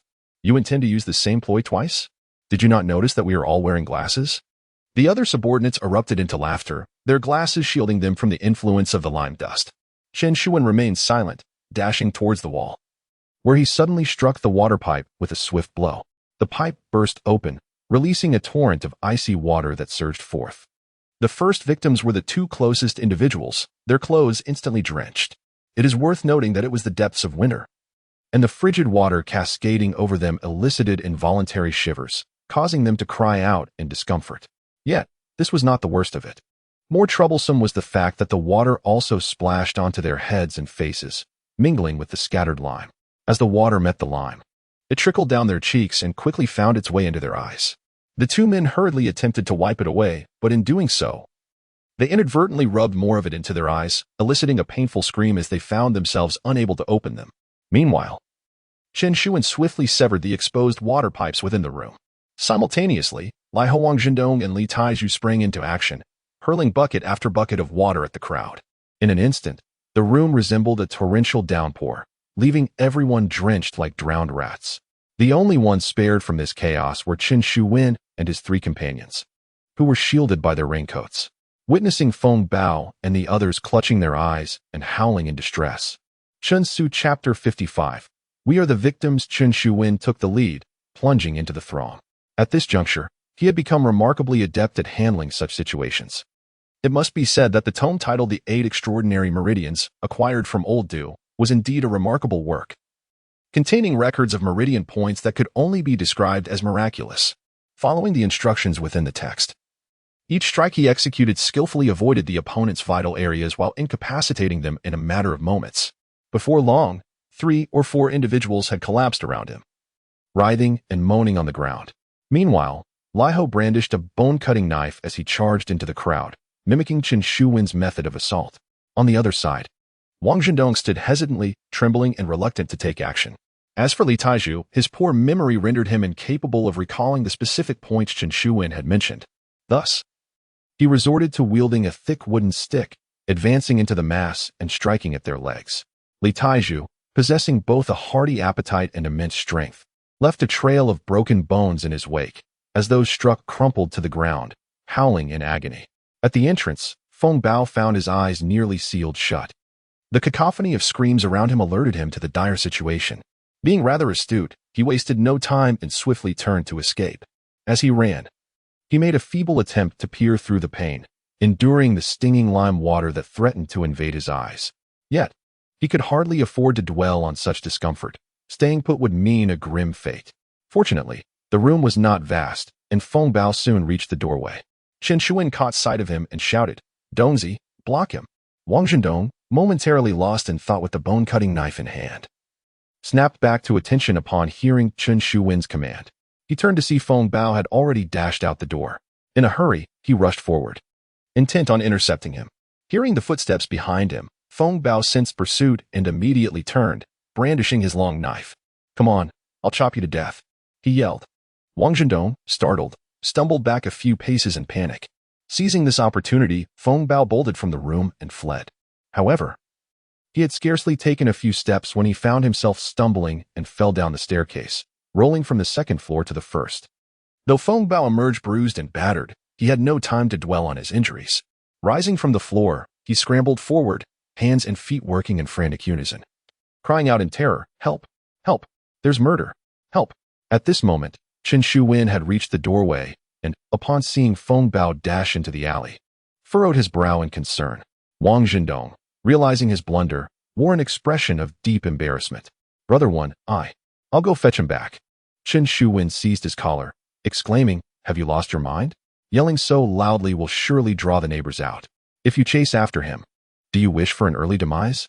Get back inside and hide." He pulled Wang Zhendong back into the room.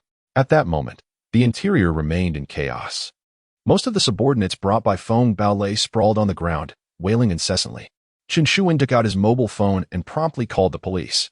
After reporting the incident, he then contacted Lawyer He, seeking some legal counsel. On the other end, Lawyer He was rather straightforward, informing Chen Shuwen that these individuals had forcibly entered his home with malicious intent, thus his actions constituted justifiable self-defense, and he would encounter no trouble. Upon receiving this news, Chen Shuwen let out a sigh of relief. He glanced at Lai Ho and the others and whispered, "All right, let us clean this up." Lai Ho hastily stowed away the bone-cutting knife. Wang Zhendong, with a face full of embarrassment, murmured, "Brother One, I'm sorry. I messed up your affairs." Chen Shuwen patted him on the shoulder, offering reassurance, "It's all right. It's your first time encountering such a situation. It's entirely normal. The last time we faced something similar, didn't Tihozi also stand there in a daze for quite a while? With experience comes familiarity. After a few more encounters, this sort of thing won't happen again." Lai Ho nodded with a smile. "Yes, just a few more experiences will suffice." Only then did Wang Zhendong breathe a sigh of relief, filled with gratitude. Chen Shuwen did not blame him. Instead, he comforted him, which moved Wang Zhendong deeply. Before long, Captain Wang and his team arrived. Upon seeing the scene, Captain Wang nearly cursed. Chen Shuwen, it's you again. Can you spare me some trouble for once? Captain Wang's face turned pale with anger. Chen Shuwen chuckled. Captain Wang, I assure you, I wish it were otherwise. However, these despicable scoundrels barged into my home in the middle of the night, armed and threatening. What choice did I have? You must stand up for us. Captain Wang glared at Chen Shuwen. Stop playing the innocent. Humph. Aren't these people a result of your actions?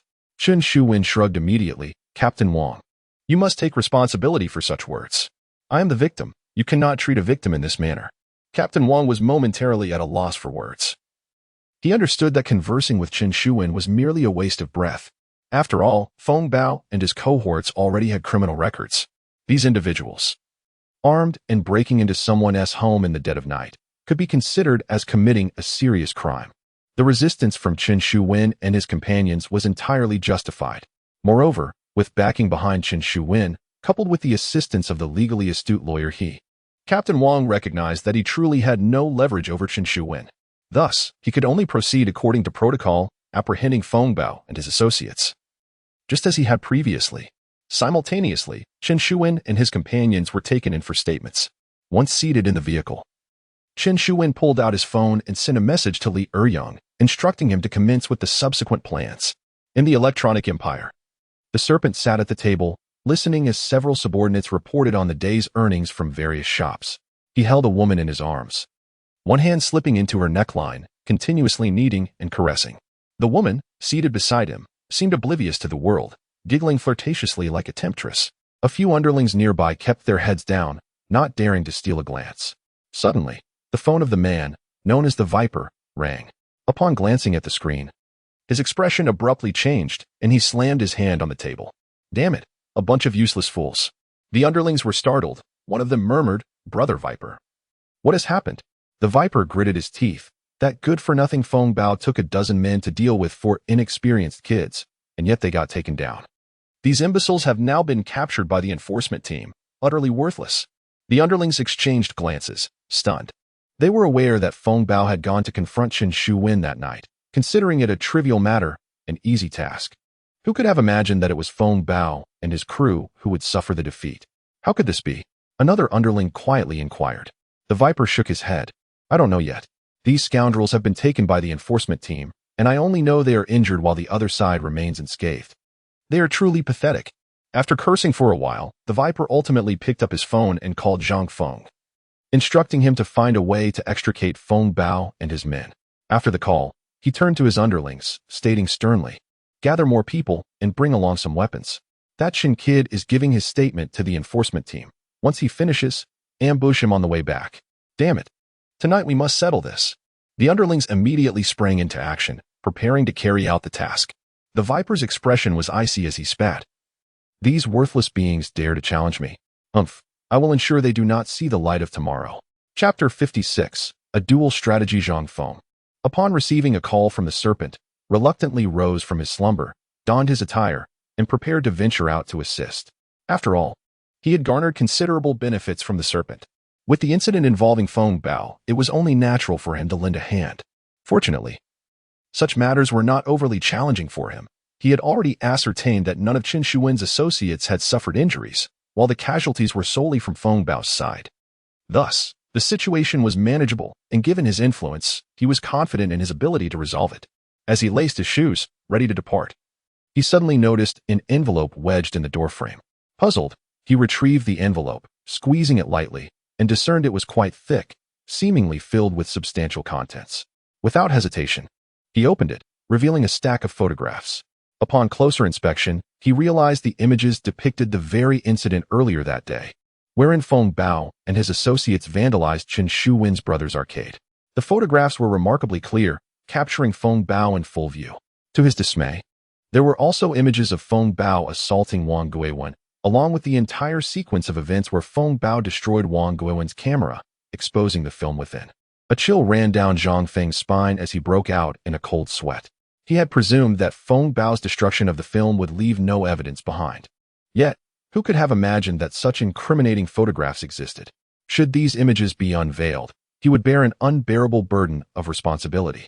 After all, He had merely brushed aside Wang Guiwen's grievances today, convinced that he lacked evidence, and had consequently allowed Feng Bao and his companions to go free. But now, these photographs constituted irrefutable evidence.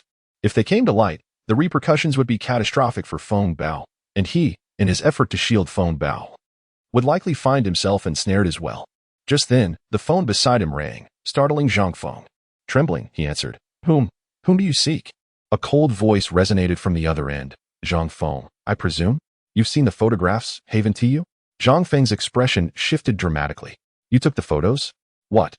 What do you intend to do? I warn you. Before he could finish, the voice interrupted. You dare warn me? Zhang Feng. Do you not comprehend the gravity of the situation? I am merely a concerned citizen who chanced upon these images. This is not a crime, is it? How can you threaten me? Rendered speechless, Zhang Feng took a moment before gritting his teeth and demanding, what do you truly want? The voice on the line replied with a calm smile. It's quite simple. Handle the matter concerning the arcade with care. Inform the serpent that we have a claim on this establishment. Should you fail to comply, these photographs will be dispatched to major newspapers and magazines across the province. Zhang Feng's complexion paled, and he clenched his jaw. You are one of Qin Shuwen's people.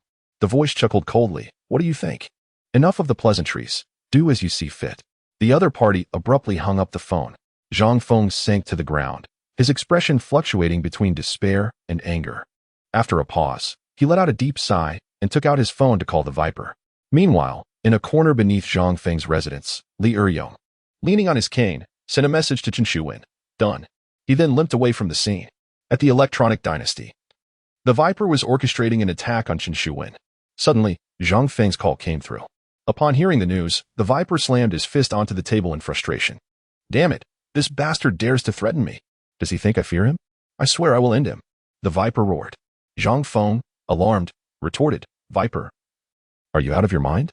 If this information gets exposed, both of us are finished, and all those underlings he's got will be dragged down with us. Is it worth jeopardizing so many lives for a moment of pride?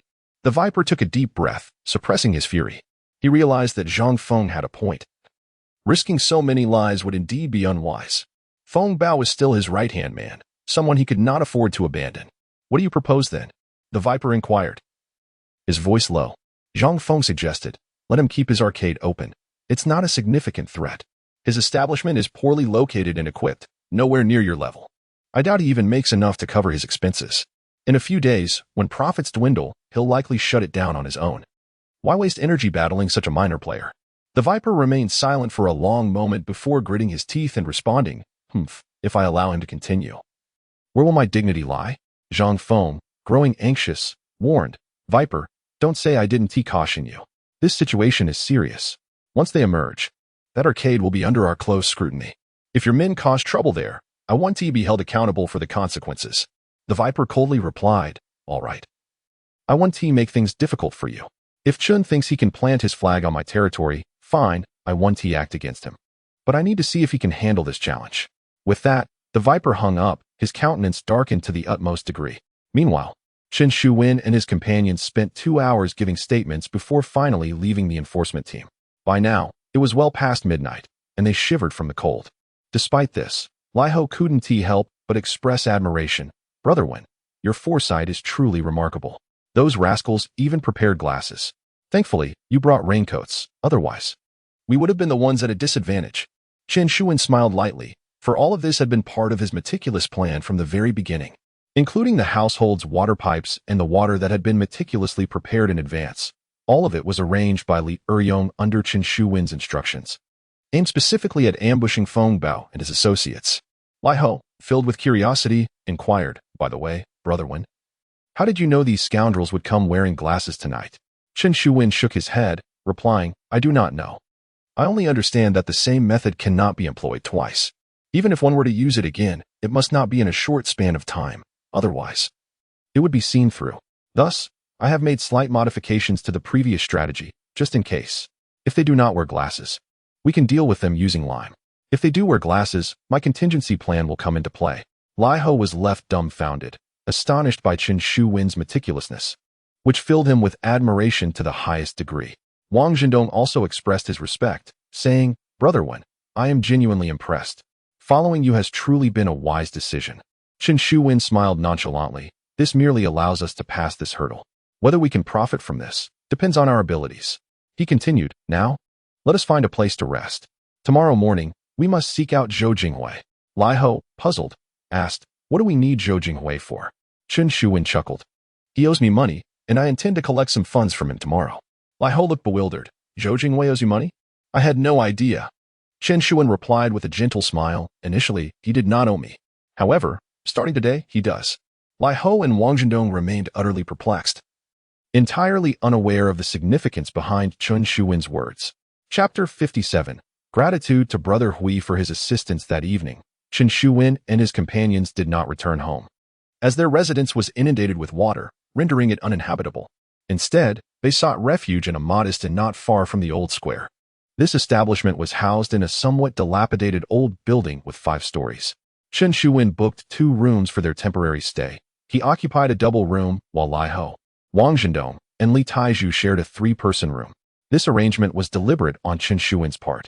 Although the immediate crisis had been averted, he remained apprehensive about the unpredictable nature of the individual known as the Viper. If the Viper were to pursue them relentlessly, Chen Shuwen would undoubtedly be the primary target. Thus, separating himself from the trio served as a precautionary measure, safeguarding them from potential capture. Moreover, should he need to escape, being alone would facilitate a more discreet exit. Upon returning to his room, Chen Shuwen refrained from resting. Instead, he approached the window to survey the surrounding terrain meticulously. The old building's window guards were in a state of disrepair, and the exterior was a chaotic tangle of electrical wires and plumbing. As he shook the window guard, a section of steel pipe unexpectedly snapped. With a clearer understanding of his surroundings, he laid down on the bed, fully clothed, and succumbed to sleep. He barricaded the door with a table, ensuring that even if someone attempted to force entry, they would face considerable difficulty. During the early hours of the night, Chen Shuwen struggled to achieve restful sleep, remaining in a state of vigilant drowsiness. It was not until dawn, accompanied by the cries of street vendors, that he finally breathed a sigh of relief and fell into a deep slumber. When he awoke, it was already midday. He summoned Lai Ho and the others from the adjacent room, and they ventured out to find a restaurant, ordering an array of dishes. Li Eryong had not joined them in recent days, a decision Chen Shuwen had made with care. His lack of agility posed a risk in precarious situations, making it safer for him to remain behind. Furthermore, Chen Shuwen had entrusted Li Eryong with specific tasks to accomplish discreetly, as his concealment ensured he would not attract undue attention. After their meal, Chen Shuwen directed Lai Ho and the others to the brothers' arcade, where they resumed operations. Meanwhile, he set off alone to Zhou Jinghui's residence. Within Zhou Jinghui's villa, he sat at the table, furrowing his brow. He had received word the previous night regarding the downfall of Feng Bao and his associates, which came as a shock. Prior to this, he had taken the initiative to inform the Viper of potential threats, enabling preemptive measures. Yet, who could have anticipated Chen Shuwen's cunning? Not only had he deployed Lime, but he had also executed a water assault strategy, leading to significant losses for Feng Bao and his crew. With a heavy sigh, he turned to the nearby Xiao Ma and remarked, "Did you see that? I told you, this Chen Shuwen is exceptionally crafty. He is not someone one can easily contend with. Fortunately, you didn't bring anyone to confront him. Otherwise, you would be the one suffering now." Xiao Ma also wore a look of lingering fear. He had previously insisted several times on bringing people to deal with Chen Shuwen, but was always stopped by Zhou Jinghui. At the time, he thought Zhou Jinghui was somewhat timid, but now he realized it wasn't timidity. It was simply that Chen Shuwen was too formidable to handle. Xiao Ma murmured, "That bastard Chen Shuwen is indeed treacherous. However, with such a commotion this time, he has undoubtedly made a complete enemy of the Viper. Given the Viper's temperament, he surely won't let Chen go, right?" Zhou Jinghui shook his head. "It's hard to say, with such a significant event occurring. After Chen Shuwen finished his statement last night, the Viper should have sent someone to eliminate him. Yet, as of now, there has been no movement. I just received news that Chen Shuwen's arcade is still open. The Viper hasn't said a word. I suspect that Chen Shuwen has some other means to keep the Viper at bay." Xiao Ma's eyes widened in disbelief. "No way. That's the Viper we're talking about." Just then, a younger brother entered at the door. "Brother Hui, Chen Shuwen is here, demanding to see you." Zhou Jinghui's expression shifted instantly. "Damn it. Why is this kid coming to find me at this time?" Xiao Ma gasped, whispering, "Brother Hui, could it be that he found out about you leaking information to the Viper? Is that why he has come to seek vengeance?" Zhou Jinghui shuddered, beads of cold sweat forming on his forehead. Tell him I'm not home. Zhou Jinghui waved his hand, unwilling to meet Qin Shuwen. The younger brother hesitated for a moment, then whispered, Brother Hui, that guy said if you don't see him, next time he'll only have words for you when you're at your grave. Zhou Jinghui erupted with rage, slamming his hand on the table. What the hell does he mean? This bastard is threatening me? Xiao Ma immediately retorted angrily. Damn, who does he think he is scaring? Brother Hui, just wait. I'll call my brothers to deal with him. Zhou Jinghui shouted a few more angry words, but ultimately gritted his teeth and suppressed his fury. He gestured, Xiao Ma, let the brothers stand guard outside for now. Don't act rashly. Let Qin Shuwen in. I want to see what he intends to do. The younger brother quickly exited. Xiao Ma arranged for several people to hide around the hall, ready to spring into action against Qin Shuwen at any moment. Before long, Qin Shuwen swaggered in. Zhou Jinghui, upon seeing Qin Shuwen, forced a smile. Brother Qin, you've come. It's been a while. I've missed you. How have you been lately? His warm demeanor resembled that of an old friend meeting after a long separation. Qin Shuwen smiled indifferently and exchanged a few casual pleasantries with Zhou Jinghui. Zhou Jinghui continued with a grin. Brother Qin, what brings you here today? I just heard them say that you still want to pay respects to my grave. Brother Qin, I have treated you fairly well. How could you curse me like this? Qin Shuwen smiled indifferently. Huigu, I am not cursing you. I am merely stating the truth. Zhou Jinghui's expression shifted, and he took a deep breath. Looking at Qin Shuwen with a smirk that was neither a smile nor a frown. What do you mean by that, Brother Qin?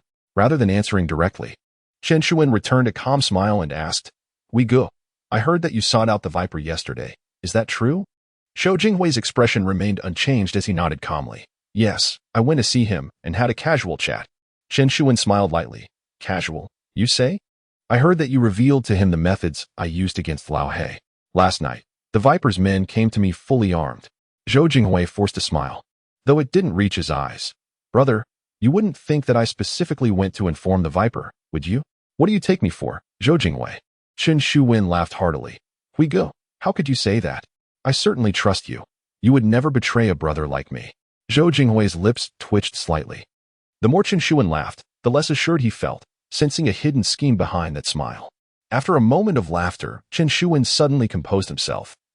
Leaning in closer to Zhou Jinghui and speaking in a serious tone, however, Huigu, the Viper, might not think the same way. Zhou Jinghui froze momentarily. What do you mean? Qin Shuwen explained. Consider this. You went to the Viper yesterday and spoke of Lao He. Immediately, the Viper sent his men, equipped as you described, to find me. Consequently, they fell into my trap and suffered greatly. Do you think the Viper might suspect that we conspired together? That you intentionally deceived them, leading them to underestimate the situation, and then allowed me to set a trap for them? Upon hearing this, Zhou Jinghui's expression changed dramatically. He finally understood the implications of Qin Shuwen's words. Chapter 58. Extortion of Zhou Jinghui. Zhou Jinghui's complexion was ashen, and beads of sweat involuntarily trickled down his forehead. Just yesterday, he had reported to the Serpent, and shortly thereafter, their people suffered a significant setback at Qin Shuwen's establishment. It was difficult not to perceive this as collusion between him and Qin Shuwen. If the Serpent entertained such thoughts, he would undoubtedly find himself in deep trouble.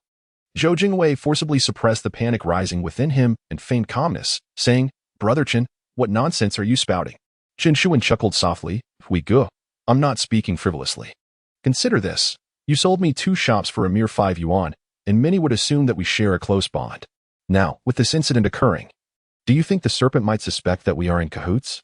Zhou Jinghui was drenched in sweat, feeling as if his shirt was completely soaked. He took a deep breath and whispered, Brother Qin, your ability to handle Feng Bao and his crew is a testament to your brilliance. And it has nothing to do with me. The Serpent, they wouldn't think along those lines. Qin Shuwen smiled faintly. Is that so? He may not consider it. But what if I were to speak otherwise? Zhou Jinghui was taken aback, staring blankly at Qin Shuwen. What? Qin Shuwen grinned. Huigu, our relationship is quite solid. If I were to tell others that Huigu is my dear brother, who has aided me greatly and offered substantial support, do you suppose the Serpent would think you deceived him? At this point, Qin Shuwen leaned closer to Zhou Jinghui and lowered his voice. Or, I could simply inform the Serpent that it was you, Huigu, who instructed me to deal with him. What do you think the Serpent would do in response? Zhou Jinghui's expression shifted dramatically as he seized Qin Shuwen by the collar, seething with rage. Qin, are you trying to ruin me? Just then, A clamor echoed from outside as Xiao Ma, accompanied by several subordinates, stormed in with an imposing demeanor. Chen Shuwen remained unfazed, casting a disdainful glance around the room before sneering. Huigu, it seems we are in the same boat. Do you not wish to see me harmed as well? If you had not betrayed me to the serpent, I would have had no means to retaliate. Regrettably, you chose to betray. Since you have done so, one must bear the consequences of their actions. Would you not agree? With that, he turned his attention to Xiao Ma and the others, smirking. What is the matter? Are these hounds still unmanageable? Huigu, if your dogs are poorly trained, I could assist you in educating them further. Zhou Jinghui's face was contorted with fury. He inhaled deeply several times but ultimately gestured for Xiao Ma and the others to leave. At this moment, he truly dared not take any drastic measures against Chen Shuwen. He was uncertain of the other means Chen Shuwen possessed. After these recent events, he became increasingly convinced that Chen Shuwen was perilously dangerous, and he refrained from acting rashly. After a moment of contemplation, Zhou Jinghui spoke in a low tone. Chen Shuwen, what exactly do you intend to do?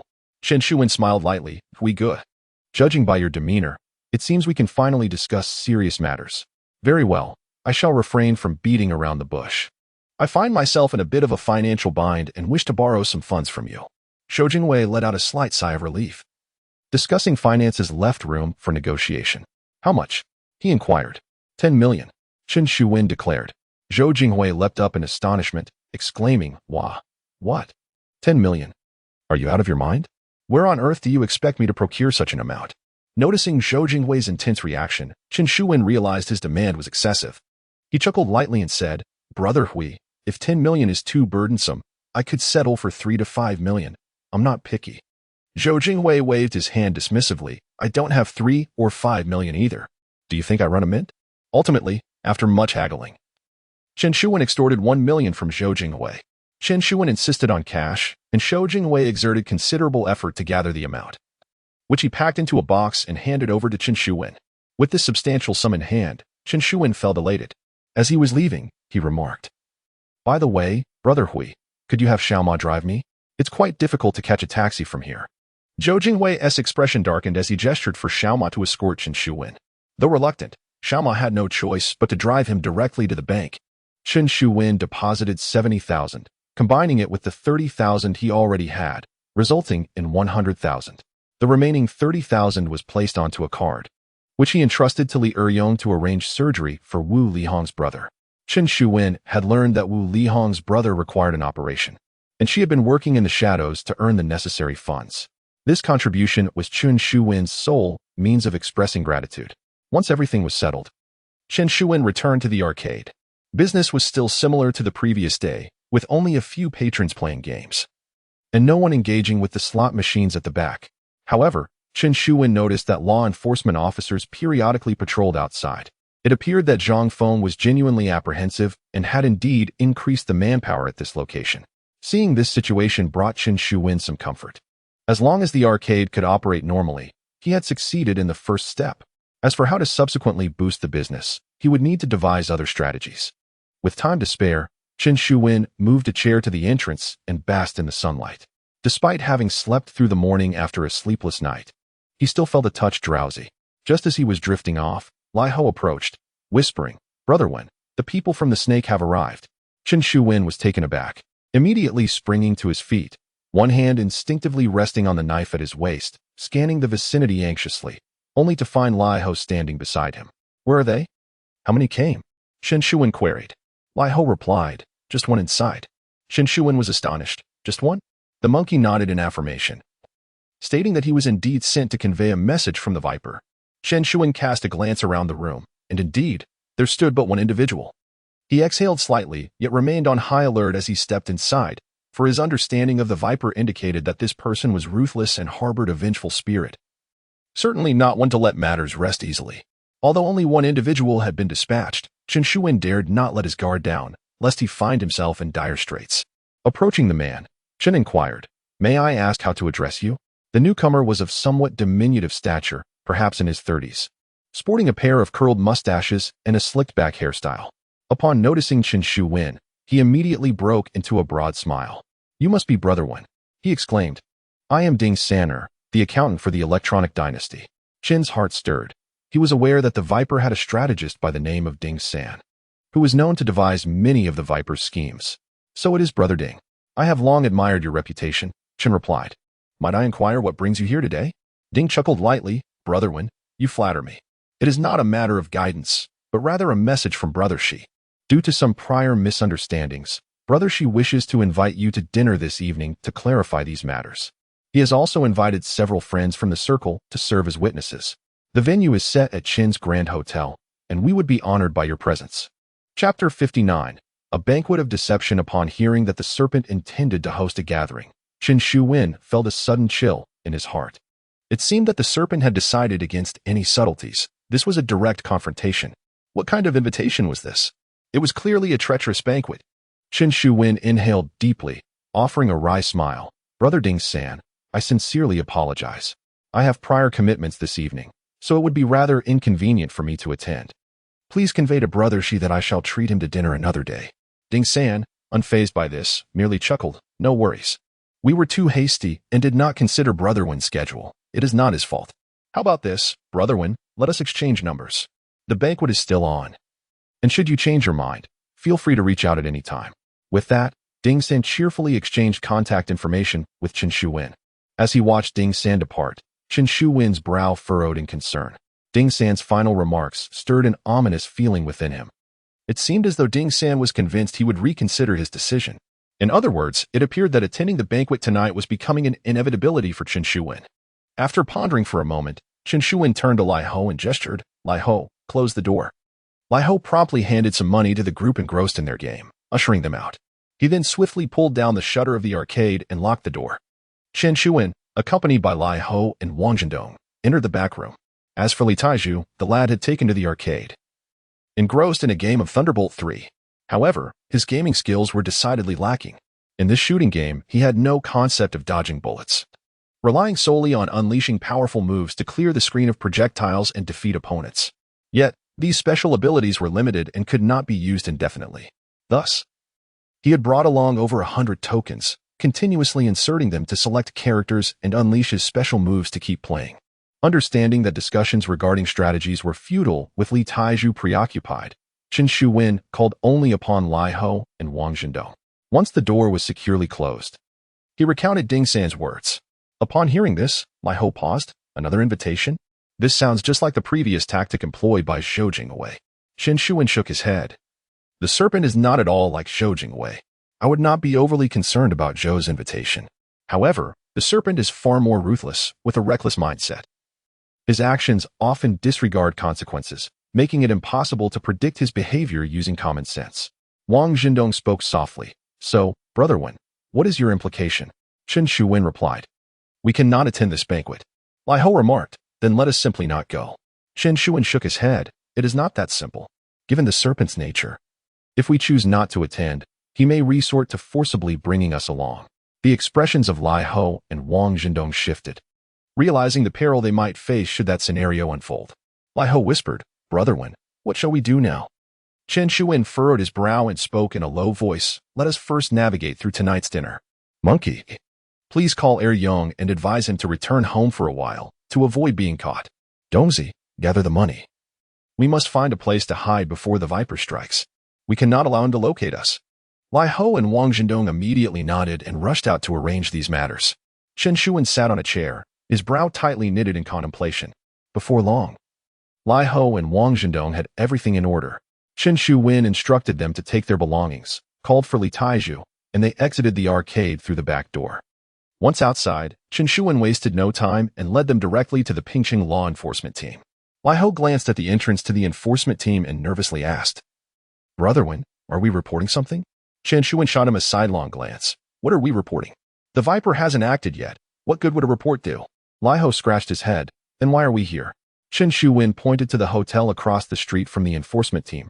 Tonight, we shall stay there. It is but a street away from the enforcement team. Even the Viper, bold as he may be, would not dare to act here. Lai Ho's eyes lit up with understanding, and he immediately smiled. Brother Wen, you truly have a plan. Ha ha ha, staying here, we are certainly safe. Chen Shuwen waved his hand. I wouldn't say it's absolutely safe, but at the very least, it is safer than other places. Tonight, Monkey and Juzi will share a room. while Dongzi and I will share another. We shall continue the previous arrangement of taking turns to guard during the night, lest we be ambushed and taken away before we can even call for help." Lai Ho and the others nodded vigorously. Chen Shuwen booked 2 adjacent rooms for their stay. For safety, they opted to forego dinner outside and ordered takeout to their hotel. At 5:30 in the afternoon, Wu Lihong, carrying a lunchbox and dragging her weary body, entered Pingcheng Hospital. Although she no longer worked on the streets, financial difficulties compelled her to take a daytime job to support her family. Her brother's condition had flared up recently, resulting in several days of hospitalization, and she made daily trips to deliver meals.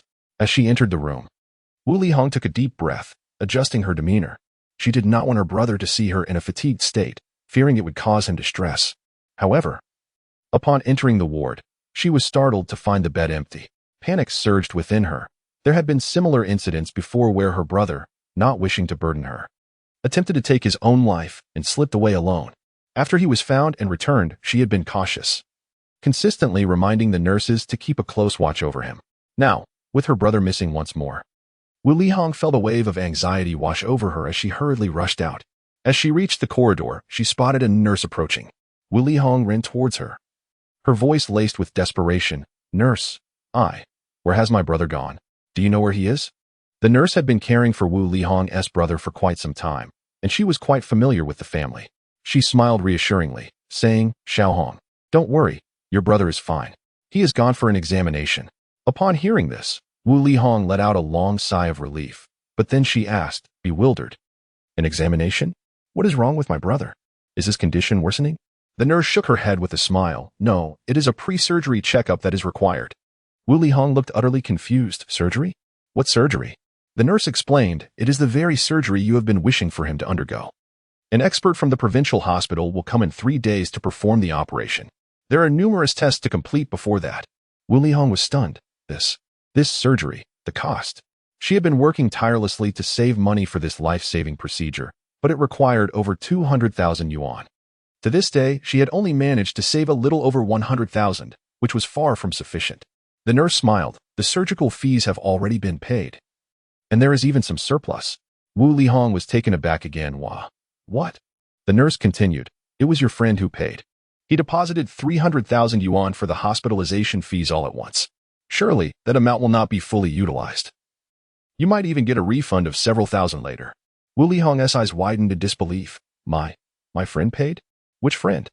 The nurse pondered for a moment. "It was a young man who came with a cane. He directly deposited 30,000 yuan into your brother's account." "Oh, right. He mentioned a name, something like one, when he came to settle the payment." Wu Lihong blurted out, "Chen Shuwen." The nurse nodded vigorously. Yes, that's him." Tears streamed down Wu Lihong's face. In that instant, her heart felt as though it might melt. The nurse, mistaking her tears for overwhelming joy, gently patted her shoulder.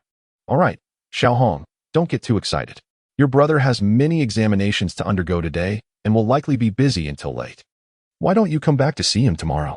Wu Lihong nodded vigorously, clutching her meal as she exited the hospital. Suddenly, she dashed away, racing towards Chen Shuwen's home. In that moment, she held only one thought. She wanted to embrace that man tightly. Chapter 60. Wu Lihong is captured. As Wu Lihong sprinted to Chen Shuwen's residence, darkness had already enveloped the surroundings. She knocked on the door, only to find the house utterly vacant. In haste, she retrieved her phone, intending to call Chen Shuwen.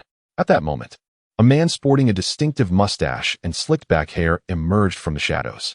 With a smile gracing his lips, he addressed her, "Young lady, are you searching for Chen Shuwen?" Wu Lihong regarded him with suspicion, remaining silent. Unperturbed by her reticence, the man continued with a calm demeanor, "You must be Wu Lihong, right? Indeed, you are quite beautiful." A sense of caution surged within Wu Lihong, prompting her to take a step back. "Who are you? What do you want?" she inquired defensively. The man smiled serenely. "I am Ding San. The situation is as follows. Chen Shuwen is attending a banquet at my boss's place tonight. He instructed me to wait here for you. If you arrived, I was to take you along for a simple meal." Wu Lihong's mind raced. She was no fool and recognized the dubiousness of his claims. She had come here on a whim, and there was no way Chen Shuwen could have known of her arrival. Therefore, she harbored no belief in Ding San's words. Nevertheless, having spent time with Chen Shuwen, Wu Lihong had grown astute. She feigned belief, asking, "Really? Where is it? Let us go now. Ding San's face lit up with a broad smile. It's at Shinji Hotel. I have a car. We can drive there. Wu Lihong nodded. All right. She proceeded toward the staircase, but as she passed by Ding San, she suddenly seized his shoulder, thrusting her knee sharply into his groin. Caught off guard, Ding San crumpled to the ground in agony. Without a moment's hesitation, Wu Lihong turned and fled downstairs in a panic. However, just a few steps later, several figures emerged from the dark corners, swiftly covering her mouth and pinning her to the ground. Ding San, clutching his injured groin, descended the stairs with a grim expression. Enraged, he kicked Wu Lihong and cursed. You're quite something, aren't you? Damn it. You lot. Take her to Brother Shi's factory and proceed with the plan. I'm off to the hospital. Let's hope I can still use it. The henchmen stifled their laughter at Ding San's predicament, finding it utterly pitiful. Despite Wu Lihong's desperate struggles, she was overpowered by the men and forcibly shoved into a vehicle, whisked away. By 6:30, the night had fully descended. In a hotel across from the enforcement team, Chen Shuwen and his companions had just finished dinner and were passing the time playing cards. Suddenly, a series of knocks echoed from the door. Instantly, Chen Shuwen and his friends became alert. Even Li Taiju set aside his phone and grasped a nearby wooden stick. His makeshift weapon, Chen Shuwen gestured for his companions to remain quiet. Lai Ho sprinted to the window, opening it and preparing for a potential escape. Wang Zhendong retrieved several bags of lime powder from beneath the bed, ready to deploy it at a moment's notice. Simultaneously, they adorned themselves with spectacles, a vital preparation before the impending confrontation. Once everything was in order, Chen Shuwen approached the door, peering through the peephole. Outside, merely a solitary attendant stood. A wave of suspicion washed over Chen Shuwen, yet he refrained from opening the door and inquired, "What is it?" The attendant replied, "Good evening, sir. A moment ago, someone delivered an envelope for you, and I was instructed to hand it over." Chen Shuwen furrowed his brow and retorted, "Slide it through the crack." The attendant promptly bent down and slipped the envelope through the narrow opening. Following this, the attendant departed. Puzzled, Chen Shuwen picked up the envelope and opened it casually, only to have a stack of photographs tumble out. As he examined the images, his expression shifted dramatically. Beside him, Lai Hoang Zhendong also gasped in horror, exclaiming, "Isn't that Hong Jie?" The photograph depicted a woman-bound hand and foot, lying on the ground. It was unmistakably Wu Lihong. However, the true source of terror lay within a cage behind Wu Lihong. A serpent, thick as a bowl and approximately 4 to 5 meters in length, coiled ominously. The python fixated its gaze upon Wu Lihong, as if she were its next meal. Chen Shuwen inhaled sharply. It was evident that this was the work of the venomous snake. Rumors had circulated that upon his release from prison, the snake had escalated his malevolence, acquiring a python for his dwelling. To his astonishment, this was indeed true. Moreover, the most critical revelation was that this scoundrel had captured Wu Lihong. Lai Ho, trembling with fear, stammered, this, such a massive python. If it escapes, then, Hong Jie is surely doomed. Wang Zhendong was equally distraught, exclaiming, "Who the hell did this?" Lai Ho responded, "Isn't it obvious? It must be that vile snake. That bastard is truly inhumane." While Lai Ho and Wang Zhendong raged with indignation, Li Taiju scratched his head in confusion, mumbling, "Don't pythons hibernate in winter?" Lai Ho shot him a disdainful glare, retorting, "Come on, the snake lives in a heated home. Does it even need to hibernate?" At that moment, Chen Shuwen's phone rang abruptly. Upon checking, he saw it was a call from Ding San. This time, Chen Shuwen felt compelled to answer. He picked up the call, and immediately, Ding San's jovial voice resonated. "Brother Wen, good evening. Have you received the photographs?" Suppressing his mounting fury, Chen Shuwen forced a smile and replied, "Ding San, what exactly are you up to? I fail to comprehend your intentions. Are you planning to use Wu Lihong as leverage against me? You must be unaware that she was the one who bribed witnesses to frame me during my previous imprisonment. You should have done your homework before attempting to confront me." Ding San chuckled heartily. "Brother Wen, I'm not particularly concerned about your relationship with Wu Lihong. Regardless, the snake has given directives. If we do not see you by 8 o'clock tonight, the cage will be opened, unleashing the python." Chen Shuwen's expression shifted dramatically, and his hands instinctively clenched tightly. Ding Shan, with a playful smile, remarked, "Oh, by the way, I almost forgot to mention. This python has not eaten for over 20 days and is currently in a state of hunger. Brother Wen, if that Wu Lihong truly is your enemy, then I shall conveniently aid you in resolving this matter. Consider it a personal favor. Ha ha ha." Chen Shuwen's demeanor darkened profoundly. He understood that he had no alternative this time. Taking a deep breath, he gritted his teeth and declared, "Very well. I shall certainly arrive at the Chunji Grand Hotel before 8 o'clock. However, upon my arrival, I must see Wu Lihong. If she is missing even a single hair, you shall not see me." Ding San, chuckling heartily, responded, "No problem. My only task is to invite you to dinner, Brother Wen. If you come, I, Ding San, assure you with my very head that Wu Lihong will be returned to you unharmed."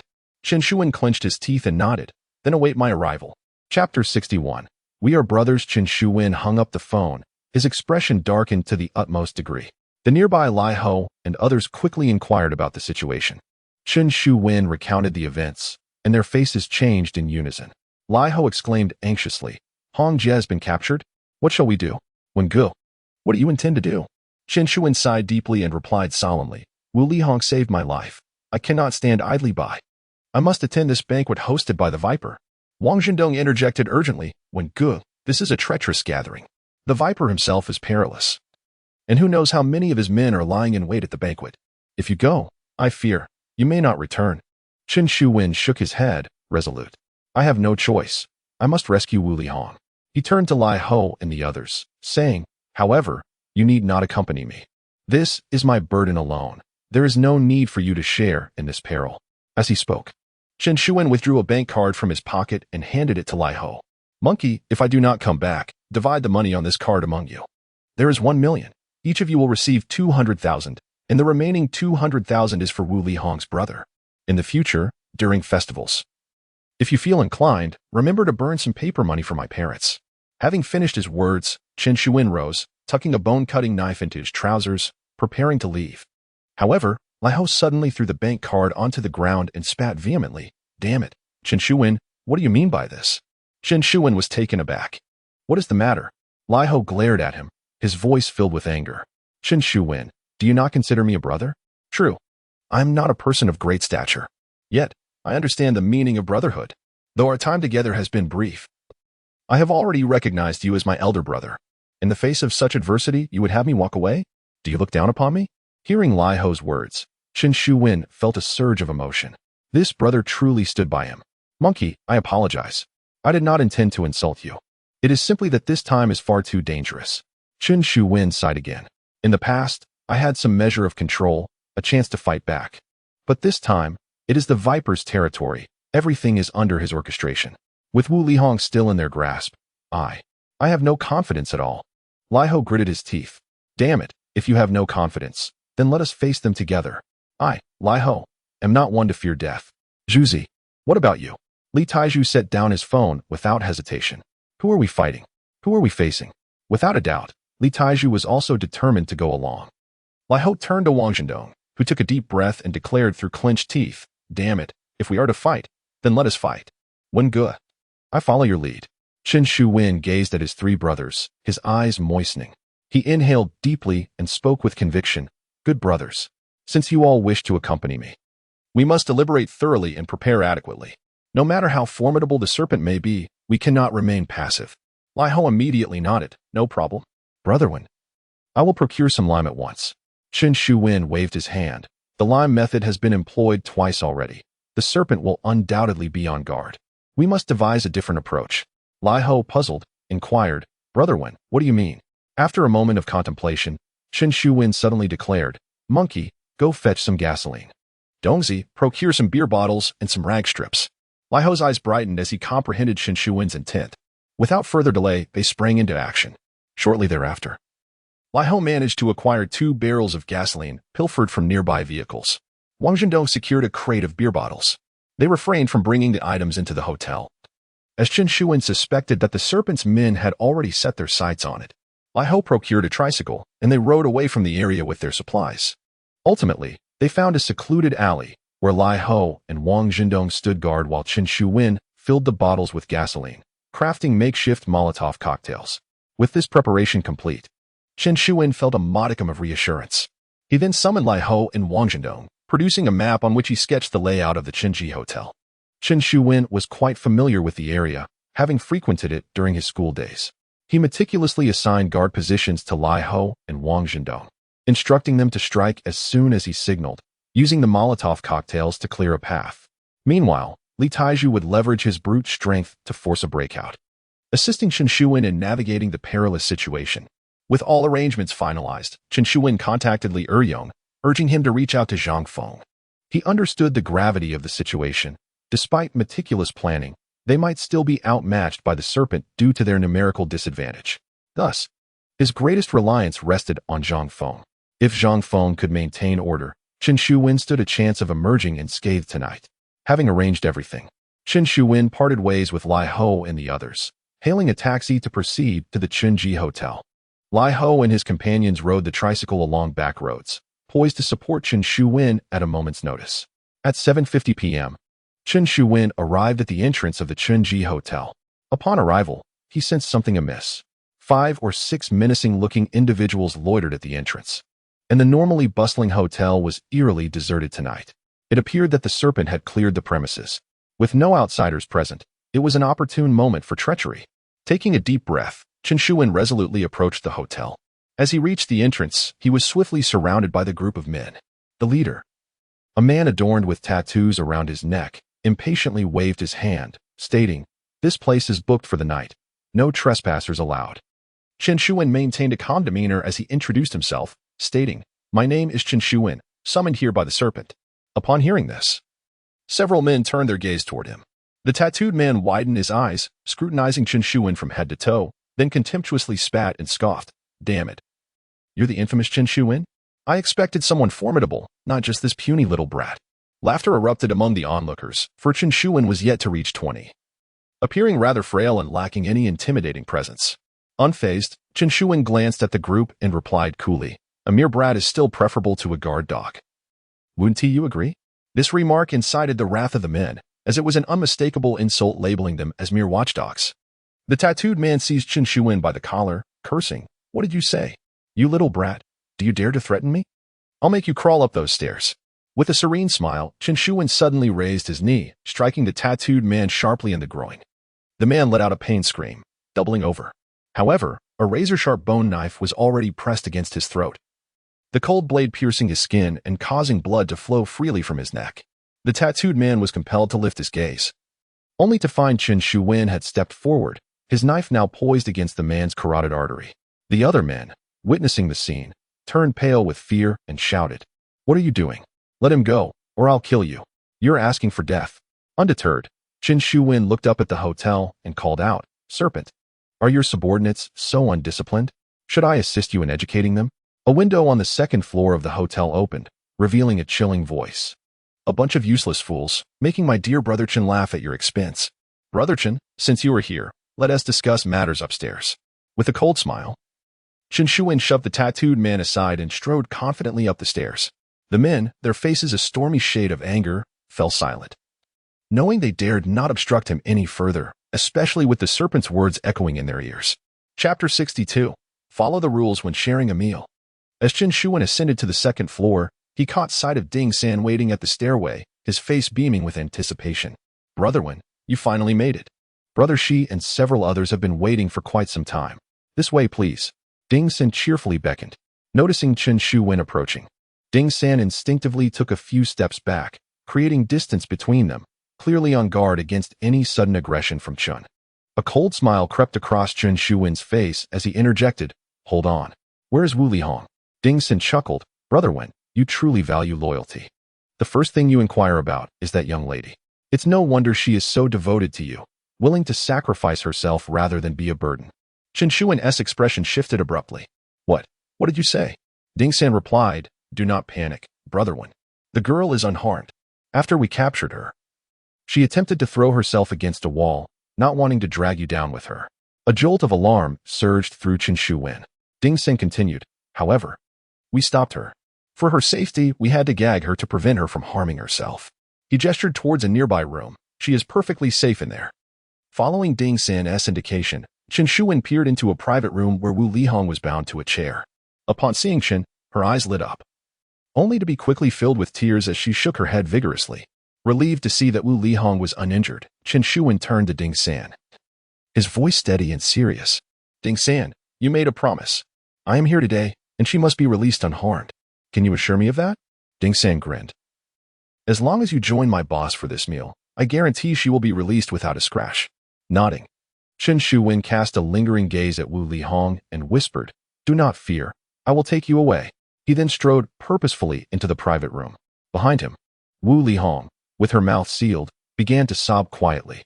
In the largest private room of the Chunji Grand Hotel, over 20 individuals had gathered. For were seated at the table, with the leader being the notorious Shi, who exuded arrogance while smoking a cigarette. Among the others at the table was Zhou Jinghui, whose presence Chen Shuwen recognized, while the other two were strangers to him. However, their ability to occupy such a position suggested they were prominent figures, likely of the same caliber as Zhou Jinghui. A dozen more stood behind them, clearly the subordinates of these influential men. As Ding San ushered Chen Shuwen into the room, he announced with enthusiasm, "Brother Shi, Brother Wen has arrived." The occupants turned their attention, with the two notable figures sizing up Chen Shuwen with evident curiosity. After all, it was astonishing that an obscure young man could stand toe-to-toe with the likes of Shi. Zhou Jinghui, somewhat familiar with Chen, glanced at him before turning away with an air of resentment. It is no wonder that Chen Shuwen first acquired 2 gaming arcades for a mere 5 yuan, and today extorted 1 million from him.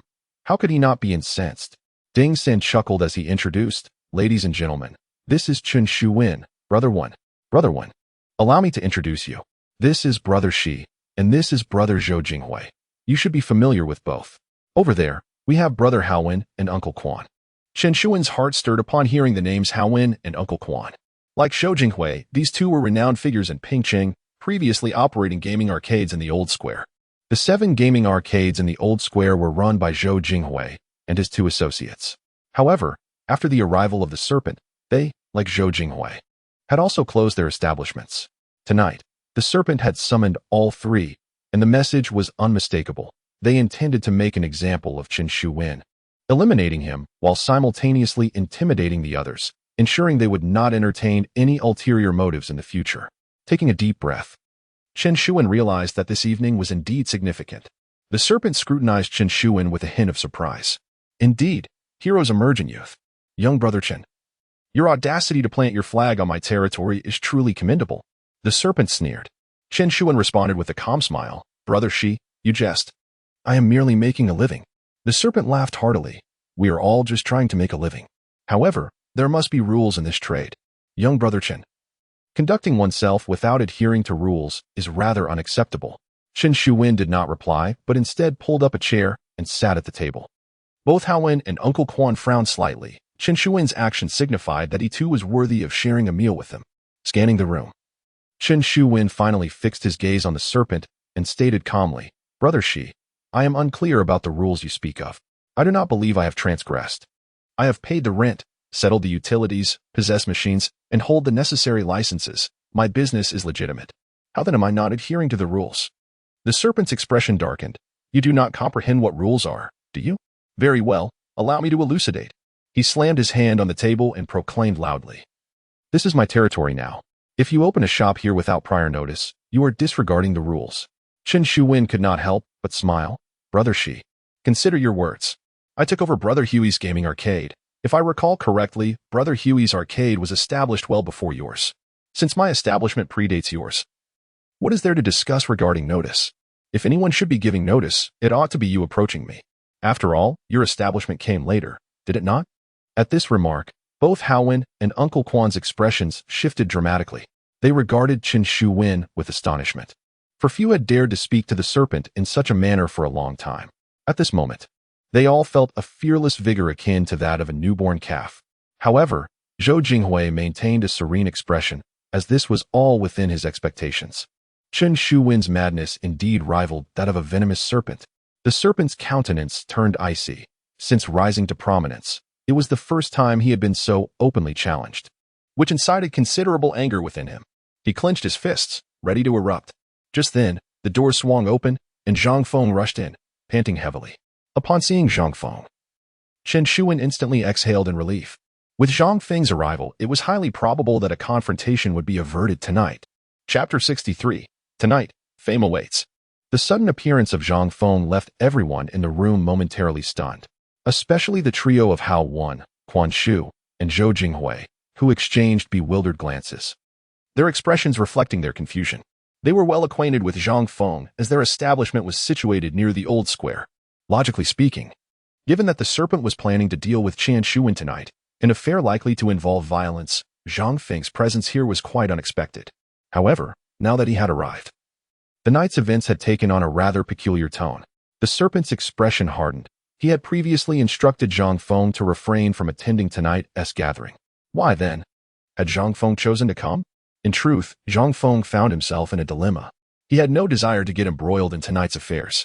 However, a phone call from Li Eryong, made just outside Wang Guiwen's residence, compelled him to act. If he failed to show up, Li Eryong would undoubtedly hand over incriminating photos to Wang Guiwen, leading to a catastrophic fallout. Reluctantly, Zhang Feng had no choice but to come. He disregarded the serpent's menacing gaze and took a seat at the table, rubbing his hands together and exclaiming, "Oh, it's quite chilly this evening. I heard you were dining here, and I happened to bring a few team members along for a cup of tea." His words subtly hinted at a warning to the serpent. He had not come alone, but rather with a contingent of officers. Should conflict arise, his team would swiftly intervene to maintain order. The serpent inhaled deeply, suppressing his simmering anger, and transformed his ire into a forced smile. Well, if Captain Zhang is here, it's indeed a rare occasion. Let us have the dishes served." He waved his hand, prompting the waiter at the door to promptly bring forth the food and drink. Zhang Feng settled beside Chen Shuwen, engaging the guests in merriment, effectively assuming the role of Chen's protector. Meanwhile, Hao Wen, Quan Shu, and Shou Jinghui exchanged silent glances, awaiting the serpent's response to this unusual situation. The serpent's demeanor was as frigid as ice, his eyes seething with malice. Yet, with Zhang Feng positioned next to Chen Shuwen, he could only stifle his fury for the moment. As the banquet progressed, Chen Shuwen wiped his mouth and cheerfully remarked, "Brother Serpent, I am quite full now. I appreciate your hospitality tonight. Since I have joined your feast, I believe I have honored my part. Might it be time for Brother San to fulfill his promise?" All eyes turned to Ding San, including Zhang Feng's. Ding San dared not speak and instead looked to the serpent, awaiting his decree. The serpent furrowed his brow, pondering for a moment before responding. "Brother Chen, since you have graced us with your presence tonight, let us take this opportunity to clarify our matters. With Captain Zhang, Brother Hao, Quan Shu, and Brother Hui as witnesses, please articulate how you intend to handle those two gaming halls of yours." Chen Shuwen surveyed the room, his gaze ultimately resting on the serpent, and replied with a smile, "Brother Serpent, I'm afraid I do not quite grasp your meaning. I took over Brother Hui's establishment, and I opened mine before yours. What exactly would you have me do?" The serpent's expression turned cold as he spoke in a chilling tone. "Chen Shuwen, let us not mince words. If you wish to stake your claim in the old square, so be it. However, if you desire to dine at my table, you must first prove your mettle by consuming this dish." With that, he forcefully slammed his hand on the table and commanded, "Bring forth the dish for Brother Chen." Two of his subordinates promptly entered, bearing a tightly sealed platter. The dish was covered by a semicircular, reinforced iron lid, as if it were safeguarding the contents within. The serpent swept the remaining dishes off the table and placed the platter down, his voice cold as ice. "Chen Shuwen, should you manage to eat this dish, I shall permit you to establish your shop in the old square. However, if you cannot stomach it, then you are unworthy to share a meal with me, and I suggest you pack your belongings and leave at once." Chen Shuwen furrowed his brow. As the platter was set before him, he could feel it quivering slightly, as though it contained a living creature. He understood that consuming this dish would be no trivial feat, yet he did not falter. Fixing his gaze upon the serpent, he replied solemnly, "Brother Serpent, what will you do if I am able to eat this dish?" The serpent laughed heartily. "If you can manage to consume it, then you will have proven your worth to dine at my table. In that case, I shall indeed allow you to open your shop in the old square. Furthermore, I promise that my men will not disturb you or lay a finger on you or your companions." He gestured to those present and proclaimed, "Today, with Zhang, Brother Hao Wen, Uncle Quan, and Brother Hui as witnesses, I, the serpent, will honor my word. So, are you brave enough to eat?" Chen Shuwen's heart raced. If this were true, he could firmly establish himself in the old square. Taking a deep breath, he gazed at the platter and clenched his fists. "Very well," he declared with conviction, "Brother Serpent. Since you have presented it, I, Chen Shuwen, shall eat it." The serpent laughed again. "You possess courage. However, courage alone does not guarantee capability. Chen Shuwen, let us see how you fare." With that, he abruptly lifted the lid, revealing the contents of the platter. Gasps of shock erupted from the onlookers as they instinctively recoiled. For within the dish lay a live, earth-toned snake coiled within. Its triangular head was a clear indication of its venomous nature. Measuring less than 2 feet in length and as thick as an egg, it writhed in the platter, flicking its tongue as if ready to strike at any moment. As the spectators, with the exception of the serpent, were not particularly fond of snakes, the sight of a live serpent laid before them sent chills down their spines. Uncle Quan gasped in horror. What? What is this? This is a deadly viper. The expressions of those around shifted dramatically. In the rural areas of Pingcheng, it is not uncommon for individuals to suffer bites from a sandbag snake, leading to ineffective rescue attempts and tragic fatalities. Now, the venomous snake has placed a live sandbag snake on the table, urging Chen Shuwen to consume this dish. Is this not a deliberate attempt to torment him? Who could possibly bring themselves to eat such a creature? Moreover, it is still alive. Zhang Feng's expression also changed significantly as he whispered, "Venomous snake. This is not a game. Such things should not be trifled with." The venomous snake smirked. "Zhang, I have already shown you leniency. Otherwise, would I even be discussing this with him tonight?" He then turned to Chen Shuwen, his demeanor filled with arrogance. "So, Chen, what do you say? Can you stomach it? If you find it too daunting, just say the word, and I will have it removed. After all, I wouldn't want to frighten you." The venomous snake's subordinates erupted into mocking laughter, their faces contorted with derision as they gazed at Chen Shuwen. As he looked at the sandbag snake on the table, a chill ran down his spine. Truth be told, he harbored a genuine fear of snakes. However, at this juncture, he found himself without an escape. With the venomous snake having made his intentions clear, retreating would mean losing not just the 2 gaming halls, but also his standing in Pingcheng. Yet, should he manage to consume this dish, he would not only secure his position at the old square, but would likely deter anyone from daring to provoke him again. Taking a deep breath, Chen Shuwen suddenly addressed the venomous snake. "Thank you for your hospitality." With that, he lunged forward, swiftly grasping the sandbag snake by its vital point. The creature writhed, coiling around his wrist, its head thrashing violently in an attempt to bite him. Despite his trepidation, Chen Shuwen unsheathed a bone knife and decisively severed the snake's head. Blood gushed forth, yet the remaining body continued to thrash about.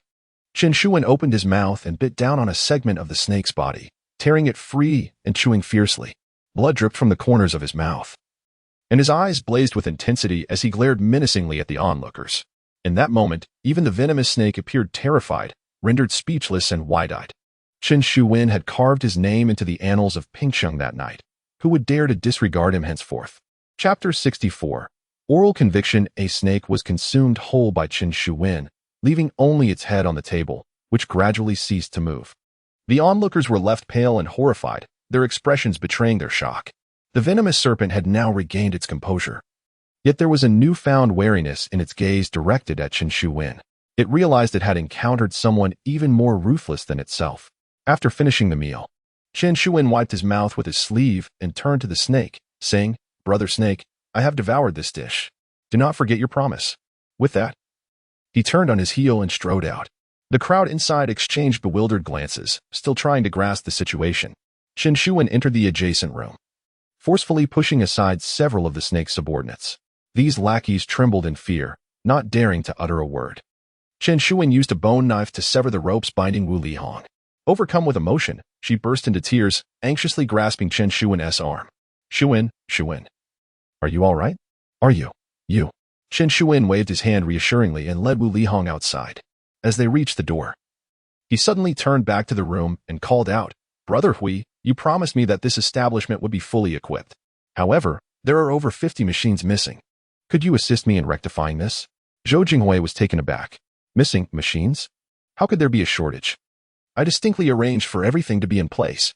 Chen Shuwen replied, "The machines were adequate initially, but last time, Brother Snake's men accidentally damaged some of them." "Brother Hui, you wouldn't want me to ask Brother Snake for the funds, would you?" Zhou Jinghui nearly choked on his frustration. "How could you bring this up in front of the snake? Are you deliberately trying to make things difficult for me? Am I supposed to ask the snake for money in his presence?" Reluctantly, Zhou Jinghui conceded, "I see. This minor issue. I will arrange for replacements and have them ready for you by tomorrow." Chen Shuwen nodded in satisfaction. "By the way, we are also short a few air conditioners." "Brother Hui, would that be manageable?" Zhou Jinghui felt overwhelmed. "Are you addicted to extorting me? Why am I the only one being taken advantage of here?" Nevertheless, he was genuinely intimidated by Chen Shuwen and resigned himself to the situation. "All right, I will provide them. 2 air conditioners for each store. Chen Shuwen continued. Also, we lack transportation. Brother Hui, do you have any motorcycles available? Zhou Jingwei felt a surge of irritation but gritted his teeth. I'll make the arrangements. Chen Shuwen smiled appreciatively. Thank you. Brother Hui. However, if possible, I would like to obtain a driver's license soon. Zhou Jingwei could no longer contain his exasperation. Chen Shuwen, that's enough. Chen Shuwen chuckled. Oh, it's nothing. I'll buy a vehicle myself. I was merely mentioning it.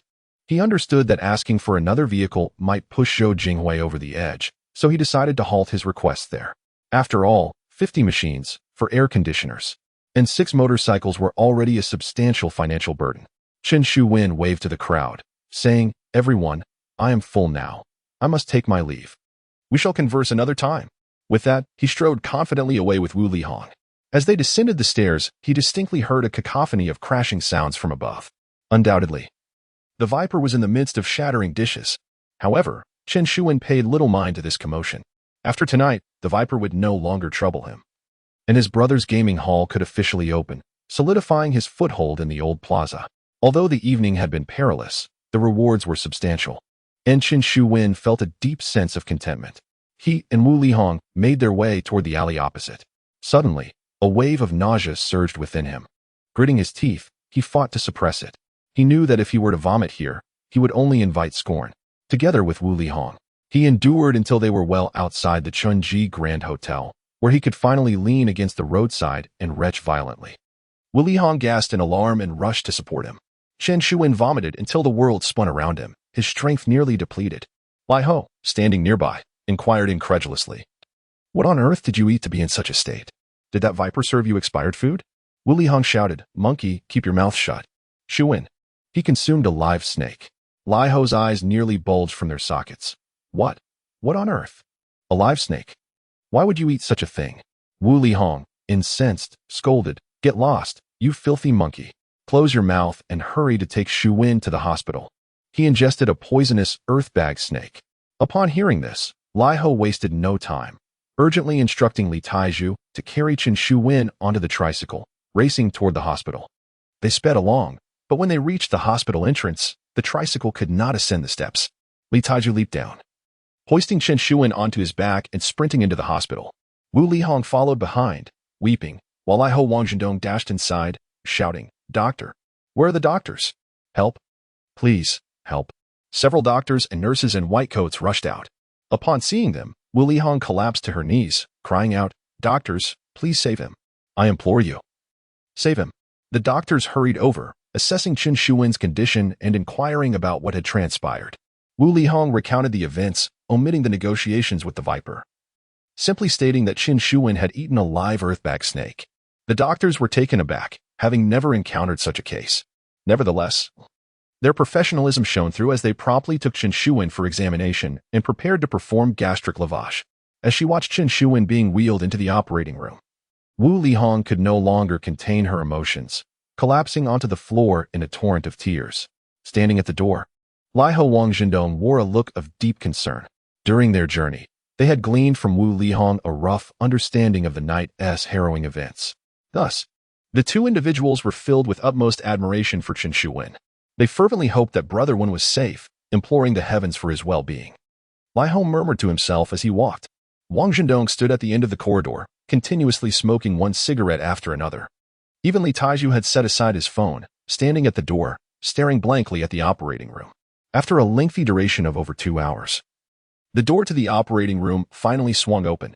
As the doctor clad in a white coat emerged, Wu Lihong rushed forward, asking, Doctor, how is he? What about him? Lai Ho and Li Taiju quickly gathered around, while Wang Zhendong sprinted over, anxiously awaiting the doctor's response. The doctor reassured them, stating, The patient is fine. He was not poisoned. He merely needs to rest after the gastric lavage. If you take him home to recuperate for a few days, he will be perfectly all right. Remember, next time, do not eat indiscriminately. Chapter 65. Is there anything more expensive? A collective sigh of relief escaped the group as Wu Lihong, overwhelmed with joy, wiped away her tears and expressed her heartfelt gratitude to the doctor. Before long, Chen Shuwen was wheeled out, still under the influence of anesthesia and yet to regain consciousness. They escorted him to the hospital room, remaining vigil by his side until dawn broke the following day, when Chen finally stirred awake. The sight of Chen Shuwen regaining consciousness brought an overwhelming sense of relief to everyone present. Subsequently, Lai Ho Wang, Zhendong, and Li Taizhu returned to the old square to resume their business, while Wu Lihong chose to remain behind to care for Chen Shuwen. 2 days later, Chen Shuwen was discharged from the hospital, and during those 2 days, his home had been tidied up. Upon his release, Lai Ho promptly transported him back home. Upon arriving at the doorstep, Chen Shuwen noticed Wu Lihong had been waiting there, holding a large suitcase. Curiously regarding the sizable luggage, he inquired, "Why the large suitcase?" Wu Lihong's cheeks flushed a delicate hue as she softly replied, "I intend to move back in." Lai Ho burst into laughter, prompting Wu Lihong to shoot him a sharp glance. "What are you laughing at? Shuwen has just been discharged and requires proper care. It is only here that I can tend to him well." Lai Ho quickly nodded, acknowledging her point. "You're absolutely right, Sister Hong. With you here, our brothers will also enjoy some benefits. We'll come back for lunch every day." As he spoke, Lai Ho patted the motorcycle beside him. "We have a motorcycle," making it quite convenient to travel back and forth. This motorcycle had been a gift from Zhou Jinghui, who had provided 5 in total for their group. In addition, 50 machines and 4 air conditioners had been fully delivered. Chen Shuwen's establishment was now exceptionally well equipped. In an era when many households lacked air conditioning, Chen Shuwen's establishment boasted 2, providing a warm refuge during the harsh winter months. This alone had attracted a significant number of customers, greatly improving the business's fortunes. Gazing at Wu Lihong and then at the motorcycle, Chen Shuwen remarked, "Monkey, this afternoon, please inform Zhou Jingwei that we still need 1 more motorcycle." Lai Ho scratched his head in confusion. "But we have enough, don't we? 5 of us, 5 motorcycles." Chen Shuwen clarified, "There are 6 of us. Have him procure a female model for Wu Lihong. Remember, it should be an elegant one, a scooter, understood?" Lai Ho snapped back to attention, grinning, Right. Sister Hong should have one too." Wu Lihong's face lit up with happiness as she waved her hands. "Actually, I don't really need one." Lai Ho quickly interjected, "Sister Hong, please don't be modest. Since Boss Joe is spending, we mustn't let him save any money. How about this? You can check out the options, and this afternoon I'll speak to Zhou Jingwei. Ideally, choose the most expensive one. Let us not shortchange him." At the mention of this, Wu Lihong nodded enthusiastically. "That sounds good." Once Chen Shuwen was comfortably settled, Lai Ho and the others hurried back to the arcade. As business there was still quite prosperous. Wu Lihong meticulously prepared a pot of tea for Chen Shuwen, encouraging him to sit and enjoy it while she busied herself tidying up the room. Observing her diligent efforts, Chen Shuwen could no longer contain himself. "Are you truly coming back to live here?" Wu Lihong glanced at him and replied, "What? Am I not welcome?" Chen Shuwen sighed. "I have never been unwelcoming to you. It is just that being with me is exceedingly perilous." Wu Lihong met his gaze steadily and declared, "Chen Shuwen, since I have chosen to follow you, I am fully prepared for such mental challenges and will not shy away from any danger. Moreover, remember this, my presence by your side is to assist you to the best of my ability, not to become a burden. Therefore, should similar situations arise in the future, prioritize your safety first, instead of acting foolishly. Do you understand?" Chen Shuwen looked at this woman before him, her words stirring an inexplicable pang within him. After she finished tidying up, they set out together to select a motorcycle. In this era, the majority of motorcycles were of the sturdy frame variety, favored for their affordability and robust capacity to carry substantial loads, rendering them ideal for household use. Thus, they dominated the streets. Conversely, women's scooters were a rarity, both expensive and lacking in load-bearing capacity, making them impractical for most families unless they were relatively well off. Chen Shuwen guided Wu Lihong to the most expensive option available, a Weiyang Honda with a rear storage box. When Wu Lihong took it for a spin, her radiant smile bloomed. Noticing her delight, Chen Shuwen nodded in satisfaction and turned to the shopkeeper, inquiring, "How much for this?" The shopkeeper, primarily dealing in sturdy frame motorcycles, was surprised to see Chen Shuwen's eagerness to purchase a scooter that hardly sold more than a few units each month. With a broad grin, he replied, 13,000. "My friend, if you're serious about it, I can offer you a discount." Chen Shuwen waved his hand dismissively. No need for a discount. The shopkeeper was taken aback, having never encountered such a response before. Chen Shuwen leaned closer and remarked, 13,000 seems a touch low. Do you have something pricier? The shopkeeper momentarily paused, but quickly regained his composure, grinning widely. My friend, are you purchasing for your workplace? I understand. Allow me to offer you this. The listed price is indeed 15,000. However, I can give it to you for 11,005. And I will return the remaining 3,005 in cash. Chen Shuwen raised an eyebrow at the shopkeeper's offer, chuckling, is it really only 15,000? The shopkeeper's excitement surged. Oh, it appears I have encountered a significant client. The price is indeed fixed at 15,000, but I can add some additional features. And you could purchase services such as lifetime maintenance and care. The shopkeeper chimed enthusiastically. After a thorough discussion with Chen Shuwen, they ultimately settled on the motorcycle for 30,000 yuan. Naturally, Chen Shuwen pocketed a 1,000 yuan kickback. The boss, beaming with delight, realized that the surplus amounted to a windfall for him. Rubbing his hands together, he turned to Chen Shuwen and inquired, brother, which company should the invoice be made out to? Chen Shuwen waved his hand dismissively. No need for an invoice. I'll just make a call and have someone bring the money. Exiting the shop, Chen Shuwen dialed Zhou Jinghui. Brother Hui, has the monkey mentioned the motorcycle deal to you? Zhou Jinghui's voice was tinged with evident displeasure. He has. Chen Shuwen, you really know how to dig deep. Chen Shuwen immediately responded with a grin. Brother Hui, let us not put it that way. We are brothers after all. You promised this small matter at the time. With Duxi, Haowen, and Uncle Quan present, you wouldn't back out over a motorcycle, would you? Zhou Jinghui took a few deep breaths, gritting his teeth. Enough of the nonsense. Just tell me, how much? Chen Shuwen chuckled. 30,000. The sound of something crashing on Zhou Jinghui's side was followed by his almost roaring response. How much? 30,000. You little rascal, how many wheels did you buy? Chapter 66. I shall make my name resound ultimately. Zhou Jinghui had Xiao Ma deliver 30,000 yuan to settle the account. When Xiao Ma arrived, he brought along a camera, as Brother Hui had instructed him to take a photograph of the motorcycle. He had never laid eyes on a motorcycle worth 30,000 yuan and was eager to broaden his horizons. While Xiao Ma snapped pictures, Chen Shuwen, indifferent to his antics, counted out 20,000 yuan for the boss, pocketing the remaining 10 without concern for whether Xiao Ma noticed. Upon finishing his photo shoot, Xiao Ma turned to Chen Shuwen and said, Chen Shuwen, Brother Hui mentioned that this is the last one. In the future, should any distant relatives of yours appear, Brother Hui will no longer intervene. Take care of yourself.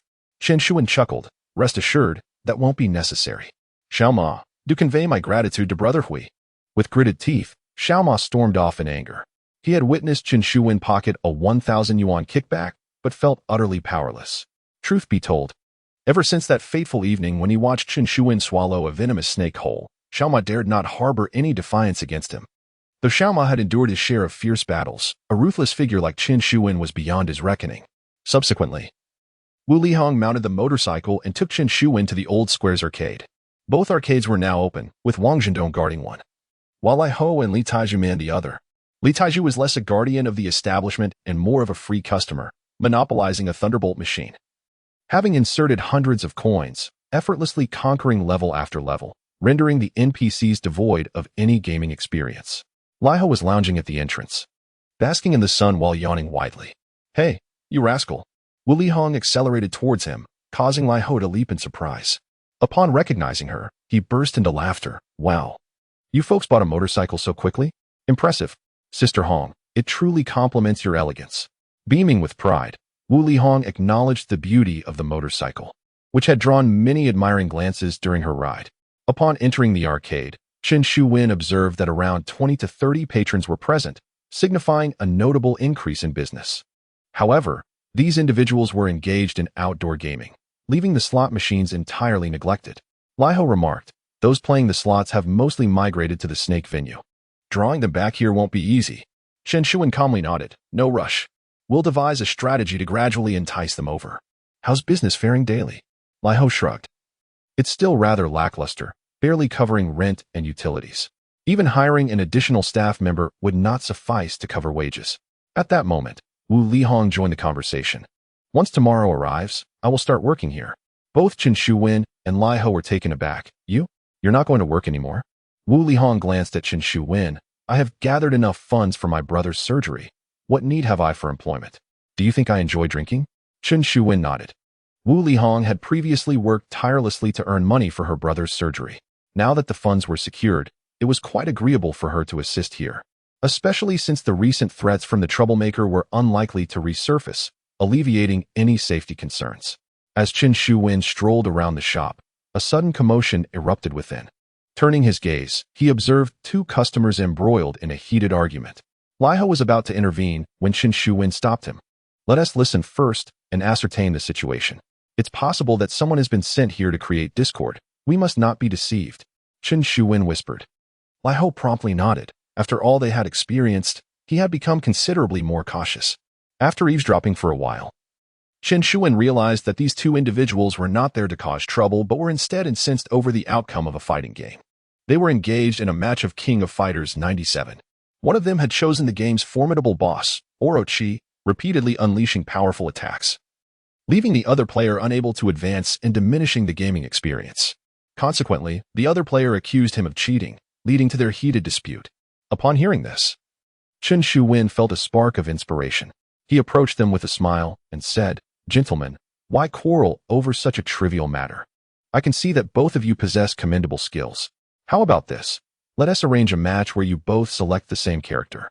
Best of 5 rounds. And the winner will receive a reward of 100 yuan from me. What do you say?" The mention of 100 yuan instantly brightened their eyes. It was not an insignificant sum. Exchanging glances filled with mutual challenge, they quickly agreed to Chen Shuwen's proposal.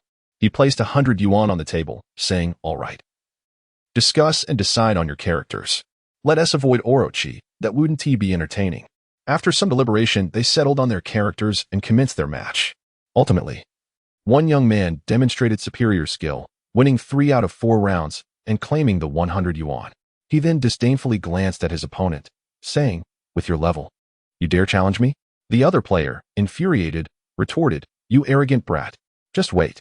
I'll summon my master." Without hesitation, he dashed out, returning shortly with 3 or 4 companions. Observing the escalating situation, Chen Shuwen discreetly signaled Lai Ho, who summoned Li Taizhu to maintain order and prevent any potential conflict. Fortunately, their main focus remained on the game. The newcomer faced off against the young man again, and this time, the young man faced a humiliating defeat. Yet, he too refused to accept defeat and ran out to gather more supporters. Within the span of an hour, Chen Shuwen's arcade was teeming with nearly 100 spectators. Initially, they had been drawn by the prospect of the 100 yuan, but now the stakes had escalated to matters of pride and honor. While a few were actively competing, the majority had come to witness the spectacle. It was rumored that those competing were among the most skilled players in the gaming community of Pingqing, naturally attracting numerous gaming enthusiasts to observe the unfolding drama. Throughout the morning, the arcade managed by Chen Shuwen was bustling with patrons. In stark contrast, the establishment run by the Serpent was nearly deserted, as many of his customers had been lured away to Chen's venue. Even those merely spectating felt compelled to purchase a few tokens to indulge in the games. By the end of the morning, the total sales of tokens had exceeded 500. Lai Ho, taken aback, exclaimed, "Goodness, this morning alone has surpassed the total revenue of the past few days combined." Chen Shuwen smiled subtly, his mind already brimming with ideas to elevate the arcade's reputation. He beckoned Lai Ho to the side and whispered, "I anticipate that several skilled players will come to challenge each other this afternoon. Please pay attention and collect their contact information." Lai Ho queried in astonishment for what purpose. Chen Shuwen replied, "I intend to host a grand fighting game tournament here. I want every gamer in Ping City to know of my arcade. It is my aim to establish the reputation of our arcade among the gaming community in Ping City." Chapter 67. Boys and Men After a Busy Day in the Arcade. Chen Shuwen returned home with Lai Ho and a few others. Wu Lihong had already prepared dinner. Observing the impeccably tidy room, Lai Ho couldn't help but exclaim, "Having more women at home makes all the difference." He then turned to Wu Lihong and, with a sheepish grin, inquired, "Sister Hong, you mentioned having a few girlfriends last time? When might we have the chance to meet them?" Wu Lihong shot him a glance, questioning, "What are you up to?" Lai Ho chuckled awkwardly, "Nothing much, just making friends. You know how it is these days, the more friends, the more opportunities." Wu Lihong rolled her eyes in response, "Oh, please, you really think I don't see through your little schemes?" Lai Ho scratched his head, chuckling. Wu Lihong continued, "All right, when I find the time, I'll arrange for them to join us for a meal. But let me make one thing clear, I can create the opportunity for you. But whether you can win them over depends on you." Lai Ho eagerly nodded, "Thank you, Sister Hong." Meanwhile, Chen Shuwen was examining the list Lai Ho had compiled, which detailed the skilled fighters in the fighting games around Pingqing. "Is this all there is?" he asked. Lai Ho replied, "There should be more. I've reached out to a few others to help gather information. We'll have it sorted within 3 days. Chen Shuwen nodded approvingly. This matter is crucial. We must get to the bottom of it. In this competition, we must make a resounding impact. He turned to Wang Zhendong and stated, Dongzi, your task is to find someone to craft the trophies. I want several trophies made. Wang Zhendong was taken aback. Brother Wen, we need trophies. Isn't that a bit excessive? Lai Ho echoed his surprise. Brother Wen, do we really need to go this far? Trophies aren't cheap, you know. It's just a tournament. Do we really need such a significant investment? Chen Shuwen shook his head. The investment in trophies is insignificant. I plan to allocate an additional 20,000 yuan as prize money. At this revelation, even Wu Lihong, who had been busy in the kitchen, rushed out, exclaiming, Wenzi, are you out of your mind? 20,000 yuan. Even with our shop at full capacity, how long would it take to earn that much? Lai Ho chimed in. Counting on his fingers, exactly, brother one, this doesn't add up. Think about it. Our 2 arcades combined only have about 140 to 150 machines. Even if all machines were occupied, how much could we possibly earn in game tokens in a day? If you go through with this, even if we attract customers, it would be a losing proposition. Chen Shuwen smiled. You needn't worry about these details. I have it all figured out. I've calculated the 20,000 yuan prize money. It must be that amount. Furthermore, I've decided that we will hold this type of competition every month from now on. This announcement elicited gasps of astonishment from Wu Lihong and the others. Lai Ho urgently exclaimed, Wenge, this simply will not do. Even if our 2 shops thrive, our monthly earnings will hardly reach 20,000 yuan. If you hold an event every month, we end up pouring more money into it? Chen Shuwen smiled calmly. Do not trouble yourselves with these matters. Since I have decided to proceed, I surely have my reasons. As brothers, I ask you to assist me in executing this plan. The 3 exchanged glances, ultimately choosing silence. After all they had endured, they understood that Chen Shuwen approached every endeavor with careful consideration. If he harbored such intentions, there must be a rationale behind it. Wu Lihong prepared dinner. And after Lai Ho and the others finished their meal, they returned to the arcade. They could operate for a while in the evening, and coincidentally, they also resided there. Chen Shuwen entered the inner room, seated himself on the bed, and began reading. Once Wu Lihong tidied up the dishes, she went to the bathroom to take a shower. Listening to the sound of running water, Chen Shuwen felt an inexplicable surge of restlessness within him. As a boy in his adolescence, having a girl of pleasing appearance and form bathing next door was bound to stir his thoughts. Nevertheless, he ultimately quelled the tumult within. He turned off the light, shed his clothes, and lay beneath the covers, intending to retire early to suppress his agitation. However, scarcely had he settled down when the door swung open, revealing a slender figure standing at the threshold. Wu Lihong, freshly bathed, donned a loose-fitting nightgown. The moonlight streaming through the window illuminated her attire, accentuating her graceful silhouette. Chen Shuwen found his breath quickening at the sight. Nervously gripping the blanket, he momentarily forgot how to speak. Wu Lihong naturally closed the door behind her and approached the bedside. Without hesitation, she removed her nightgown, lifted the covers, and nestled beside him. In that instant, Chen Shuwen felt his entire body stiffen. The warmth and fragrance enveloping him nearly rendered him breathless. It was an experience he had never encountered before. With her back to him, Wu Lihong's voice quivered slightly. It's so cold. Could you hold me? Chen Shuwen hesitated, yearning to reach out. Yet he found himself too timid to do so. Sensing his reluctance, Wu Lihong inched closer to him. Chen Shuwen felt his blood racing, desperately retreating to avoid any physical contact. Yet the bed was limited in space. How could he evade her? Struggling to maintain composure, he stammered, Please, don't come so close. I'm afraid. Wu Lihong, perceiving his tension, chuckled softly. What are you afraid of? Chen Shuwen's body trembled. I fear I might lose control.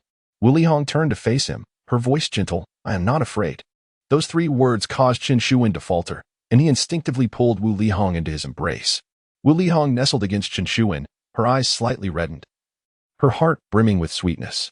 On this night, Chen Shuwen finally transcended from boyhood, transforming into a true man. Chapter 68. A flourishing business after a night of turmoil. Chen Shuwen did not awaken until after 10 the following day. Upon rising, he discovered that Wu Lihong had already prepared breakfast for him. Seeing Chen Shuwen emerge, she casually beckoned, Hurry up and eat. It's almost cold. As Chen Shuwen approached the table, a hint of embarrassment washed over him. Last night, he began. But Wu Lihong swiftly interrupted him. What happened last night should remain between us. We both got what we wanted. There is no need for anyone to feel indebted. Chen Shuwen was taken aback by the sudden shift in her demeanor, leaving him perplexed. However, observing her indifferent attitude, he ultimately refrained from further discussion. After finishing his breakfast, he rode his motorcycle directly to the arcade. As Wu Lihong stood indoors, watching Chen Shuwen depart, the coldness on her face vanished, and silent tears began to flow. I'm sorry. It's not that I don't love you. It's just that I am a worthless person, trampled by many. I am unworthy of you. You deserve so much better, she murmured, her expression one of humility. Yet, Chen Shuwen remained oblivious to her distress. After a long pause, Wu Lihong took a deep breath, regaining her composure. No matter what, being able to be by your side brings me satisfaction. She hummed a cheerful tune and resumed her cleaning. In the following 3 days, Chen Shuwen withdrew 1,000 yuan, enlisting Lai Ho to gather a list of the city's top fighting game players. During this time, there were occasional skilled players who came to the arcade for matches, resulting in a reasonable amount of business. However, these individuals were primarily engaged with the gaming machines, and few chose to play the slot machines. Consequently, the arcade's daily earnings remained modest, in contrast to the several tens of thousands in revenue at the Electronic Dynasty. The Brother Arcade earned merely a few hundred yuan a day, a trivial sum that hardly made a mark.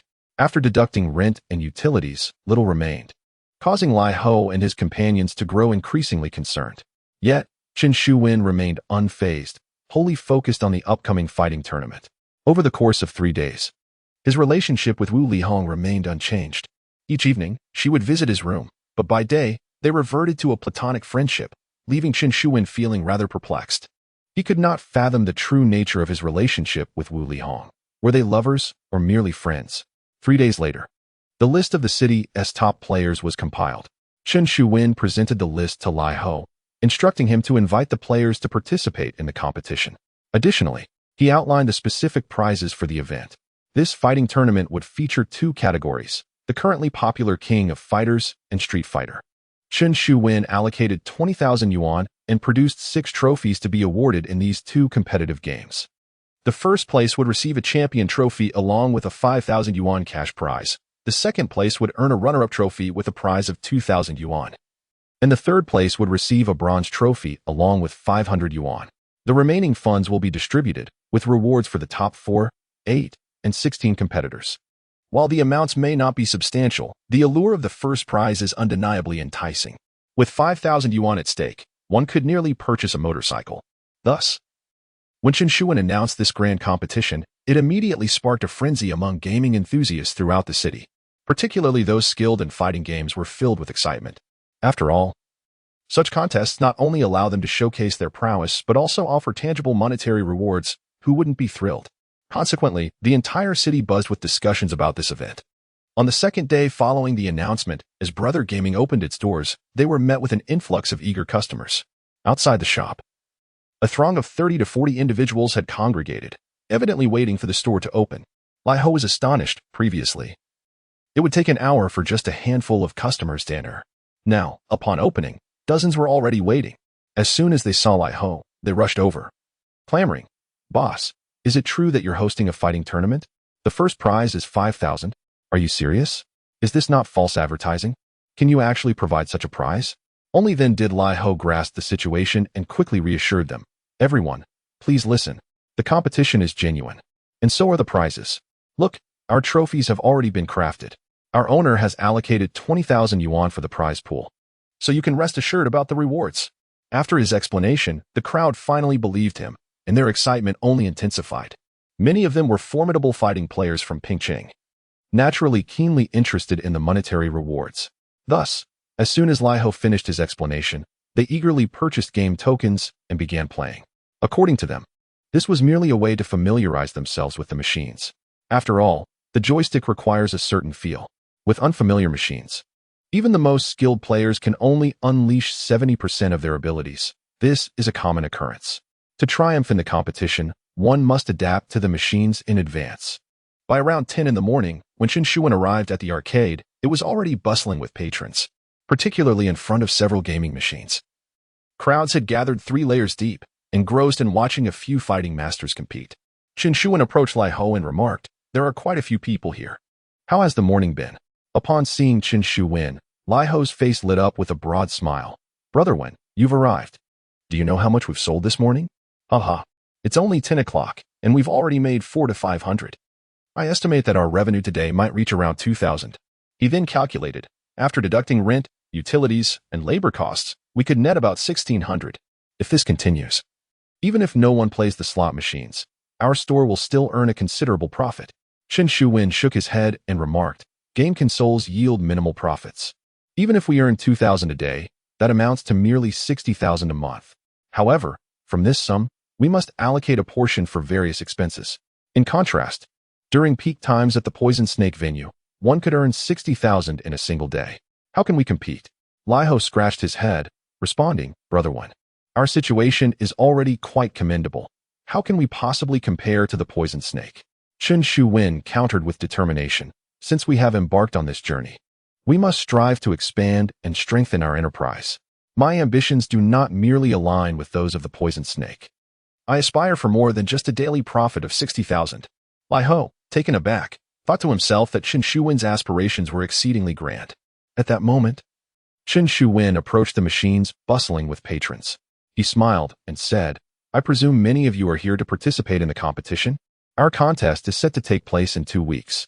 In the meantime, to provide everyone with a better training environment, I have decided that daily, there will be 10 complimentary slots available, granting a full day of free play in the establishment. Upon hearing this announcement, the crowd erupted in cheers. Who wouldn't desire a day of free gaming? Furthermore, with everyone eager to practice for the competition, the cost of purchasing game tokens had been quite substantial. The prospect of free play was undoubtedly enticing. Someone eagerly inquired, Boss, how does the free play work? Chen Shuwen gestured towards the nearby machines, explaining, the competition will take place here. Participants will take turns, and the winners will be determined based on the number of tokens earned. The top 10 each day will enjoy free play the following day. The crowd cheered once more, with many rushing to purchase tokens in preparation for the competition. Others hurriedly made phone calls to invite skilled friends to join the contest. On this first day, Chen Shuwen's arcade experienced an unprecedented surge in business. Chapter 69. The fool is unworthy of counsel. In the realm of the Electronic Dynasty, the snake swaggered into his arcade, an opulent woman in tow. However, upon entering, he was taken aback.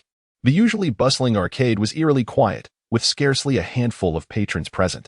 Typically, at this hour, one would expect no fewer than 60 or 70 players occupying the space. Yet now, only a sparse few, merely 7 or 8, were scattered about, a stark contrast indeed. He hastily retreated to his office and summoned Ding San. What on earth is happening? Why is business so dismal? The snake demanded, his voice laced with frustration. Ding San recounted the situation regarding Chen Shuwen, including the news of an impending fighting competition. The snake was momentarily rendered speechless. A fighting competition? What is that Chen Shuwen up to? Ding San chuckled. This is Chen Shuwen's tactic. Under the guise of a fighting competition, he is drawing customers to his venue. Our patrons, upon hearing of the competition, have largely flocked to his establishment. Furrowing his brow, the snake replied grimly, that scoundrel employs such unscrupulous methods. How shameless to orchestrate such a scheme to siphon off our clientele. Ding San, devise a plan to bring them back. Ding San proposed, I have already considered this. We too could host a fighting competition to lure back our patrons. With the reputation of our Electronic Dynasty, our event would undoubtedly be more enticing. The snake's eyes sparkled with intrigue. That is a splendid idea. Let us proceed as you suggest. Ding San scratched his head, however, regarding the funding. How much do we require? The snake inquired. Perhaps 40 to 50,000, Ding San replied. The snake's eyes widened in disbelief. What? 40 to 50,000? To host such a trivial competition? Ding San explained. It is said that Chen Shuwen has allocated nearly 30,000 for his competition. If we wish to surpass him and draw more attention, we must invest more. Around 40 to 50,000 should suffice to eclipse his efforts. The woman beside the snake spat in disdain. Ding San, have you lost your senses? Spending 40 to 50,000 on such nonsense, is it truly worth it? Ding San, visibly irritated yet restrained, countered softly, Brother Snake, the crux of the matter is to reclaim our patrons. I believe it is indeed worth the investment. The woman scoffed. Ding San, are you incapable of basic arithmetic? That scoundrel Chen Shuwen is attracting only those impoverished souls who can barely afford to play arcade games.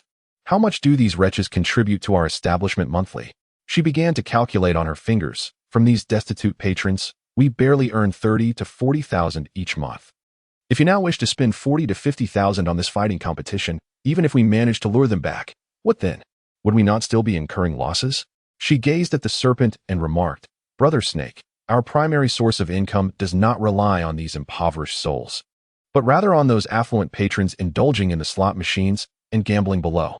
Chen Shuwen's antics may drive away the destitute, but they will not deter these wealthy patrons. I believe it is unnecessary for us to expend our efforts on these impoverished wretches. The serpent nodded slowly. That makes sense. No matter how he stirs things up, the most he can earn is a meager living. As long as my slot machine clientele remains, my daily earnings will surpass his monthly income. What can he possibly challenge me with? Ding San's face fell, and he attempted to persuade Brother Snake. The serpent waved him off. Enough. Let it be as it is. Fewer patrons might be preferable. It will be quieter. I find these gaming machine players irksome. If Chen wishes to curry favor with them, let him entertain them. I shall not serve. Ding San sighed and ceased his protest, rising to leave the office. Upon exiting the room, he exhaled another despondent sigh, his expression growing increasingly grim. A fool is not worthy of counsel, he muttered to himself as he turned away. 5 days later, Li Eryong gradually began to abandon his cane and move about. That evening, Chen Shuwen deliberately chose a secluded hotel to gather several brothers for a celebratory feast. In recent days, the business of Chen Shuwen's 2 gaming halls had flourished immensely, with daily sales soaring. It could be said that Chen Shuwen's establishments had become quite renowned in Pingqing. Almost every gaming enthusiast was familiar with his brother's gaming halls. Lai Ho Wangjindong wore a beaming expression. These past few days had allowed them to experience the sensation of being pursued and flattered as boss. Previously, Lai Ho Wangjindong had been a petty rogue, never once regarded with respect. As for Li Taiju, he had toiled in menial labor, his monthly earnings barely sufficient for his sustenance, often teetering on the brink of starvation. Now, under Chen Shuwen's wing, he enjoyed ample food, comfortable living, and an elevated status, evoking both admiration and gratitude towards Chen Shuwen. As Lai Ho nibbled on a chicken leg, he excitedly exclaimed, Brother One, if this momentum continues, our 2 stores could each net around 50,000 monthly. After deducting 30,000 for hosting competitions, we would still have 20,000 left. Haha. Even if no one plays the slot machines, we are still profiting handsomely. Wang Zhendong nodded fervently. Earning 20,000 from 2 stores in 2003 was no small sum. After all, in Pingqing, a teacher's salary was merely around 1,000, while an average worker earned about 800. Li Eryong, however, wore a worried expression. Brother One, recently there have been few patrons at the Electronic Dynasty. Do you think the serpent might imitate our approach and host a competition? Upon hearing this, Lai Ho and Wang Zhendong's expression shifted. Anxiety etched on their faces as they turned to Chen Shuwen. This was their greatest concern. If the venomous snakes were to engage in this competition, they would undoubtedly find themselves outmatched by the Electronic Dynasty. At that point, all their guests would be lured away, and their nascent business would be obliterated. Chen Shuwen calmly shook his head, asserting, the venomous snakes will not participate. Lai Ho, taken aback, inquired, Brother One, how can you be so certain? Chen Shuwen replied confidently, I am quite certain. Lai Ho, Wang Zhendong, and Li Eryong exchanged bewildered glances, questioning Chen Shuwen's unwavering confidence. Sensing their doubts, Chen Shuwen chuckled. Do you recall when you asked me why I decided to offer a prize of 20,000? The group nodded in unison. Chen Shuwen continued, I had previously explained that it had to be precisely 20,000. This figure was meticulously calculated by me. The others glanced at one another in intrigue. Is there a particular significance to this number? Chen Shuwen smiled. The 20,000 prize, along with the trophy, publicity, and various expenses, will amount to nearly 30,000. If I spend 30,000 on this competition, the venomous snakes, given the scale of the Electronic Dynasty, would surely have to invest no less than I do. Otherwise, what face would they have left if word got out? The group nodded in agreement, recognizing the validity of his statement. Chen Shuwen elaborated. This means that if I am to spend 30,000, the venomous snakes must invest at least 40 or even 50,000. However, how much do you think they earn monthly from their gaming machines? I estimate that 40,000 is their absolute limit. Under such circumstances, would the venomous snakes, adhering to their operational style, be willing to part with such funds to host a competition and vie for customers? Upon hearing this, Lai Ho and the others experienced an epiphany, their faces illuminated with shock. Wow, Brother One, so your decision to set the prize at 20,000 carries such profound significance. Lai Ho expressed sincerely. Wang Zhendong and the others nodded in admiration. acknowledging Chen Shuwen's meticulous approach to his endeavors. Chen Shuwen smiled serenely. This is merely the beginning. The main event is yet to come. With that, he produced a card and handed it to Li Eryong, saying, Eryong, tomorrow you shall set off to execute the task I have entrusted to you. With the new year just 2 months away, it is the peak season for slot machine business. I intend to seize all the customers playing slot machines from the venomous snakes before then. Chapter 70. Listen closely. My name is Chen Shuwen. Chen Shuwen's declaration left Lai Ho and his companions utterly astonished. It is quite common to attract patrons away from gaming machines during a grand tournament. However, this bears no relation to those engaged with slot machines. How could Chen Shuwen possibly divert patrons from the slot machines? Lai Ho queried with bewilderment. Brother One, how do you intend to lure away those playing the slots? Chen Shuwen smiled gently and shook his head. This is something you are better off not knowing. It is not a matter of trust. Rather, the fewer of us involved, the better. Lai Ho and the others exchanged puzzled glances, each wearing an expression of confusion, uncertain of Chen Shuwen's true intentions. Li Eryong, however, appeared unfazed, as if he had already been privy to the plan. He took the card and whispered, Brother Wen, rest assured, I will ensure everything is handled properly. Chen Shuwen patted his shoulder and replied, Eryong, I have faith in you. Yet, I must reiterate, do not make your presence known. Understood? This card contains 600,000. 100,000 is your operational budget. The remaining 500,000 is for the task at hand. If that proves insufficient, do not hesitate to ask for more. We would rather incur additional expenses than risk exposure. You must comprehend that this matter concerns not only our income, but our very survival. Li Eryong nodded earnestly. I understand. Chen Shuwen grasped his hand, and Li Eryong, clutching the card, exited through the back door, boarding a train to the provincial capital that very night. Subsequently, Chen Shuwen assigned Lai Ho and Wang Zhendong a new task to investigate the confidants of Poison Snake and Shou Jinghui. Upon hearing this, Lai Ho murmured, Brother Wen, are you planning to take action against them? Chen Shuwen responded with a smile and a shake of his head. It is not my intention to act against them. Rather, we must prepare in advance. There is no need to elaborate on Shou Jinghui, having seized 2 of his gaming halls and extorted $1 million in cash. He will certainly seek vengeance. Therefore, this matter must be resolved sooner rather than later, and we must be ready.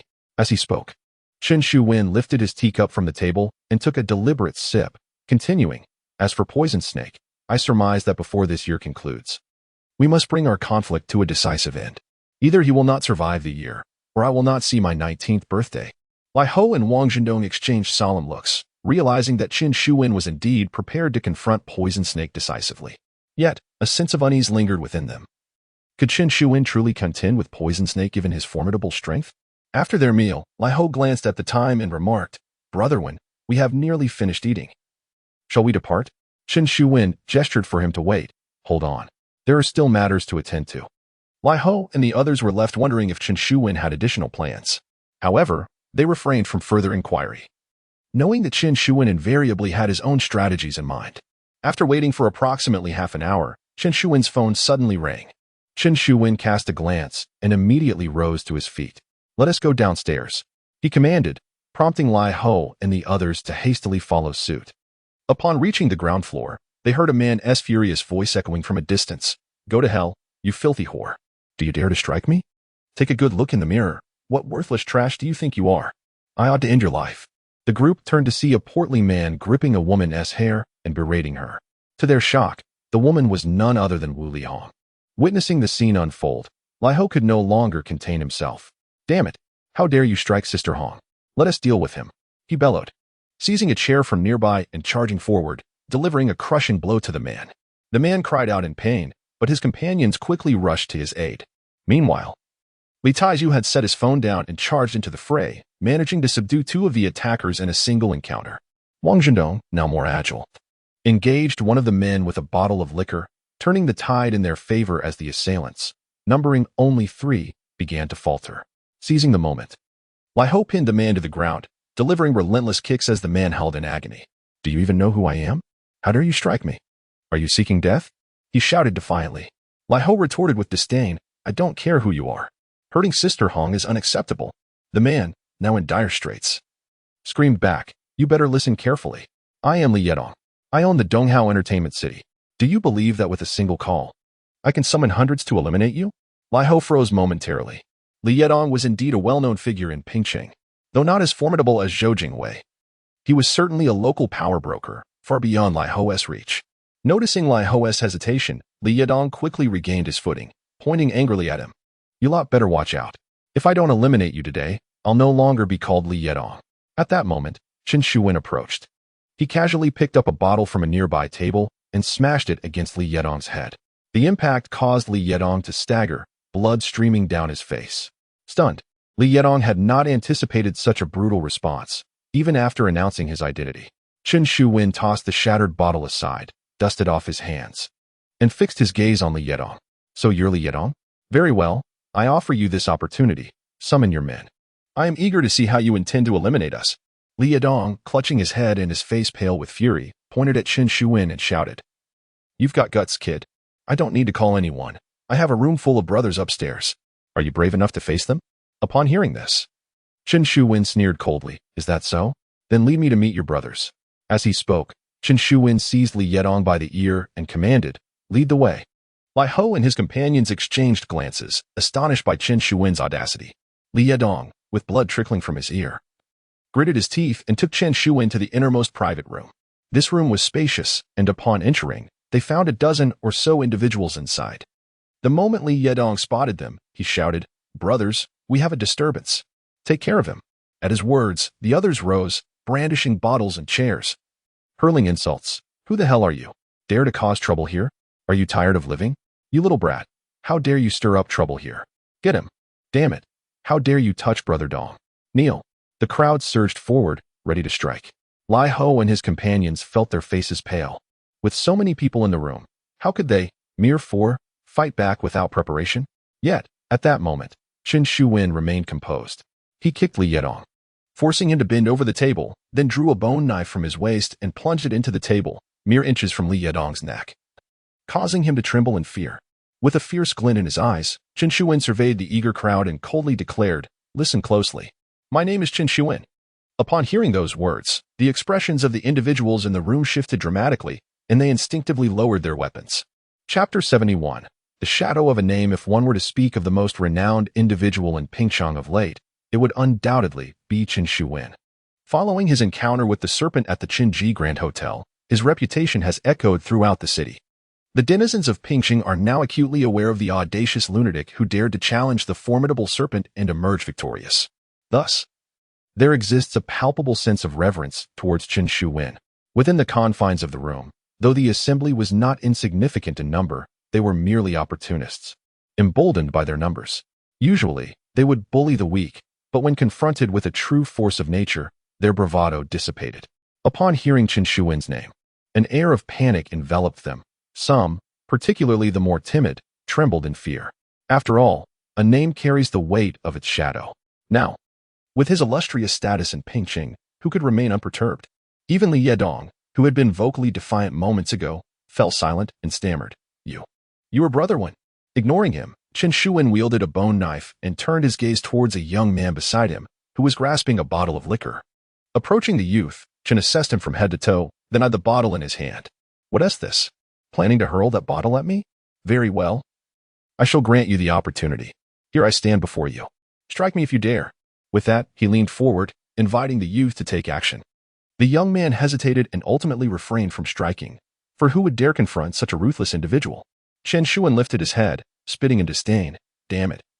You stand before me, and you still lack the courage to act? Such cowardice renders your existence in this world futile. If you want to strike me, then I shall strike you. With that, he snatched a nearby bottle and brought it crashing down upon the young man's head. A pained scream erupted as blood streamed from the wound. Without a glance back, Chen Shuwen directed his ire towards the others present, bellowing, This does not concern any of you.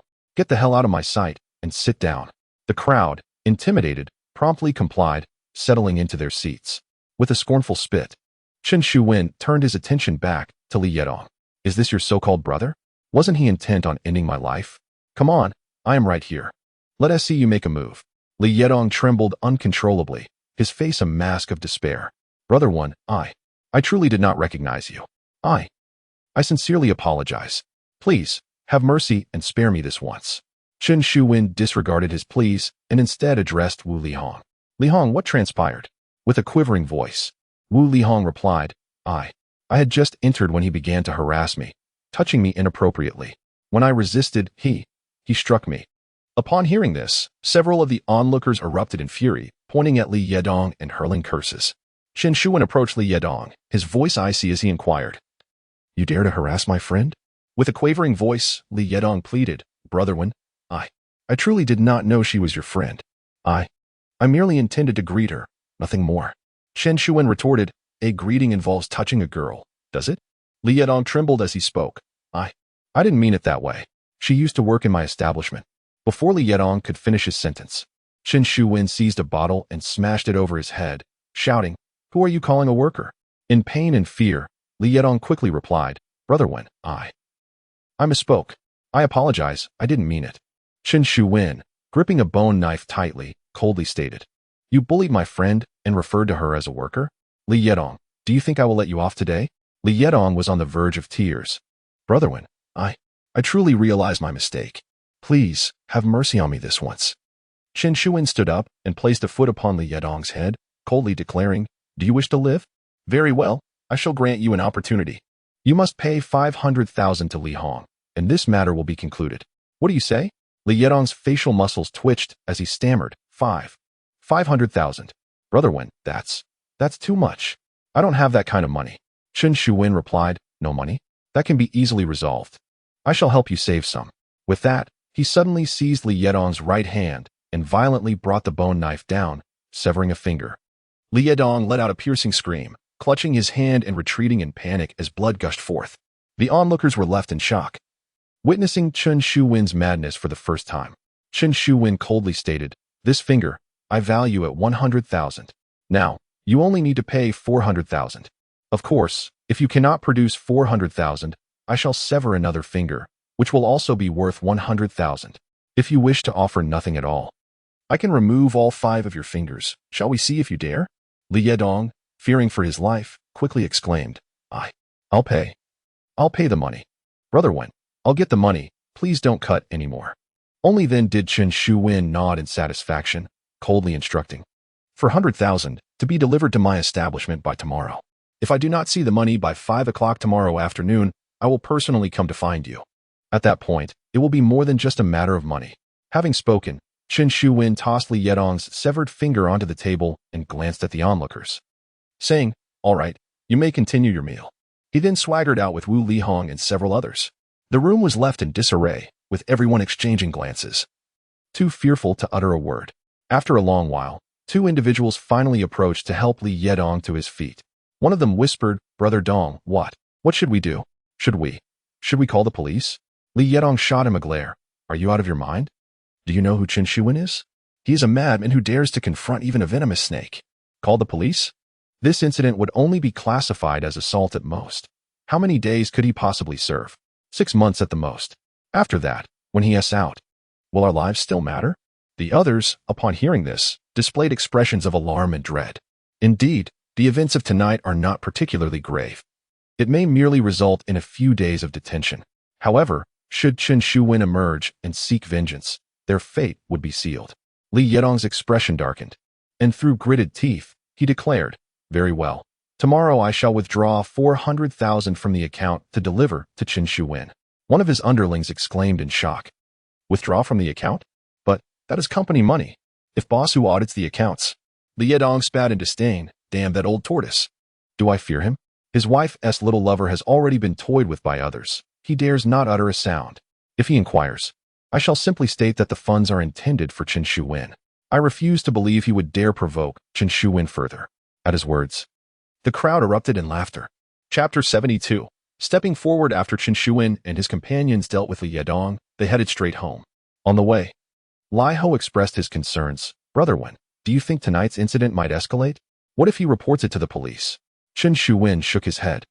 "He lacks the courage for that." Lai Ho scratched his head in confusion. "How can you be so sure?" Chen Shuwen glanced at him and replied with a smile. "Li Hong works at his establishment and knows him quite well. He is merely a coward who preys on the weak. He gained a semblance of reputation by flattering the owner of this entertainment venue, but he possesses no real capability. His gang consists of nothing but sycophantic companions who are equally inept. Otherwise, How could they have been frightened into submission by a single word from me tonight? My host suddenly understood. No wonder you dared to enter their private room. You were confident they would hesitate upon hearing your name. Chen Shuwen nodded with a calm smile. Wang Zhendong spat in disdain. Damn, this coward has some audacity. How dare he flirt with Hongjie? He deserves punishment. Wu Lihong chuckled. He didn't flirt with me. Both Lai Ho and Wang Zhendong were taken aback. Wu Lihong covered her mouth and laughed. Actually, I deliberately bumped into him and accused him of trying to take advantage of me. I used to work at his place and was quite afraid of him. He found me easy to bully and often resorted to violence. Lai Ho and Wang Zhendong exchanged bewildered glances. So, you instigated this? Lai Ho asked in astonishment. Wu Lihong glanced at Chen Shuwen. To be precise, it was Wenzi who suggested I do that. The two looked at Chen Shuwen in surprise. He maintained a tranquil demeanor as he explained, Li Yedong works for Boss Hu, in my plan to deal with the Viper. There is a crucial step that requires Boss Hu's assistance. Therefore, I needed a way to approach him without raising the Viper's suspicions. The incident with Li Yedong was intended to make my presence known to Boss Hu. Lai Ho and Wang Zhendong gasped in amazement. Chen Shuwen's strategy was indeed far-reaching. Lai Ho inhaled deeply. So, your choice to dine there tonight was also a deliberate move to find Li Yedong? Chen Shuwen smiled lightly. Otherwise, why would I take you all the way there to eat? Lai Ho and Wang Zhendong exchanged glances, realizing that Chen Shuwen was indeed meticulous in his planning. First, he sent Li Eryong to take action, then dealt with Li Yedong, and now he was reaching out to Boss Hu. Every step was aimed at confronting the Viper. But what exactly was Chen Shuwen's ultimate plan? Although Lai Ho and Wang Zhendong could not decipher Chen Shuwen's intentions, their spirits were inexplicably lifted. The more elaborate Chen Shuwen's strategies became, the more confidence they felt. Perhaps, just perhaps, he could indeed topple the Viper. The next day, Li Yedong punctually delivered 400,000 to the brothers' arcade, bowing and scraping as he handed it over to Chen Shuwen. Chen Shuwen glanced disdainfully, tossing the money box aside, and shot a look at Li Yedong. Boss Li, in the future, you must keep your eyes wide open while conducting business. If this happens again, mere money won't resolve it. Li Yedong hurriedly chuckled. Yes, brother one, I will turn over a new leaf and start afresh. I apologize for any offense caused to you and Sister Hong. Wu Lihong turned her head away, uninterested in him. Chen Shuwen waved dismissively, just leave. Li Yedong nodded and bowed as he exited the arcade. Once around the corner, he straightened up and spat resentfully. Damn it, a petty man in high spirits. Let us see how long you can enjoy this. After Li Yedong departed, Chen Shuwen opened the money box, extracting a stack of cash to hand to Lai Ho. Take out 8,000 and distribute it among the brothers. The remainder will serve as a prize for today's warm-up match. Chen Shuwen declared with a smile. Lai Ho immediately perked up, accepting the money enthusiastically. He took 4,000 from the 8,000 and handed it to Wu Lihong, saying, Sister Hong, this 4,000 is yours. The remaining 4,000 will be split among the four of us. Wu Lihong, surprised, exclaimed, What? You're giving me so much? Lai Ho chuckled, Sister Hong, you've been buying groceries and cooking for us. The surplus is our contribution to the meal expenses. He leaned closer to her, grinning. By the way, Sister Hong, regarding that matter we discussed last time, could you possibly bring a few of your friends to our next gathering? Wu Lihong laughed. Pointing at Lai Ho, you cheeky monkey, I knew you had ulterior motives. You give me this money just to entice me to introduce my friends? Lai Ho feigned innocence. Sister Hong, that's quite hurtful. This extra money reflects the brothers' goodwill. Dongzi, don't you agree? Wang Zhendong nodded vigorously. Absolutely, Sister Hong. It's only right.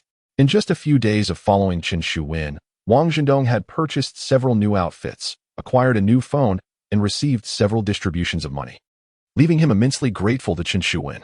Consequently, he had no objections when Lai Ho distributed 4,000 to Wu Lihong, as it was evident that her connection with Chen Shuwen was special. Moreover, Lai Ho's suggestion resonated with Wang Zhendong. He too was eager to meet Wu Lihong's friends. Wu Lihong laughed heartily, pocketing the money. Tonight, we want tea cook. Let us dine out. It's on me. Lai Ho and the others immediately cheered in approval. After dividing the remaining 4,000, Lai Ho walked to the center of the arcade with the last 2,000 and announced loudly, Everyone.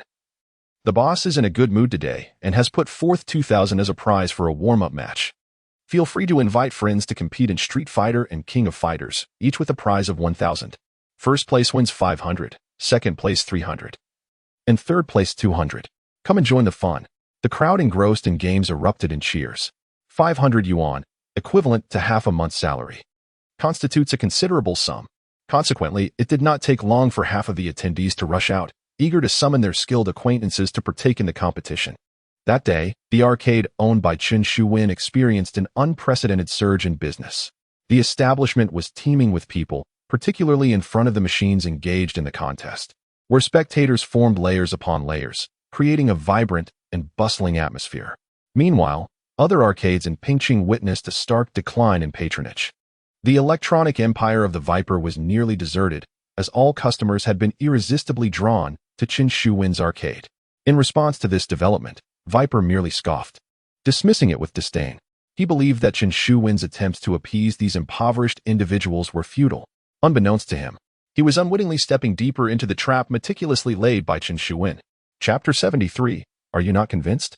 The competitive event continued until 7 in the evening, culminating in the triumphant smiles of the 6 victors as they claimed their well-deserved prizes.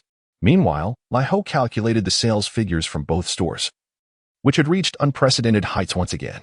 With the shops closed, the group ventured to a nearby bustling eatery to celebrate their success. On the way to the eatery, Lai Ho stealthily approached Wu Li Hong and whispered, "Sister Hong, your friends must be hungry by now, right? Why not take this opportunity to call them over for a meal?" Wu Li Hong chuckled heartily, giving Lai Ho a playful tap on the head. "You rascal, true to your name, always so impatient." Lai Ho laughed, shielding his head. "Sister Hong, I'm merely showing concern for your friends." Wu Li Hong scoffed, "Go away. What good intentions could you possibly have? However, inviting them for a meal sounds fine." It's not yet time for the main guests to arrive. She made a phone call to inform her friends of the location, then turned to Lai Ho and Wang Zhendong. "They're on their way. I've arranged for them. The opportunity is yours to seize." Lai Ho and Wang Zhendong immediately straightened up, especially Lai Ho, who discreetly slipped away to tidy himself in the restroom. In contrast, Chen Shuwen remained remarkably calm, indifferent to the commotion. As for Li Taizhu, he was engrossed in playing Snake, wholly uninterested in women, preoccupied only with games and food. Before long, a group of alluring young women approached. Their mere presence drew numerous gazes and even some whistles from the crowd. Unperturbed, the women walked straight to Wu Li Hong. "Sister Hong," they greeted with cheerful voices. Wu Li Hong rushed over, warmly embracing them before guiding them to the table and introducing them. These young women were of a similar age to Wu Li Hong. Having worked together in the past, Wu Li Hong had often stood up for them, earning their deep respect and affection, as they regarded her as their big sister. After the introductions, Wu Li Hong pointed to Chen Shuwen, saying, "This is the Chen Shuwen I told you about. You can call him Brother One." The girls' eyes, being familiar with the nightlife scene, they were well aware of the stories circulating about Chen Shuwen, particularly his encounter with the notorious Snake. His reputation had become a favored topic among both the big shots and the underlings in the bars. Although these girls had never met Chen Shuwen, they had certainly heard of his name. Now, seeing him in person, they were filled with excitement and exclaimed in unison, "Brother One." Chen Shuwen smiled and nodded. "Please, have a seat. We are all friends here, so no need for formality." The girls, noticing Chen Shuwen's approachable demeanor, akin to that of a friendly neighbor, instantly brightened with joy. They dispersed and settled around the table, with each girl sitting next to Lai Ho Wang Zhendong. However, the two of them now wore stiff expressions, their faces flushed, as if they were sitting on pins and needles. The previous eagerness had entirely vanished, and they even stumbled over their words. Wu Li Hong glanced at them, momentarily at a loss for words. In such a pitiful state, did they still expect to charm the ladies? Sitting beside them, the girls remained silent and averted their gazes, which was hardly a promising signal. Were they merely waiting for the girls to approach them? Wu Li Hong pursed her lips and decided to enliven the atmosphere. Fortunately, several of the girls were accustomed to the nightlife and soon rekindled the spirit of the gathering. Once familiar, Lai Ho and Wang Zhendong beamed with joy while chatting with the girls. Just as half of the dishes were served, a group of individuals entered the bustling eatery. As they passed by, one young man suddenly caught sight of the girls at Chen Shuwen's table, his eyes sparkling with interest. "Oh, what are these girls doing here?" he exclaimed. "Feng Ge, tonight is our lucky night. I'll arrange for a couple of lovely ladies to entertain you shortly." The young man laughed heartily. The leader of the group glanced at the girls and also brightened. "What? You know these girls?" The young man replied with a chuckle. "Huh? These girls work at my place. They are all in my employ. You all sit tight. I'll go invite them over to join you." The man, known as Feng Ge, was instantly filled with delight as he and his companions entered the eatery with enthusiasm. The young man approached Chen Shuwen's table, grinning. "Xiao Man, Xiao Qi, Bing Bing. What a pleasant surprise to see you here. Oh, Li Hong, you're here too. Upon seeing this young man, the girls' expressions stiffened, their smiles fading. Wu Lihong's countenance also changed. The girls awkwardly greeted the young man, Manager Zhao. He laughed heartily, draping an arm around Xiaomin S' shoulders and another around Wu Lihong S', cheerfully stating, "It's wonderful to see you all. I'm entertaining a few friends. Since you're all here, why not join us for a drink?" At this, even Chen Shuwen furrowed his brow. Manager Zhao's boldness in commandeering their table showed a blatant disregard for their presence. Wu Lihong swiftly pushed Zhao's hand away and coldly replied, "I'm sorry, Manager Zhao, but we have friends here as well. We cannot join you." Zhao's expression soured as he scrutinized Wu Lihong, then glanced at Chen Shuwen and the others, a sneer flitting across his lips. "Lihong, I'm hosting several important clients. If you treat them well, they might reserve a table for you tonight, and the tips could be substantial. This is an excellent opportunity that I've deliberately set aside for you. Surely, you wouldn't pass up the chance to earn some money." He then turned to Chen Shuwen and the others with a haughty smile, saying, "Gentlemen, I apologize, but I have some esteemed guests who would appreciate the company of a few lovely ladies for a drink to warm up the atmosphere. Please, take a seat. This evening's meal is on me, if you don't mind." Upon hearing this, Li Ho's expression instantly shifted, feeling that this was an affront to their dignity. Just as he was about to voice his discontent, Chen Shuwen intervened. Gazing at Manager Zhao, he spoke calmly, "You are Manager Zhao, I presume? This evening, my friends will dine with me. Do you truly believe it appropriate to take them from my table to entertain your guests?" At these words, Manager Zhao's countenance darkened, and he shot a sidelong glance at Chen Shuwen. "What is this? Your tone suggests a lack of respect," he retorted. Chen Shuwen chuckled softly, rising to stand before Manager Zhao, meeting his gaze with serenity. "It is not a matter of respect. Rather, on what grounds should I be compelled to respect you?" In the midst of this exchange, Chen Shuwen abruptly seized the wine bottle from the table and brought it crashing down onto Manager Zhao's head. Chapter 74. This slap is my answer. Manager Zhao was struck, bloodied, and howling in agony. The girls gasped in shock. Chen Shuwen's sudden and fierce action was unexpected. Clutching his head, he stumbled back and yelled, "You! How dare you hit me? Do you know who I am? My brother is Li Yedong." Upon hearing this, Chen Shuwen chuckled. "Li Yedong, you say? Very well. I shall grant you an opportunity. Call him and have him come to resolve this matter." Manager Zhao stood in a daze, realizing that Li Yedong was quite notorious in this area. Yet Chen Shuwen appeared utterly unfazed. Noticing Zhao's hesitation, Chen Shuwen pulled out his phone. "What is the matter? Did you forget your phone? Should I call for you instead?" With that, he dialed Li Yedong's number. After 2 rings, the call was answered, and Li Yedong's anxious voice came through. "Wen, brother Wen, you were looking for me?" With a smile, Chen Shuwen replied, "Dongzi. There is a manager named Zhao at your entertainment venue. Isn't there?" Li Yedong confirmed, "Yes, there is one called Zhao Chong." Chen Shuwen turned to Manager Zhao. "You are Zhao Chong, correct?" Zhao nodded in confusion, a wave of panic washing over him. Could it be that Chen Shuwen truly knew Li Yedong? Had he unwittingly angered a friend of his superior? Indeed, that is correct. Chen Shuwen continued. "Dongzi, your manager here seems quite fiery.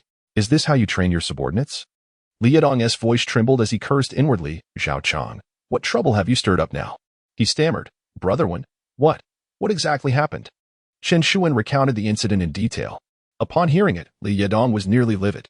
Under normal circumstances, he wouldn't have cared, as it was common for managers to summon girls at venues. However, these particular girls were dining with Chen Shuwen. To provoke him was akin to courting disaster. After having spent 400,000 to settle previous issues, he was now faced with another debacle instigated by Zhao Chang. At that moment, he genuinely felt the urge to strangle Zhao Chang. "Brother Wen, this is my failure to discipline him. Here is what we'll do.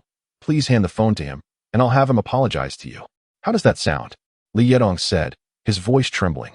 Chen Shuwen cheerfully handed the phone to Zhao Chang. "Here is your boss's number." Zhao Chang hesitantly took the phone, and after listening for a moment, his expression shifted. After enduring a lengthy tirade, Li Yedong finally ended the call. In that moment, Zhao Chang felt as though he might weep. Trembling, he returned the phone to Chen Shuwen, his face a mask of despair as he stammered, "Brother Wen, I apologize. I failed to recognize your stature and have unwittingly offended you. I implore your forgiveness for my transgressions." The nearby girls, witnessing Zhao Chang's humble demeanor, couldn't suppress their laughter. During their time at work, they had often borne the brunt of Zhao Chang's arrogance, and now, to see him groveling before Chen Shuwen left them utterly astonished. Their gazes shifted to Chen Shuwen, filled with admiration and reverence. Chen Shuwen, disdainful, spat, "Get lost." Zhao Chang promptly scurried away, not daring to utter another word. The girls erupted in cheers.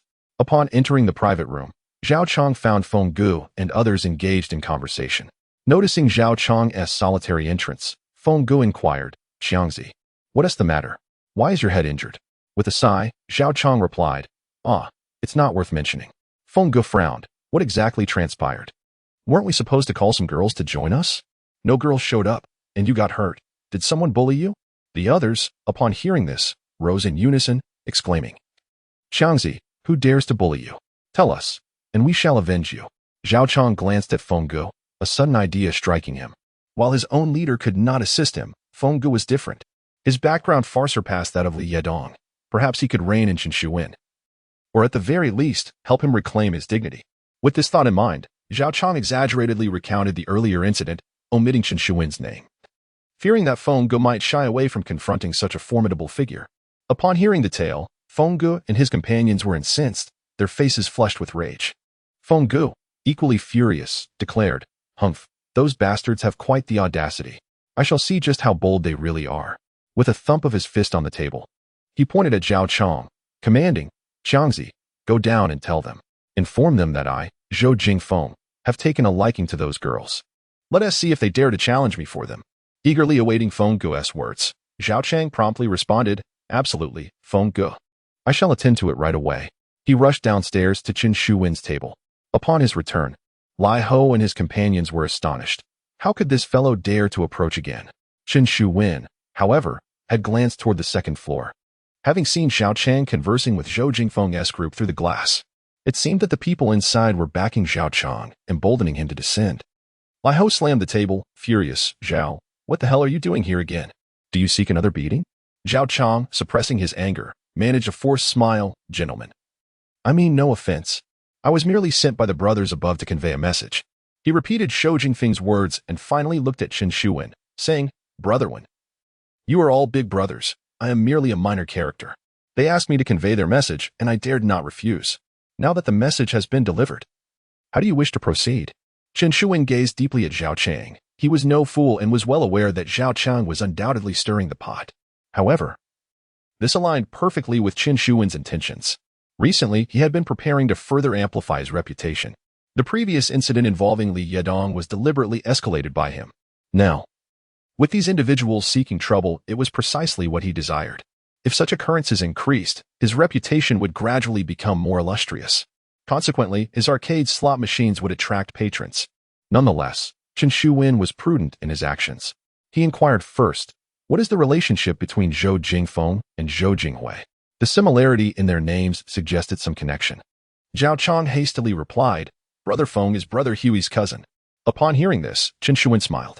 This implied that Zhou Jingfeng was merely leveraging Zhou Jinghui's influence. Thus, Chen Shuwen felt no need for trepidation. With a swift motion, he struck Zhao Chang across the face and declared, "Return and inform him that this slap serves as my answer." Chapter 75. He is Chen Shuwen. Zhao Chang, his face flushed from the blows, was nonetheless overwhelmed with excitement. He hurried upstairs to the private room, embellishing the events that had transpired below, concluding with, "Brother Feng, I even mentioned your identity to him. As a result, he slapped me, claiming that this slap was meant for you. This isn't merely an attack on me. He is clearly striking at your reputation." Zhou Jingfeng, infuriated, slammed his hand on the table and exclaimed, "Damn it, this bastard has some nerve. Does he dare to disregard my face? I shall see what makes him so audacious." He stormed over to Chen Shuwen's table, accompanied by his brothers, brimming with hostility. At this moment, many patrons had already fled the bustling eatery, wary of the recent disturbances and concerned for their own safety. Zhou Jingfeng and his subordinates confronted Chen Shuwen, with Zhou slamming his palm upon the table and hurling insults. "You bold little brat! You dare to strike my brother? Have you never heard of my name, Zhou Jingfeng?" Chen Shuwen regarded Zhou with calmness, asking, "Are you Zhou Jinghui's cousin?" Zhou spat in contempt. "Don't try to leverage family ties with me. Who do you think you are to invoke my brother's name?" With an indifferent smile, Chen Shuwen rose and approached Zhou, leisurely stating, "Let me make this clear. Even Zhou Jinghui would not dare to speak to me in such a manner. You are even less deserving." As he spoke, Chen Shuwen abruptly struck. seizing a bottle from the table and bringing it down upon Zhou Jingfeng's head. Zhou, taken completely off guard by Chen's audacity, was left reeling, blood streaming from his wound. With a cry of pain, he staggered back, bellowing, "How dare you strike me? Kill him!" Several of his henchmen rushed forward, brandishing bottles and preparing to retaliate. In response, Chen Shuwen drew a bone knife, swiftly advancing toward the foremost assailant. The man hurled a bottle at Chen, who deftly deflected it. Seizing the moment, Chen grasped the man's wrist and plunged the knife into his arm. As the man screamed in agony, Chen Shuwen carved a long gash down his arm, blood quickly saturating his clothing. The bone knife was indeed extraordinarily sharp. The wounded man clutched his arm, incapacitated by pain. Meanwhile, Lai Ho Wang Zhendong and Li Taizhu rushed to join Chen Shuwen, engaging Zhou Jingfeng's group in combat. While Zhendong's combat prowess was average, Li Taizhu stood out with his imposing stature. Standing at 6 feet 3 inches and weighing around 200 pounds, he was a powerhouse forged in labor, muscles rippling beneath his skin. Though his movements were somewhat slower, his resilience and strength were formidable. A young man struck him on the head with a bottle. Yet Li Taizhu merely wiped his brow, unfazed. In contrast, he retaliated with a single punch, shattering the young man's nose, causing blood to gush from his mouth and nose as he collapsed to the ground, unable to rise. Surrounding Zhou Jingfeng were merely 5 individuals. Chen Shuwen, wielding a bone knife, effortlessly dispatched 2 of them. Li Taizhu single-handedly felled another 2, while the crafty monkey King Zhendong took down 1 more. In the end, only Zhou Jingfeng remained, clutching his head in disbelief. Witnessing his subordinates fall, he stomped his feet in frustration, pointing an accusatory finger at Chen Shuwen, cursing, "You little brat, if you're capable, stop running. I'll call for reinforcements and have you killed." Chen Shuwen smirked dismissively, approaching to pin Zhou Jingfeng to the ground, then placing his foot on his head, coldly stating, "So you want to call someone? Save your breath. I'll make the call for you." With that, he retrieved his phone and dialed Zhou Jinghui's number. After a few rings, an impatient voice answered, "What now?" "Let me state for the record, I have no money." Chen Shuwen chuckled, "Brother Hui, we're brothers. Discussing money would hurt our feelings. Here's the situation. I was dining out when someone bullied me. They claimed to be your brother, Zhou Jingfeng. Do you know him?" On the other end, a sound echoed, as if something had fallen. Shortly after, Zhou Jinghui's anxious voice responded, "When good, please, don't joke around." "Is it really Jingfeng?" Chen Shuwen glanced at Zhou Jingfeng. "I can't be certain. How about you speak with him?" He handed the phone to Zhou Jingfeng. "Here, it's your brother." Zhou Jingfeng, still in disbelief, took the phone and glanced at it, confirming it was indeed Zhou Jinghui's number. A sense of dread washed over him. Could this person truly know his brother? However, recalling the beating he had just endured, he felt a sense of relief. Regardless of their connection, his brother would undoubtedly stand up for him. Thus, Zhou Jingfeng quickly took the phone. "Brother, I've been attacked." Before he could finish, Zhou Jinghui's furious voice erupted from the other end. "Damn you, Zhou Jingfeng. Are you really such a worthless brat?" Zhou Jingfeng was left dumbfounded. Growing up alongside Zhou Jinghui, he had never been spoken to in such a manner. "Brother, I was bullied. Why are you siding with outsiders?" he lamented. Zhou Jinghui's anger surged. "Stop with the nonsense. Tell me exactly what happened." Zhou Jingfeng hastily recounted the events, embellishing the story as he placed all the blame on Chen Shuwen, claiming that he had acted with egregious arrogance. After listening, Zhou Jinghui grasped the situation and, grinding his teeth in frustration, scolded, "Zhou Jingfeng, you are such a disappointment. Why did you create such a grave mess for a few worthless individuals? Have you never encountered a woman before?"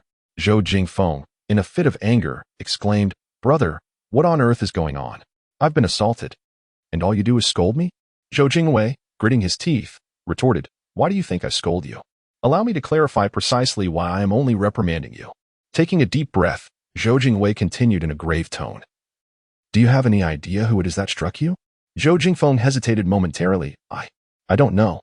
Opposite him, Zhou Jinghui visibly inhaled deeply several times, his fury unmistakable.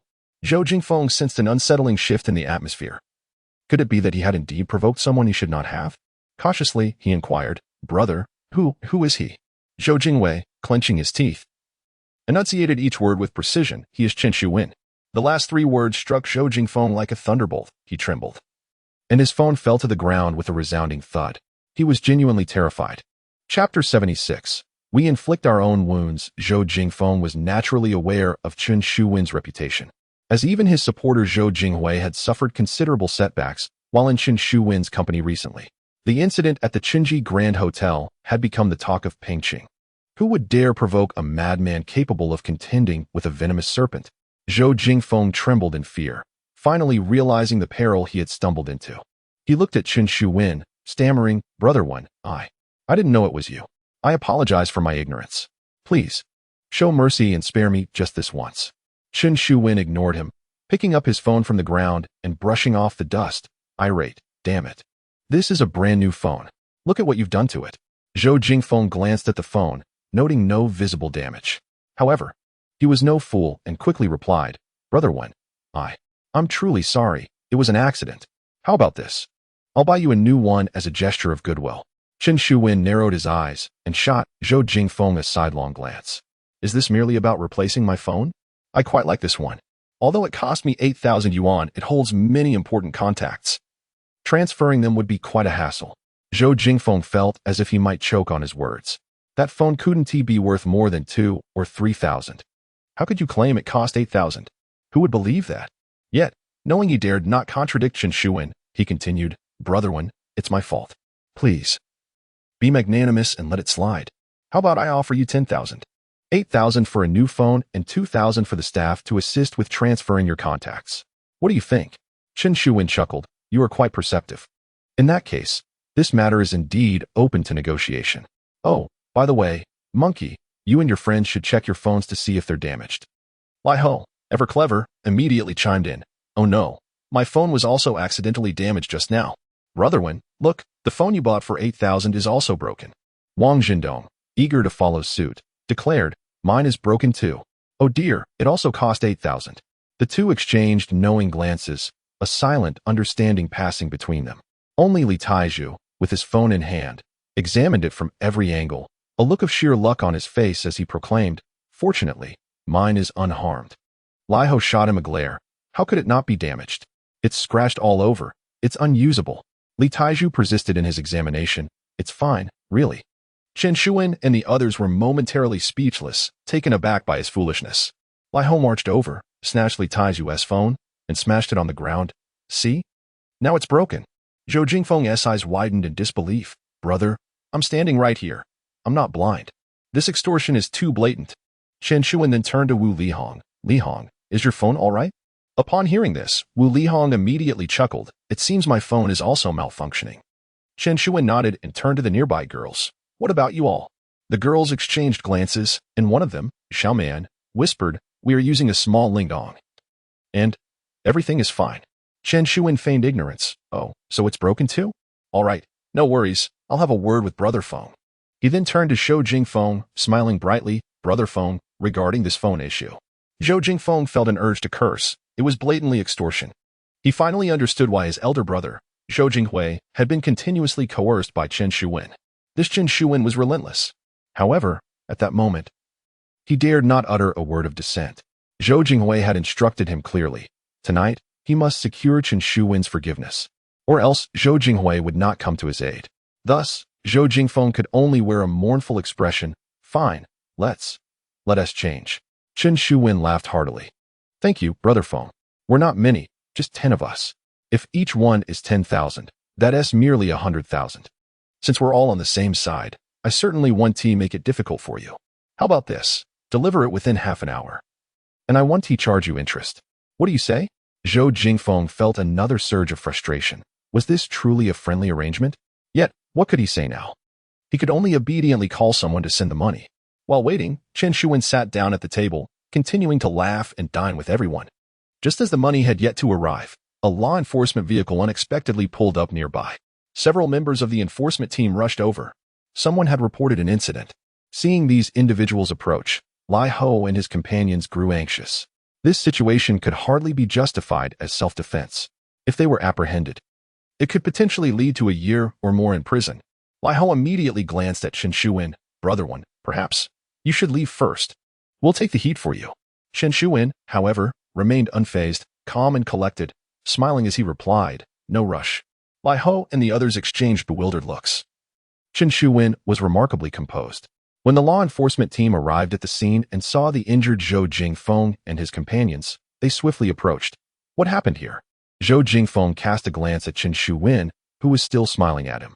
Suppressing his anger, Zhou Jingfeng muttered, "It's nothing." The team leader furrowed his brow. "Nothing? Look at the state you're in, and you say it's nothing? Do you take me for a fool?" Zhou Jingfeng kept his gaze lowered. "It truly is nothing." The team leader turned to another young man, whose arm was injured and bleeding. "And you? Who hurt you?" The young man pointed at Chen Shuwen. It was him. The enforcement members immediately focused their attention on Chen Shuwen.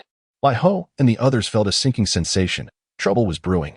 Chen Shuwen remained composed, leisurely stating, "Young man, you should be cautious with your words.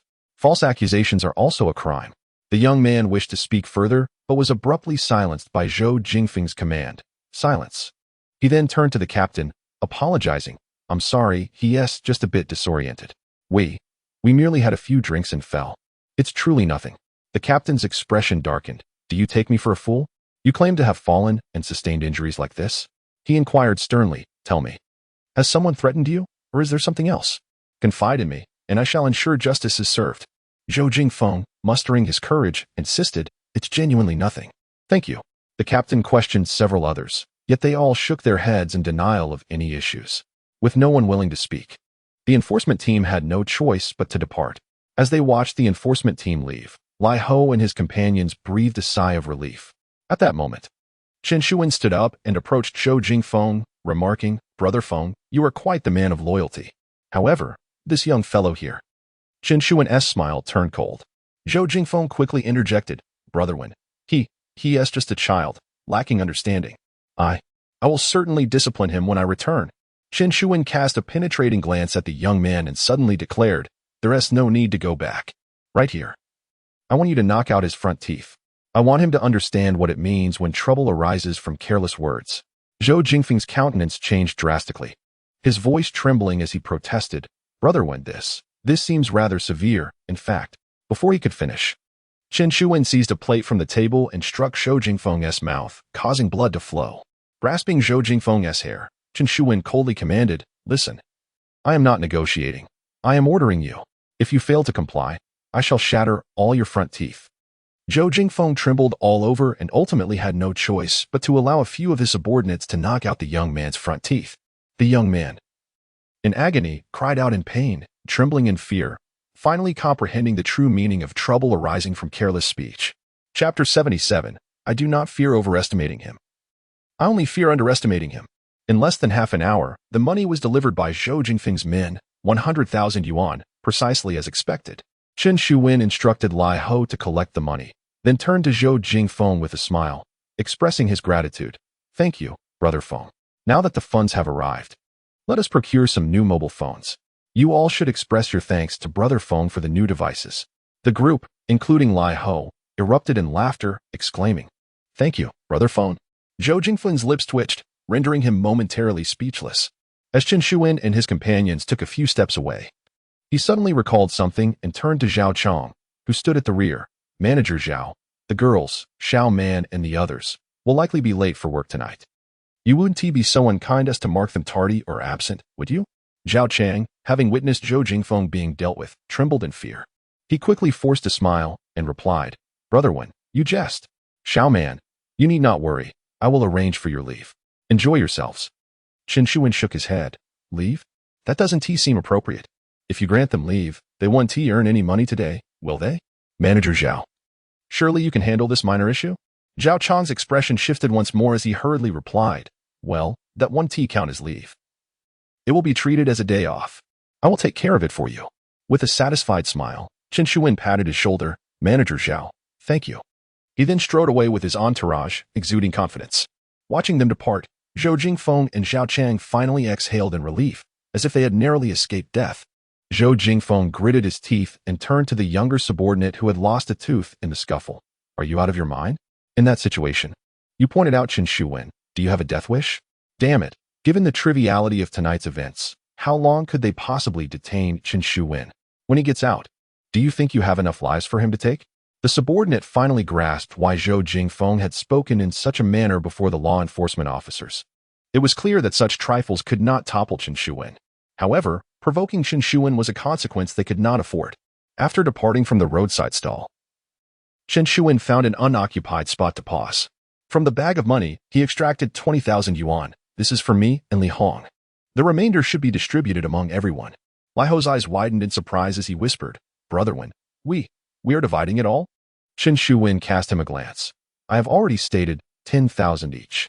Distributing it among the girls will allow everyone to acquire new phones. Upon hearing this, Li Ho promptly took the money and began distributing it among the group. Wang Zhendong, Li Taizhu, and Li Ho each received 10,000 yuan. The remaining 50,000 was allocated to Wu Lihong and her 4 companions. The 5 girls exchanged glances, their expressions a mix of excitement and hesitation. Yet they dared not reach for the money before them. After all, 10,000 per person is indeed excessive. They yearned for it, but felt too embarrassed to accept. Wu Lihong discerned their thoughts and chuckled. What Brother Wen has given you, you should take. It's just right. Each of you can exchange for a new phone, making future communication more convenient. Upon hearing this, the girls were overjoyed and hurriedly divided the money among themselves. Then, the 5 girls turned to Chen Shuwen, sweetly expressing their gratitude. Thank you, Brother Wen. Chen Shuwen smiled faintly and nodded. We are all family. No need to be polite. Come. Let us find a mobile store to exchange for new phones, making future contact easier. Subsequently, Chen Shuwen led the girls to a mobile store where they exchanged their phones. With the newfound money, the girls were elated, becoming much more amicable towards Chen Shuwen and the others. In the store, each girl selected her desired phone. Chen Shuwen noticed that 4 of the girls opted for the more expensive models, while only the girl named Xiaoman chose a modestly priced feminine phone, costing around 2,000. She carefully hid the remaining money. Wu Lihong whispered, Xiaoman's family is somewhat disadvantaged, much like my own situation. Her parents are both hospitalized, and she needs to earn a living for her family. Chen Shuwen nodded thoughtfully, committing this information to memory without further comment. Next, Chen Shuwen took everyone to enjoy an evening out. After a while, he escorted Wu Lihong home. As for Li Ho and Wang Zhendong, they were reluctant to leave. Already cozying up to 2 girls in the nightclub, Chen Shuwen chose to ignore them, recognizing this as a normal male inclination. However, he had reminded them that while enjoying themselves, they must settle their bills. He wished to prevent his brothers from becoming overly entangled, lest they be taken advantage of. Later that night, in a tea house in the southern part of the city, Master Ho Wu was seated with Lawyer He and Fong Ru, sipping tea. Suddenly, Lawyer He's phone rang. He answered and, after a brief conversation, hung up, looking at Master Ho with a wry smile. Master Ho, that Chen Shuwen is causing trouble again. The enforcement team just called me, asking me to rein him in before he stirs up more chaos. Master Ho glanced at him. What's the matter this time? Lawyer He recounted the incident involving Zhou Jingfeng. Master Ho remained silent, while Fong Ru furrowed her brows and scoffed. This Chen fellow has stirred up quite a bit of trouble, just because he gained some notoriety after eating a live snake at the poisonous snakes table. He thinks himself formidable? He recently dealt with Li Yedong and now has taken on Zhou Jingfeng. With such early successes, he acts so ostentatiously. Such a person is merely a petty individual who has achieved minor success and is unlikely to accomplish anything grand. Lawyer He chuckled softly, remaining quiet as he observed Master Ho. Master Ho's expression remained calm as he picked up a nearby pipe. He took a deep breath, slowly exhaling the smoke from his mouth before turning to Lawyer He and softly said, Please assist him with a few trivial matters. There is no need to make a fuss. Lawyer He immediately nodded respectfully, understood. He then rose to attend to his duties. Fong Ru's expression soured as she quietly remarked, Fifth Master, what do you mean by this?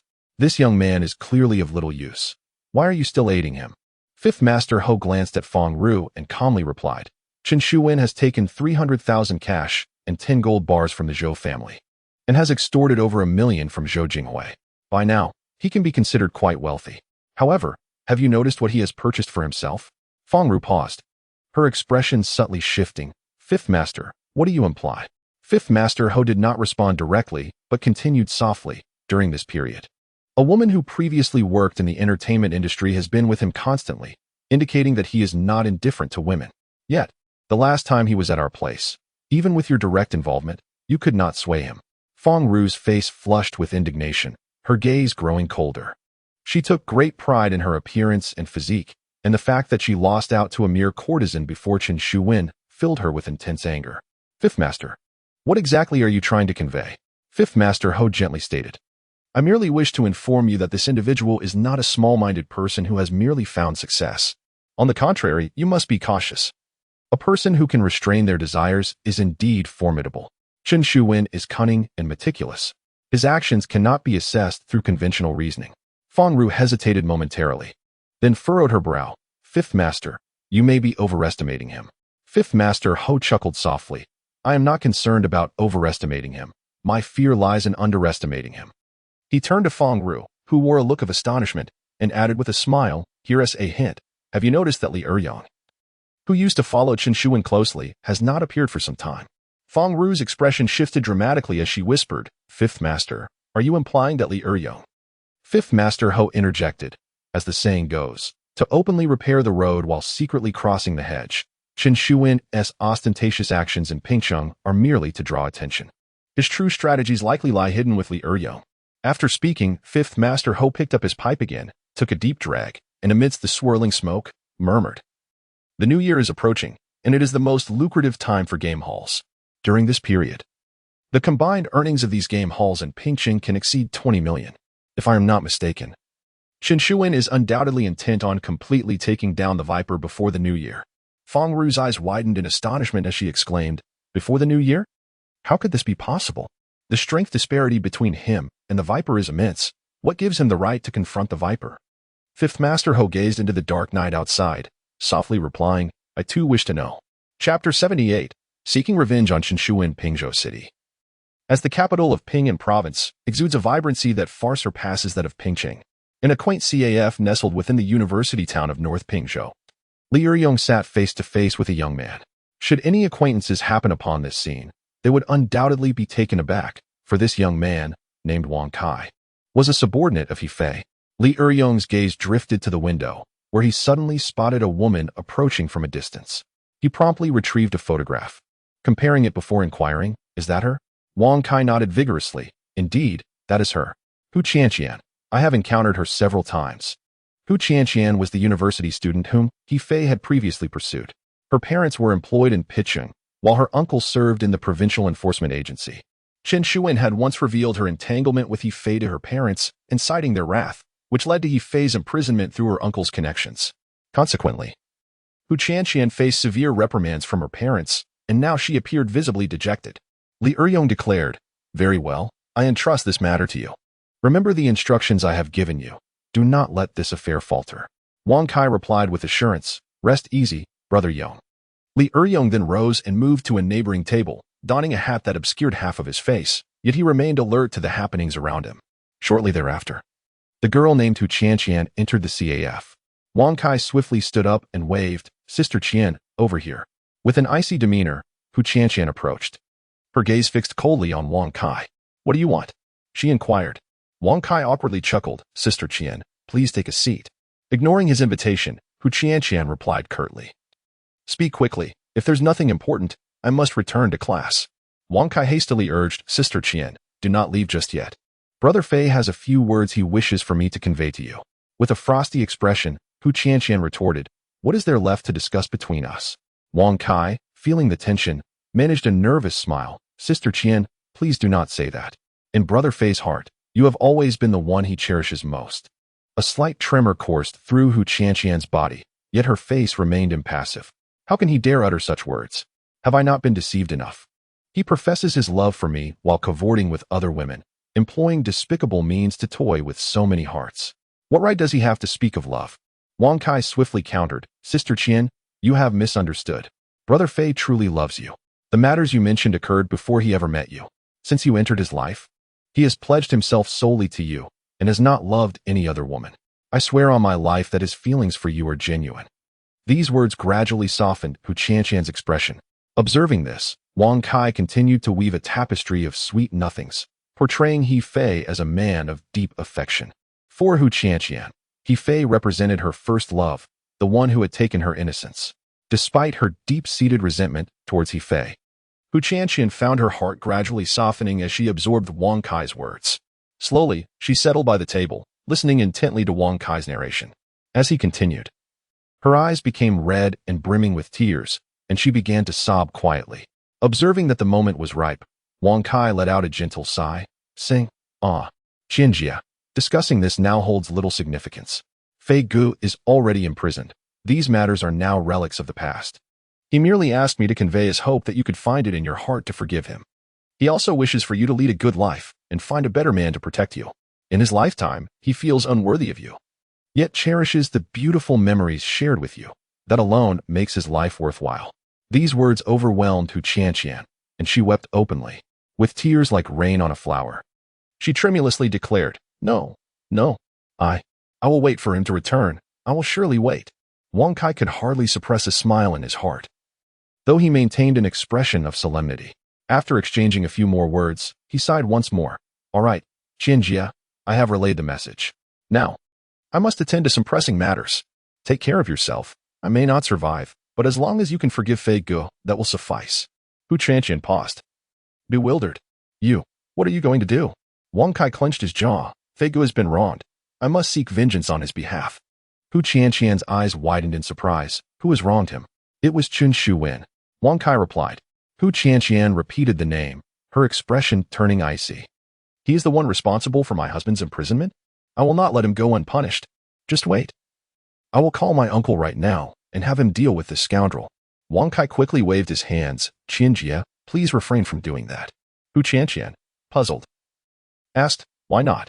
"Rest assured, my uncle can handle him with ease." Wang Kai shook his head. "If you involve your uncle, he will undoubtedly investigate the matter thoroughly. When he discovers that you are targeting Chen Shuwen because of Fei Ge, how do you think he will treat Fei Ge? It is possible that Fei Ge may end up with an even longer sentence." Hu Qianqian's expression shifted as she recognized the validity of his concern. After a moment of contemplation, she inquired, "Then how do you plan to take revenge?" Wang Kai replied softly, "I have a method in mind that I intend to test first.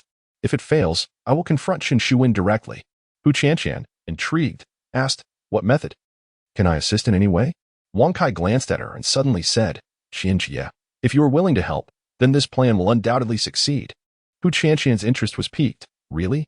Please tell me quickly. I also wish to avenge my husband." Wang Kai's face brightened as he detailed his plan to Hu Qianqian. Finally, he produced a bank card from his pocket, saying, "This card contains 500,000.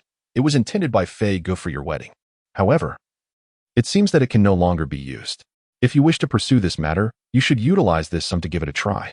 If successful, it would certainly be a fitting tribute to Brother Fei." Hu Qianqian took a deep breath, accepted the bank card, and nodded vigorously. "Rest assured, I will accomplish this. I shall ensure that Chen Shuwen pays a heavy price." With unwavering determination, Hu Qianqian rose and departed. As she entered the campus, Wang Kai immediately stood up and approached Li Eryong, offering a sheepish smile. "Brother Yong, how did everything go?" Li Eryong nodded with satisfaction. "Very well. As long as Hu Qianqian is willing to take action, this matter is virtually assured. I have investigated, and that individual's younger brother is a classmate of Hu Qianqian, and they share a good rapport. With this connection, coupled with 500,000 in Hu Qianqian's family background, he will undoubtedly be persuaded." As he spoke, Li Eryong produced a bank card from his pocket and handed it to Wang Kai. "This card contains 80,000, which is the activity fund given to me by Brother One, and now it serves as your reward." Wang Kai was overjoyed. Receiving 80,000 at once is no trifling sum. This amount is sufficient for him to start a small business in Pingzhou. "Thank you, Brother Yong. Thank you." Wang Kai expressed his gratitude repeatedly. Li Eryong patted him on the shoulder. "This is merely the first reward. If this matter is successfully executed, Brother One has promised an additional 500,000 as a reward. So, you understand what needs to be done, right?" Wang Kai's eyes brightened, and he quickly replied, "Brother Yong, rest assured, I will ensure this is done splendidly." Li Eryong nodded in satisfaction. "You are quite clever and efficient in your endeavors. I have high hopes for you. Once this matter is resolved, you must leave Pingnan province for a while. When everything settles, if you wish, you can return to Pingqing with me. I will certainly not treat you poorly." Wang Kai nodded eagerly. "Thank you, Brother Yong. Thank you. I will surely work diligently for you." Li Eryong smiled and nodded before taking his leave. Chapter 79. He ultimately gained power in Pingqing at the Brothers Arcade. The competitive tournament organized by Chen Shuwen commenced as scheduled. Today, the arcade can truly be described as teeming with people. The establishment was bustling with a crowd, particularly around the gaming machines where the competitions were taking place. Over 100 participants had registered for the contest, while hundreds more gathered to watch. It is worth noting that many are fond of fighting games, yet Pingqing had never hosted such a tournament before.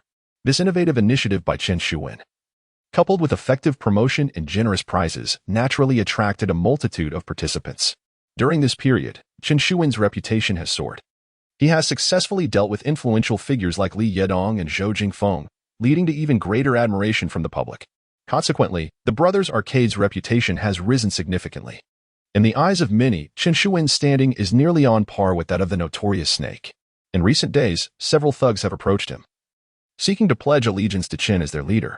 Chen, however, has not accepted all of them. Instead, he selectively retained a few astute individuals to work at the arcade. He is cautious not to entrust them with any core matters or divulge critical information. The competitive events commenced in the morning and continued until nightfall, creating an atmosphere of exhilaration throughout the arcade. Particularly during the finals in the evening, the arcade was packed to the brim, with even more spectators outside, eagerly awaiting the results. Finally, at 7 o'clock, the results were announced. Chen Shuwen, microphone in hand, stood on a makeshift stage outside, declaring the rankings and presenting trophies and cash prizes to the victorious participants. The crowd below was filled with envy, especially at the sight of the first prize of 5,000 yuan and a specially crafted trophy which exuded opulence akin to an Oscar. The winners were moved to tears, expressing their gratitude, with one champion even inviting his parents to witness his moment of triumph. The entire event was both passionate and poignant, evoking deep reflections among many in attendance. In a distant corner, two figures stood shrouded in shadows, quietly observing the scene. One, a short man with a mustache and a middle-parted hairstyle, was Ding San. He gazed at the lively atmosphere and sighed softly, murmuring, "He has ultimately gained power." With Snake's defeat, a comeback seems implausible. Beside him stood a robust man, his hands roughened with calluses, his demeanor alert and vigilant. With a furrowed brow, the man replied, "Third Master, you may be overthinking this. Regardless of how well Chen Shuwen organizes this tournament, it merely attracts gamers. It cannot sway the base of slot machine players. He ultimately cannot challenge Snake's stronghold." Ding San let out a cold laugh. Everyone believes that. And therein lies the true danger. Do you genuinely think that Chen Shuwen has gone through all this trouble merely to attract those who play arcade games? The man, perplexed, inquired, "Then what is his purpose?" Ding San replied softly, "He aims to establish the reputation of the brothers' arcade." The man scoffed, "And so what? No matter how illustrious the reputation, it cannot entice those who favor the slot machines." Ding San cast him a glance and chuckled lightly. With a reputation comes opportunity. If, at this moment, something were to go awry at the Viper S slot machines, or if they suffered a critical blow, causing those who frequent the slots to seek a different venue, where do you think they would gravitate? Upon hearing this, the man's expression froze. If the Viper's establishment encountered difficulties, those patrons would undoubtedly seek out a more reputable venue nearby. And does not Chen Shuwen's establishment currently possess such a reputation? He inhaled deeply and murmured, "Third Master, are you suggesting that Chen Shuwen might take action against the Viper's establishment? What would he do? Would he report them to the authorities for a raid? Surely, it cannot be that straightforward." Ding San shook his head. Chen Shuwen is cunning and devious. His methods will not be easily discerned. As for involving the authorities, that is even less likely. It is simply unattainable. I cannot predict precisely what Chen Shuwen will do. But as long as he establishes his reputation, the Viper has already lost the first round. The man's expression shifted, and he quickly responded, "Then, we must promptly inform the Viper to be on guard against Chen Shuwen." Ding San waved his hand dismissively. "No need. The Viper is indeed ruthless. Yet he is overly avaricious and lascivious, lacking the grandeur of vision. He is short-sighted, focused solely on immediate gains, which is insufficient for achieving greatness. The Viper's ship will inevitably sink. We need not remain aboard." The man glanced at Ding San, then at Chen Shuwen in the distance, suddenly widening his eyes. "Third Master, you cannot be considering collaborating with Chen Shuwen, can you?" Ding San smiled faintly. "I entertain such thoughts." The man spat in disbelief. "Third Master, that lad is barely out of his teens. What qualifies him to collaborate with you?"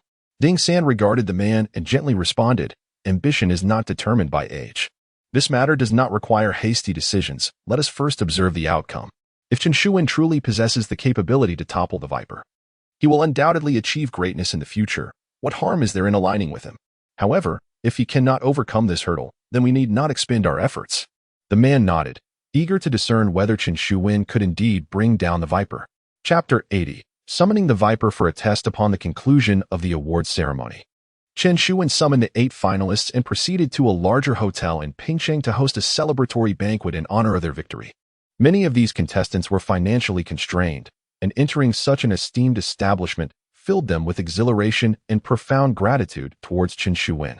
Having dined at this hotel on several occasions, the manager recognized him instantly. Upon Chen's arrival, the manager approached with a deep bow and a warm greeting.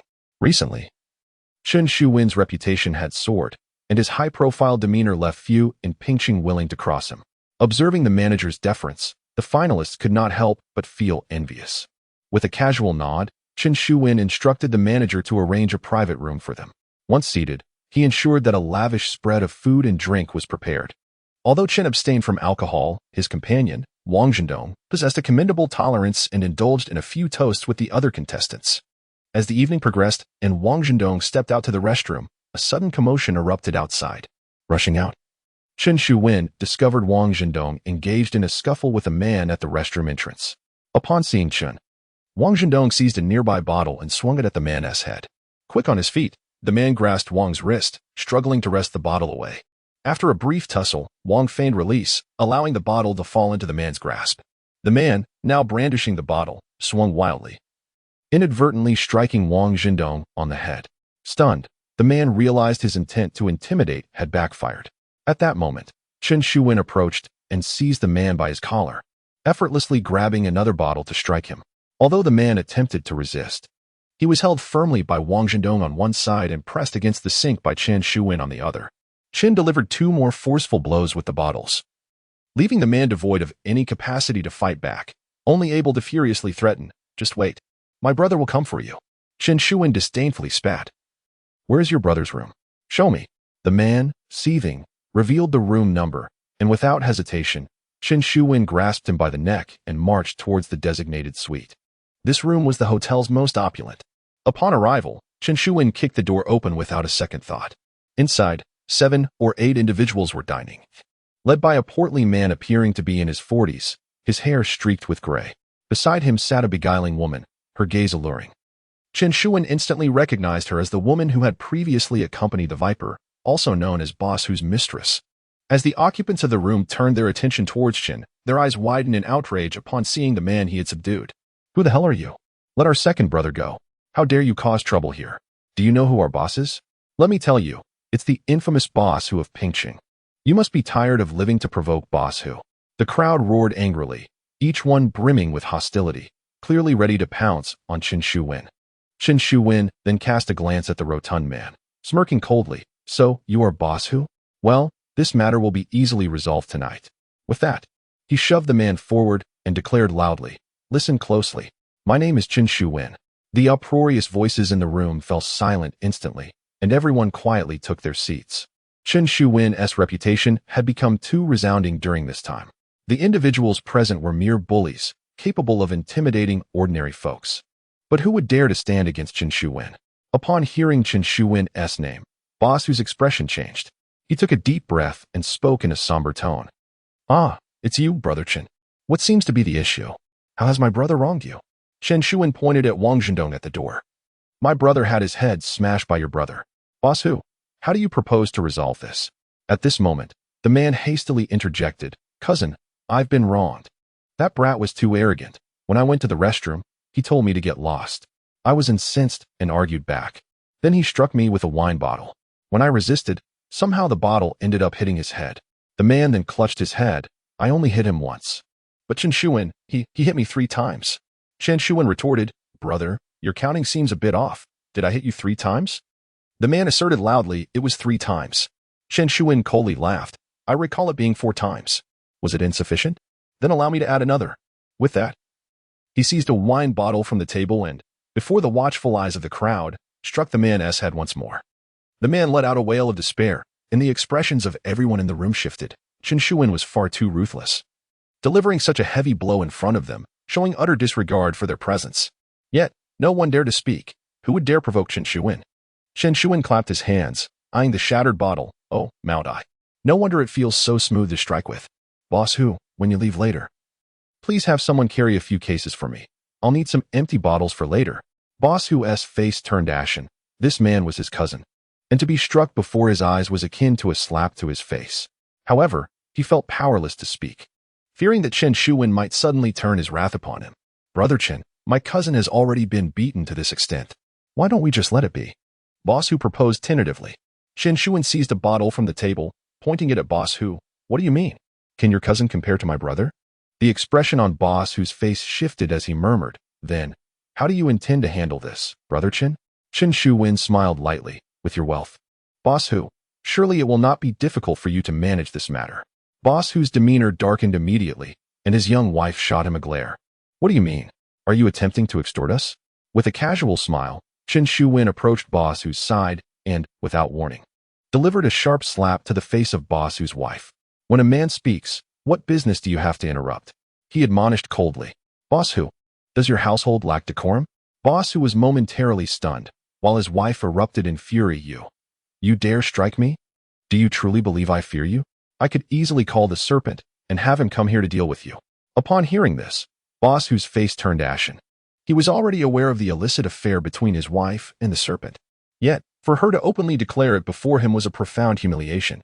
Unfazed, Chen Shuwen delivered another resounding slap to the woman's face. Go on, call the serpent. I will wait right here. Try summoning him.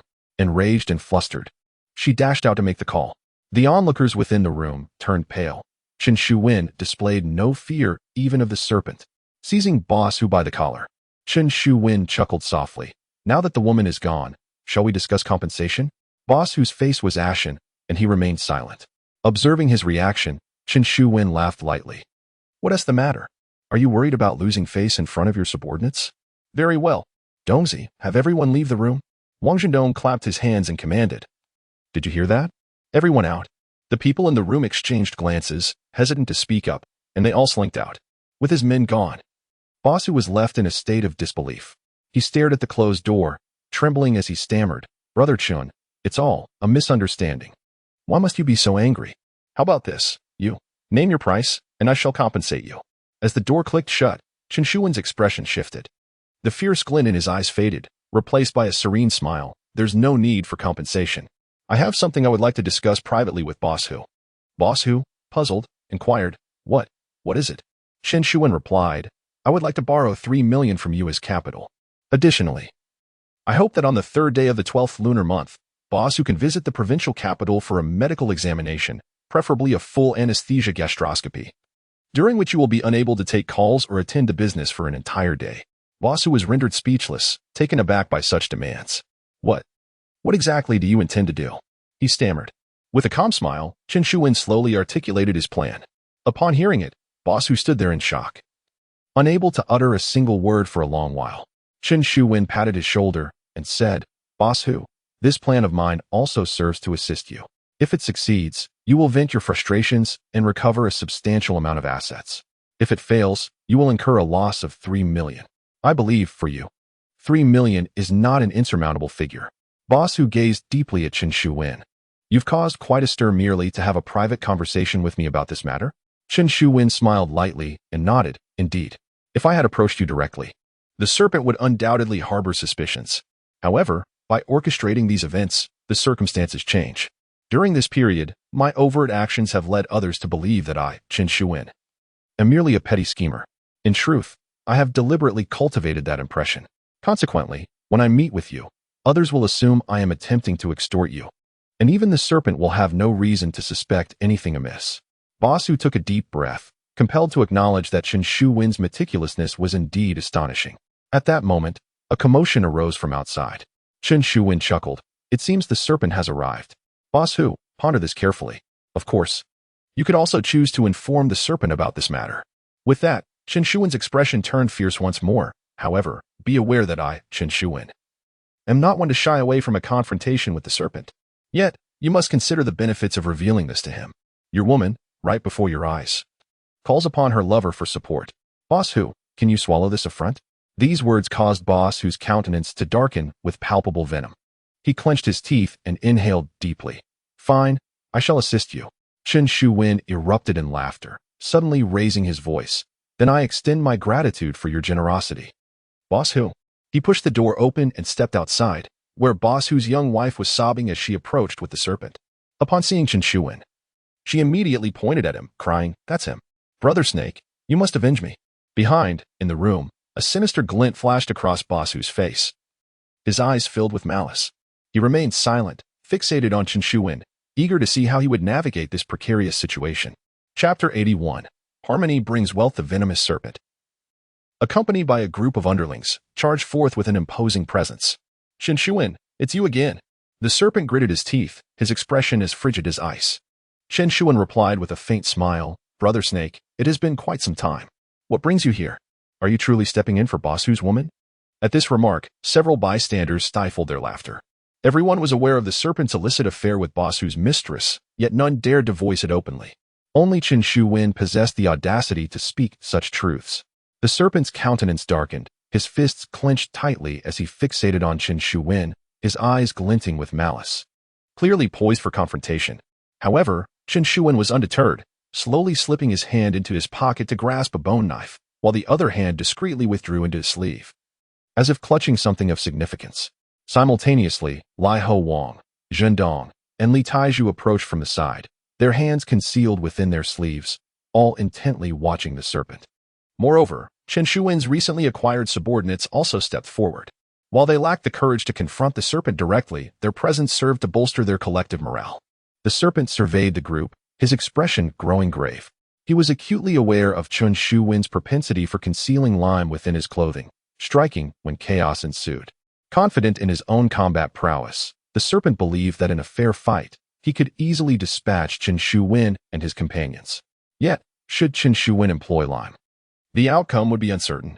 Previously, during the incident at Chen's Grand Hotel, the serpent felt secure because he had chosen the venue, leaving Chen Shuwen without opportunity for preparation. Moreover, after Chen Shuwen's arrival, he had ensured his subordinates searched him thoroughly, confirming he bore no lime or similar items. This time, however, circumstances were different.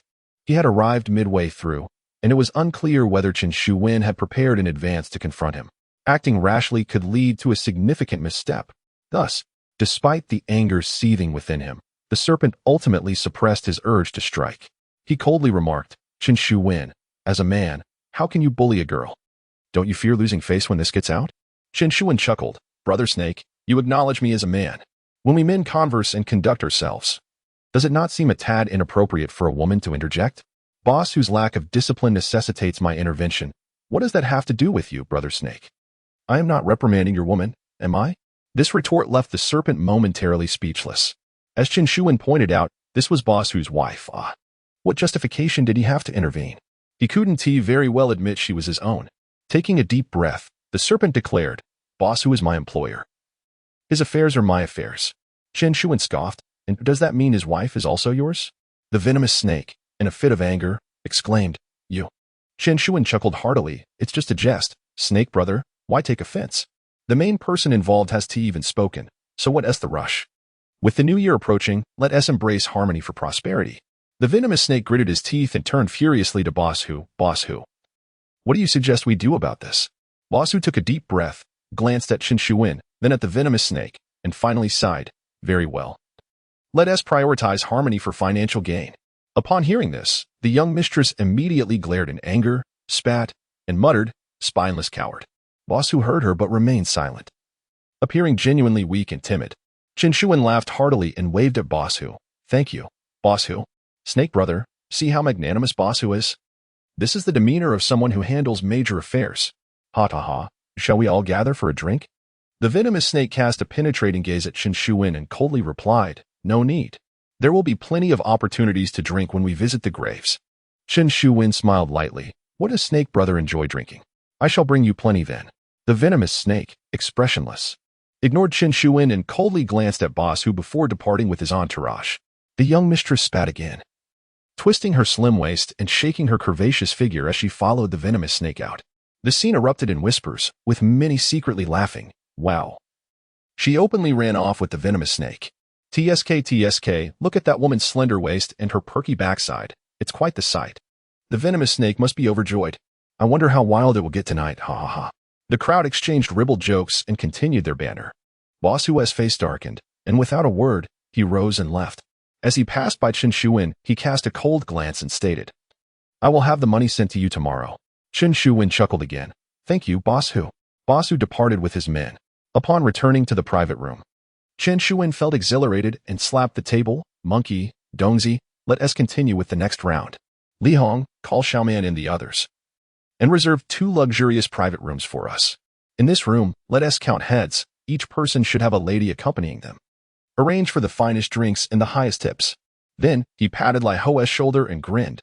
Remember, charge it to Zhao Chang. Lai Ho immediately laughed. Understood. Ha ha ha. Chen Shuwen was clearly preparing to extort Zhao Chang once more. However, Zhao Chang had it coming, as he still owed for previous matters. And this was a perfect opportunity to settle the score. The men in the room erupted in cheers, especially those who had won, who were unable to contain their joy.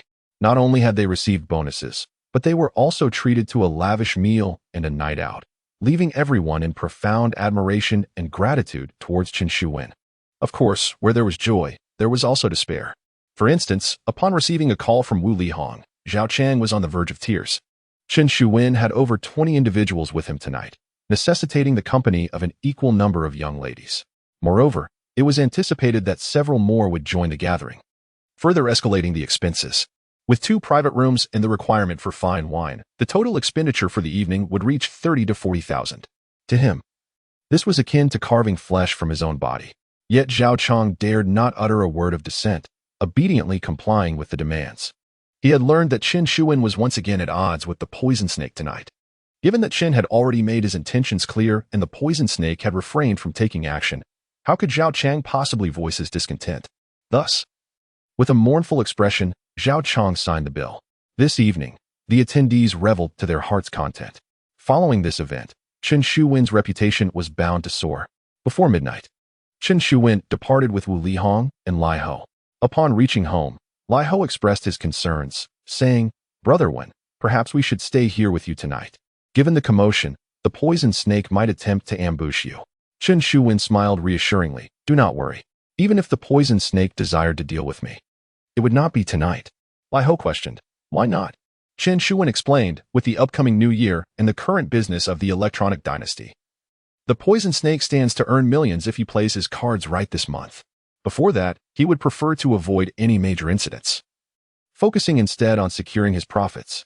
He continued with a smile. Moreover, after recent encounters, he understands that I am not easily dealt with. If he were to confront me now, it is uncertain whether he could resolve the situation. Even if he succeeded, he would violate his previous oath at the Chunji Hotel, losing the trust of those around him, which would adversely affect his business. Additionally, if I were to perish, he would inevitably be implicated. In such a case, how could he hope to earn that 10 million during the New Year festivities?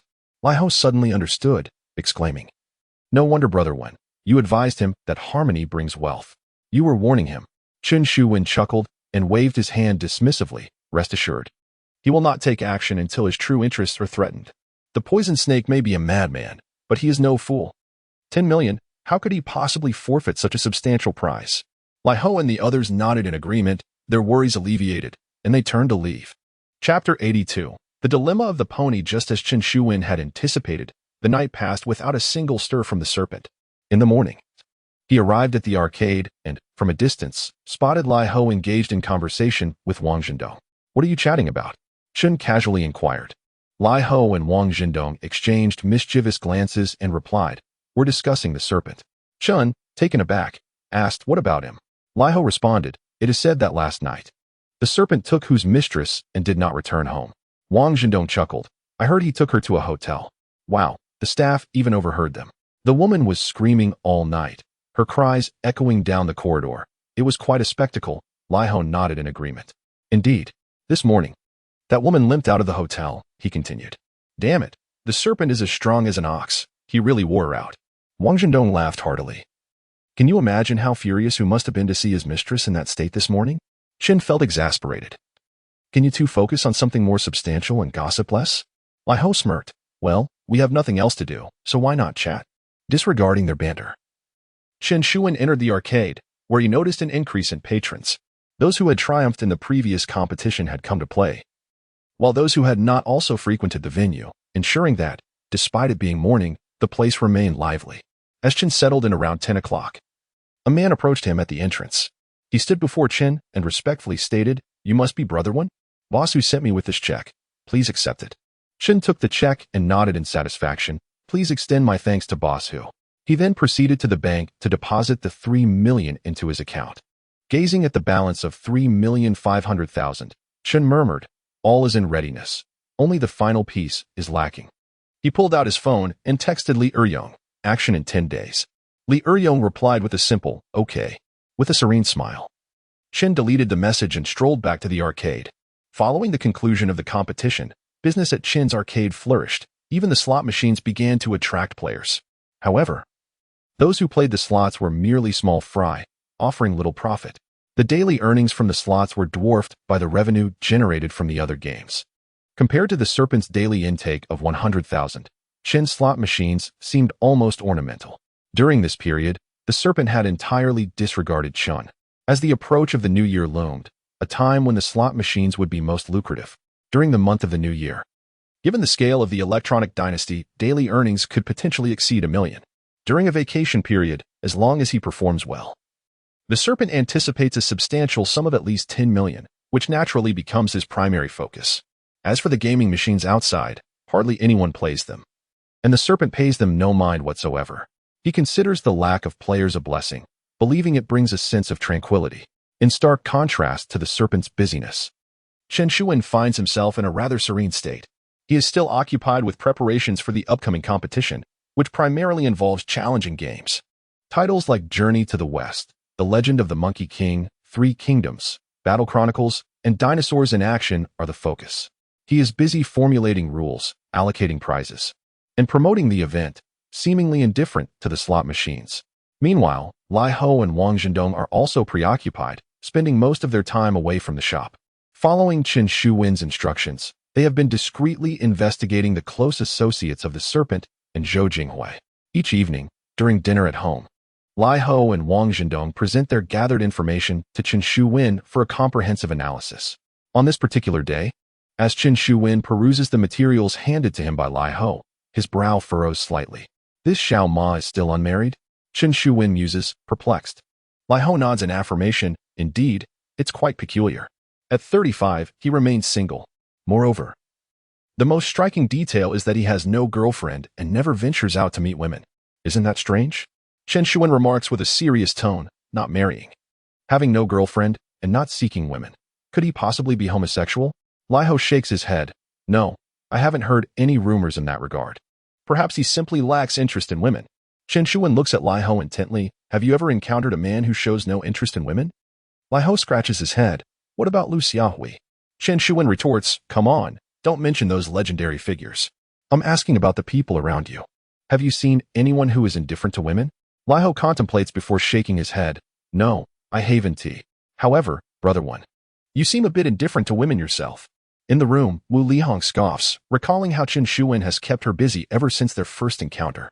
Chen Shuwen, maintaining his composure, replies, I am not indifferent to women. I simply understand what I should and shouldn't do. Some women are best left untouched. Wang Zhendong and Lai Ho exchange glances, puzzled. What do you mean? Chen Shuwen waves his hand dismissively. You two wouldn't understand. Let me put it this way. If Xiao Ma is not gay, then his aversion to women certainly points to another issue. Investigate Xiao Ma's background thoroughly, along with the details of those around him. Lai Ho and Wang Zhendong nod in agreement. In the following days, they devote themselves to uncovering the truth about Xiao Ma. After 2 days, they finally obtain a lead. To follow this lead, Lai Ho and Wang Zhendong even ventured out. 2 days later, they return with significant news.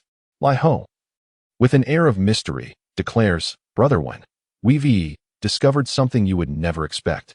Chen Shuwen cast a glance at him, pondered for a moment, and suddenly inquired, is it possible that Xiao Ma is involved with a woman? Moreover, this woman must possess an extraordinary status? Lai Ho Wang Zhendong's eyes widened in astonishment. Brother Wen, how did you deduce that? Chen Shuwen chuckled softly. I find it hard to believe that any man would remain indifferent to women, especially someone like Xiao Ma, who often frequents establishments of pleasure. If he refrains from engaging with women, it can only imply that a woman of high standing is watching over him, thereby deterring him from approaching others. Lai Ho Wang Zhendong exclaimed in surprise, Brother Wen, you are truly remarkable. Your guess is spot on. Chen Shuwen smiled. Having anticipated this revelation long ago, which is why he had instructed Lai Ho Wang Jindong to investigate Xiao Ma's affairs. The unfolding events had confirmed his judgment. Indeed, Xiao Ma was embroiled in complications. What is the situation then? Chen Shuwen inquired. Lai Ho replied, we discovered that Zhou Jinghui's wife hails from the same county as Xiao Ma. They are of similar age and were classmates during their school years. Xiao Ma's association with Zhou Jinghui is facilitated by this woman.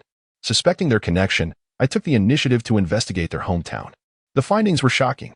To my astonishment, Zhou Jinghui's wife is, in fact, Xiao Ma's first love. A glimmer of insight flashed in Chen Shuwen's eyes, and he could not help but smile. He patted Lai Ho's shoulder, saying, Monkey, Dongzi, splendid work. With this information, our chances of dealing with them have increased significantly. Chapter 83. The plan commences. Time swiftly passed. And soon it was the end of winter. The end of each month marked the day when Boss Hu collected his accounts. Currently, Boss Hu's businesses were managed by others, and he did not oversee them directly.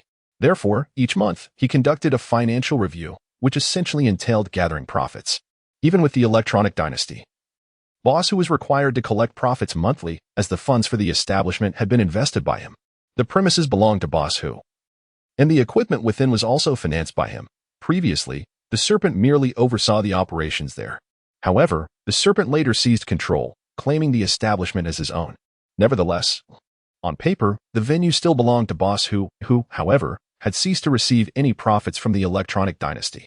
Moreover, in recent times, the Serpent had become increasingly audacious.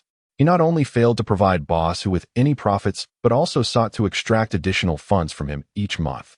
According to his claims, the patrons engaging with the slot machines had been exceptionally lucky lately, resulting in losses for the Electronic Dynasty. Since this establishment was Boss Hu's enterprise, it was only natural that he should bear the financial losses. In essence, this was a blatant act of extortion against Boss Hu. He found himself powerless, akin to a lamb awaiting slaughter, with his subordinates feeling emboldened to take advantage of him. At the end of this month, Boss Hu, as was customary, collected the profits from his various establishments. After meticulously tallying the earnings, he was infuriated to discover that the total profit for the month was a mere 2 million. Despite having invested hundreds of millions over the years into 30 to 40 enterprises, it was well known that these ventures were his own properties, requiring minimal operational costs. Thus, such a low profit was inconceivable. Even if he chose not to engage in business and merely leased out the premises, his monthly earnings should far exceed this paltry sum.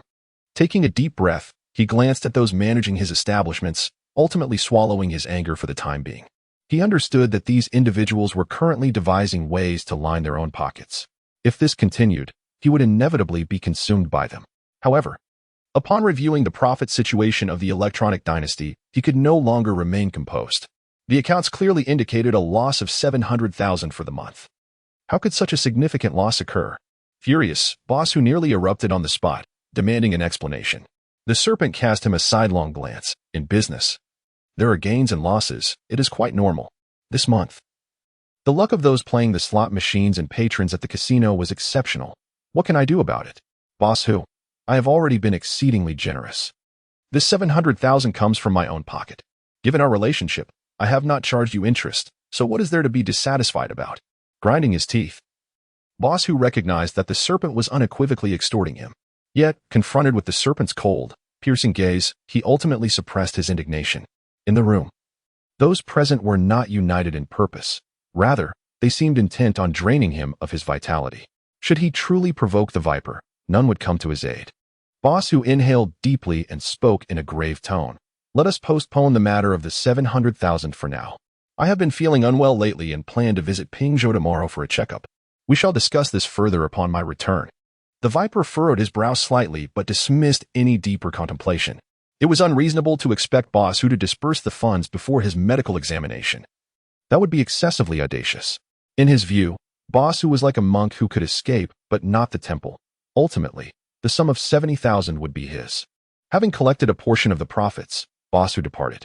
Laughter erupted among the others in the room, who held Boss Hu in contempt.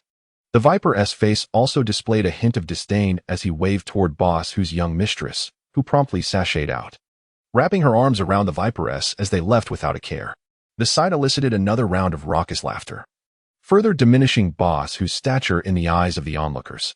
The Viper took Boss Hu's mistress to a hotel, and after a series of intimate encounters, she languished in his embrace, her eyes filled with allure. "You are going to wear me out," she exclaimed playfully. "At this rate, my body might just fall apart."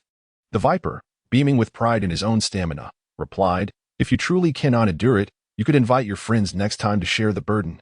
The mistress, far from offended, laughed heartily. "I suspected you had your eye on my friends. Go on, tell me who you fancy, and I shall summon her to serve you." The Viper laughed heartily, pinching her playfully before lighting a cigarette. What prompted that old toad who to suddenly seek a medical examination in Pingzhou? Has something gone awry? The mistress spat disdainfully. "That old fool is practically falling apart. He has been complaining of ailments like heart disease and hypertension. It's only natural for him to get a checkup. He has been muttering about feeling unwell lately. It seems his condition has flared up." Upon hearing this, the Viper dismissed any further concern, nodding in agreement. "With him out of the house, there will be no interruptions for us." The mistress scoffed. "As if he would dare disturb you, Snake Brother, even if he were home." The Viper chuckled. "What I mean is, next time he is away, we could indulge ourselves on his bed. Just imagine how thrilling that would be." The mistress's eyes lit up at the suggestion, and she nodded vigorously. The following day, Basu departed from Pingcheng to undergo his medical examination in Pingzhou. The Viper paid little heed to this, for he knew that the peak season for the arcade business was fast approaching with the arrival of the 12th lunar month. His focus is now entirely on the arcade, leaving him with little energy to pay attention to Chen Shuwen. On the third day of the 12th lunar month, at the Pingcheng bus station, two individuals disembarked from a coach. One of them was Wang Kai, a subordinate of He Fei, while the other was a man in his 30s. Wang Kai cheerfully introduced. "Tong Ge, this is Pingcheng." The man, referred to as Tong Ge, frowned deeply, seemingly burdened by some concern. He surveyed the surroundings and then glanced at Wang Kai, stating in a low voice, "Enough with the small talk. Let us get down to business. I need to leave before 5 this afternoon, understood?" Wang Kai immediately grinned. "Tong Ge, no problem. I have everything arranged. You will leave without a hitch." With that, Wang Kai hailed a taxi, directing it to the old square. Upon arriving at the old square, Wang Kai led Tong Ge to Chen Shuwen's brother's arcade. "Tong Ge, this is the place. Qian Qian has informed you that your task is to win a substantial amount of money. Do you have any concerns?" Tong Ge waved his hand dismissively. "Wait. Let me take a look inside." He entered the arcade, casually wandering around, then lingered briefly in front of a few slot machines. Afterward, he exited the arcade and approached Wang Kai. "No problem. These are machines from my previous company.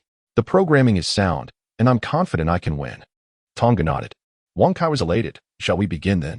Tong Ge hesitated for a moment. "Is this really wise? This is no trivial matter. If you want me to win that much money, I fear I might provoke the owner here, and I'm not certain I can leave unscathed." Wang Kai laughed heartily. "Tong Ge, don't worry about that. Do you see those people over there? They're from the enforcement team, patrolling the area. This place was once notorious for its poor security, but now, no one dares to cause trouble." He then patted Tong Ge on the shoulder, as we discussed before. "Whatever you win is yours. Qian Qian already gave you 500,000. If you win another million, that's 1,500,000. With such a sum, is it not worth the risk?" Leaning closer, he whispered, "Besides, you know what Qian Qian's uncle does. Even if things escalate, her family can handle it. There will be no issues." Tong Ge took a deep breath and nodded slowly. "All right, let us proceed." Wang Kai grinned, handing a wad of cash to Tong Ge. "The people inside know me, so I want to go in. Wishing you great success." Taking the money, Tong Ge inhaled deeply and walked into Chen Shuwen's brother's arcade. Chapter 84. You win, I can afford to lose. Upon entering Chen Shuwen's arcade, Tong Ge immediately purchased a handful of tokens and ventured towards the slot machines. At that moment, Chen Shuwen received a message from Li Eryou. He glanced at the message, then at Tong Ge engrossed in play, and smiled faintly. He beckoned Lai Ho over and whispered a few instructions. Lai Ho was momentarily puzzled. "What do you need so much money for?" Chen Shuwen replied softly. "Don't worry about it. Just get the money. I have a use for it. Bring Dongzi and Juzi with you, and be cautious." Nodding in agreement, Lai Ho took Wang Jintong and Li Taizhu with him to withdraw the cash. Inside the arcade, Tong Ge initially experimented with the machines before letting loose, winning wildly on the slot machines. Having previously designed such machines, he possessed an intimate understanding of their mechanics. He knew precisely how these machines operated, allowing him to wager correctly on 7 out of 10 spins, an exceptionally high success rate. He entered with 10,000 yuan, and before long, that amount began to multiply. In less than half an hour, he had amassed over 100,000 yuan, drawing considerable attention from onlookers. A few players at nearby machines gathered around, captivated by the spectacle. After all, they were accustomed to losing at slots, but witnessing such substantial winnings was a rarity. Even those outside playing other games found their way in, standing at the back to observe. A sheen of perspiration formed on Tong Ji's forehead. He was indeed quite nervous. As a former designer of slot machines, he understood that such excessive winning was fraught with peril. Establishments capable of operating such venues were often entangled in dubious dealings. Winning a modest amount posed no threat, but winning excessively could lead to dire consequences. This was precisely why he had refrained from relying on such methods for income after leaving the slot machine factory. Occasionally, when funds were low, he would win a few thousand, which went unnoticed. However, winning such a significant sum in one go was an entirely different matter. Yet, this time he was acting on someone else's behalf, having taken a 50,000 yuan commission. Moreover, with Hu Qianqian's influence backing him, he felt emboldened to engage in this venture. Gritting his teeth, he disregarded the astonished gasps around him and placed his bets with fervor. Soon enough, his winnings soared.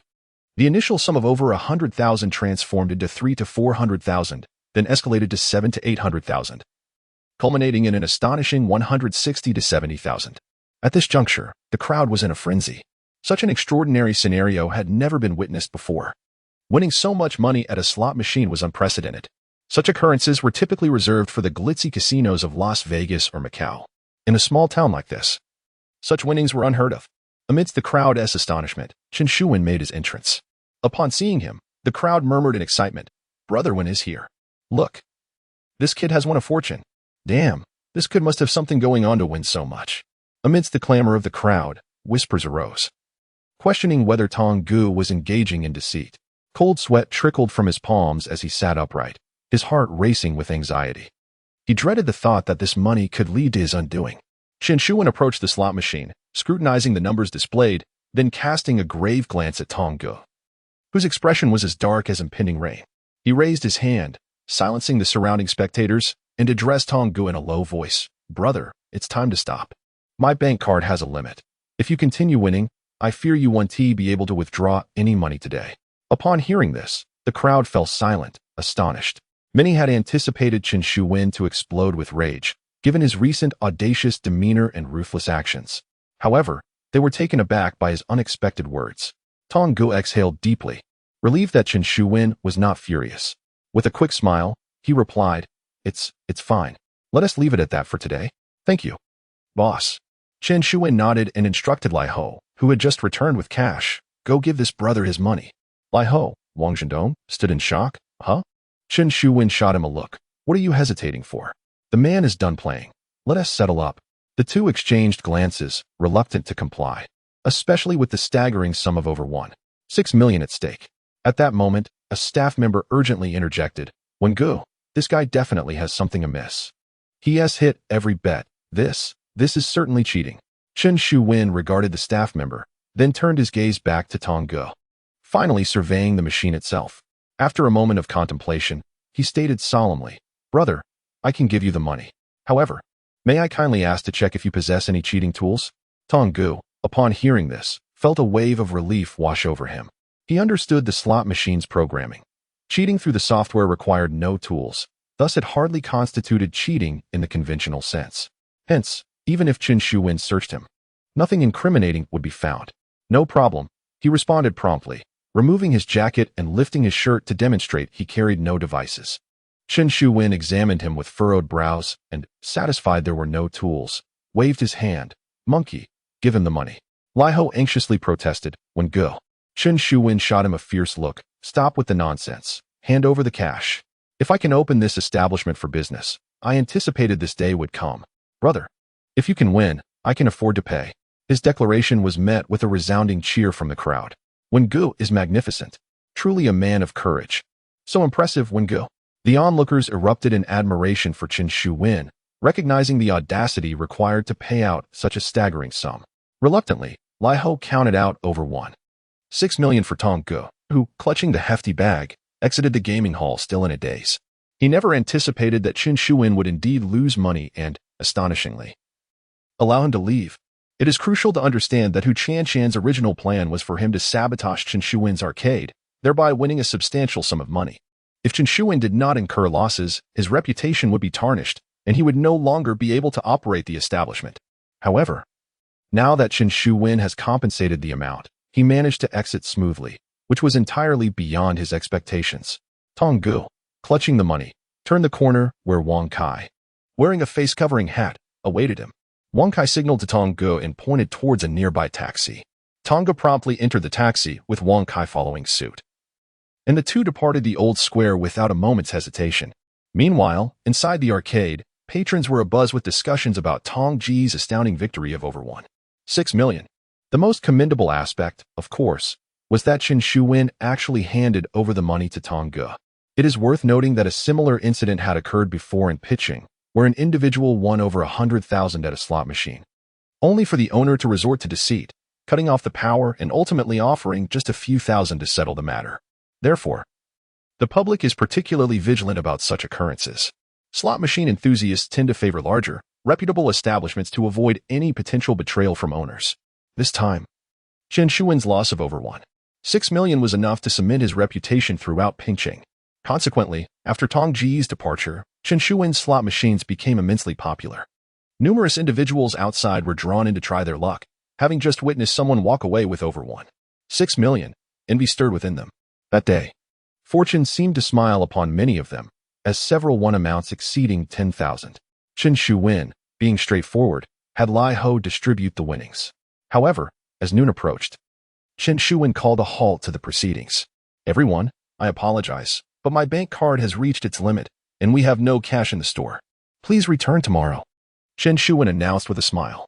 The crowd understood. After all, he had disbursed over 1.7 million that morning, so a lack of cash was entirely reasonable.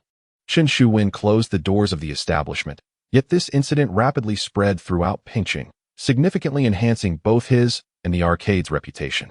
Many slot machine enthusiasts began to remember Chen Shuwen's establishment, even discussing plans to test their luck there.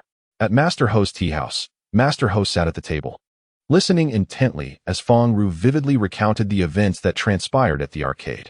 Upon finishing, she looked at Master Ho and said, I have conducted an investigation, and this Tong Gu used to work at a factory that manufactured slot machines.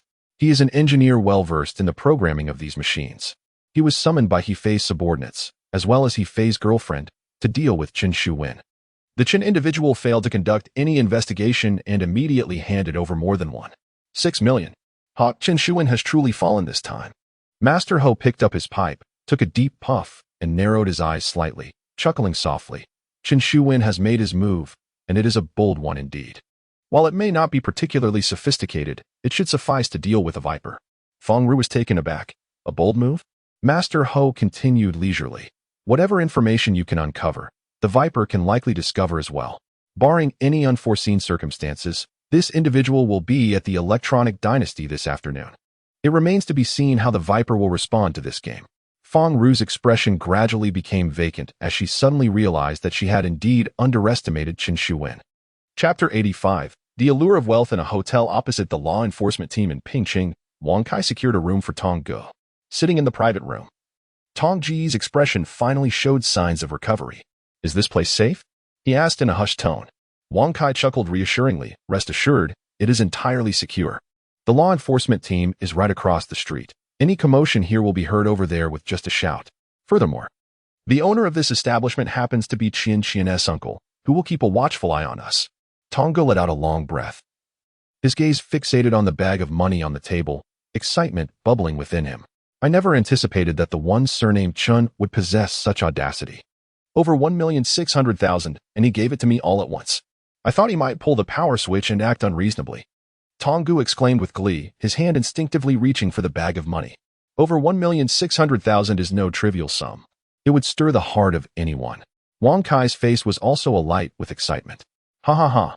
This time, the one surnamed Chun has truly stumbled. He caused my brother to be imprisoned. Consider this sum as compensation for my brother's losses. Thank you, Tong Gu. Tong Gu chuckled, his hand still resting on the bag of money, cautiously inquiring, by the way, Qian mentioned that the winnings. Wang Kai interjected promptly. All of it belongs to you. Qian and I are solely focused on avenging my brother. Nothing else holds significance. Not just this 1,600,000, but also the previous 500,000. All of it is yours.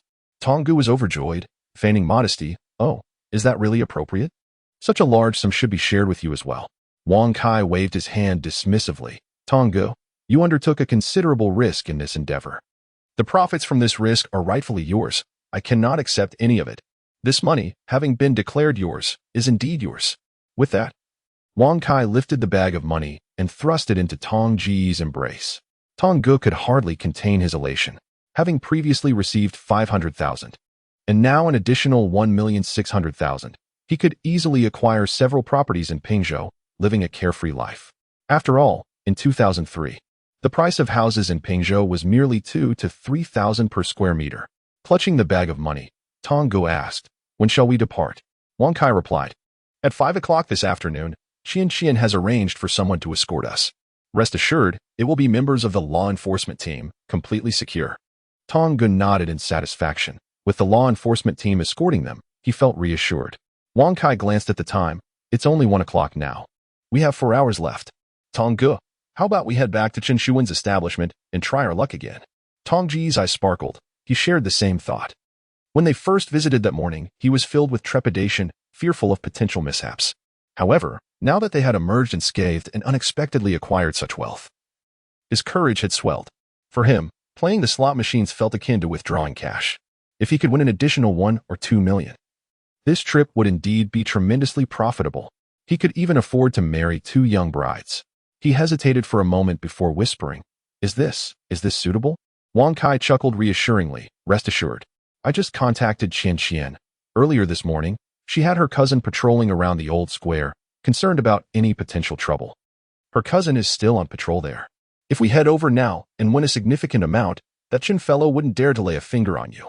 Tong Ji's eyes lit up. With no imminent danger and the prospect of substantial earnings, who wouldn't be eager?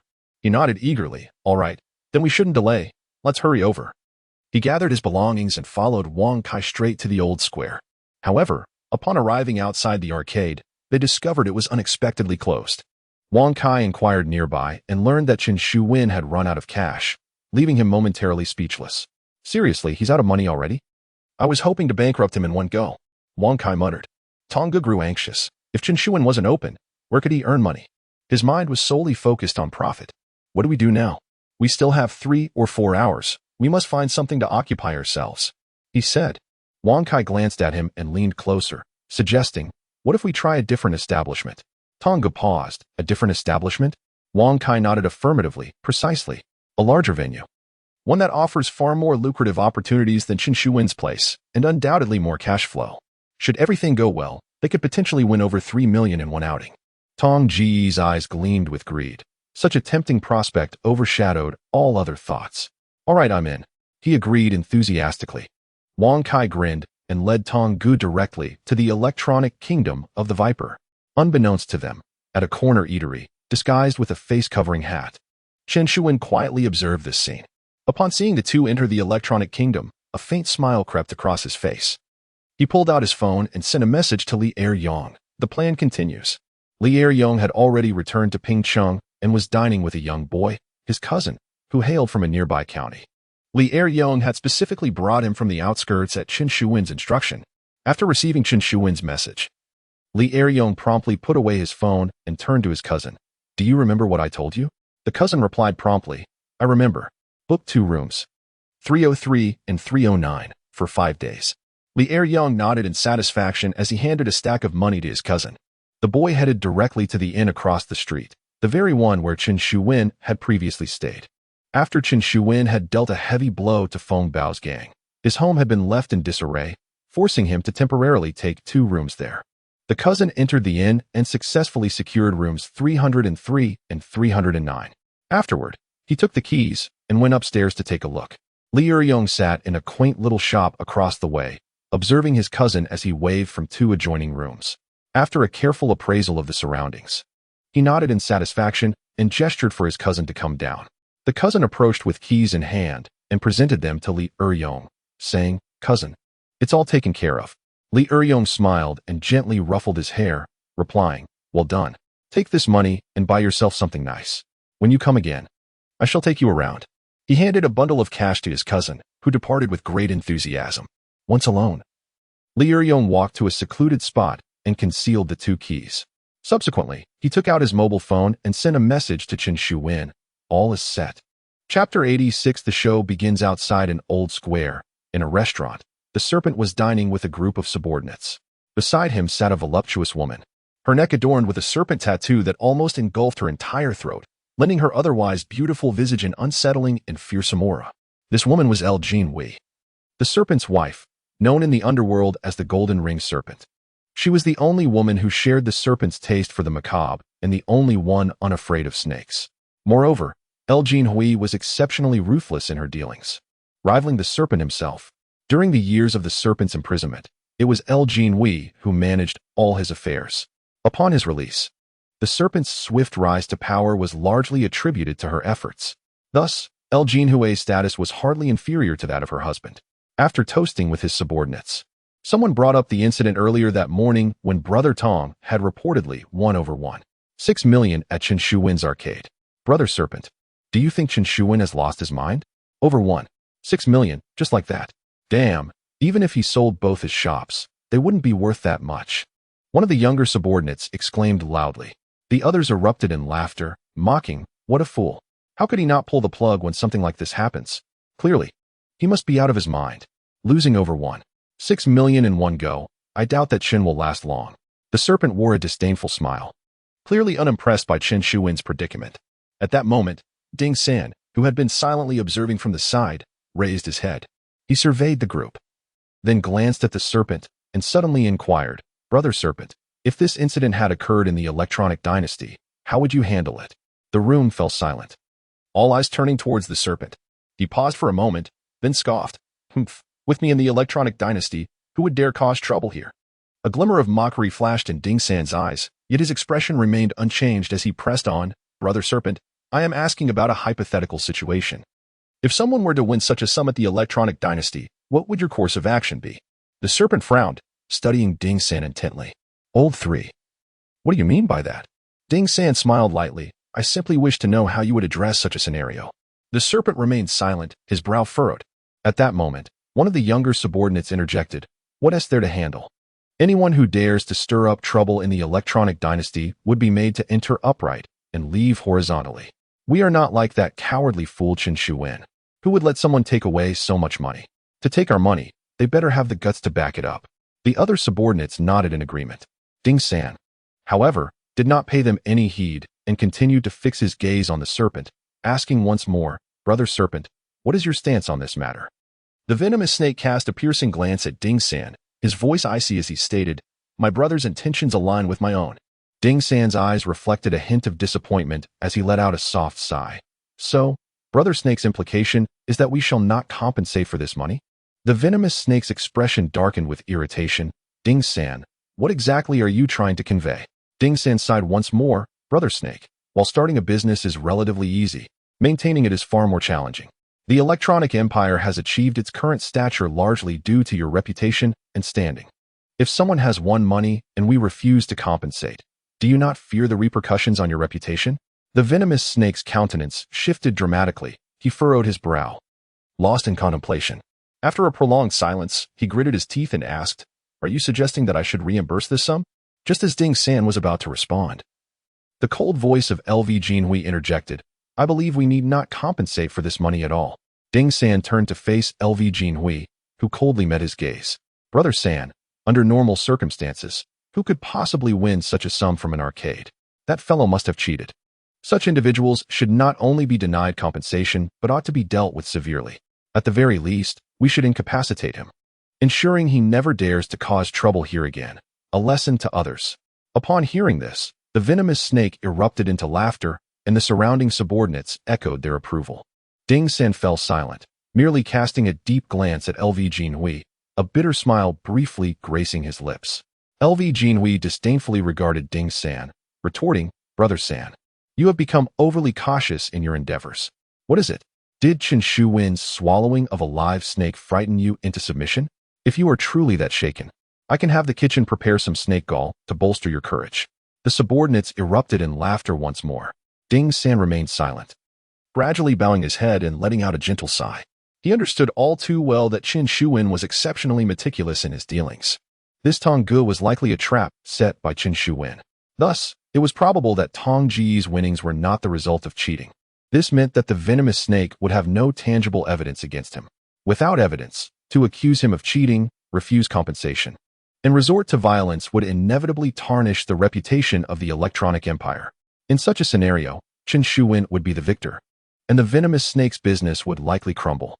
However, he chose not to divulge these thoughts to the venomous snake. His earlier inquiry was merely to gauge the venomous snake's attitude. The response he received indicated that the venomous snake was not destined for greatness. Consequently, Ding San refrained from further commentary. The venomous snake's disposition assured him of impending defeat. If the venomous snake disregarded his counsel in favor of a mere woman's opinion, it was of no concern to him. Just as the gathering was filled with joviality, the venomous snake's phone abruptly rang. Upon answering, a tense voice on the other end exclaimed, "Brother Snake, there's been an incident.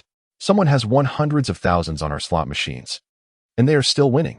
Upon hearing the news, the venomous snake's expression drastically changed, and he sprang up with a curse. "Damn it, is it really happening?" he commanded. "Wait here, I will gather my men and return at once. Ensure someone keeps a close watch and confirm whether that bastard is cheating." After issuing a few directives, he promptly hung up the phone and, with his subordinates in tow, stormed towards the Electronic Dynasty. Their dining location was not far from the Electronic Dynasty, and within a mere 10 minutes, the venomous snake arrived at his destination. Meanwhile, in a small restaurant across from the Electronic Dynasty, Chen Shuwen, donning a hat that obscured his face, continued to observe the unfolding events.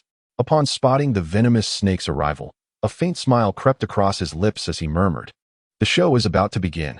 Upon entering the Electronic Dynasty, the venomous snake caught sight of a throng gathered around the slot machines, excitement palpable in the air. A junior associate rushed over, exclaiming, "Brother Snake, that bastard has already won over 1 million and is still raking it in." The venomous snake's muscles tensed as he gritted his teeth. "Damn it, he is ruthless. Have you seen him cheating?" The junior associate shook his head. "I had several people watching him, but none observed any cheating." Enraged, the venomous snake retorted, "Damn it, you bunch of fools. How can you fail at such a simple task?" The junior associates lowered their heads in embarrassment, too intimidated to respond. Fuming, the venomous snake approached to scrutinize the situation himself, only to discover that Tong had not engaged in any deceit, which further fueled his fury. He dispatched several trusted subordinates to keep a close eye on Tong while he retreated to his office to devise a strategy. "Perhaps we should cut the power," suggested one junior associate in a hushed tone. The venomous snake shot him a glare. "Are you insane? If we cut the power, everyone will know I can't afford to lose. Who would come to play here in the future?" Taking a deep breath, he stated gravely, "The most crucial task now is to obtain evidence of his cheating. With that proof, we can avoid paying out." Another junior associate chimed in, "Brother Snake, this fellow is quite skilled. We may not be able to catch him in the act. If we fail to do so..." The venomous snake's expression darkened, uncertainty clouding his thoughts. Just then, Ding San, standing in the corner, spoke up, "Brother Snake, the Electronic Dynasty belongs to Boss Hu. Whether we lose a little or a lot, it's Boss Hu's responsibility. Why not contact him and have him cover the costs?" After making his suggestion, Ding San retreated to the corner, choosing silence. This was his final attempt to advise the venomous snake, having done his part. The venomous snake's eyes lit up, and he nodded vigorously. Yes, this money must come from Boss Hu. He quickly pulled out his phone, but after several failed attempts to connect, frustration surged through him. When he called someone close to Boss Hu, he was told that Boss Hu was undergoing a full anesthesia gastroscopy and had yet to awaken. Furious, the venomous snake nearly hurled his phone, cursing, "That old dog, undergoing full anesthesia at a time like this. Does he want to die?" Boss Hu lay in a state of unconsciousness, rendering his wealth inaccessible. No matter how formidable the serpent, it could not touch his fortune. This avenue was effectively sealed. In the corner, Ding San let out a sigh. He understood that Boss Hu's choice to undergo a comprehensive anesthetic gastroscopy was far from coincidental. The timing was impeccably orchestrated. Undoubtedly the handiwork of Chen Shuwen. It appeared that Chun had meticulously plotted every detail, aiming to sever all avenues of retreat for the serpent. This time, the serpent was truly ensnared. Chapter 87. Is he cheating? As the serpent grew increasingly agitated, Flailing about, Brother Tong had already amassed nearly 3 million. Yet, at this moment, Brother Tong hesitated to continue playing. He contemplated standing up to leave, but the surrounding crowd erupted with excitement, clamoring for him to place more bets. Unable to depart outright, Brother Tong waved his hand, declaring, 3 final rounds, and then I shall take my leave. The crowd's eyes widened in anticipation as he resumed betting. Meanwhile, in the manager's office, upon learning of Brother Tong's intention to exit, the serpent's expression darkened further. Clenching his fists and taking a deep breath, he muttered, damn it. Without evidence of his cheating, I cannot afford to lose. With no other recourse, he resolved to assert that Brother Tong was indeed cheating. Bring him here, lock the door, and force him to confess. Several of his subordinates nodded in agreement, sharing his intent. Just then, an underling rushed in, breathless with excitement. Brother Snake, I've uncovered some information. The serpent, puzzled, asked, what information? The subordinate replied eagerly, it's about that kid winning inside. I found out he used to be an engineer who designed slot machines and is exceptionally knowledgeable about their programming. His winnings aren't due to cheating. He simply understands the system. Upon hearing this, the serpent was elated. Is that true? The subordinate affirmed, absolutely. The serpent burst into laughter. Well then, let us see how he fares now. He dreams of winning from me. He slammed his hand on the table, rallying his subordinates to confront Brother Tong. Ding Sen hesitated momentarily, but finally spoke up. Brother Snake, does understanding the program count as cheating? The serpent shot back. Why wouldn't he it? Ding Sen sighed. But we have no rule against those who understand the program entering to play. The serpent glared. There was no rule before, but now there is. Ignoring Ding Sen's protests, he charged out with his men. At that moment, Brother Tong had just placed his final bet. This time, he emerged victorious, his winnings exceeding 3 million. The crowd erupted in exhilaration, as they had never witnessed such a significant win. Suddenly, a figure surged from the throng, seizing Brother Tong by the neck and executing a shoulder throw, sending him crashing to the ground. It was the serpent, with eyes ablaze and a fearsome visage. He hurled the chair in his hand to the ground and turned to face the crowd, exclaiming loudly, do you see? This is the price of cheating. At this proclamation, gasps of astonishment rippled through the onlookers. Did this lad cheat? On the ground, Tong Ge lay drenched in blood, struggling to shout, I didn't cheat. The serpent, seething with rage, placed a foot upon Tong Ge's head, retorting, how dare you claim you didn't cheat? Do you think I'm oblivious to everything? Tong Ge defiantly replied, I didn't cheat.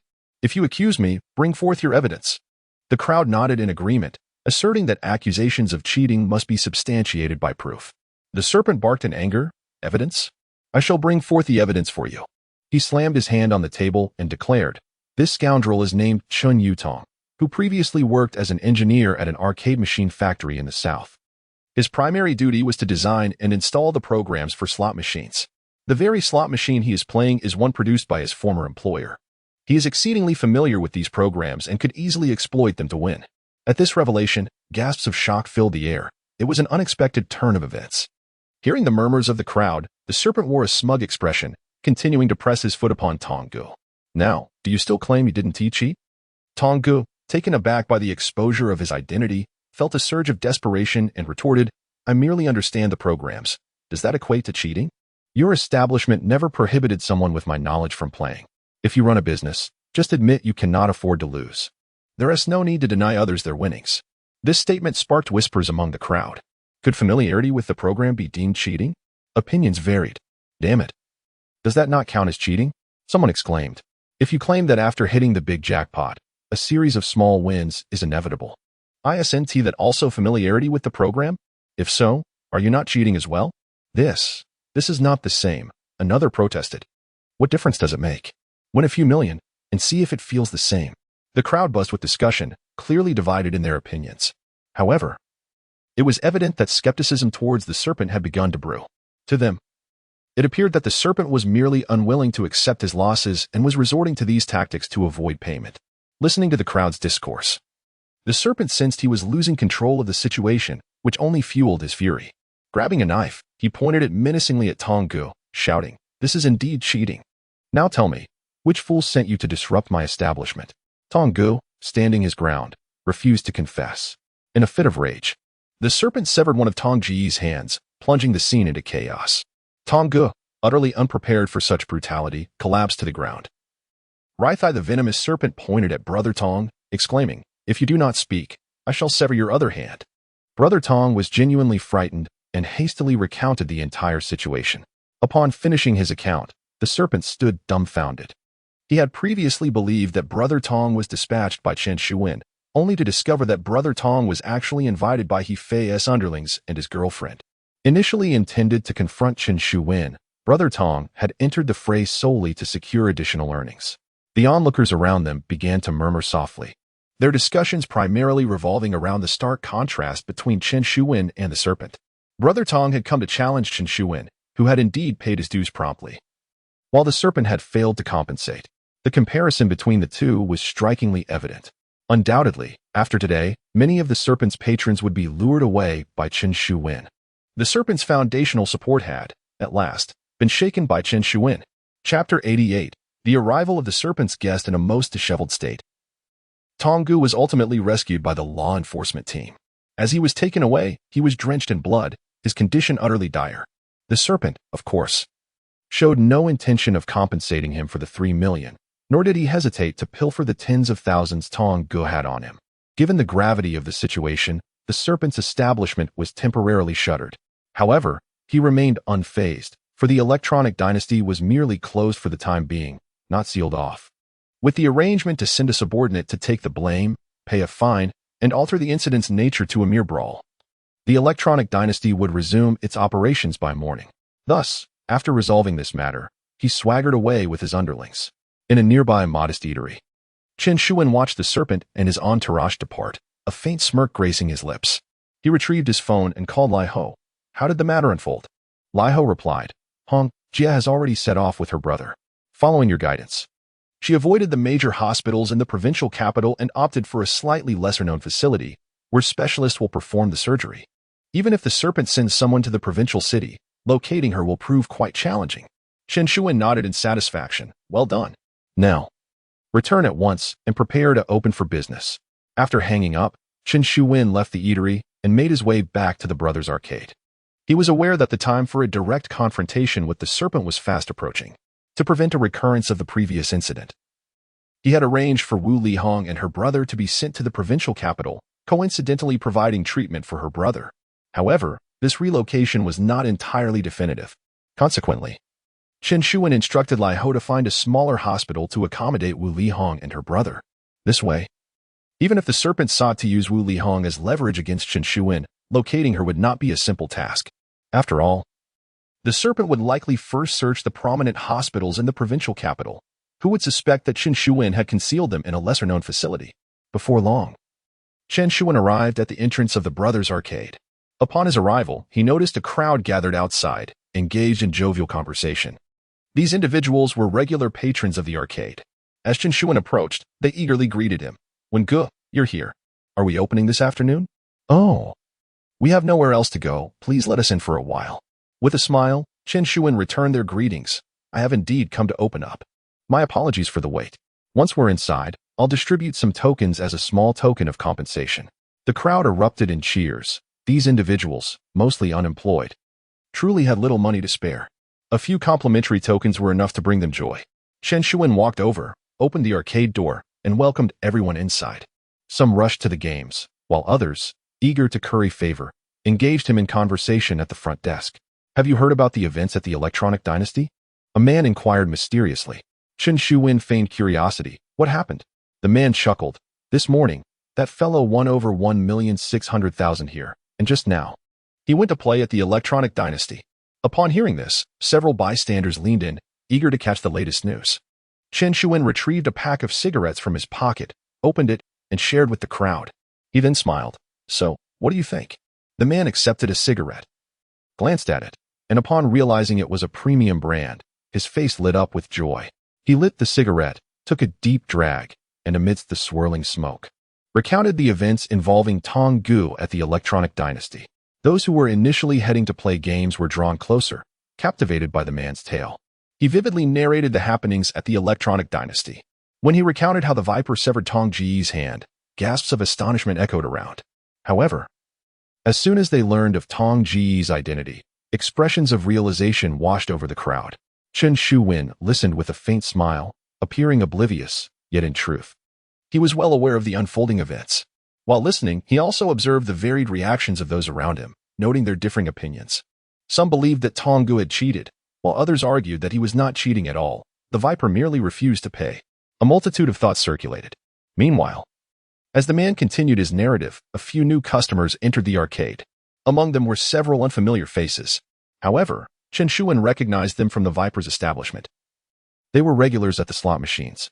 With the Electronic Dynasty now closed, they had nowhere else to go, so they found their way to Chen Shuwen's arcade, which had recently gained a notable reputation. They did not immediately rush to play, but instead observed first, for playing slots was different from ordinary games. The owner's credibility was paramount. Seeing these individuals, Chen Shuwen felt a quiet sense of satisfaction. He realized his plans were finally bearing fruit. At this moment, the man had finished recounting the events at the Electronic Dynasty and had smoked his last cigarette, glancing towards Chen Shuwen's pack on the table. Chen Shuwen discerned his intention, smiled, and handed him another cigarette, simultaneously opening a new pack to share with everyone. As the man lit his cigarette, his joy heightened, and he looked at Chen Shuwen with admiration. Brother Wen, in my opinion, that fellow understands the slot machine's programming. He was clearly cheating. Winning over 1,600,000 from you is undoubtedly through trickery. You should confront him and reclaim your money. The crowd nodded in agreement, urging Chen Shuwen to recover his funds. After all, having enjoyed Chen Shuwen's cigarettes, they felt compelled to speak in his favor. However, Chen Shuwen merely shook his head. Let it be. Understanding the programming of the slot machine hardly constitutes cheating. Here, I have not established any prior rules prohibiting individuals familiar with the program from participating. If they possess the skill to win, it is their merit. If they win, I must be prepared to incur the loss. Otherwise, how can one sustain a business in the future? This statement almost explicitly ridicules the snake. Upon hearing this, the crowd was taken aback. It seemed that Chen Shuwen was indeed not interested in reclaiming the over 160,000.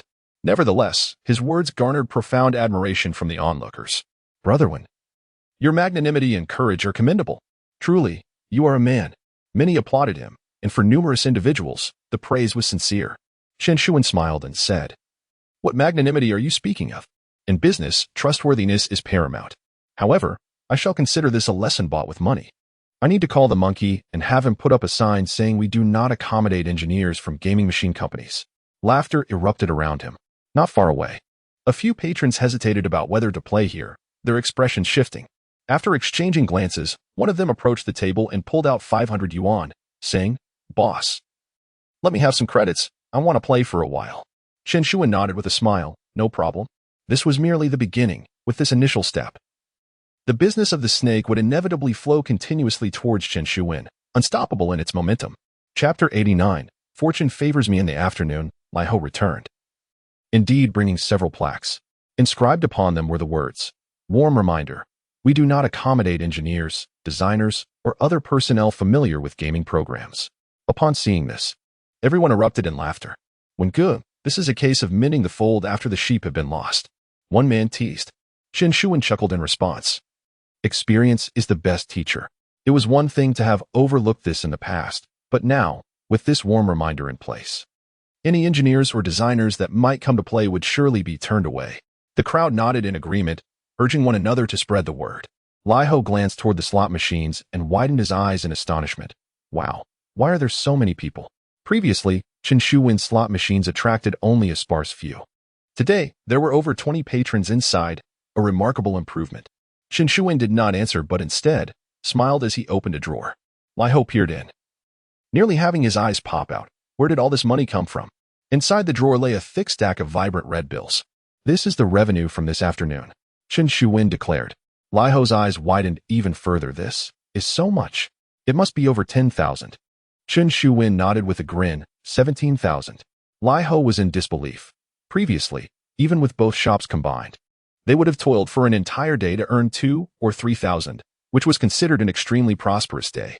Now, it was only 4 o'clock, and Chen Shuwen had opened at 17,000 in just 2 hours? Lai Ho glanced at the slot machines and whispered, could it be that customers from the snake's establishment have come over? Chen Shuwen nodded affirmatively. Lai Ho trembled with excitement, realizing that an opportunity had arrived. Damn it, we're going to prosper, he exclaimed. Chen Shuwen patted his shoulder, chuckling. This is just the beginning. The snake's electronic empire rakes in nearly 100,000 a day. Lai Ho's eyes widened in astonishment. Was Chen Shuwen planning to capture all the customers from the snake's establishment? Chen Shuwen produced a stack of money. Monkey, go out and buy a few packs of cigarettes. Scatter them around in here for everyone to enjoy. Also, make sure to go in and mingle every 10 minutes. From now on, you'll be the manager here. It's essential to maintain good relations with the patrons. Lai Ho was overjoyed, realizing that Chen Shuwen intended to entrust him with the management of this establishment. He dashed out, purchasing several packs of quality cigarettes. Though they were not the most expensive, they still cost $20 to $30 a pack. With the cigarettes in hand, he entered the slot machine hall, distributing them cheerfully. Ladies and gentlemen, enjoy yourselves and win big. We have tea and drinks over here and a fruit platter over there, so feel free to call on your brothers if you need anything. The crowd expressed their gratitude. The treatment here was even better than at the snake's place. While the snake merely provided free cigarettes and bottled water, Chen Shuwen had laid out beverages such as Red Bull and iced tea, showcasing his generosity. Most importantly, Chen Shuwen had indeed arranged a fruit platter here, which was quite comforting to behold. Several regulars of the slot machines promptly took out their phones to invite a few friends to join them. By 5 or 6 o'clock, the slot area hosted a throng of 30 to 40 players, and the revenue surged to 38,000, leaving Lai Ho grinning from ear to ear. He sat beside Chen Shuwen and exclaimed excitedly, "Brother Wen, at this rate, we are bound to strike it rich." Chen Shuwen merely smiled. To him, this was merely the beginning. Suddenly, a wave of cheers erupted from the inner room. Lai Ho immediately stood up, astonished, and glanced over. "Wow, it's a jackpot. You hit the big one. 9 consecutive treasures. You've hit the entire lot." Lai Ho exclaimed, "Dude, Ling Ge has been chasing this all afternoon. It's only natural he would win big." The excitement was palpable, with gasps of awe filling the air. Lai Ho, upon hearing the news, nearly burst into tears. With a revenue of only 38,000, how could it be possible that someone won several tens of thousands? Yet Chen Shuwen's eyes sparkled with intrigue. He leaned in to whisper a few words to Lai Ho. Lai Ho was taken aback. "Huh? Brother Wen, are you joking?" Chen Shuwen shot him a glare and replied softly, "Who was joking with you? I was worried that no one would win today. With someone winning, it's a blessing from the heavens. This is the perfect opportunity for promotion. If we handle this well, our revenue will surely increase tomorrow." Lai Ho stood in stunned silence, yet his trust in Chen Shuwen was unwavering.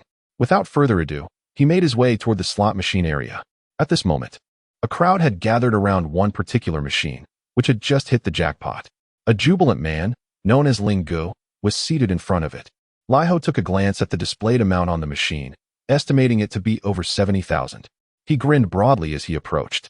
Upon seeing Lai Ho enter, the crowd quickly parted, recognizing him as the manager whose decisions on payouts would be final. "Hey, brother, you're on a lucky streak." Lai Ho greeted cheerfully. Ling Ge chuckled, "I've been chasing this all afternoon." After a moment of hesitation, he quietly asked, "Can I cash out this win?" All eyes turned to Lai Ho. For winning was one thing, but the fear of the boss refusing to pay was another. Previously, someone had won several tens of thousands at another venue but was denied their winnings, leaving them too intimidated to argue and ultimately losing everything. Ling Ge, having won over 70,000, was genuinely concerned that Lai Ho might flee with his winnings. Lai Ho laughed heartily. "What kind of talk is that? We are in the business of serving customers. Of course, their satisfaction is paramount. You wish to cash out? No problem. Let me calculate it for you." Lai Ho leaned in and calculated, saying, "In total, this amounts to 73,700. Well, let's round it up for good fortune and call it 73,008. How does that sound?" Ling Ge was somewhat taken aback. Such a swift calculation. "And even an extra amount?" He quickly nodded. "Thank you, Brother Ho." "Thank you." Lai Ho chuckled heartily. No need for such formality. A young associate approached from behind, handing several stacks of cash to Lai Ho. He counted them, then passed the money to Ling Ge. "Here, brother, count it and see if it's accurate." Ling Ge took the money, meticulously counted it, and immediately nodded with delight. "It's correct." "Thank you, Brother Ho." The others were equally elated. Indeed, this was a stark contrast to their dealings with the serpent. The distribution was truly generous. Lai Ho laughed again, pulling out his motorcycle keys. "Brother, it's getting dark. Let's go store the money first.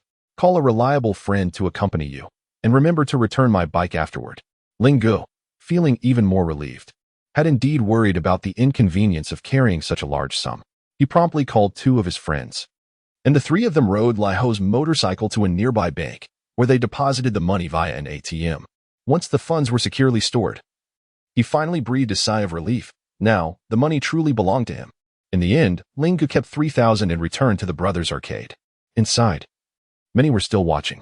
Seeing Ling Gu return in high spirits, everyone understood that the money had genuinely made it into his pocket, further solidifying their trust in Chen Shuwen. Ling Gu entered the arcade, brimming with excitement, and declared, "Brothers, tonight, I treat." He then turned to Chen Shuwen and Lai Ho, grinning sheepishly. "Brother Wen, Brother Ho, would you honor me with your company for dinner?" Chen Shuwen laughed heartily. "Dinner is no problem. However, you treating is not quite proper. You are our guest. This meal is on me." Ling Gu immediately protested. "Brother Wen, that cannot be. I just won money." Chen Shuwen smiled, patting his shoulder. "All right, brother. Just come and have fun more often. If you truly feel indebted, how about this? I'll cover the meal, and you take care of the drinks and smokes. Sound good?" Ling Gu beamed, eagerly rallying everyone to go out for dinner. After the meal, he spent just over 1,000 on drinks and cigarettes.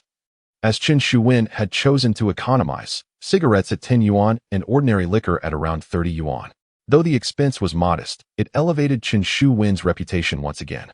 Having indulged a bit too much, Ling Gu slapped his chest and declared, "Brother Wen, rest assured, from now on, I will only play at your establishment. I'll bring my brothers and friends here. I won't go to any other place. I trust only you." Chapter 90. Meticulous arrangements after dinner, Chen Shuwen and his companions, Lai Ho, Wang Zhendong, and Li Taizhu, chose not to return home, but rather to retire to a hotel for rest. Chen Shuwen abstained from alcohol, and his companions had also consumed little, remaining in a state of clarity. The hotel they stayed at was the same establishment where Li Eryong had previously reserved rooms for him through his cousin. Before ascending the stairs, Lai Ho insisted on relieving himself and wandered into a distant alley. Upon entering the alley, Lai Ho immediately adopted a vigilant stance, surveying his surroundings. Once assured that no one was nearby, he stealthily approached a corner of the alley, overturned a few stacked stones, and dug into the earth for a moment. Unearthing 2 keys, he pocketed the keys, restored the area to its original state, and then, pretending to adjust his trousers, returned to join Chen Shuwen and the others. Li Eryong's cousin had booked rooms 303 and 309, while Chen Shuwen had already secured rooms 305 and 307 for himself. The hotel's corridor was centrally located, with even-numbered rooms on one side and odd-numbered rooms on the other. Rooms 305 and 307 were conveniently situated between 303 and 309. Chen Shuwen shared a room with Wang Zhendong, while Lai Ho and Li Taizhu occupied the other. Upon entering their room, Lai Ho casually handed the key to 303 to Chen Shuwen before returning to his own quarters. Chen Shuwen sat at the table, deliberately disarranging the bedding on the bed but refraining from lying down. As the clock struck 10 and the outside grew quiet, Chen Shuwen exchanged a knowing glance with Wang Zhendong. He approached the window to peer outside. Their row of rooms faced the street, illuminated solely by the glow of street lamps, with not a soul in sight on that wintry night. Chen Shuwen extinguished the light, enveloping his side in darkness. He then produced a thin rope from his belongings, securing it to the window frame with a slip knot that could be easily released. After completing these preparations, he opened the window, climbed onto the ledge, grasped the drainage pipe on the wall, and quietly maneuvered into the adjacent 303 room. This hotel was familiar territory for Chen Shuwen, having scouted it previously, allowing him to traverse through the windows into other rooms. Wang Zhendong followed closely, also entering room 303. Upon stepping inside, Chen Shuwen exhaled in relief and instructed Wang Zhendong to rest. A similar scenario unfolded in Lai Ho's room, where he and Li Taizhu successfully infiltrated room 309. This arrangement was intentional on Chen Shuwen's part, as he understood that by encroaching upon the interests of the serpent, he had provoked potential retaliation. Now was the time for a confrontation with the serpent. Chen Shuwen anticipated that the serpent might dispatch someone to ambush him. Thus, from this moment onward, he needed to exercise utmost caution. He had sent Wu Lihong to the provincial capital to evade this impending conflict. His decision to have Li Eryong's cousin reserve rooms 303 and 309 was a calculated move to employ unfamiliar faces in this endeavor, minimizing the risk of detection. Consequently, even if the serpent did send someone after him, they would only focus on rooms 305 and 307. Oblivious to the fact that he and his companions were actually residing in 303 and 309. when the time comes. The venomous snake's men will only attack rooms 305 and 307. Firstly, they will be unable to locate Chen Shuwen and his companions. Secondly, since they are conveniently next door, Chen Shuwen and his group will hear the commotion and be able to respond swiftly, devising countermeasures. This is indeed the most effective method of concealment. As the saying goes, a cunning rabbit has 3 burrows, though Chen Shuwen may not possess 3, having 2 will suffice to deal with the venomous snake. Moreover, Chen Shuwen has only booked a 3-day stay at this inn. After 3 days, he will transition to another pre-scouted inn, where Li Eryong has already arranged for his cousin to secure a reservation in advance. Chen Shuwen's strategy is deliberate. He is uncertain when the venomous snake will strike. If they do not act within 3 to 5 days, remaining in the same inn would become untenable for him. Given Chen Shuwen's character, it is implausible for him to linger in one location for too long, especially under the venomous snake's watchful eye. Beyond 3 days, suspicion may arise. Therefore, he has also arranged his accommodation for after the 3-day period, while Chen Shuwen has reserved his 2 rooms for 3 days. Li Eryong has booked the adjacent 2 rooms for 5 days, creating a smokescreen to obscure the fact that all 4 rooms are occupied by Chen Shuwen. In this endeavor against the venomous snake, Chen Shuwen has meticulously plotted and incrementally advanced. He is acutely aware that opposing the venomous snake with his current strength would be akin to striking a stone with an egg. Only through an unexpected maneuver does he stand any chance of victory. A moment's carelessness could lead to irreparable consequences. In the late hours of the night at Master Ho's tea house, it is rare for Master Ho to stay awake so late.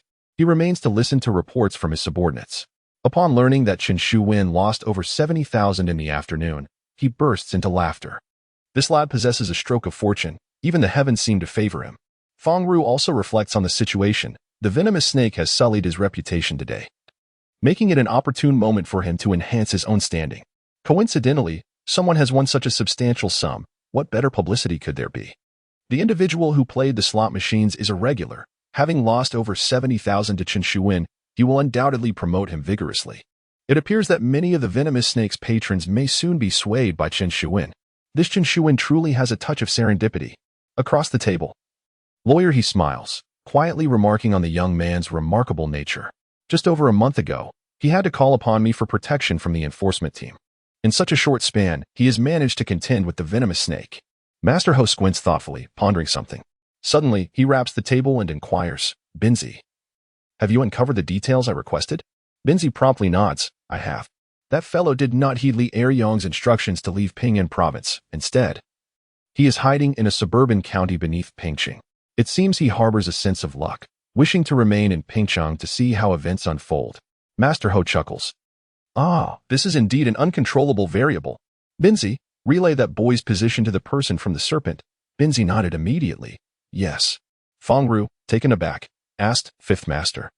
What do you mean by this? Master Ho smiled gently. In this matter, Chen Shuwen's performance was rather unimpressive, failing to meet the standards I hold in my mind. I wish to give Chen Shuwen another chance to assess the true extent of his capabilities. Without setting any barriers for him, how can I discern how far he can truly go? Fang Ru slowly nodded, a sultry smile gracing her lips. I too am curious. With you personally intervening, will Chen Shuwen be able to navigate the challenges successfully? Master Ho gazed out of the window, and only after Binzi had disappeared from sight did he softly remark, if he can indeed navigate these challenges, then he is the one I have been seeking. Next year's project will have someone to take it on. Fang Ru was momentarily stunned. That project, weren't you going to assign it to Binzi? Master Ho shook his head. Binzi is still too inexperienced. Those 2 old fellows are keeping a close watch. With his current skills, he may not be able to gain any advantage over them. If Chen Shuwen can truly meet my expectations, then those 2 old fellows will be of little concern. Fang Ru and lawyer he exchanged glances, both faces etched with astonishment. Master Ho's assessment of Chen Shuwen seemed excessively high, did it not? Chapter 91. Wang Kai is captured at 4:30 in the morning. Chen Shuwen's phone alarm rang punctually. The sky remained shrouded in darkness. Outside was so dim that one could not see their own hand in front of their face. However, in just over half an hour, vendors would begin to set up their stalls. Chen Shuwen swiftly turned over in bed and roused his companion, Wang Zhendong. The 2 had slept fully clothed and, without the need to dress, retraced their steps back to the adjacent room. Consequently, they would emerge from room 305 in the morning, leaving no suspicion that they had actually spent the night in room 303. Upon returning to 305, Chen Shuwen did not immediately retire to bed. Instead, he paused for a moment and knocked on the wall. A few muted responses echoed from the other side. Only then did he feel a sense of relief. Knowing that Lai Ho and Li Taiju had also returned to room 307, his concern lay in the possibility that those two might oversleep and exit from room 309 in the morning, thereby rendering his carefully orchestrated trap ineffective. As the dawn light began to break, Chen Shuwen recognized that the threat of an attack had diminished. Thus, he settled back into a peaceful slumber. When he awoke, it was well past 10 o'clock. Chen Shuwen and his companions tidied up, then ventured out to enjoy a combined breakfast and lunch. Over at the arcade, Chen Shuwen had already recruited several staff members to handle the opening and closing of the establishment. Lai Ho and the others primarily dealt with financial matters, while other concerns did not require their direct oversight. Furthermore, during the morning hours, few patrons engaged with the slot machines. Most were occupied with the arcade games. The expenditures of these individuals were modest, negating the need for Chen Shuwen and his associates to keep a watchful eye. In the afternoon, however, the slot machine players would become the main attraction. As Chen Shuwen dined, he perused the Pingcheng Daily, searching for noteworthy news. Suddenly, his phone rang. He glanced at the screen and saw that it was a call from Li Eryong. Chen Shuwen's expression shifted. He had previously instructed Li Eryong to minimize contact unless an urgent matter arose. The fact that Li Eryong was calling now indicated that something significant had transpired. He answered the call. What is it? Li Eryong's anxious voice came through the line. Brother Wen, something has happened. I can't get in touch with Wang Kai. A chill ran through Chen Shuwen.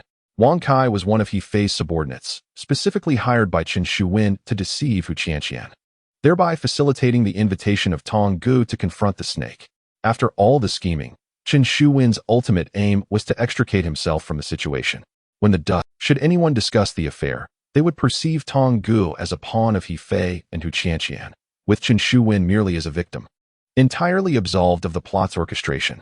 However, if Wang Kai had been captured, the ramifications could be dire. Should Wang Kai divulge information about Li Eryong, it would inevitably implicate Chen Shuwen. At that juncture, everyone would recognize Chen Shuwen as the architect of the trap laid for the snake, obliterating his reputation. Chen Shuwen had meticulously devised this scheme to elevate his standing while tarnishing the credibility of the snake. Yet, if Wang Kai were to expose Chen Shuwen, the outcome would be utterly reversed. At that moment, Chen Shuwen's reputation would become tarnished, while the serpent would instead gain immense notoriety. Wasn't that akin to working for the serpent? Seeing Chen Shuwen remain silent, Li Eryong spoke with a quivering voice. Brother Wen, I am sorry. Did I ruin everything? Chen Shuwen furrowed his brow and replied softly, Do not rush. Eryong, you should hide for now and refrain from showing yourself. I will inform you of the subsequent plan. He then reassured him, Rest assured, I have alternative strategies. You merely need to wait patiently. Li Eryong exhaled in relief. All right. After ending the call, Chen Shuwen fell into silence. After a considerable time, he took out his phone and sent a message to Wu Lihong. The plan has changed. Proceed with the second scheme. Shortly thereafter, Wu Lihong replied, Understood. Chen Shuwen deleted the message and continued eating, as if nothing had transpired. Meanwhile, in a hospital in Pingzhou, Wu Lihong sat in a single-occupancy room where her brother was peacefully asleep. She entered the restroom and dialed a number. After several rings, the call was answered. Sister Hong. What is it this time? Wu Lihong spoke softly. I need your assistance with another matter. Upon its completion, I will reward you with 300,000. The other party gasped. 300,000. Sister Hong, you previously took several of my bank cards and gave me 30,000. What do you require of me this time? Wu Lihong calmly recounted the details. The individual fell into silence, and after a long pause, murmured, Sister Hong, are you not asking for my demise? That is the serpent. I cannot provoke it. 300,000, and I fear I may not live to spend it. Wu Lihong maintained a serene expression. 500,000. The counterpart replied, Sister Hong, this is not merely a matter of money. Wu Lihong pressed, 700,000. The maximum.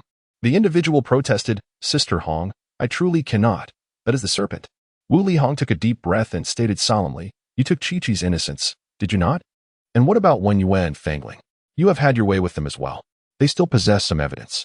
If they accuse you of assault, do you think your sentence will be lighter than He Fei's? On the other end, there was a profound silence.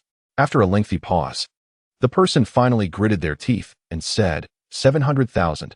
I will assist you. Upon completion, I must see the money.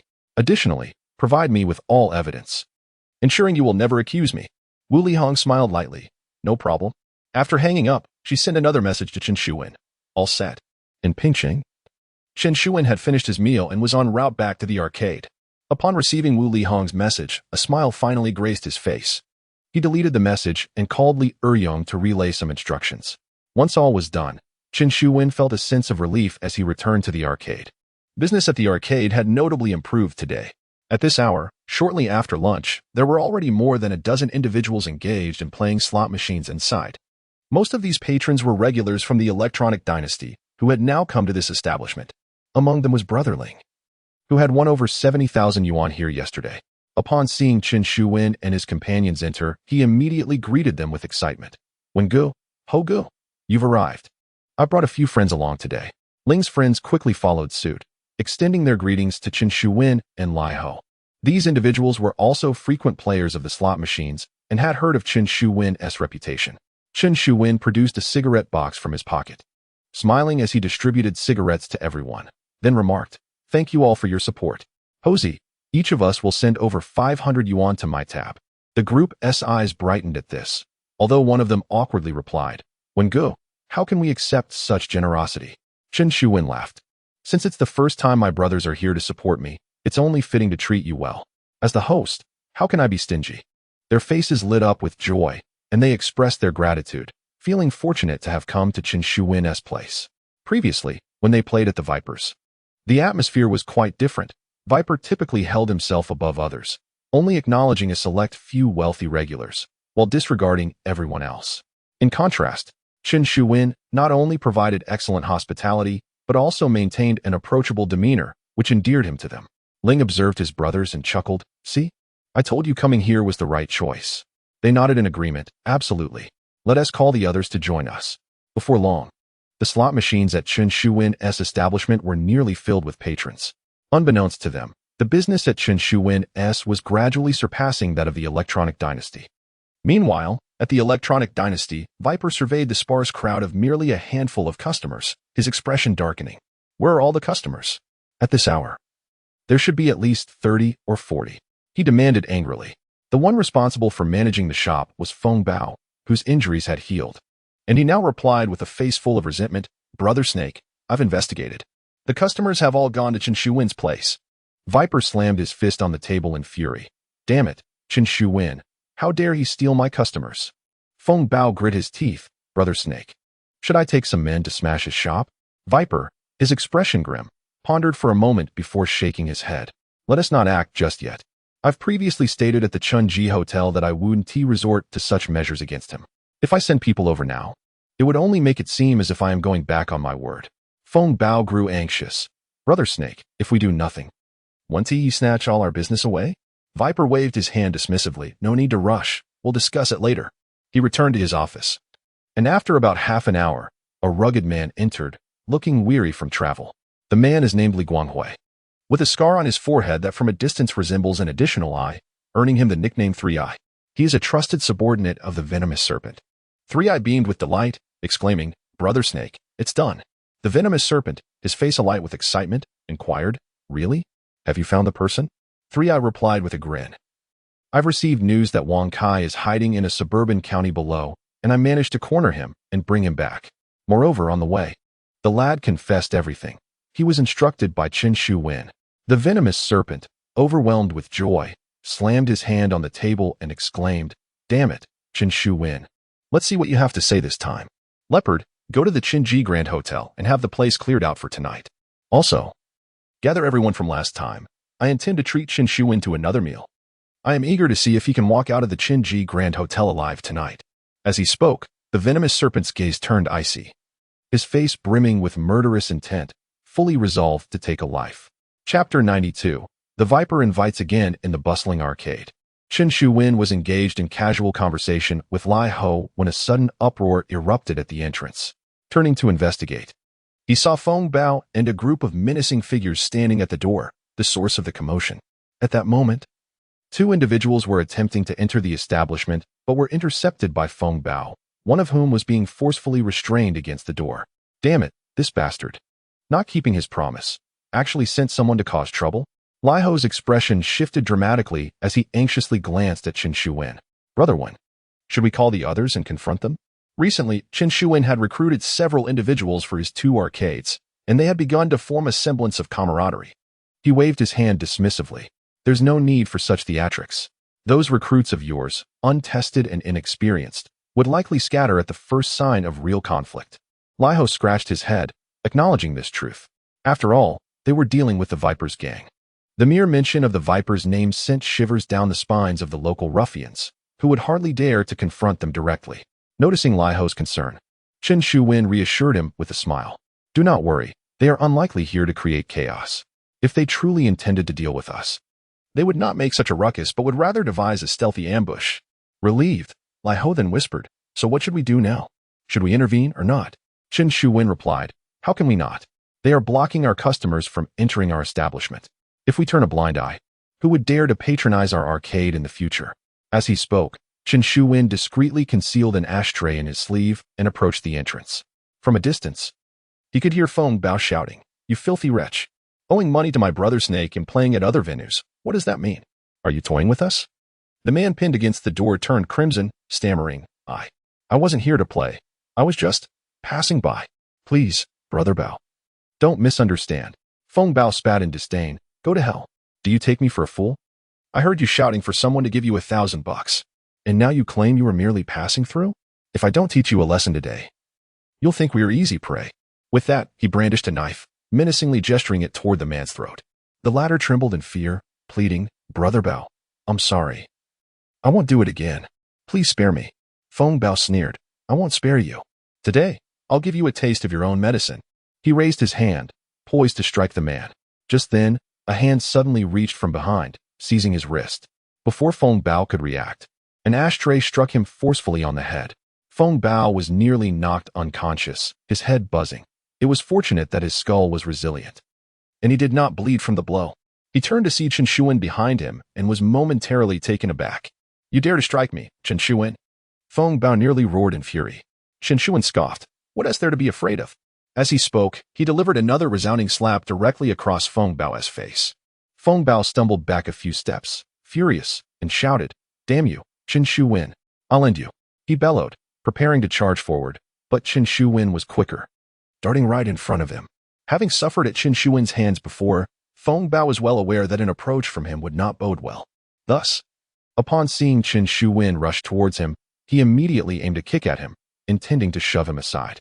To his surprise, Chen Shuwen did not flinch or evade. He took the kick head-on.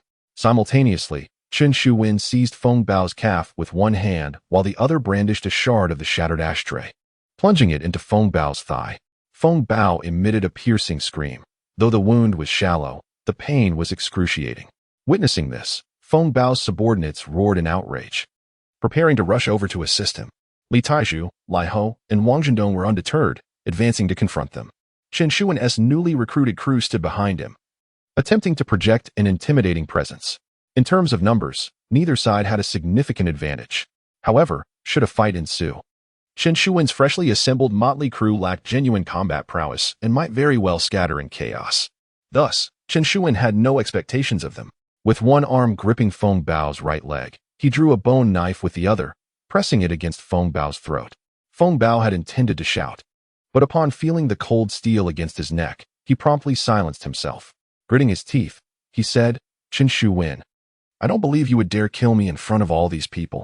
Chen Shuwen smiled calmly. I'm not foolish enough to take such an action in public. However, a few stabs are certainly within reason. Feng Bao's expression shifted. He opened his mouth but ultimately refrained from further defiance. After all, a wise man does not court immediate disaster. Chen Shuwen's voice turned icy. At the Chunji Hotel last time, the Viper swore in front of everyone that he would not send anyone to cause trouble at my establishment. Feng Bao, what is your intent? Feng Bao held his head high. I did not cause trouble. This scoundrel owes my elder brother money. I was merely collecting a debt. What is wrong with that? Chen Shuwen spat, collecting debts at my doorstep? Do you not realize you crossed a line? By your rationale, I could also send someone to Electronic Dynasty to collect debts, and then what would become of your business? Feng Bao's face turned ashen, as Chen Shuwen pointed out. Attempting to collect debts on another S territory was indeed against the rules. He had merely sought to intimidate Chen Shuwen but found himself ensnared instead. Taking a deep breath, Feng Bao coldly replied, Chen Shuwen, I won't waste words with you. I shall not dwell on the matters concerning these two individuals any longer. I come bearing the message from my elder brother. He has expressed a desire to invite you, Brother Wen, for another meal this evening at the Chenji Grand Hotel. I wonder if you possess the audacity to embark on this journey once more. Chen Shuwen furrowed his brows, on the verge of speaking, when suddenly a few members of the enforcement team rushed towards them from the alleyway. Upon witnessing the situation, they hastened their pace. What is happening? Cease at once. The leading officer shouted as he ran. Following yesterday's incident, the enforcement team had intensified their patrols in the area, having been alerted by the commotion. Seeing these individuals approach, Chen Shuwen unexpectedly smiled. He released his grip, concealed the bone-cleaving knife, and patted Feng Bao's shoulder. You take care of the enforcement team's matters first. Feng Bao was taken aback. What am I to handle? I am the victim here. You struck me with an ashtray, slapped me across the face. And now I have a bleeding wound on my thigh. How am I to deal with the enforcement team?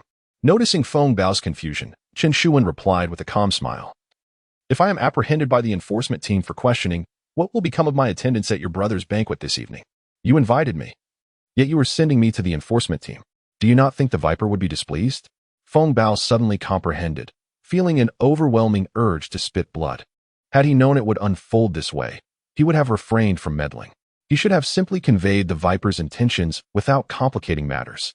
At that moment, the enforcement team members had arrived. The leading officer surveyed the scene, his gaze landing on Feng Bao. What transpired here? Naturally, since Feng Bao was the only one injured, he was the first to be questioned. Feng Bao's expression stiffened, and he stammered, unsure how to respond. Observing his distress, Chen Shuwen smiled gently. Oh, it is nothing of consequence. This brother merely tripped while passing by, inadvertently shattering my ashtray. The glass from the ashtray has unfortunately caused him some injury.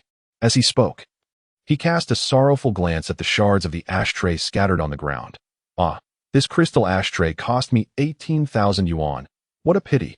Feng Bao's eyes nearly bulged out of his head. You wretched Chen Shuwen, how adept you are at spinning tales. The crucial point is, does this ashtray truly hold such value? Did you not claim it was merely glass moments ago? The enforcement team members were clearly skeptical. The leading officer casting a cold glance at Chen Shuwen before turning back to Feng Bao. What exactly transpired? Feng Bao, feeling awkward, remained silent. The officer, noticing his hesitation, kindly reassured him, fear not, speak the truth. We shall protect you. Should anyone threaten you, we will ensure justice prevails. We will bring the criminals to justice. Feng Bao felt a surge of frustration. He was the one being threatened, yet he could not reveal it. If they were to apprehend Chen Shuwen, what would happen to the Viper's banquet this evening? Would he not end up with his skull smashed? In the end, Feng Bao could only murmur, I apologize, it was my oversight while walking. The enforcement team was taken aback, with the complainant admitting fault. What more could they do? The team leader, clearly unwilling, pressed. Are you certain? Feng Bao nodded. I am certain. The leader glanced at Chen Shuwen, then back at Feng Bao, his brow furrowed, ultimately sighing, since there's no issue. Please be more cautious while walking in the future. With that, he prepared to depart. However, Chen Shuwen interjected, Excuse me, but what about my ashtray? I purchased this crystal ashtray for 18,000. Isn't there some compensation due? The members of the enforcement team exchanged glances, all turning their attention to Feng Bao. A wave of despair washed over Feng Bao. What did they expect from him? Were they truly suggesting he should compensate for it? Finally, the team leader inquired. This ashtray was broken by you. He claims it's worth 18,000. Do you acknowledge this? Feng Bao's face turned ashen, and he clenched his teeth, reluctantly uttering a single word, acknowledge. The leader was momentarily taken aback. He too believed the ashtray was not worth that amount, merely seeking Feng Bao's perspective. Had Feng Bao denied it, the enforcement team would have intervened. But now that he acknowledged it, their hands were tied. The leader cast a penetrating glance at Feng Bao. Since you concede, regarding the matter of compensation. Feng Bao's eyes reddened with fury as he glared at Chen Shuwen, ultimately gritting his teeth and stating, I will compensate. Chen Shuwen immediately smiled. Very well. I shall await your return with the money. Conveniently, the enforcement team is here to witness. The members of the enforcement team eagerly watched Feng Bao. They too wished for a swift resolution to this affair. With a sorrowful countenance, Feng Bao sent someone to retrieve the 18,000 and handed the money to Chen Shuwen. He had originally considered protesting, arguing that the ashtray was not worth its sum. However, in the end, he dared not voice his objections. It was best to conclude this matter swiftly. Otherwise, if the enforcement team later accused Chen Shuwen of extortion and took him in for questioning, the evening's banquet would be ruined. Thus, he could only hold his nose and accept the situation. Nevertheless, the hatred Feng Bao harbored for Chen Shuwen intensified manifold. Was this truly what a person was capable of? It was utterly outrageous. Chapter 93. Without risk, how to attain wealth and nobility. Upon receiving the money, Chen Shuwen smiled and nodded appreciatively, expressing, "Thank you, Brother Bao. Please convey to Brother Shi that I shall certainly arrive punctually tonight." Feng Bao inhaled deeply. His eyes filled with resentment as he turned to leave. The sound of mocking laughter from behind only served to heighten his fury, causing his body to tremble with rage. Clenching his fists, he silently vowed, "Chen Shuwen, I shall personally bring about your demise." As he watched Feng Bao and his entourage depart, Chen Shuwen approached the two men he had previously spoken to. He withdrew a stack of money from the 18,000 he had obtained and handed it to them, saying, "Gentlemen, I apologize for the fright you endured. This small token is my way of compensating you." He continued, "In my establishment, should anyone dare to bully you, they shall have to answer to me, Chen Shuwen. No one shall harm you within my premises." The two men exchanged glances, their surprise evident. They had not anticipated that visiting Chen Shuwen would not only shield them from the threats posed by the serpent, but also provide them with benefits. They expressed their gratitude profusely, with one of them hesitantly declining the money. "Brother Wen, we cannot accept this." Chen Shuwen firmly pressed the money into his hands, responding, "This is compensation from Feng Bao. Do you truly believe my ashtray is worth 18,000? Laughter erupted among the group. A mere glass ashtray was valued at just a few dozen yuan, yet Chen Shuwen had managed to extort 18,000. He distributed 2,000 to the two men, retaining 16,000 for himself, leaving Feng Bao utterly humiliated. After instructing others to tidy up the scene, Chen Shuwen summoned the mischievous Wang Zhendong into the inner room to discuss the events of the night. As for Li Taizhu, Chen Shuwen had him bring a chair to sit at the entrance and maintain order. Once inside the room, Chen Shuwen's demeanor shifted to one of gravity. He inhaled deeply and stated solemnly, "It appears that the serpent has indeed captured Wang Kai. Tonight, he has invited me to the Qinji Grand Hotel, along with others from before, with the intent of a complete reckoning." Wang Zhendong immediately grew anxious, exclaiming, "Brother Wen, are you still going to attend this banquet? It is clearly a banquet of treachery." Chen Shuwen waved his hand dismissively. "This is not merely a treacherous banquet. It is a feast of execution. The serpent will undoubtedly make his move against me at the Qinji Grand Hotel tonight. Even if he does not kill me, he will surely incapacitate me." Wang Zhendong's expression turned grave, and he whispered, "Brother Wen, we must leave at once. There is still time." Chen Shuwen regarded him with a steady gaze. "Leave? I have already agreed to attend the Qinji Grand Hotel." Wang Zhendong was taken aback. "What? You still intend to go? You just said that the serpent will certainly strike at you there. Is this not courting death?" Shaking his head, Chen Shuwen replied, "If I do not attend, the serpent will undoubtedly place the blame for everything squarely on my shoulders. In that case, my reputation would be irreparably tarnished, and the business we have painstakingly built would disintegrate. Consequently, there would be no place for us to establish ourselves in Pingqing." Wang Zhendong and Lai Ho exchanged glances, their hearts heavy with the weight of all they had painstakingly achieved. Yet, as Lai Ho softly remarked, "Brother Wen, as long as we have the Green Mountains, we need not fear the absence of firewood. Living is of utmost importance." Chen Shuwen smiled gently, acknowledging, "I understand. If it comes to a desperate juncture, I shall prioritize my survival. However, the situation has not escalated to that grave extent just yet. Does the Viper wish to eliminate me in one swift stroke? I shall seize this opportunity to utterly tarnish his reputation." Wang Zhendong, taken aback, inquired with surprise, "Brother Wen, do you have a plan?" Chen Shuwen nodded calmly. "Monkeys, Dongzi. I need your assistance." He gradually unfolded his strategy. Upon hearing it, Lai Ho and Wang Zhendong were left in astonishment. Wang Zhendong inhaled sharply, whispering, "Brother Wen, when did you conceive this plan?" Chen Shuwen chuckled. "Have I not mentioned that I always prepare for contingencies? From the outset, I devised a dual approach. With Wang Kai exposed, it is time to implement the second scheme." Wang Zhendong and Lai Ho exchanged another look, their admiration for Chen Shuwen's foresight deepening. "Brother Wen, your thoughtfulness is indeed commendable," Lai Ho exclaimed genuinely. Wang Zhendong nodded in agreement, but then hesitantly cautioned, "However, Brother Wen, this plan carries certain uncertainties. Our people might not arrive in time. If the Viper strikes first, would that not place you in peril? Chen Shuan replied with composure, fortune favors the bold. No endeavor is devoid of risk. It is impossible to eliminate all hazards. I can only strive to minimize them. He then smiled. The Viper is excessively arrogant. Choosing the Qinji Grand Hotel as the location is a folly of his own making. Monkey. You still have those items stored in the underground warehouse of the Qinji Grand Hotel, correct? Lai Ho's eyes lit up at the mention, Brother Wen. You mean the bottles filled with gasoline? Indeed, Chen Shuan confirmed. I instructed you to conceal them there. Just a few days ago, I intended to relocate them. But time escaped me, so they remain. Chen Shuan nodded with delight. I anticipated that, given the Viper's pride. He would seek to regain his lost face at the same location where he faltered.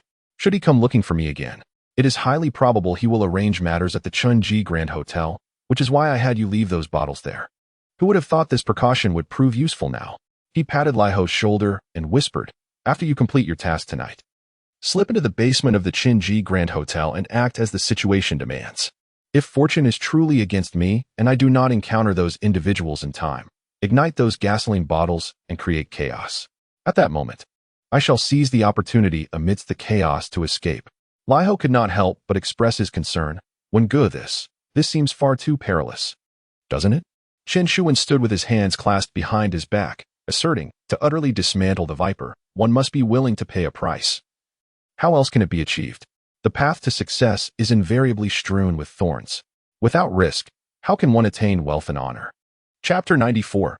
Spreading rumors. Having completed his arrangements, the resourceful Lai Ho Wang Zhendong departed to attend to his various tasks. Meanwhile, Chen Shuan returned to the hotel with Li Taizhu. From beneath the bed, he retrieved a box containing items custom-made for him. A jacket crafted from cowhide was at hand, and Chun donned a thermal shirt beneath it, layering the jacket over. The cowhide, derived from yellow cattle, was remarkably resilient, impervious to the sharpest blades, providing substantial protection against potential threats. Additionally, Chen fortified several vital areas of his body with similar defensive materials. This was the very attire he wore during his audacious entry into Zhou Hao's residence.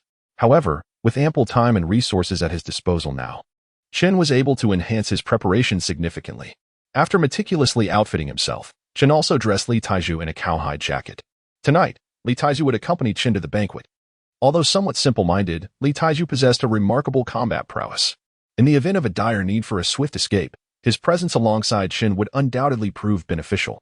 Having readied Li Taizhu, Chen patted his shoulder and instructed, Taizhu, tonight, follow my commands without question. If I start running, remember to follow me closely. And do not concern yourself with anything else. Li Taizhu nodded affirmatively, understood. Satisfied, Chen leaned against the bed, closed his eyes to gather his thoughts, and awaited the arrival of night. Simultaneously, at the entrance of the community where Hu Chuanqian resided, a group of elderly men and women engaged in lively gossip.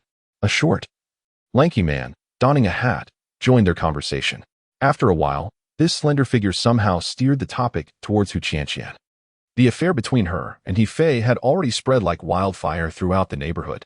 The elderly, with nothing better to do, relished discussing such scandals, particularly how a refined university student fell prey to a ruffian. Enthusiastically, they recounted tales of how affectionate Hu Chuanqian and He Fei appeared, lamenting their apparent lack of shame, as if they had witnessed the events firsthand. Eventually, one elderly man could no longer contain himself, exclaiming, "Enough! What nonsense are you all spouting? That ruffian is now imprisoned. He is no longer connected to the daughter of the Hu family. Perhaps you should refrain from spreading such gossip in the future." A nearby elderly woman, displeased, retorted, "Old Feng, we know you have ties with the Hu family, but there is no need for such remarks. We are merely speaking the truth. Who is gossiping?" Others joined in, expressing their discontent. Old Feng, equally dissatisfied, countered their remarks. At that moment, the slender man who had approached earlier suddenly sneered. "So what if that ruffian is in jail? Hu Chuanqian remains utterly devoted to him." This statement struck the crowd like a thunderclap. Old Feng was the first to react, rising in protest. "Hey, you young man, you mustn't speak so recklessly. That daughter of the Hu family is quite sensible. She has long since severed ties with that ruffian." The thin man scoffed. "Is that so? What I've heard tells a different tale." Instantly, a group of elderly men and women grew intrigued, eagerly inquiring about the unfolding events. The thin man recounted how Hu Qianqian had hired Tong Ge to win over more than 6 million at Qin Shuwen's establishment. Conclusively, he sneered. I believe Hu Qianqian is simply a dog that cannot change its nature. That thug has harmed so many young women, yet Hu Qianqian remains infatuated with him, even going to such lengths for revenge. This woman is not worthy of sympathy. The elderly assembly was left in utter shock, fervently discussing the matter. Naturally, their discourse mainly revolved around disparaging Hu Qianqian. Old Feng, who had previously maintained a good relationship with the Hu family, suddenly paled. How could such a thing occur? Oh dear, old Hu probably remains oblivious. I must inform him. He hurriedly grabbed a stool and rushed out. Observing old Feng's departure, the thin man discreetly slipped away as well. Turning the corner, he removed his hat, revealing his true identity. He was none other than the notorious Lai Ho. Simultaneously, similar conversations were transpiring in two other locations within Pingqing, one at Hu Qianqian's father's workplace and the other at her mother's. Li Eryong and Wang Zhendong were both disseminating the news. However, their accounts differed. Li Eryong spread the narrative that Qin Shuwen had bribed Wang Kai to deceive Hu Qianqian, leading her to fall victim to the ruse. Conversely, Wang Zhendong claimed that the serpent sought to deal with Qin Shuwen by hiring Wang Kai to trick Hu Qianqian, resulting in her being duped. Regardless, the three versions diverged, all aimed at creating confusion and escalating the situation. Nevertheless, it was undeniable that Hu Qianqian could not escape culpability in any of these tales. Such gossip would inevitably reach her parents' ears. Given their status in Pingqing, upon learning of their daughter's predicament, how could they remain indifferent? This was also a strategy Qin Shuwen had gleaned from the book mindset. When circumstances turn unfavorable, one should strive to muddle the waters, rendering the situation increasingly enigmatic, thereby drawing in more forces to leverage for escape. At the Qinji Grand Hotel, the serpent had already arrived, orchestrating his subordinates to lie in wait within the establishment. Just as Qin Shuwen had anticipated, the serpent intended to resolve matters with him tonight. Feng Bao stood beside him, his expression a stormy shade of iron. Having been extorted for 18,000 at Qin Shuwen's place earlier that day, Feng Bao had endured ridicule in front of others, fueling his rage to the utmost. Gritting his teeth, he solemnly declared, Brother Snake, after all these years, I've never asked you for anything. Tonight, I implore you to allow me to handle one matter. The serpent glanced at him. What matter? With clenched teeth, Feng Bao replied, Tonight, I want to personally kill Qin Shuwen. The serpent chuckled. Ah, so it's merely this triviality. No problem. You will personally guard the retreat. Wait for my signal when I shatter the cup. Understand clearly, if you cannot kill him, you shall no longer associate with me.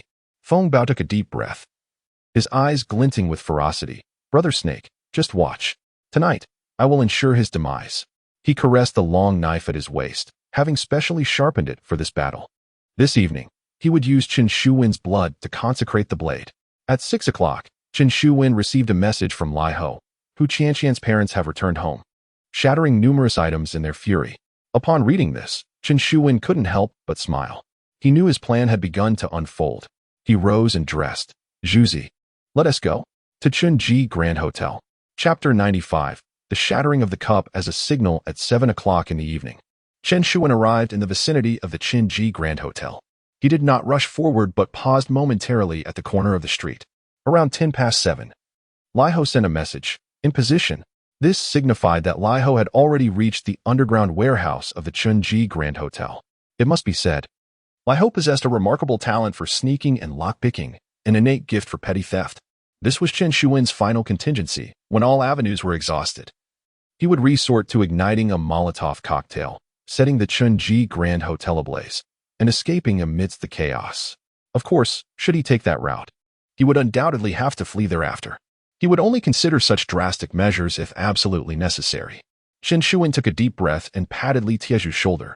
Zhuzi, let's be alert. We're heading upstairs. He mounted his motorcycle, with Li Tieju riding behind him, and thundered towards the entrance of the Qinji Grand Hotel. Upon arrival, Qin Shuwen spotted a familiar face from a distance. Feng Bao. Brother Bao, you're the one to welcome me. Qin Shuwen chuckled heartily and approached Feng Bao, casually patting his shoulder. Feng Bao's gaze was piercing, yet he dared not hinder Qin Shuwen. For the serpent had instructed him to publicly expose Qin Shuwen's deeds to reclaim his reputation before ultimately ending Qin Shuwen's life, thus bringing matters to a close. Since Chen Shuwen had not yet ascended the stairs, Feng Bao could not act against him. "Brother One, please proceed upstairs. Brother Snake is waiting," Feng Bao said, forcing himself to maintain composure. Chen Shuwen smiled. "Oh, have you learned your lesson? It seems that the tuition of 18,000 was not wasted." Feng Bao nearly exploded with rage. Was Chen Shuwen intentionally provoking him? Nearby, several underlings couldn't help but chuckle. Feng Bao, infuriated, barked, "What are you laughing at?" Silence. He then turned to Chen Shuwen. "Brother Wen, what is the point of this verbal sparring? Let us discuss other matters once we're upstairs." Chen Shuwen smiled indifferently, choosing to ignore him, as he confidently ascended the stairs with Li Taizhu in tow. Behind them, Feng Bao slipped his hand into his pocket, gripping the knife's hilt tightly. His eyes were filled with venomous resentment, wishing he could draw the blade and strike Chen Shuwen down immediately. Upon reaching the second floor, Chen Shuwen arrived at the previous private room. Inside were the Serpent, Hao Wen, Uncle Quan, and Zhou Jinghui, all already present. Particularly, Zhou Jinghui sat beside the Serpent, wearing a broad smile as he observed Chen Shuwen. It appeared he was privy to the Serpent's plan to eliminate Chen Shuwen that evening, and thus he seemed more delighted than anyone else. Chen Shuwen maintained a calm demeanor. As he reached the doorway, he greeted them with a smile. "Gentlemen, my apologies for the delay. I encountered some traffic on the way." Zhou Jinghui nearly cursed aloud. "Damn it, you scoundrel. How does riding a motorcycle have anything to do with traffic?" Just as Chen Shuwen was about to enter the room, two individuals stepped forward to block his path, casting a glance at them and then at the others inside. Chen Shuwen remarked with a grin, "What's this, Brother Snake? You wouldn't still want to search me, would you? This is your domain. Do you fear I might bite?" Upon hearing this, the venomous Serpent scoffed disdainfully, gesturing for a few of his subordinates to step back. In his estimation, having arranged for dozens of followers on his side, he believed that even if Chen Shuwen's people gathered, they would inevitably meet their demise. Thus, he paid no heed to whether Chen Shuwen was armed or equipped with anything else. Even if Chen Shuwen concealed lime on his person, he remained unperturbed. It was worth noting that each of the Serpent's subordinates was equipped with a large pair of glasses, specifically targeting Chen Shuwen. Chen Shuwen, accompanied by Li Taizhu, entered the private room without a hint of courtesy, taking a seat at the table. His demeanor was unmistakably assertive, indicating that he was now an equal among these individuals. Hao Wen and Uncle Quan wore smiles, indifferent to the unfolding events, merely spectators to the spectacle. Zhou Jinghui, however, smirked coldly and initiated the confrontation, stating, "Chen Shuwen, since you've arrived, let us speak candidly." He rose, rapping the table, and continued. "It was in this very room that you vehemently proclaimed the importance of adhering to rules. I graciously transferred 2 gaming venues to you, intending for you to establish a modest business and find your footing. Yet, your current actions, are they not exceedingly unruly?" Chen Shuwen remained silent, merely casting a glance at the Serpent. The Serpent, exuding an air of calm, showed no intention of speaking, suggesting he had conspired with Zhou Jinghui beforehand. Chen Shuwen smiled, gazing deeply at Zhou Jinghui, and leisurely remarked, "Brother Hui, what do you mean by that? I find myself rather perplexed." Zhou Jinghui slammed the table. "Chen Shuwen, spare me your feigned ignorance. Do you truly believe we are unaware of your deeds?" Chen Shuwen feigned innocence. "What deeds have I committed?" Zhou Jinghui, brimming with indignation, retorted, "Are you still pretending? The Serpent has informed me that you bribed individuals to create disturbances at his establishment, disrupting his business." Zhou Jinghui recounted the incident involving Tong Go, with Hao Wen and Uncle Quan furrowing their brows in concern.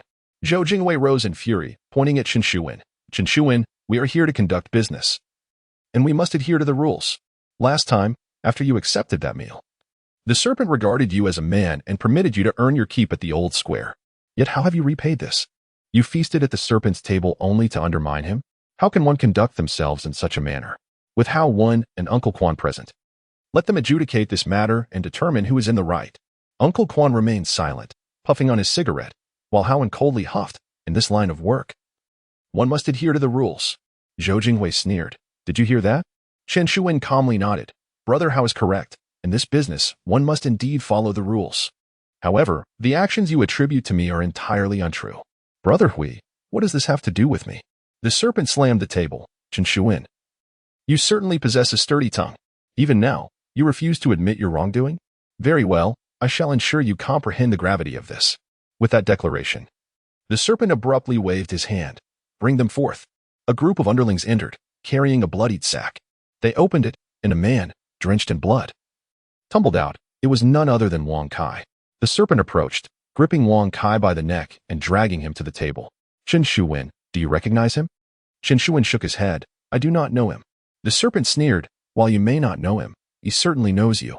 With a sharp slap to Wang Kai, he demanded, speak, do you recognize him? Trembling, Wang Kai looked at Chen Shuwen and stammered, I know him. He is Chen Shuwen. It was his underling, Li Eryong, who bribed me to deceive Hu Qianqian and then bring Tong Ge to harm Brother Shi. I even have the bank card Li Eryong gave me, with several thousand inside. It's all part of their scheme to buy me off. Brother Shi, I swear, I had nothing to do with this. At this revelation, the crowd erupted in astonishment. Zhou Jingwei slammed his hand on the table again. Chen Shuwen, the witness stands before us. What else do you have to say? Howen frowned, his voice cold. Chen Shuwen, you have crossed the line this time. Uncle Quan exhaled a puff of smoke. Young man, if you do not adhere to the rules, you shall not endure long. The serpent, listening to the words of the crowd, felt a surge of joy. He realized that his reputation had been restored. Raising his glass, he declared fiercely, Chen Shuwen, you have wronged me gravely. Today, I shall not let you off easily. With that, he downed the drink and smashed the glass onto the floor. The shattering of the glass served as a signal. Downstairs, Feng Bao, hearing the commotion, was filled with exhilaration. He swiftly drew his long knife and, accompanied by a group of underlings, charged toward the private room with fierce determination. Chapter 96. Hu Qianqian's cousin. Upon witnessing the snake-like figure shatter a glass, Chen Shuwen's expression shifted dramatically. This impulsive individual was poised to take action immediately. He had intended to buy some time, but the current situation indicated that a confrontation was imminent. Hastily, he reached into his pocket, grasping a bone knife in one hand and his phone in the other, preparing to send a message to Lai Ho to ignite the situation. At that moment, a sudden cacophony of police sirens echoed from outside. What on earth was happening? The snake-like figure bellowed in anger, rushing to the window to peer outside, only to see several enforcement vehicles surrounding the Qinji Grand Hotel. The sheer scale of this operation made him gasp in disbelief. He had anticipated tonight's events meticulously, logically. The enforcement personnel should not have arrived. Yet, with such a formidable display, it seemed that this was beyond the capabilities of ordinary individuals. What could have transpired? Meanwhile, Chen Shuwen, hearing the commotion below, let out a long sigh of relief. He realized that his contingency plan had finally come into play. However, he hadn't expected the response to be so swift. It appeared that Hu Qianqian's parents were indeed infuriated and had likely sought assistance immediately after the incident. At that moment, Feng Bao and his companions charged towards the private room, brandishing long knives. Upon seeing them approach brandishing weapons, the snake-like figure felt a surge of panic. Hastily waving his hands to signal them to leave at once, Feng Bao, fixated on Chen Shuwen, was oblivious to the snake's presence. Leading his men, he stormed into the room, but before he could reach Chen Shuwen, the snake confronted him. Get out. Feng Bao, taken aback, stammered. What? Didn't you just break the glass? The snake gritted his teeth. Put away your weapons and leave. Feng Bao, bewildered, dared not question further. He promptly sheathed his weapon and retreated. As he stepped into the adjacent room, he was met by a horde of enforcement personnel charging in. A cold sweat broke out across his brow. Fortunately, he had managed to conceal his weapon in time. Otherwise, the enforcement team would have likely apprehended them all in one sweep. The enforcement personnel surged into the private room, led by a man in his 30s. As they entered, they swiftly subdued everyone present. With a frigid demeanor, the man scanned the crowd before firmly stating, Who is Chen Shuwen? Chen Shuwen stepped forward. I am. The man shot him a piercing glare. You are Chen Shuwen? Tell me, were you involved in the incident concerning Hu Qianqian? Chen Shuwen appeared bewildered. I'm sorry, but I have no idea what you are talking about. The man, filled with ire, retorted, Enough with the nonsense. I am Huang Jin, Hu Qianqian's cousin. I am here to ensure this matter is thoroughly investigated. Upon hearing this, the snake's eyes lit up. He had long been aware that Hu Qianqian had an uncle in the provincial enforcement team with considerable influence. Little did he expect that Hu Qianqian's family would arrive so promptly. In this manner, he could indeed conserve some energy. The Viper immediately stood up, declaring, Captain Huang, I can testify that this was indeed the doing of Chen Shuwen. He then pointed at Wang Kai, adding, Behold, this is the witness. Huang Jin turned his gaze toward Wang Kai, who promptly recounted the events that had transpired. Upon hearing this, Huang Jin's expression darkened, and he fixed a penetrating stare at Chen Shuwen, asking, What do you have to say for yourself now? Chen Shuwen exhaled softly. Captain Huang, I perceive you to be a reasonable man. If that is the case, let us thoroughly discuss this matter. He gestured towards Wang Kai. Captain Huang, allow me to inquire, given Wang Kai's current state, how credible do you find his words? Huang Jin furrowed his brow in contemplation. The Viper grew incensed. What do you mean by that? Are you insinuating that I coerced him into saying this? Chen Shuwen shrugged nonchalantly. Who can say? The Viper, in a fit of rage, shouted, Chen Shuwen, I dare you to repeat that. He attempted to charge forward, but was restrained by Huang Jin. Step aside. Huang Jin bellowed. I will investigate this matter thoroughly. The Viper cast a glance at Huang Jin and then at Chen Shuwen, ultimately swallowing his indignation. In the presence of Huang Jin, he dared not act recklessly. After all, Huang Jin commanded a significant enforcement presence, and his connections were evidently formidable. Moreover, Hu Qianqian's uncle was not someone of his stature who could provoke. Huang Jin fixed his icy gaze on Wang Kai. Wang Kai, I ask you again. Is what you said true? Were you compelled to speak under duress? Wang Kai trembled as he replied, No. No one forced me. It was indeed Chen Shuwen who instructed me. He even provided me with an 8,000 yuan card, of which I have not spent all the funds. There is still money left. He added, These are all pieces of evidence. Huang Jin's eyes sparkled with interest. Where is the card? Wang Kai nervously produced a bank card from his pocket and handed it to Huang Jin. Holding the card, Huang Jin coldly regarded Chen Shuwen. Chen Shuwen, what do you have to say now? Chen Shuwen maintained a calm demeanor. Captain Huang, what can this singular bank card prove? Can one simply pull out a card and claim it as my doing? Huang Jin replied in a chilling tone. Chen Shuwen, it seems you will not shed tears until you see the coffin. Very well, I shall ensure you understand fully. Someone immediately contact the bank and ascertain the origins of this card, as well as the source of the funds within. One of his subordinates promptly set to work on this task. Huang Jin glared at Chen Shuwen, asserting, If I discover any connection between this card and you, just wait and see how you will defend yourself. Chen Shuwen smiled serenely. Captain Huang, I genuinely do not recognize this card. Feel free to investigate. After saying this, he casually seated himself at the table and leisurely began to snack on the treats before him. Observing Chen Shuwen's demeanor, the Viper and Zhou Jinghui exchanged worried glances. Both felt a sense of alarm. Chen Shuwen's tranquility was unsettling indeed. Not long after, Huang Jin's subordinate returned and whispered a few words into his ear. Upon hearing this, Huang Jin's expression suddenly froze. Seeing this, the Viper quickly inquired, Captain Huang, what's wrong? Is this card not from Chen Shuwen? Even if it isn't his, it must belong to someone close to him. Huang Jin ignored the Viper, fixating his gaze on Wang Kai. Wang Kai, I shall ask you once more. Speak the truth. Whose card is this? Wang Kai replied, It was given to me by Chen Shuwen's underling, Li Eryong. Huang Jin slammed his hand on the table in indignation. Is that so? Then how is it that my investigation reveals this card belongs to He Fei's cousin, He Xiang?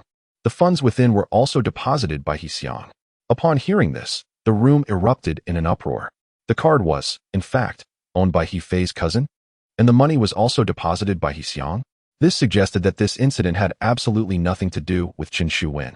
Wang Kai was equally stunned. How? How is that possible? How could this card belong to He Xiang? It's inconceivable. Huang Jin replied furiously. Are you implying that we have made an error? Wang Kai scratched his head and suddenly recalled something. Well, Li Eryong also gave me a card worth 500,000 to bribe Tong Gu. That card.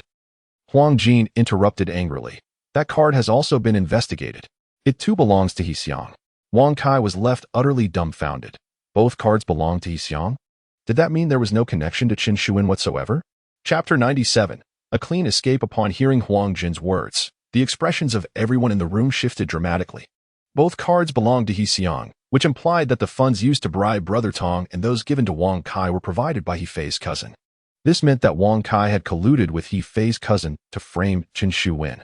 Wang Kai's face paled. He could not bear such a burden of responsibility. After all, he could not afford to offend either the poisonous snake or Chen Shuwen. He hastily protested this. This is impossible, absolutely impossible. It was Li Eryong who contacted me. He Xiang has no connection to this. There must be an issue with the cards. You should confront He Xiang. He surely knows what is going on. Huang Jin retorted coldly, I have already sent someone to find He Xiang. Tonight, I must uncover the truth behind this matter. Until we reach a conclusion, no one is permitted to leave. He then settled into a chair. Zhou Jinghui and the poisonous snake exchanged glances, their faces reflecting deep concern. They understood that if He Xiong acknowledged his involvement, Chen Shuwen would be exonerated entirely. Once Chen Shuwen cleared his name, the poisonous snake would be in dire straits, and his reputation for deceit would be irreparable. Zhou Jinghui was particularly anxious, as he had allied himself with the poisonous snake under the belief that they would eliminate Chen Shuwen that very night. Now it seemed that the poisonous snake might not secure that victory, which would mean he had also incurred Chen Shuwen's wrath. The thought of Chen Shuwen's recent actions sent waves of panic through Zhou Jinghui. Would Chen Shuwen exploit this incident to blackmail him? Both the poisonous snake and Zhou Jinghui were filled with trepidation, yet with Huang Jin present, they were powerless to act. Half an hour later, He Xiong was brought to the scene. Huang Jin picked up the 2 bank cards and directly inquired about the situation. He Xiong was the individual Wu Lihong had called earlier. Wu Lihong had promised him 700,000 while threatening him with the fate of several young women. Faced with the law enforcement officers surrounding him, He Xiong dared not speak the truth and could only recount Wu Lihong's instructions. If he revealed the truth, Wu Lihong would undoubtedly expose his coercion of those girls, leading to a far longer sentence than He Fei would face. These 2 bank cards are mine. My cousin has been hiding some money with me for a while.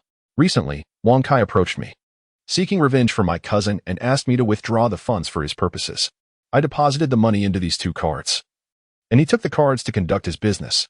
I truly have no knowledge of the specifics, He Xiong stated, appearing earnest and submissive. Upon hearing this, Wang Kai was infuriated, shouting vehemently, "He is lying! He is lying! This is not how it happened. It was Li Eryong who instructed me to do this."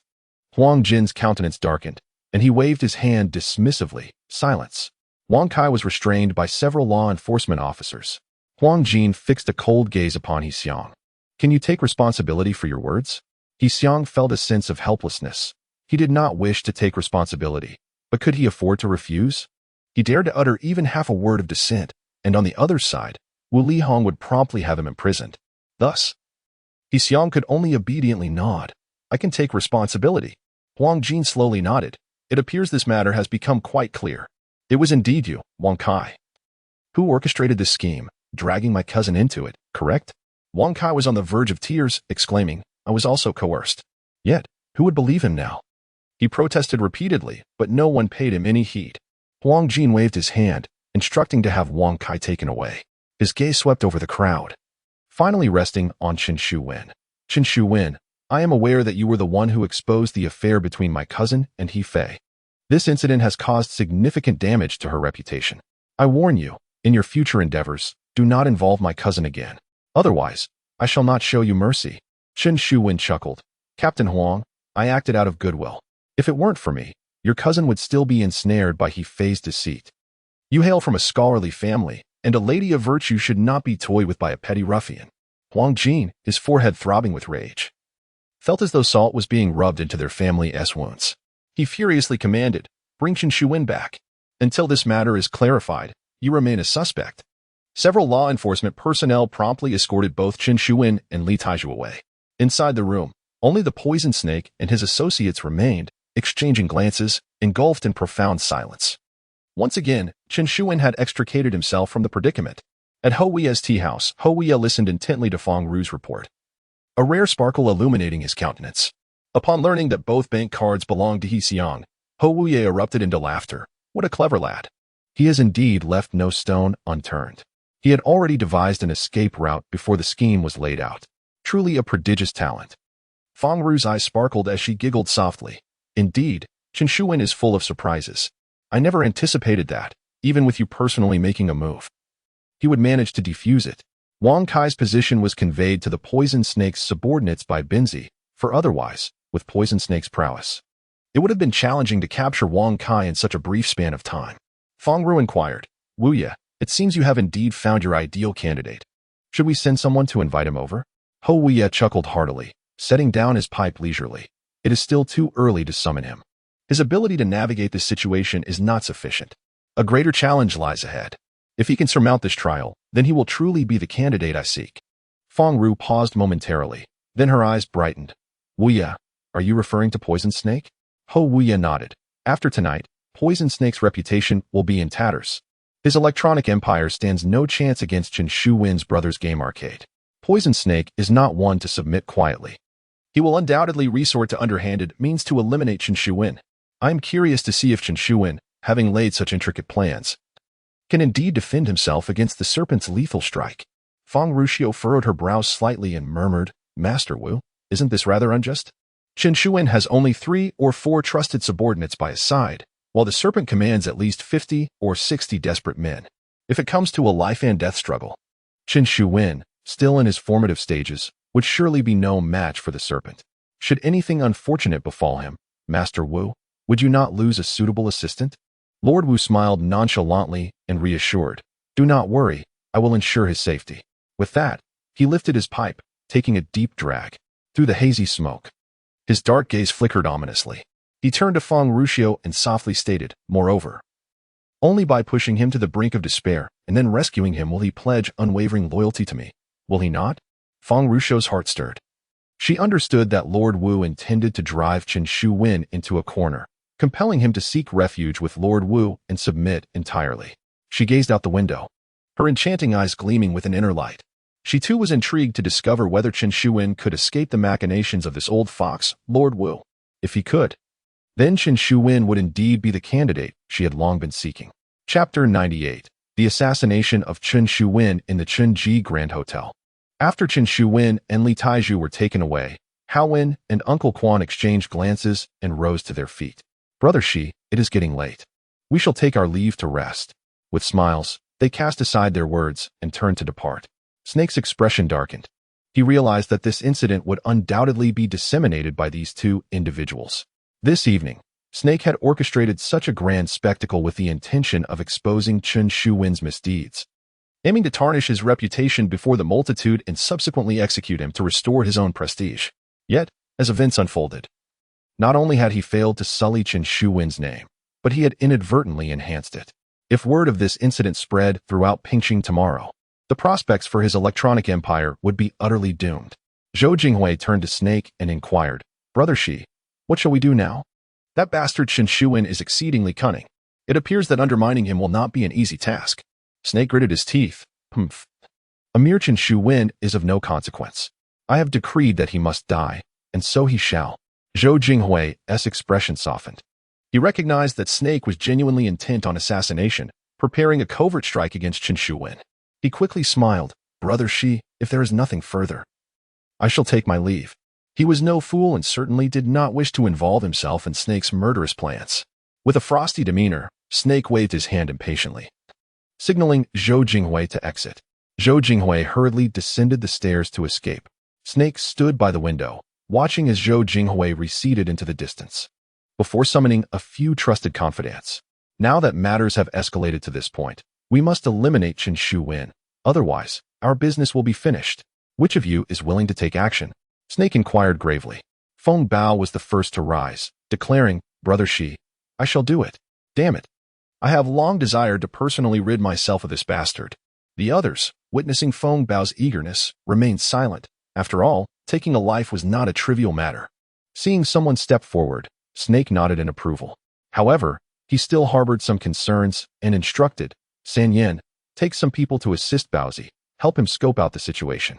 Chen Shuwen may not necessarily emerge from the law enforcement team tonight. Strike tomorrow evening. San Yin promptly nodded. Understood, Brother Shi. Standing by the window, Snake gazed into the pitch-black night sky. His countenance darkened to the utmost degree. Chen Shuwen, this is the fate that awaits those who dare oppose me, he uttered through clenched teeth, coldly. Meanwhile, Chen Shuwen and Li Taiju had been detained by the law enforcement team for an entire night. Throughout this time, Huang Jin had uncovered no other useful clues. He steadfastly maintained that this incident was orchestrated by Wang Kai, ultimately placing all blame on him. Naturally, this incident was not of significant magnitude. Although Huang Jin was furious, he could not take substantial action against Wang Kai, and in the end, he could only detain him for a few days on charges of endangering public safety. The following morning, Huang Jin was unable to uncover any information related to Chen Shuwen, and thus had no choice but to let both Chun and Li Taiju depart. By this time, daylight had fully emerged. After having breakfast, Chen Shuwen and Li Taiju proceeded directly to the brothers' arcade.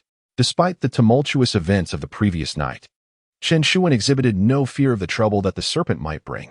Following the incident, the enforcement team patrolling the old square had increased their presence. Aware of the tension between Qin and the Serpent and keen to avoid any major disturbances before the new year. Consequently, although the Serpent harbored intense hatred for Qin, he dared not take action during the day.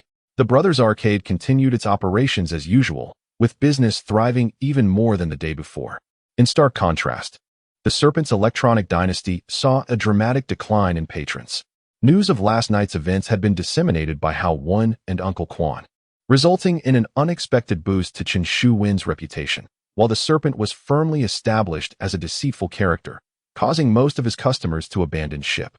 The once bustling electronic dynasty now hosted fewer than 10 visitors, engaged only in trivial games, its former glory a distant memory. Meanwhile, the Brothers Arcade flourished, having completely usurped the Serpent's clientele. However, everyone was acutely aware that this was merely the calm before the storm. The fact that Chun could seize the Serpent's customer base was inconsequential. What truly mattered was his survival. Provoking such a lunatic as the Serpent could indeed prove fatal. At 7 in the evening, Chen Shu-Wen, along with his companions, Jin Dong and others, departed the Brothers Arcade early. They casually dined at a stall in a bustling area before gathering their belongings and riding their motorcycles around the city for a few laps. Feng Bao and his crew had been trailing Chun, but lost track of them midway. Infuriated, Feng Bao unleashed a torrent of curses. Damn it, Chen Shu-Wen. That scoundrel must know we are following him and is deliberately taking us in circles. That bastard is truly cunning. One of his underlings whispered, Boss Bao. What should we do now? Feng Bao's face darkened. How the hell should I know? Keep searching. After scouring the area for a while longer with no results, Feng Bao's phone suddenly rang. Upon answering, he heard San Yan's voice on the other end. Baozi, what are you up to? Brother Serpent ordered you to take care of Chen Shu-Wen. Where have you been? Feng Bao spat in frustration. Don't even get me started. That bastard Chun has been leading us on a wild goose chase around the city, and we still can't find him. San Yan replied. What the hell are you searching for? I just got word that they all went back to the hotel to sleep. Feng Bao exclaimed, what? That scoundrel dares to return and sleep? Damn it, I've been tearing my hair out trying to find him while he is off sleeping. With a sly grin, San Yan remarked that Chen Shu-Wen is exceedingly cunning. He must be aware that you are tracking him. Thus he deliberately led you on a wild goose chase before retreating to slumber. Fortunately, I had dispatched individuals to keep an eye on the hotel where he resides. Otherwise, we would have failed to notice his return. Feng Bao gritted his teeth. Damn it, this scoundrel is indeed shrewd. Fine, you've kept watch. I shall gather my men and head over immediately. Tonight, we must eliminate this bastard, no matter the cost. After ending the call, Feng Bao turned to his subordinates, leading them with fierce determination to the hotel where Chen Shu-Wen was staying. Upon arrival, they did not reveal themselves directly but sought out San Yan, who was concealed nearby. San Yan, are you certain he has returned? Feng Bao inquired softly. With a cold chuckle, San Yan replied, absolutely certain. When Brother Shi instructed me to assist you last night, I commenced my investigation. I discovered that this fellow is lodged in rooms 305 and 307 of this hotel. I specifically assigned a few brothers to secure both rooms across the hall, and they have been vigilantly watching through the peephole. Chen Shu-Wen and his companions entered the room an hour ago and have yet to emerge. They are likely fast asleep. Feng Bao paused. 3 individuals? I thought there were 4. San Yan shrugged. I only saw 3. Perhaps one was dispatched by Chen Shu-Wen for some task. Feng Bao dismissed the thought, speaking gravely. As long as Chen Shu-Wen is there, the others are inconsequential. San Yan nodded affirmatively. Chen Shu-Wen is indeed within. He occupies room 305. Feng Bao's spirits soared with delight as he unsheathed his long knife, gritting his teeth. Then it is settled. Tonight, Chen Shu-Wen shall perish. He wrapped the blade tightly in a white cloth. His comrades, mirroring his resolve, also brandished their weapons with fervor. Feng Bao tightened his grip on his weapon and glanced at San Yan. San Yan, keep a watchful eye. Do not allow Chen Shu-Wen to escape. San Yan smiled and nodded. Rest assured, I have brought 5 brothers along to help block the door. With the hotel windows secured, there is no way they can flee. Feng Bao nodded in satisfaction, gripping his weapon as he led his eager followers into the hotel with fierce intent. Chapter 99. A triumph of great magnitude. San Yan trailed behind Feng Bao, and as they reached the entrance of the inn, he left 2 subordinates to maintain a watchful eye, ensuring that no one attempted to flee. His casual command was merely a precaution. After all, the windows of the inn were secured with protective bars, rendering escape virtually impossible. Unbeknownst to him, these protective bars had long fallen into disrepair, having been thoroughly dismantled by Chen Shuwen. Presently, the bars appeared intact, but in truth, they were merely affixed with tape by Chen, easily torn away with a simple tug. By this time, it was past midnight, and the front desk attendant was dozing off. Feng Bao burst in, swiftly covering her mouth and pinning her against the desk, a knife pressed against her throat. Make no sound and hand over the keys to rooms 305 and 307. Otherwise, I shall end your life, he threatened in a hushed tone. The attendant, having never encountered such a situation, was nearly paralyzed with fear, trembling as she retrieved the keys and handed them over to Feng Bao. With the keys in hand, Feng Bao led his men upstairs. San Yan had assigned one of his subordinates to keep an eye on the front desk, ensuring that no alarm would be raised. As they ascended the stairs, Feng Bao made a gesture for silence, proceeding cautiously to avoid any noise that might alert Chen Shuwen. The group stealthily reached the third floor, standing before the doors of rooms 305 and 307. Feng Bao glanced at San Yan and pointed towards room 305. San Yan nodded, indicating that Chen Shuwen resided in that very room. Feng Bao, exercising caution, instructed his two subordinates to stand guard with the keys before both doors, while he himself remained vigilant, fixating on the two entrances. The moment either door opened, he would charge in without hesitation, regardless of whether Chen Shuwen was in 305 or 307. Escape was impossible. However, before any action was taken, they ensured their defenses were in place, donning specially purchased goggles and hoods. Thus, even if Chen Shuwen had set traps of lime or devised water assaults, they would remain unfazed. With everything arranged meticulously, Feng Bao inhaled deeply and signaled for his two subordinates to proceed. The two men cautiously inserted the keys into the locks, turning them gently without a sound. With a click, the door swung open, only to reveal that the chain lock was secured from the inside. This situation filled Feng Bao with delight. There was no doubt that Chen Shuwen and his companions were resting within, as the chain could only be fastened from inside. Feng Bao immediately gestured, and his two burly subordinates charged forward, slamming against the door with a resounding crash. The doors shook violently, the chain audibly straining as it threatened to break. The tremendous noise echoed down the corridor. Feng Bao erupted in anger. You worthless brutes. You stand tall and yet cannot even break down a door. Have you come to deliver a message instead? The two men,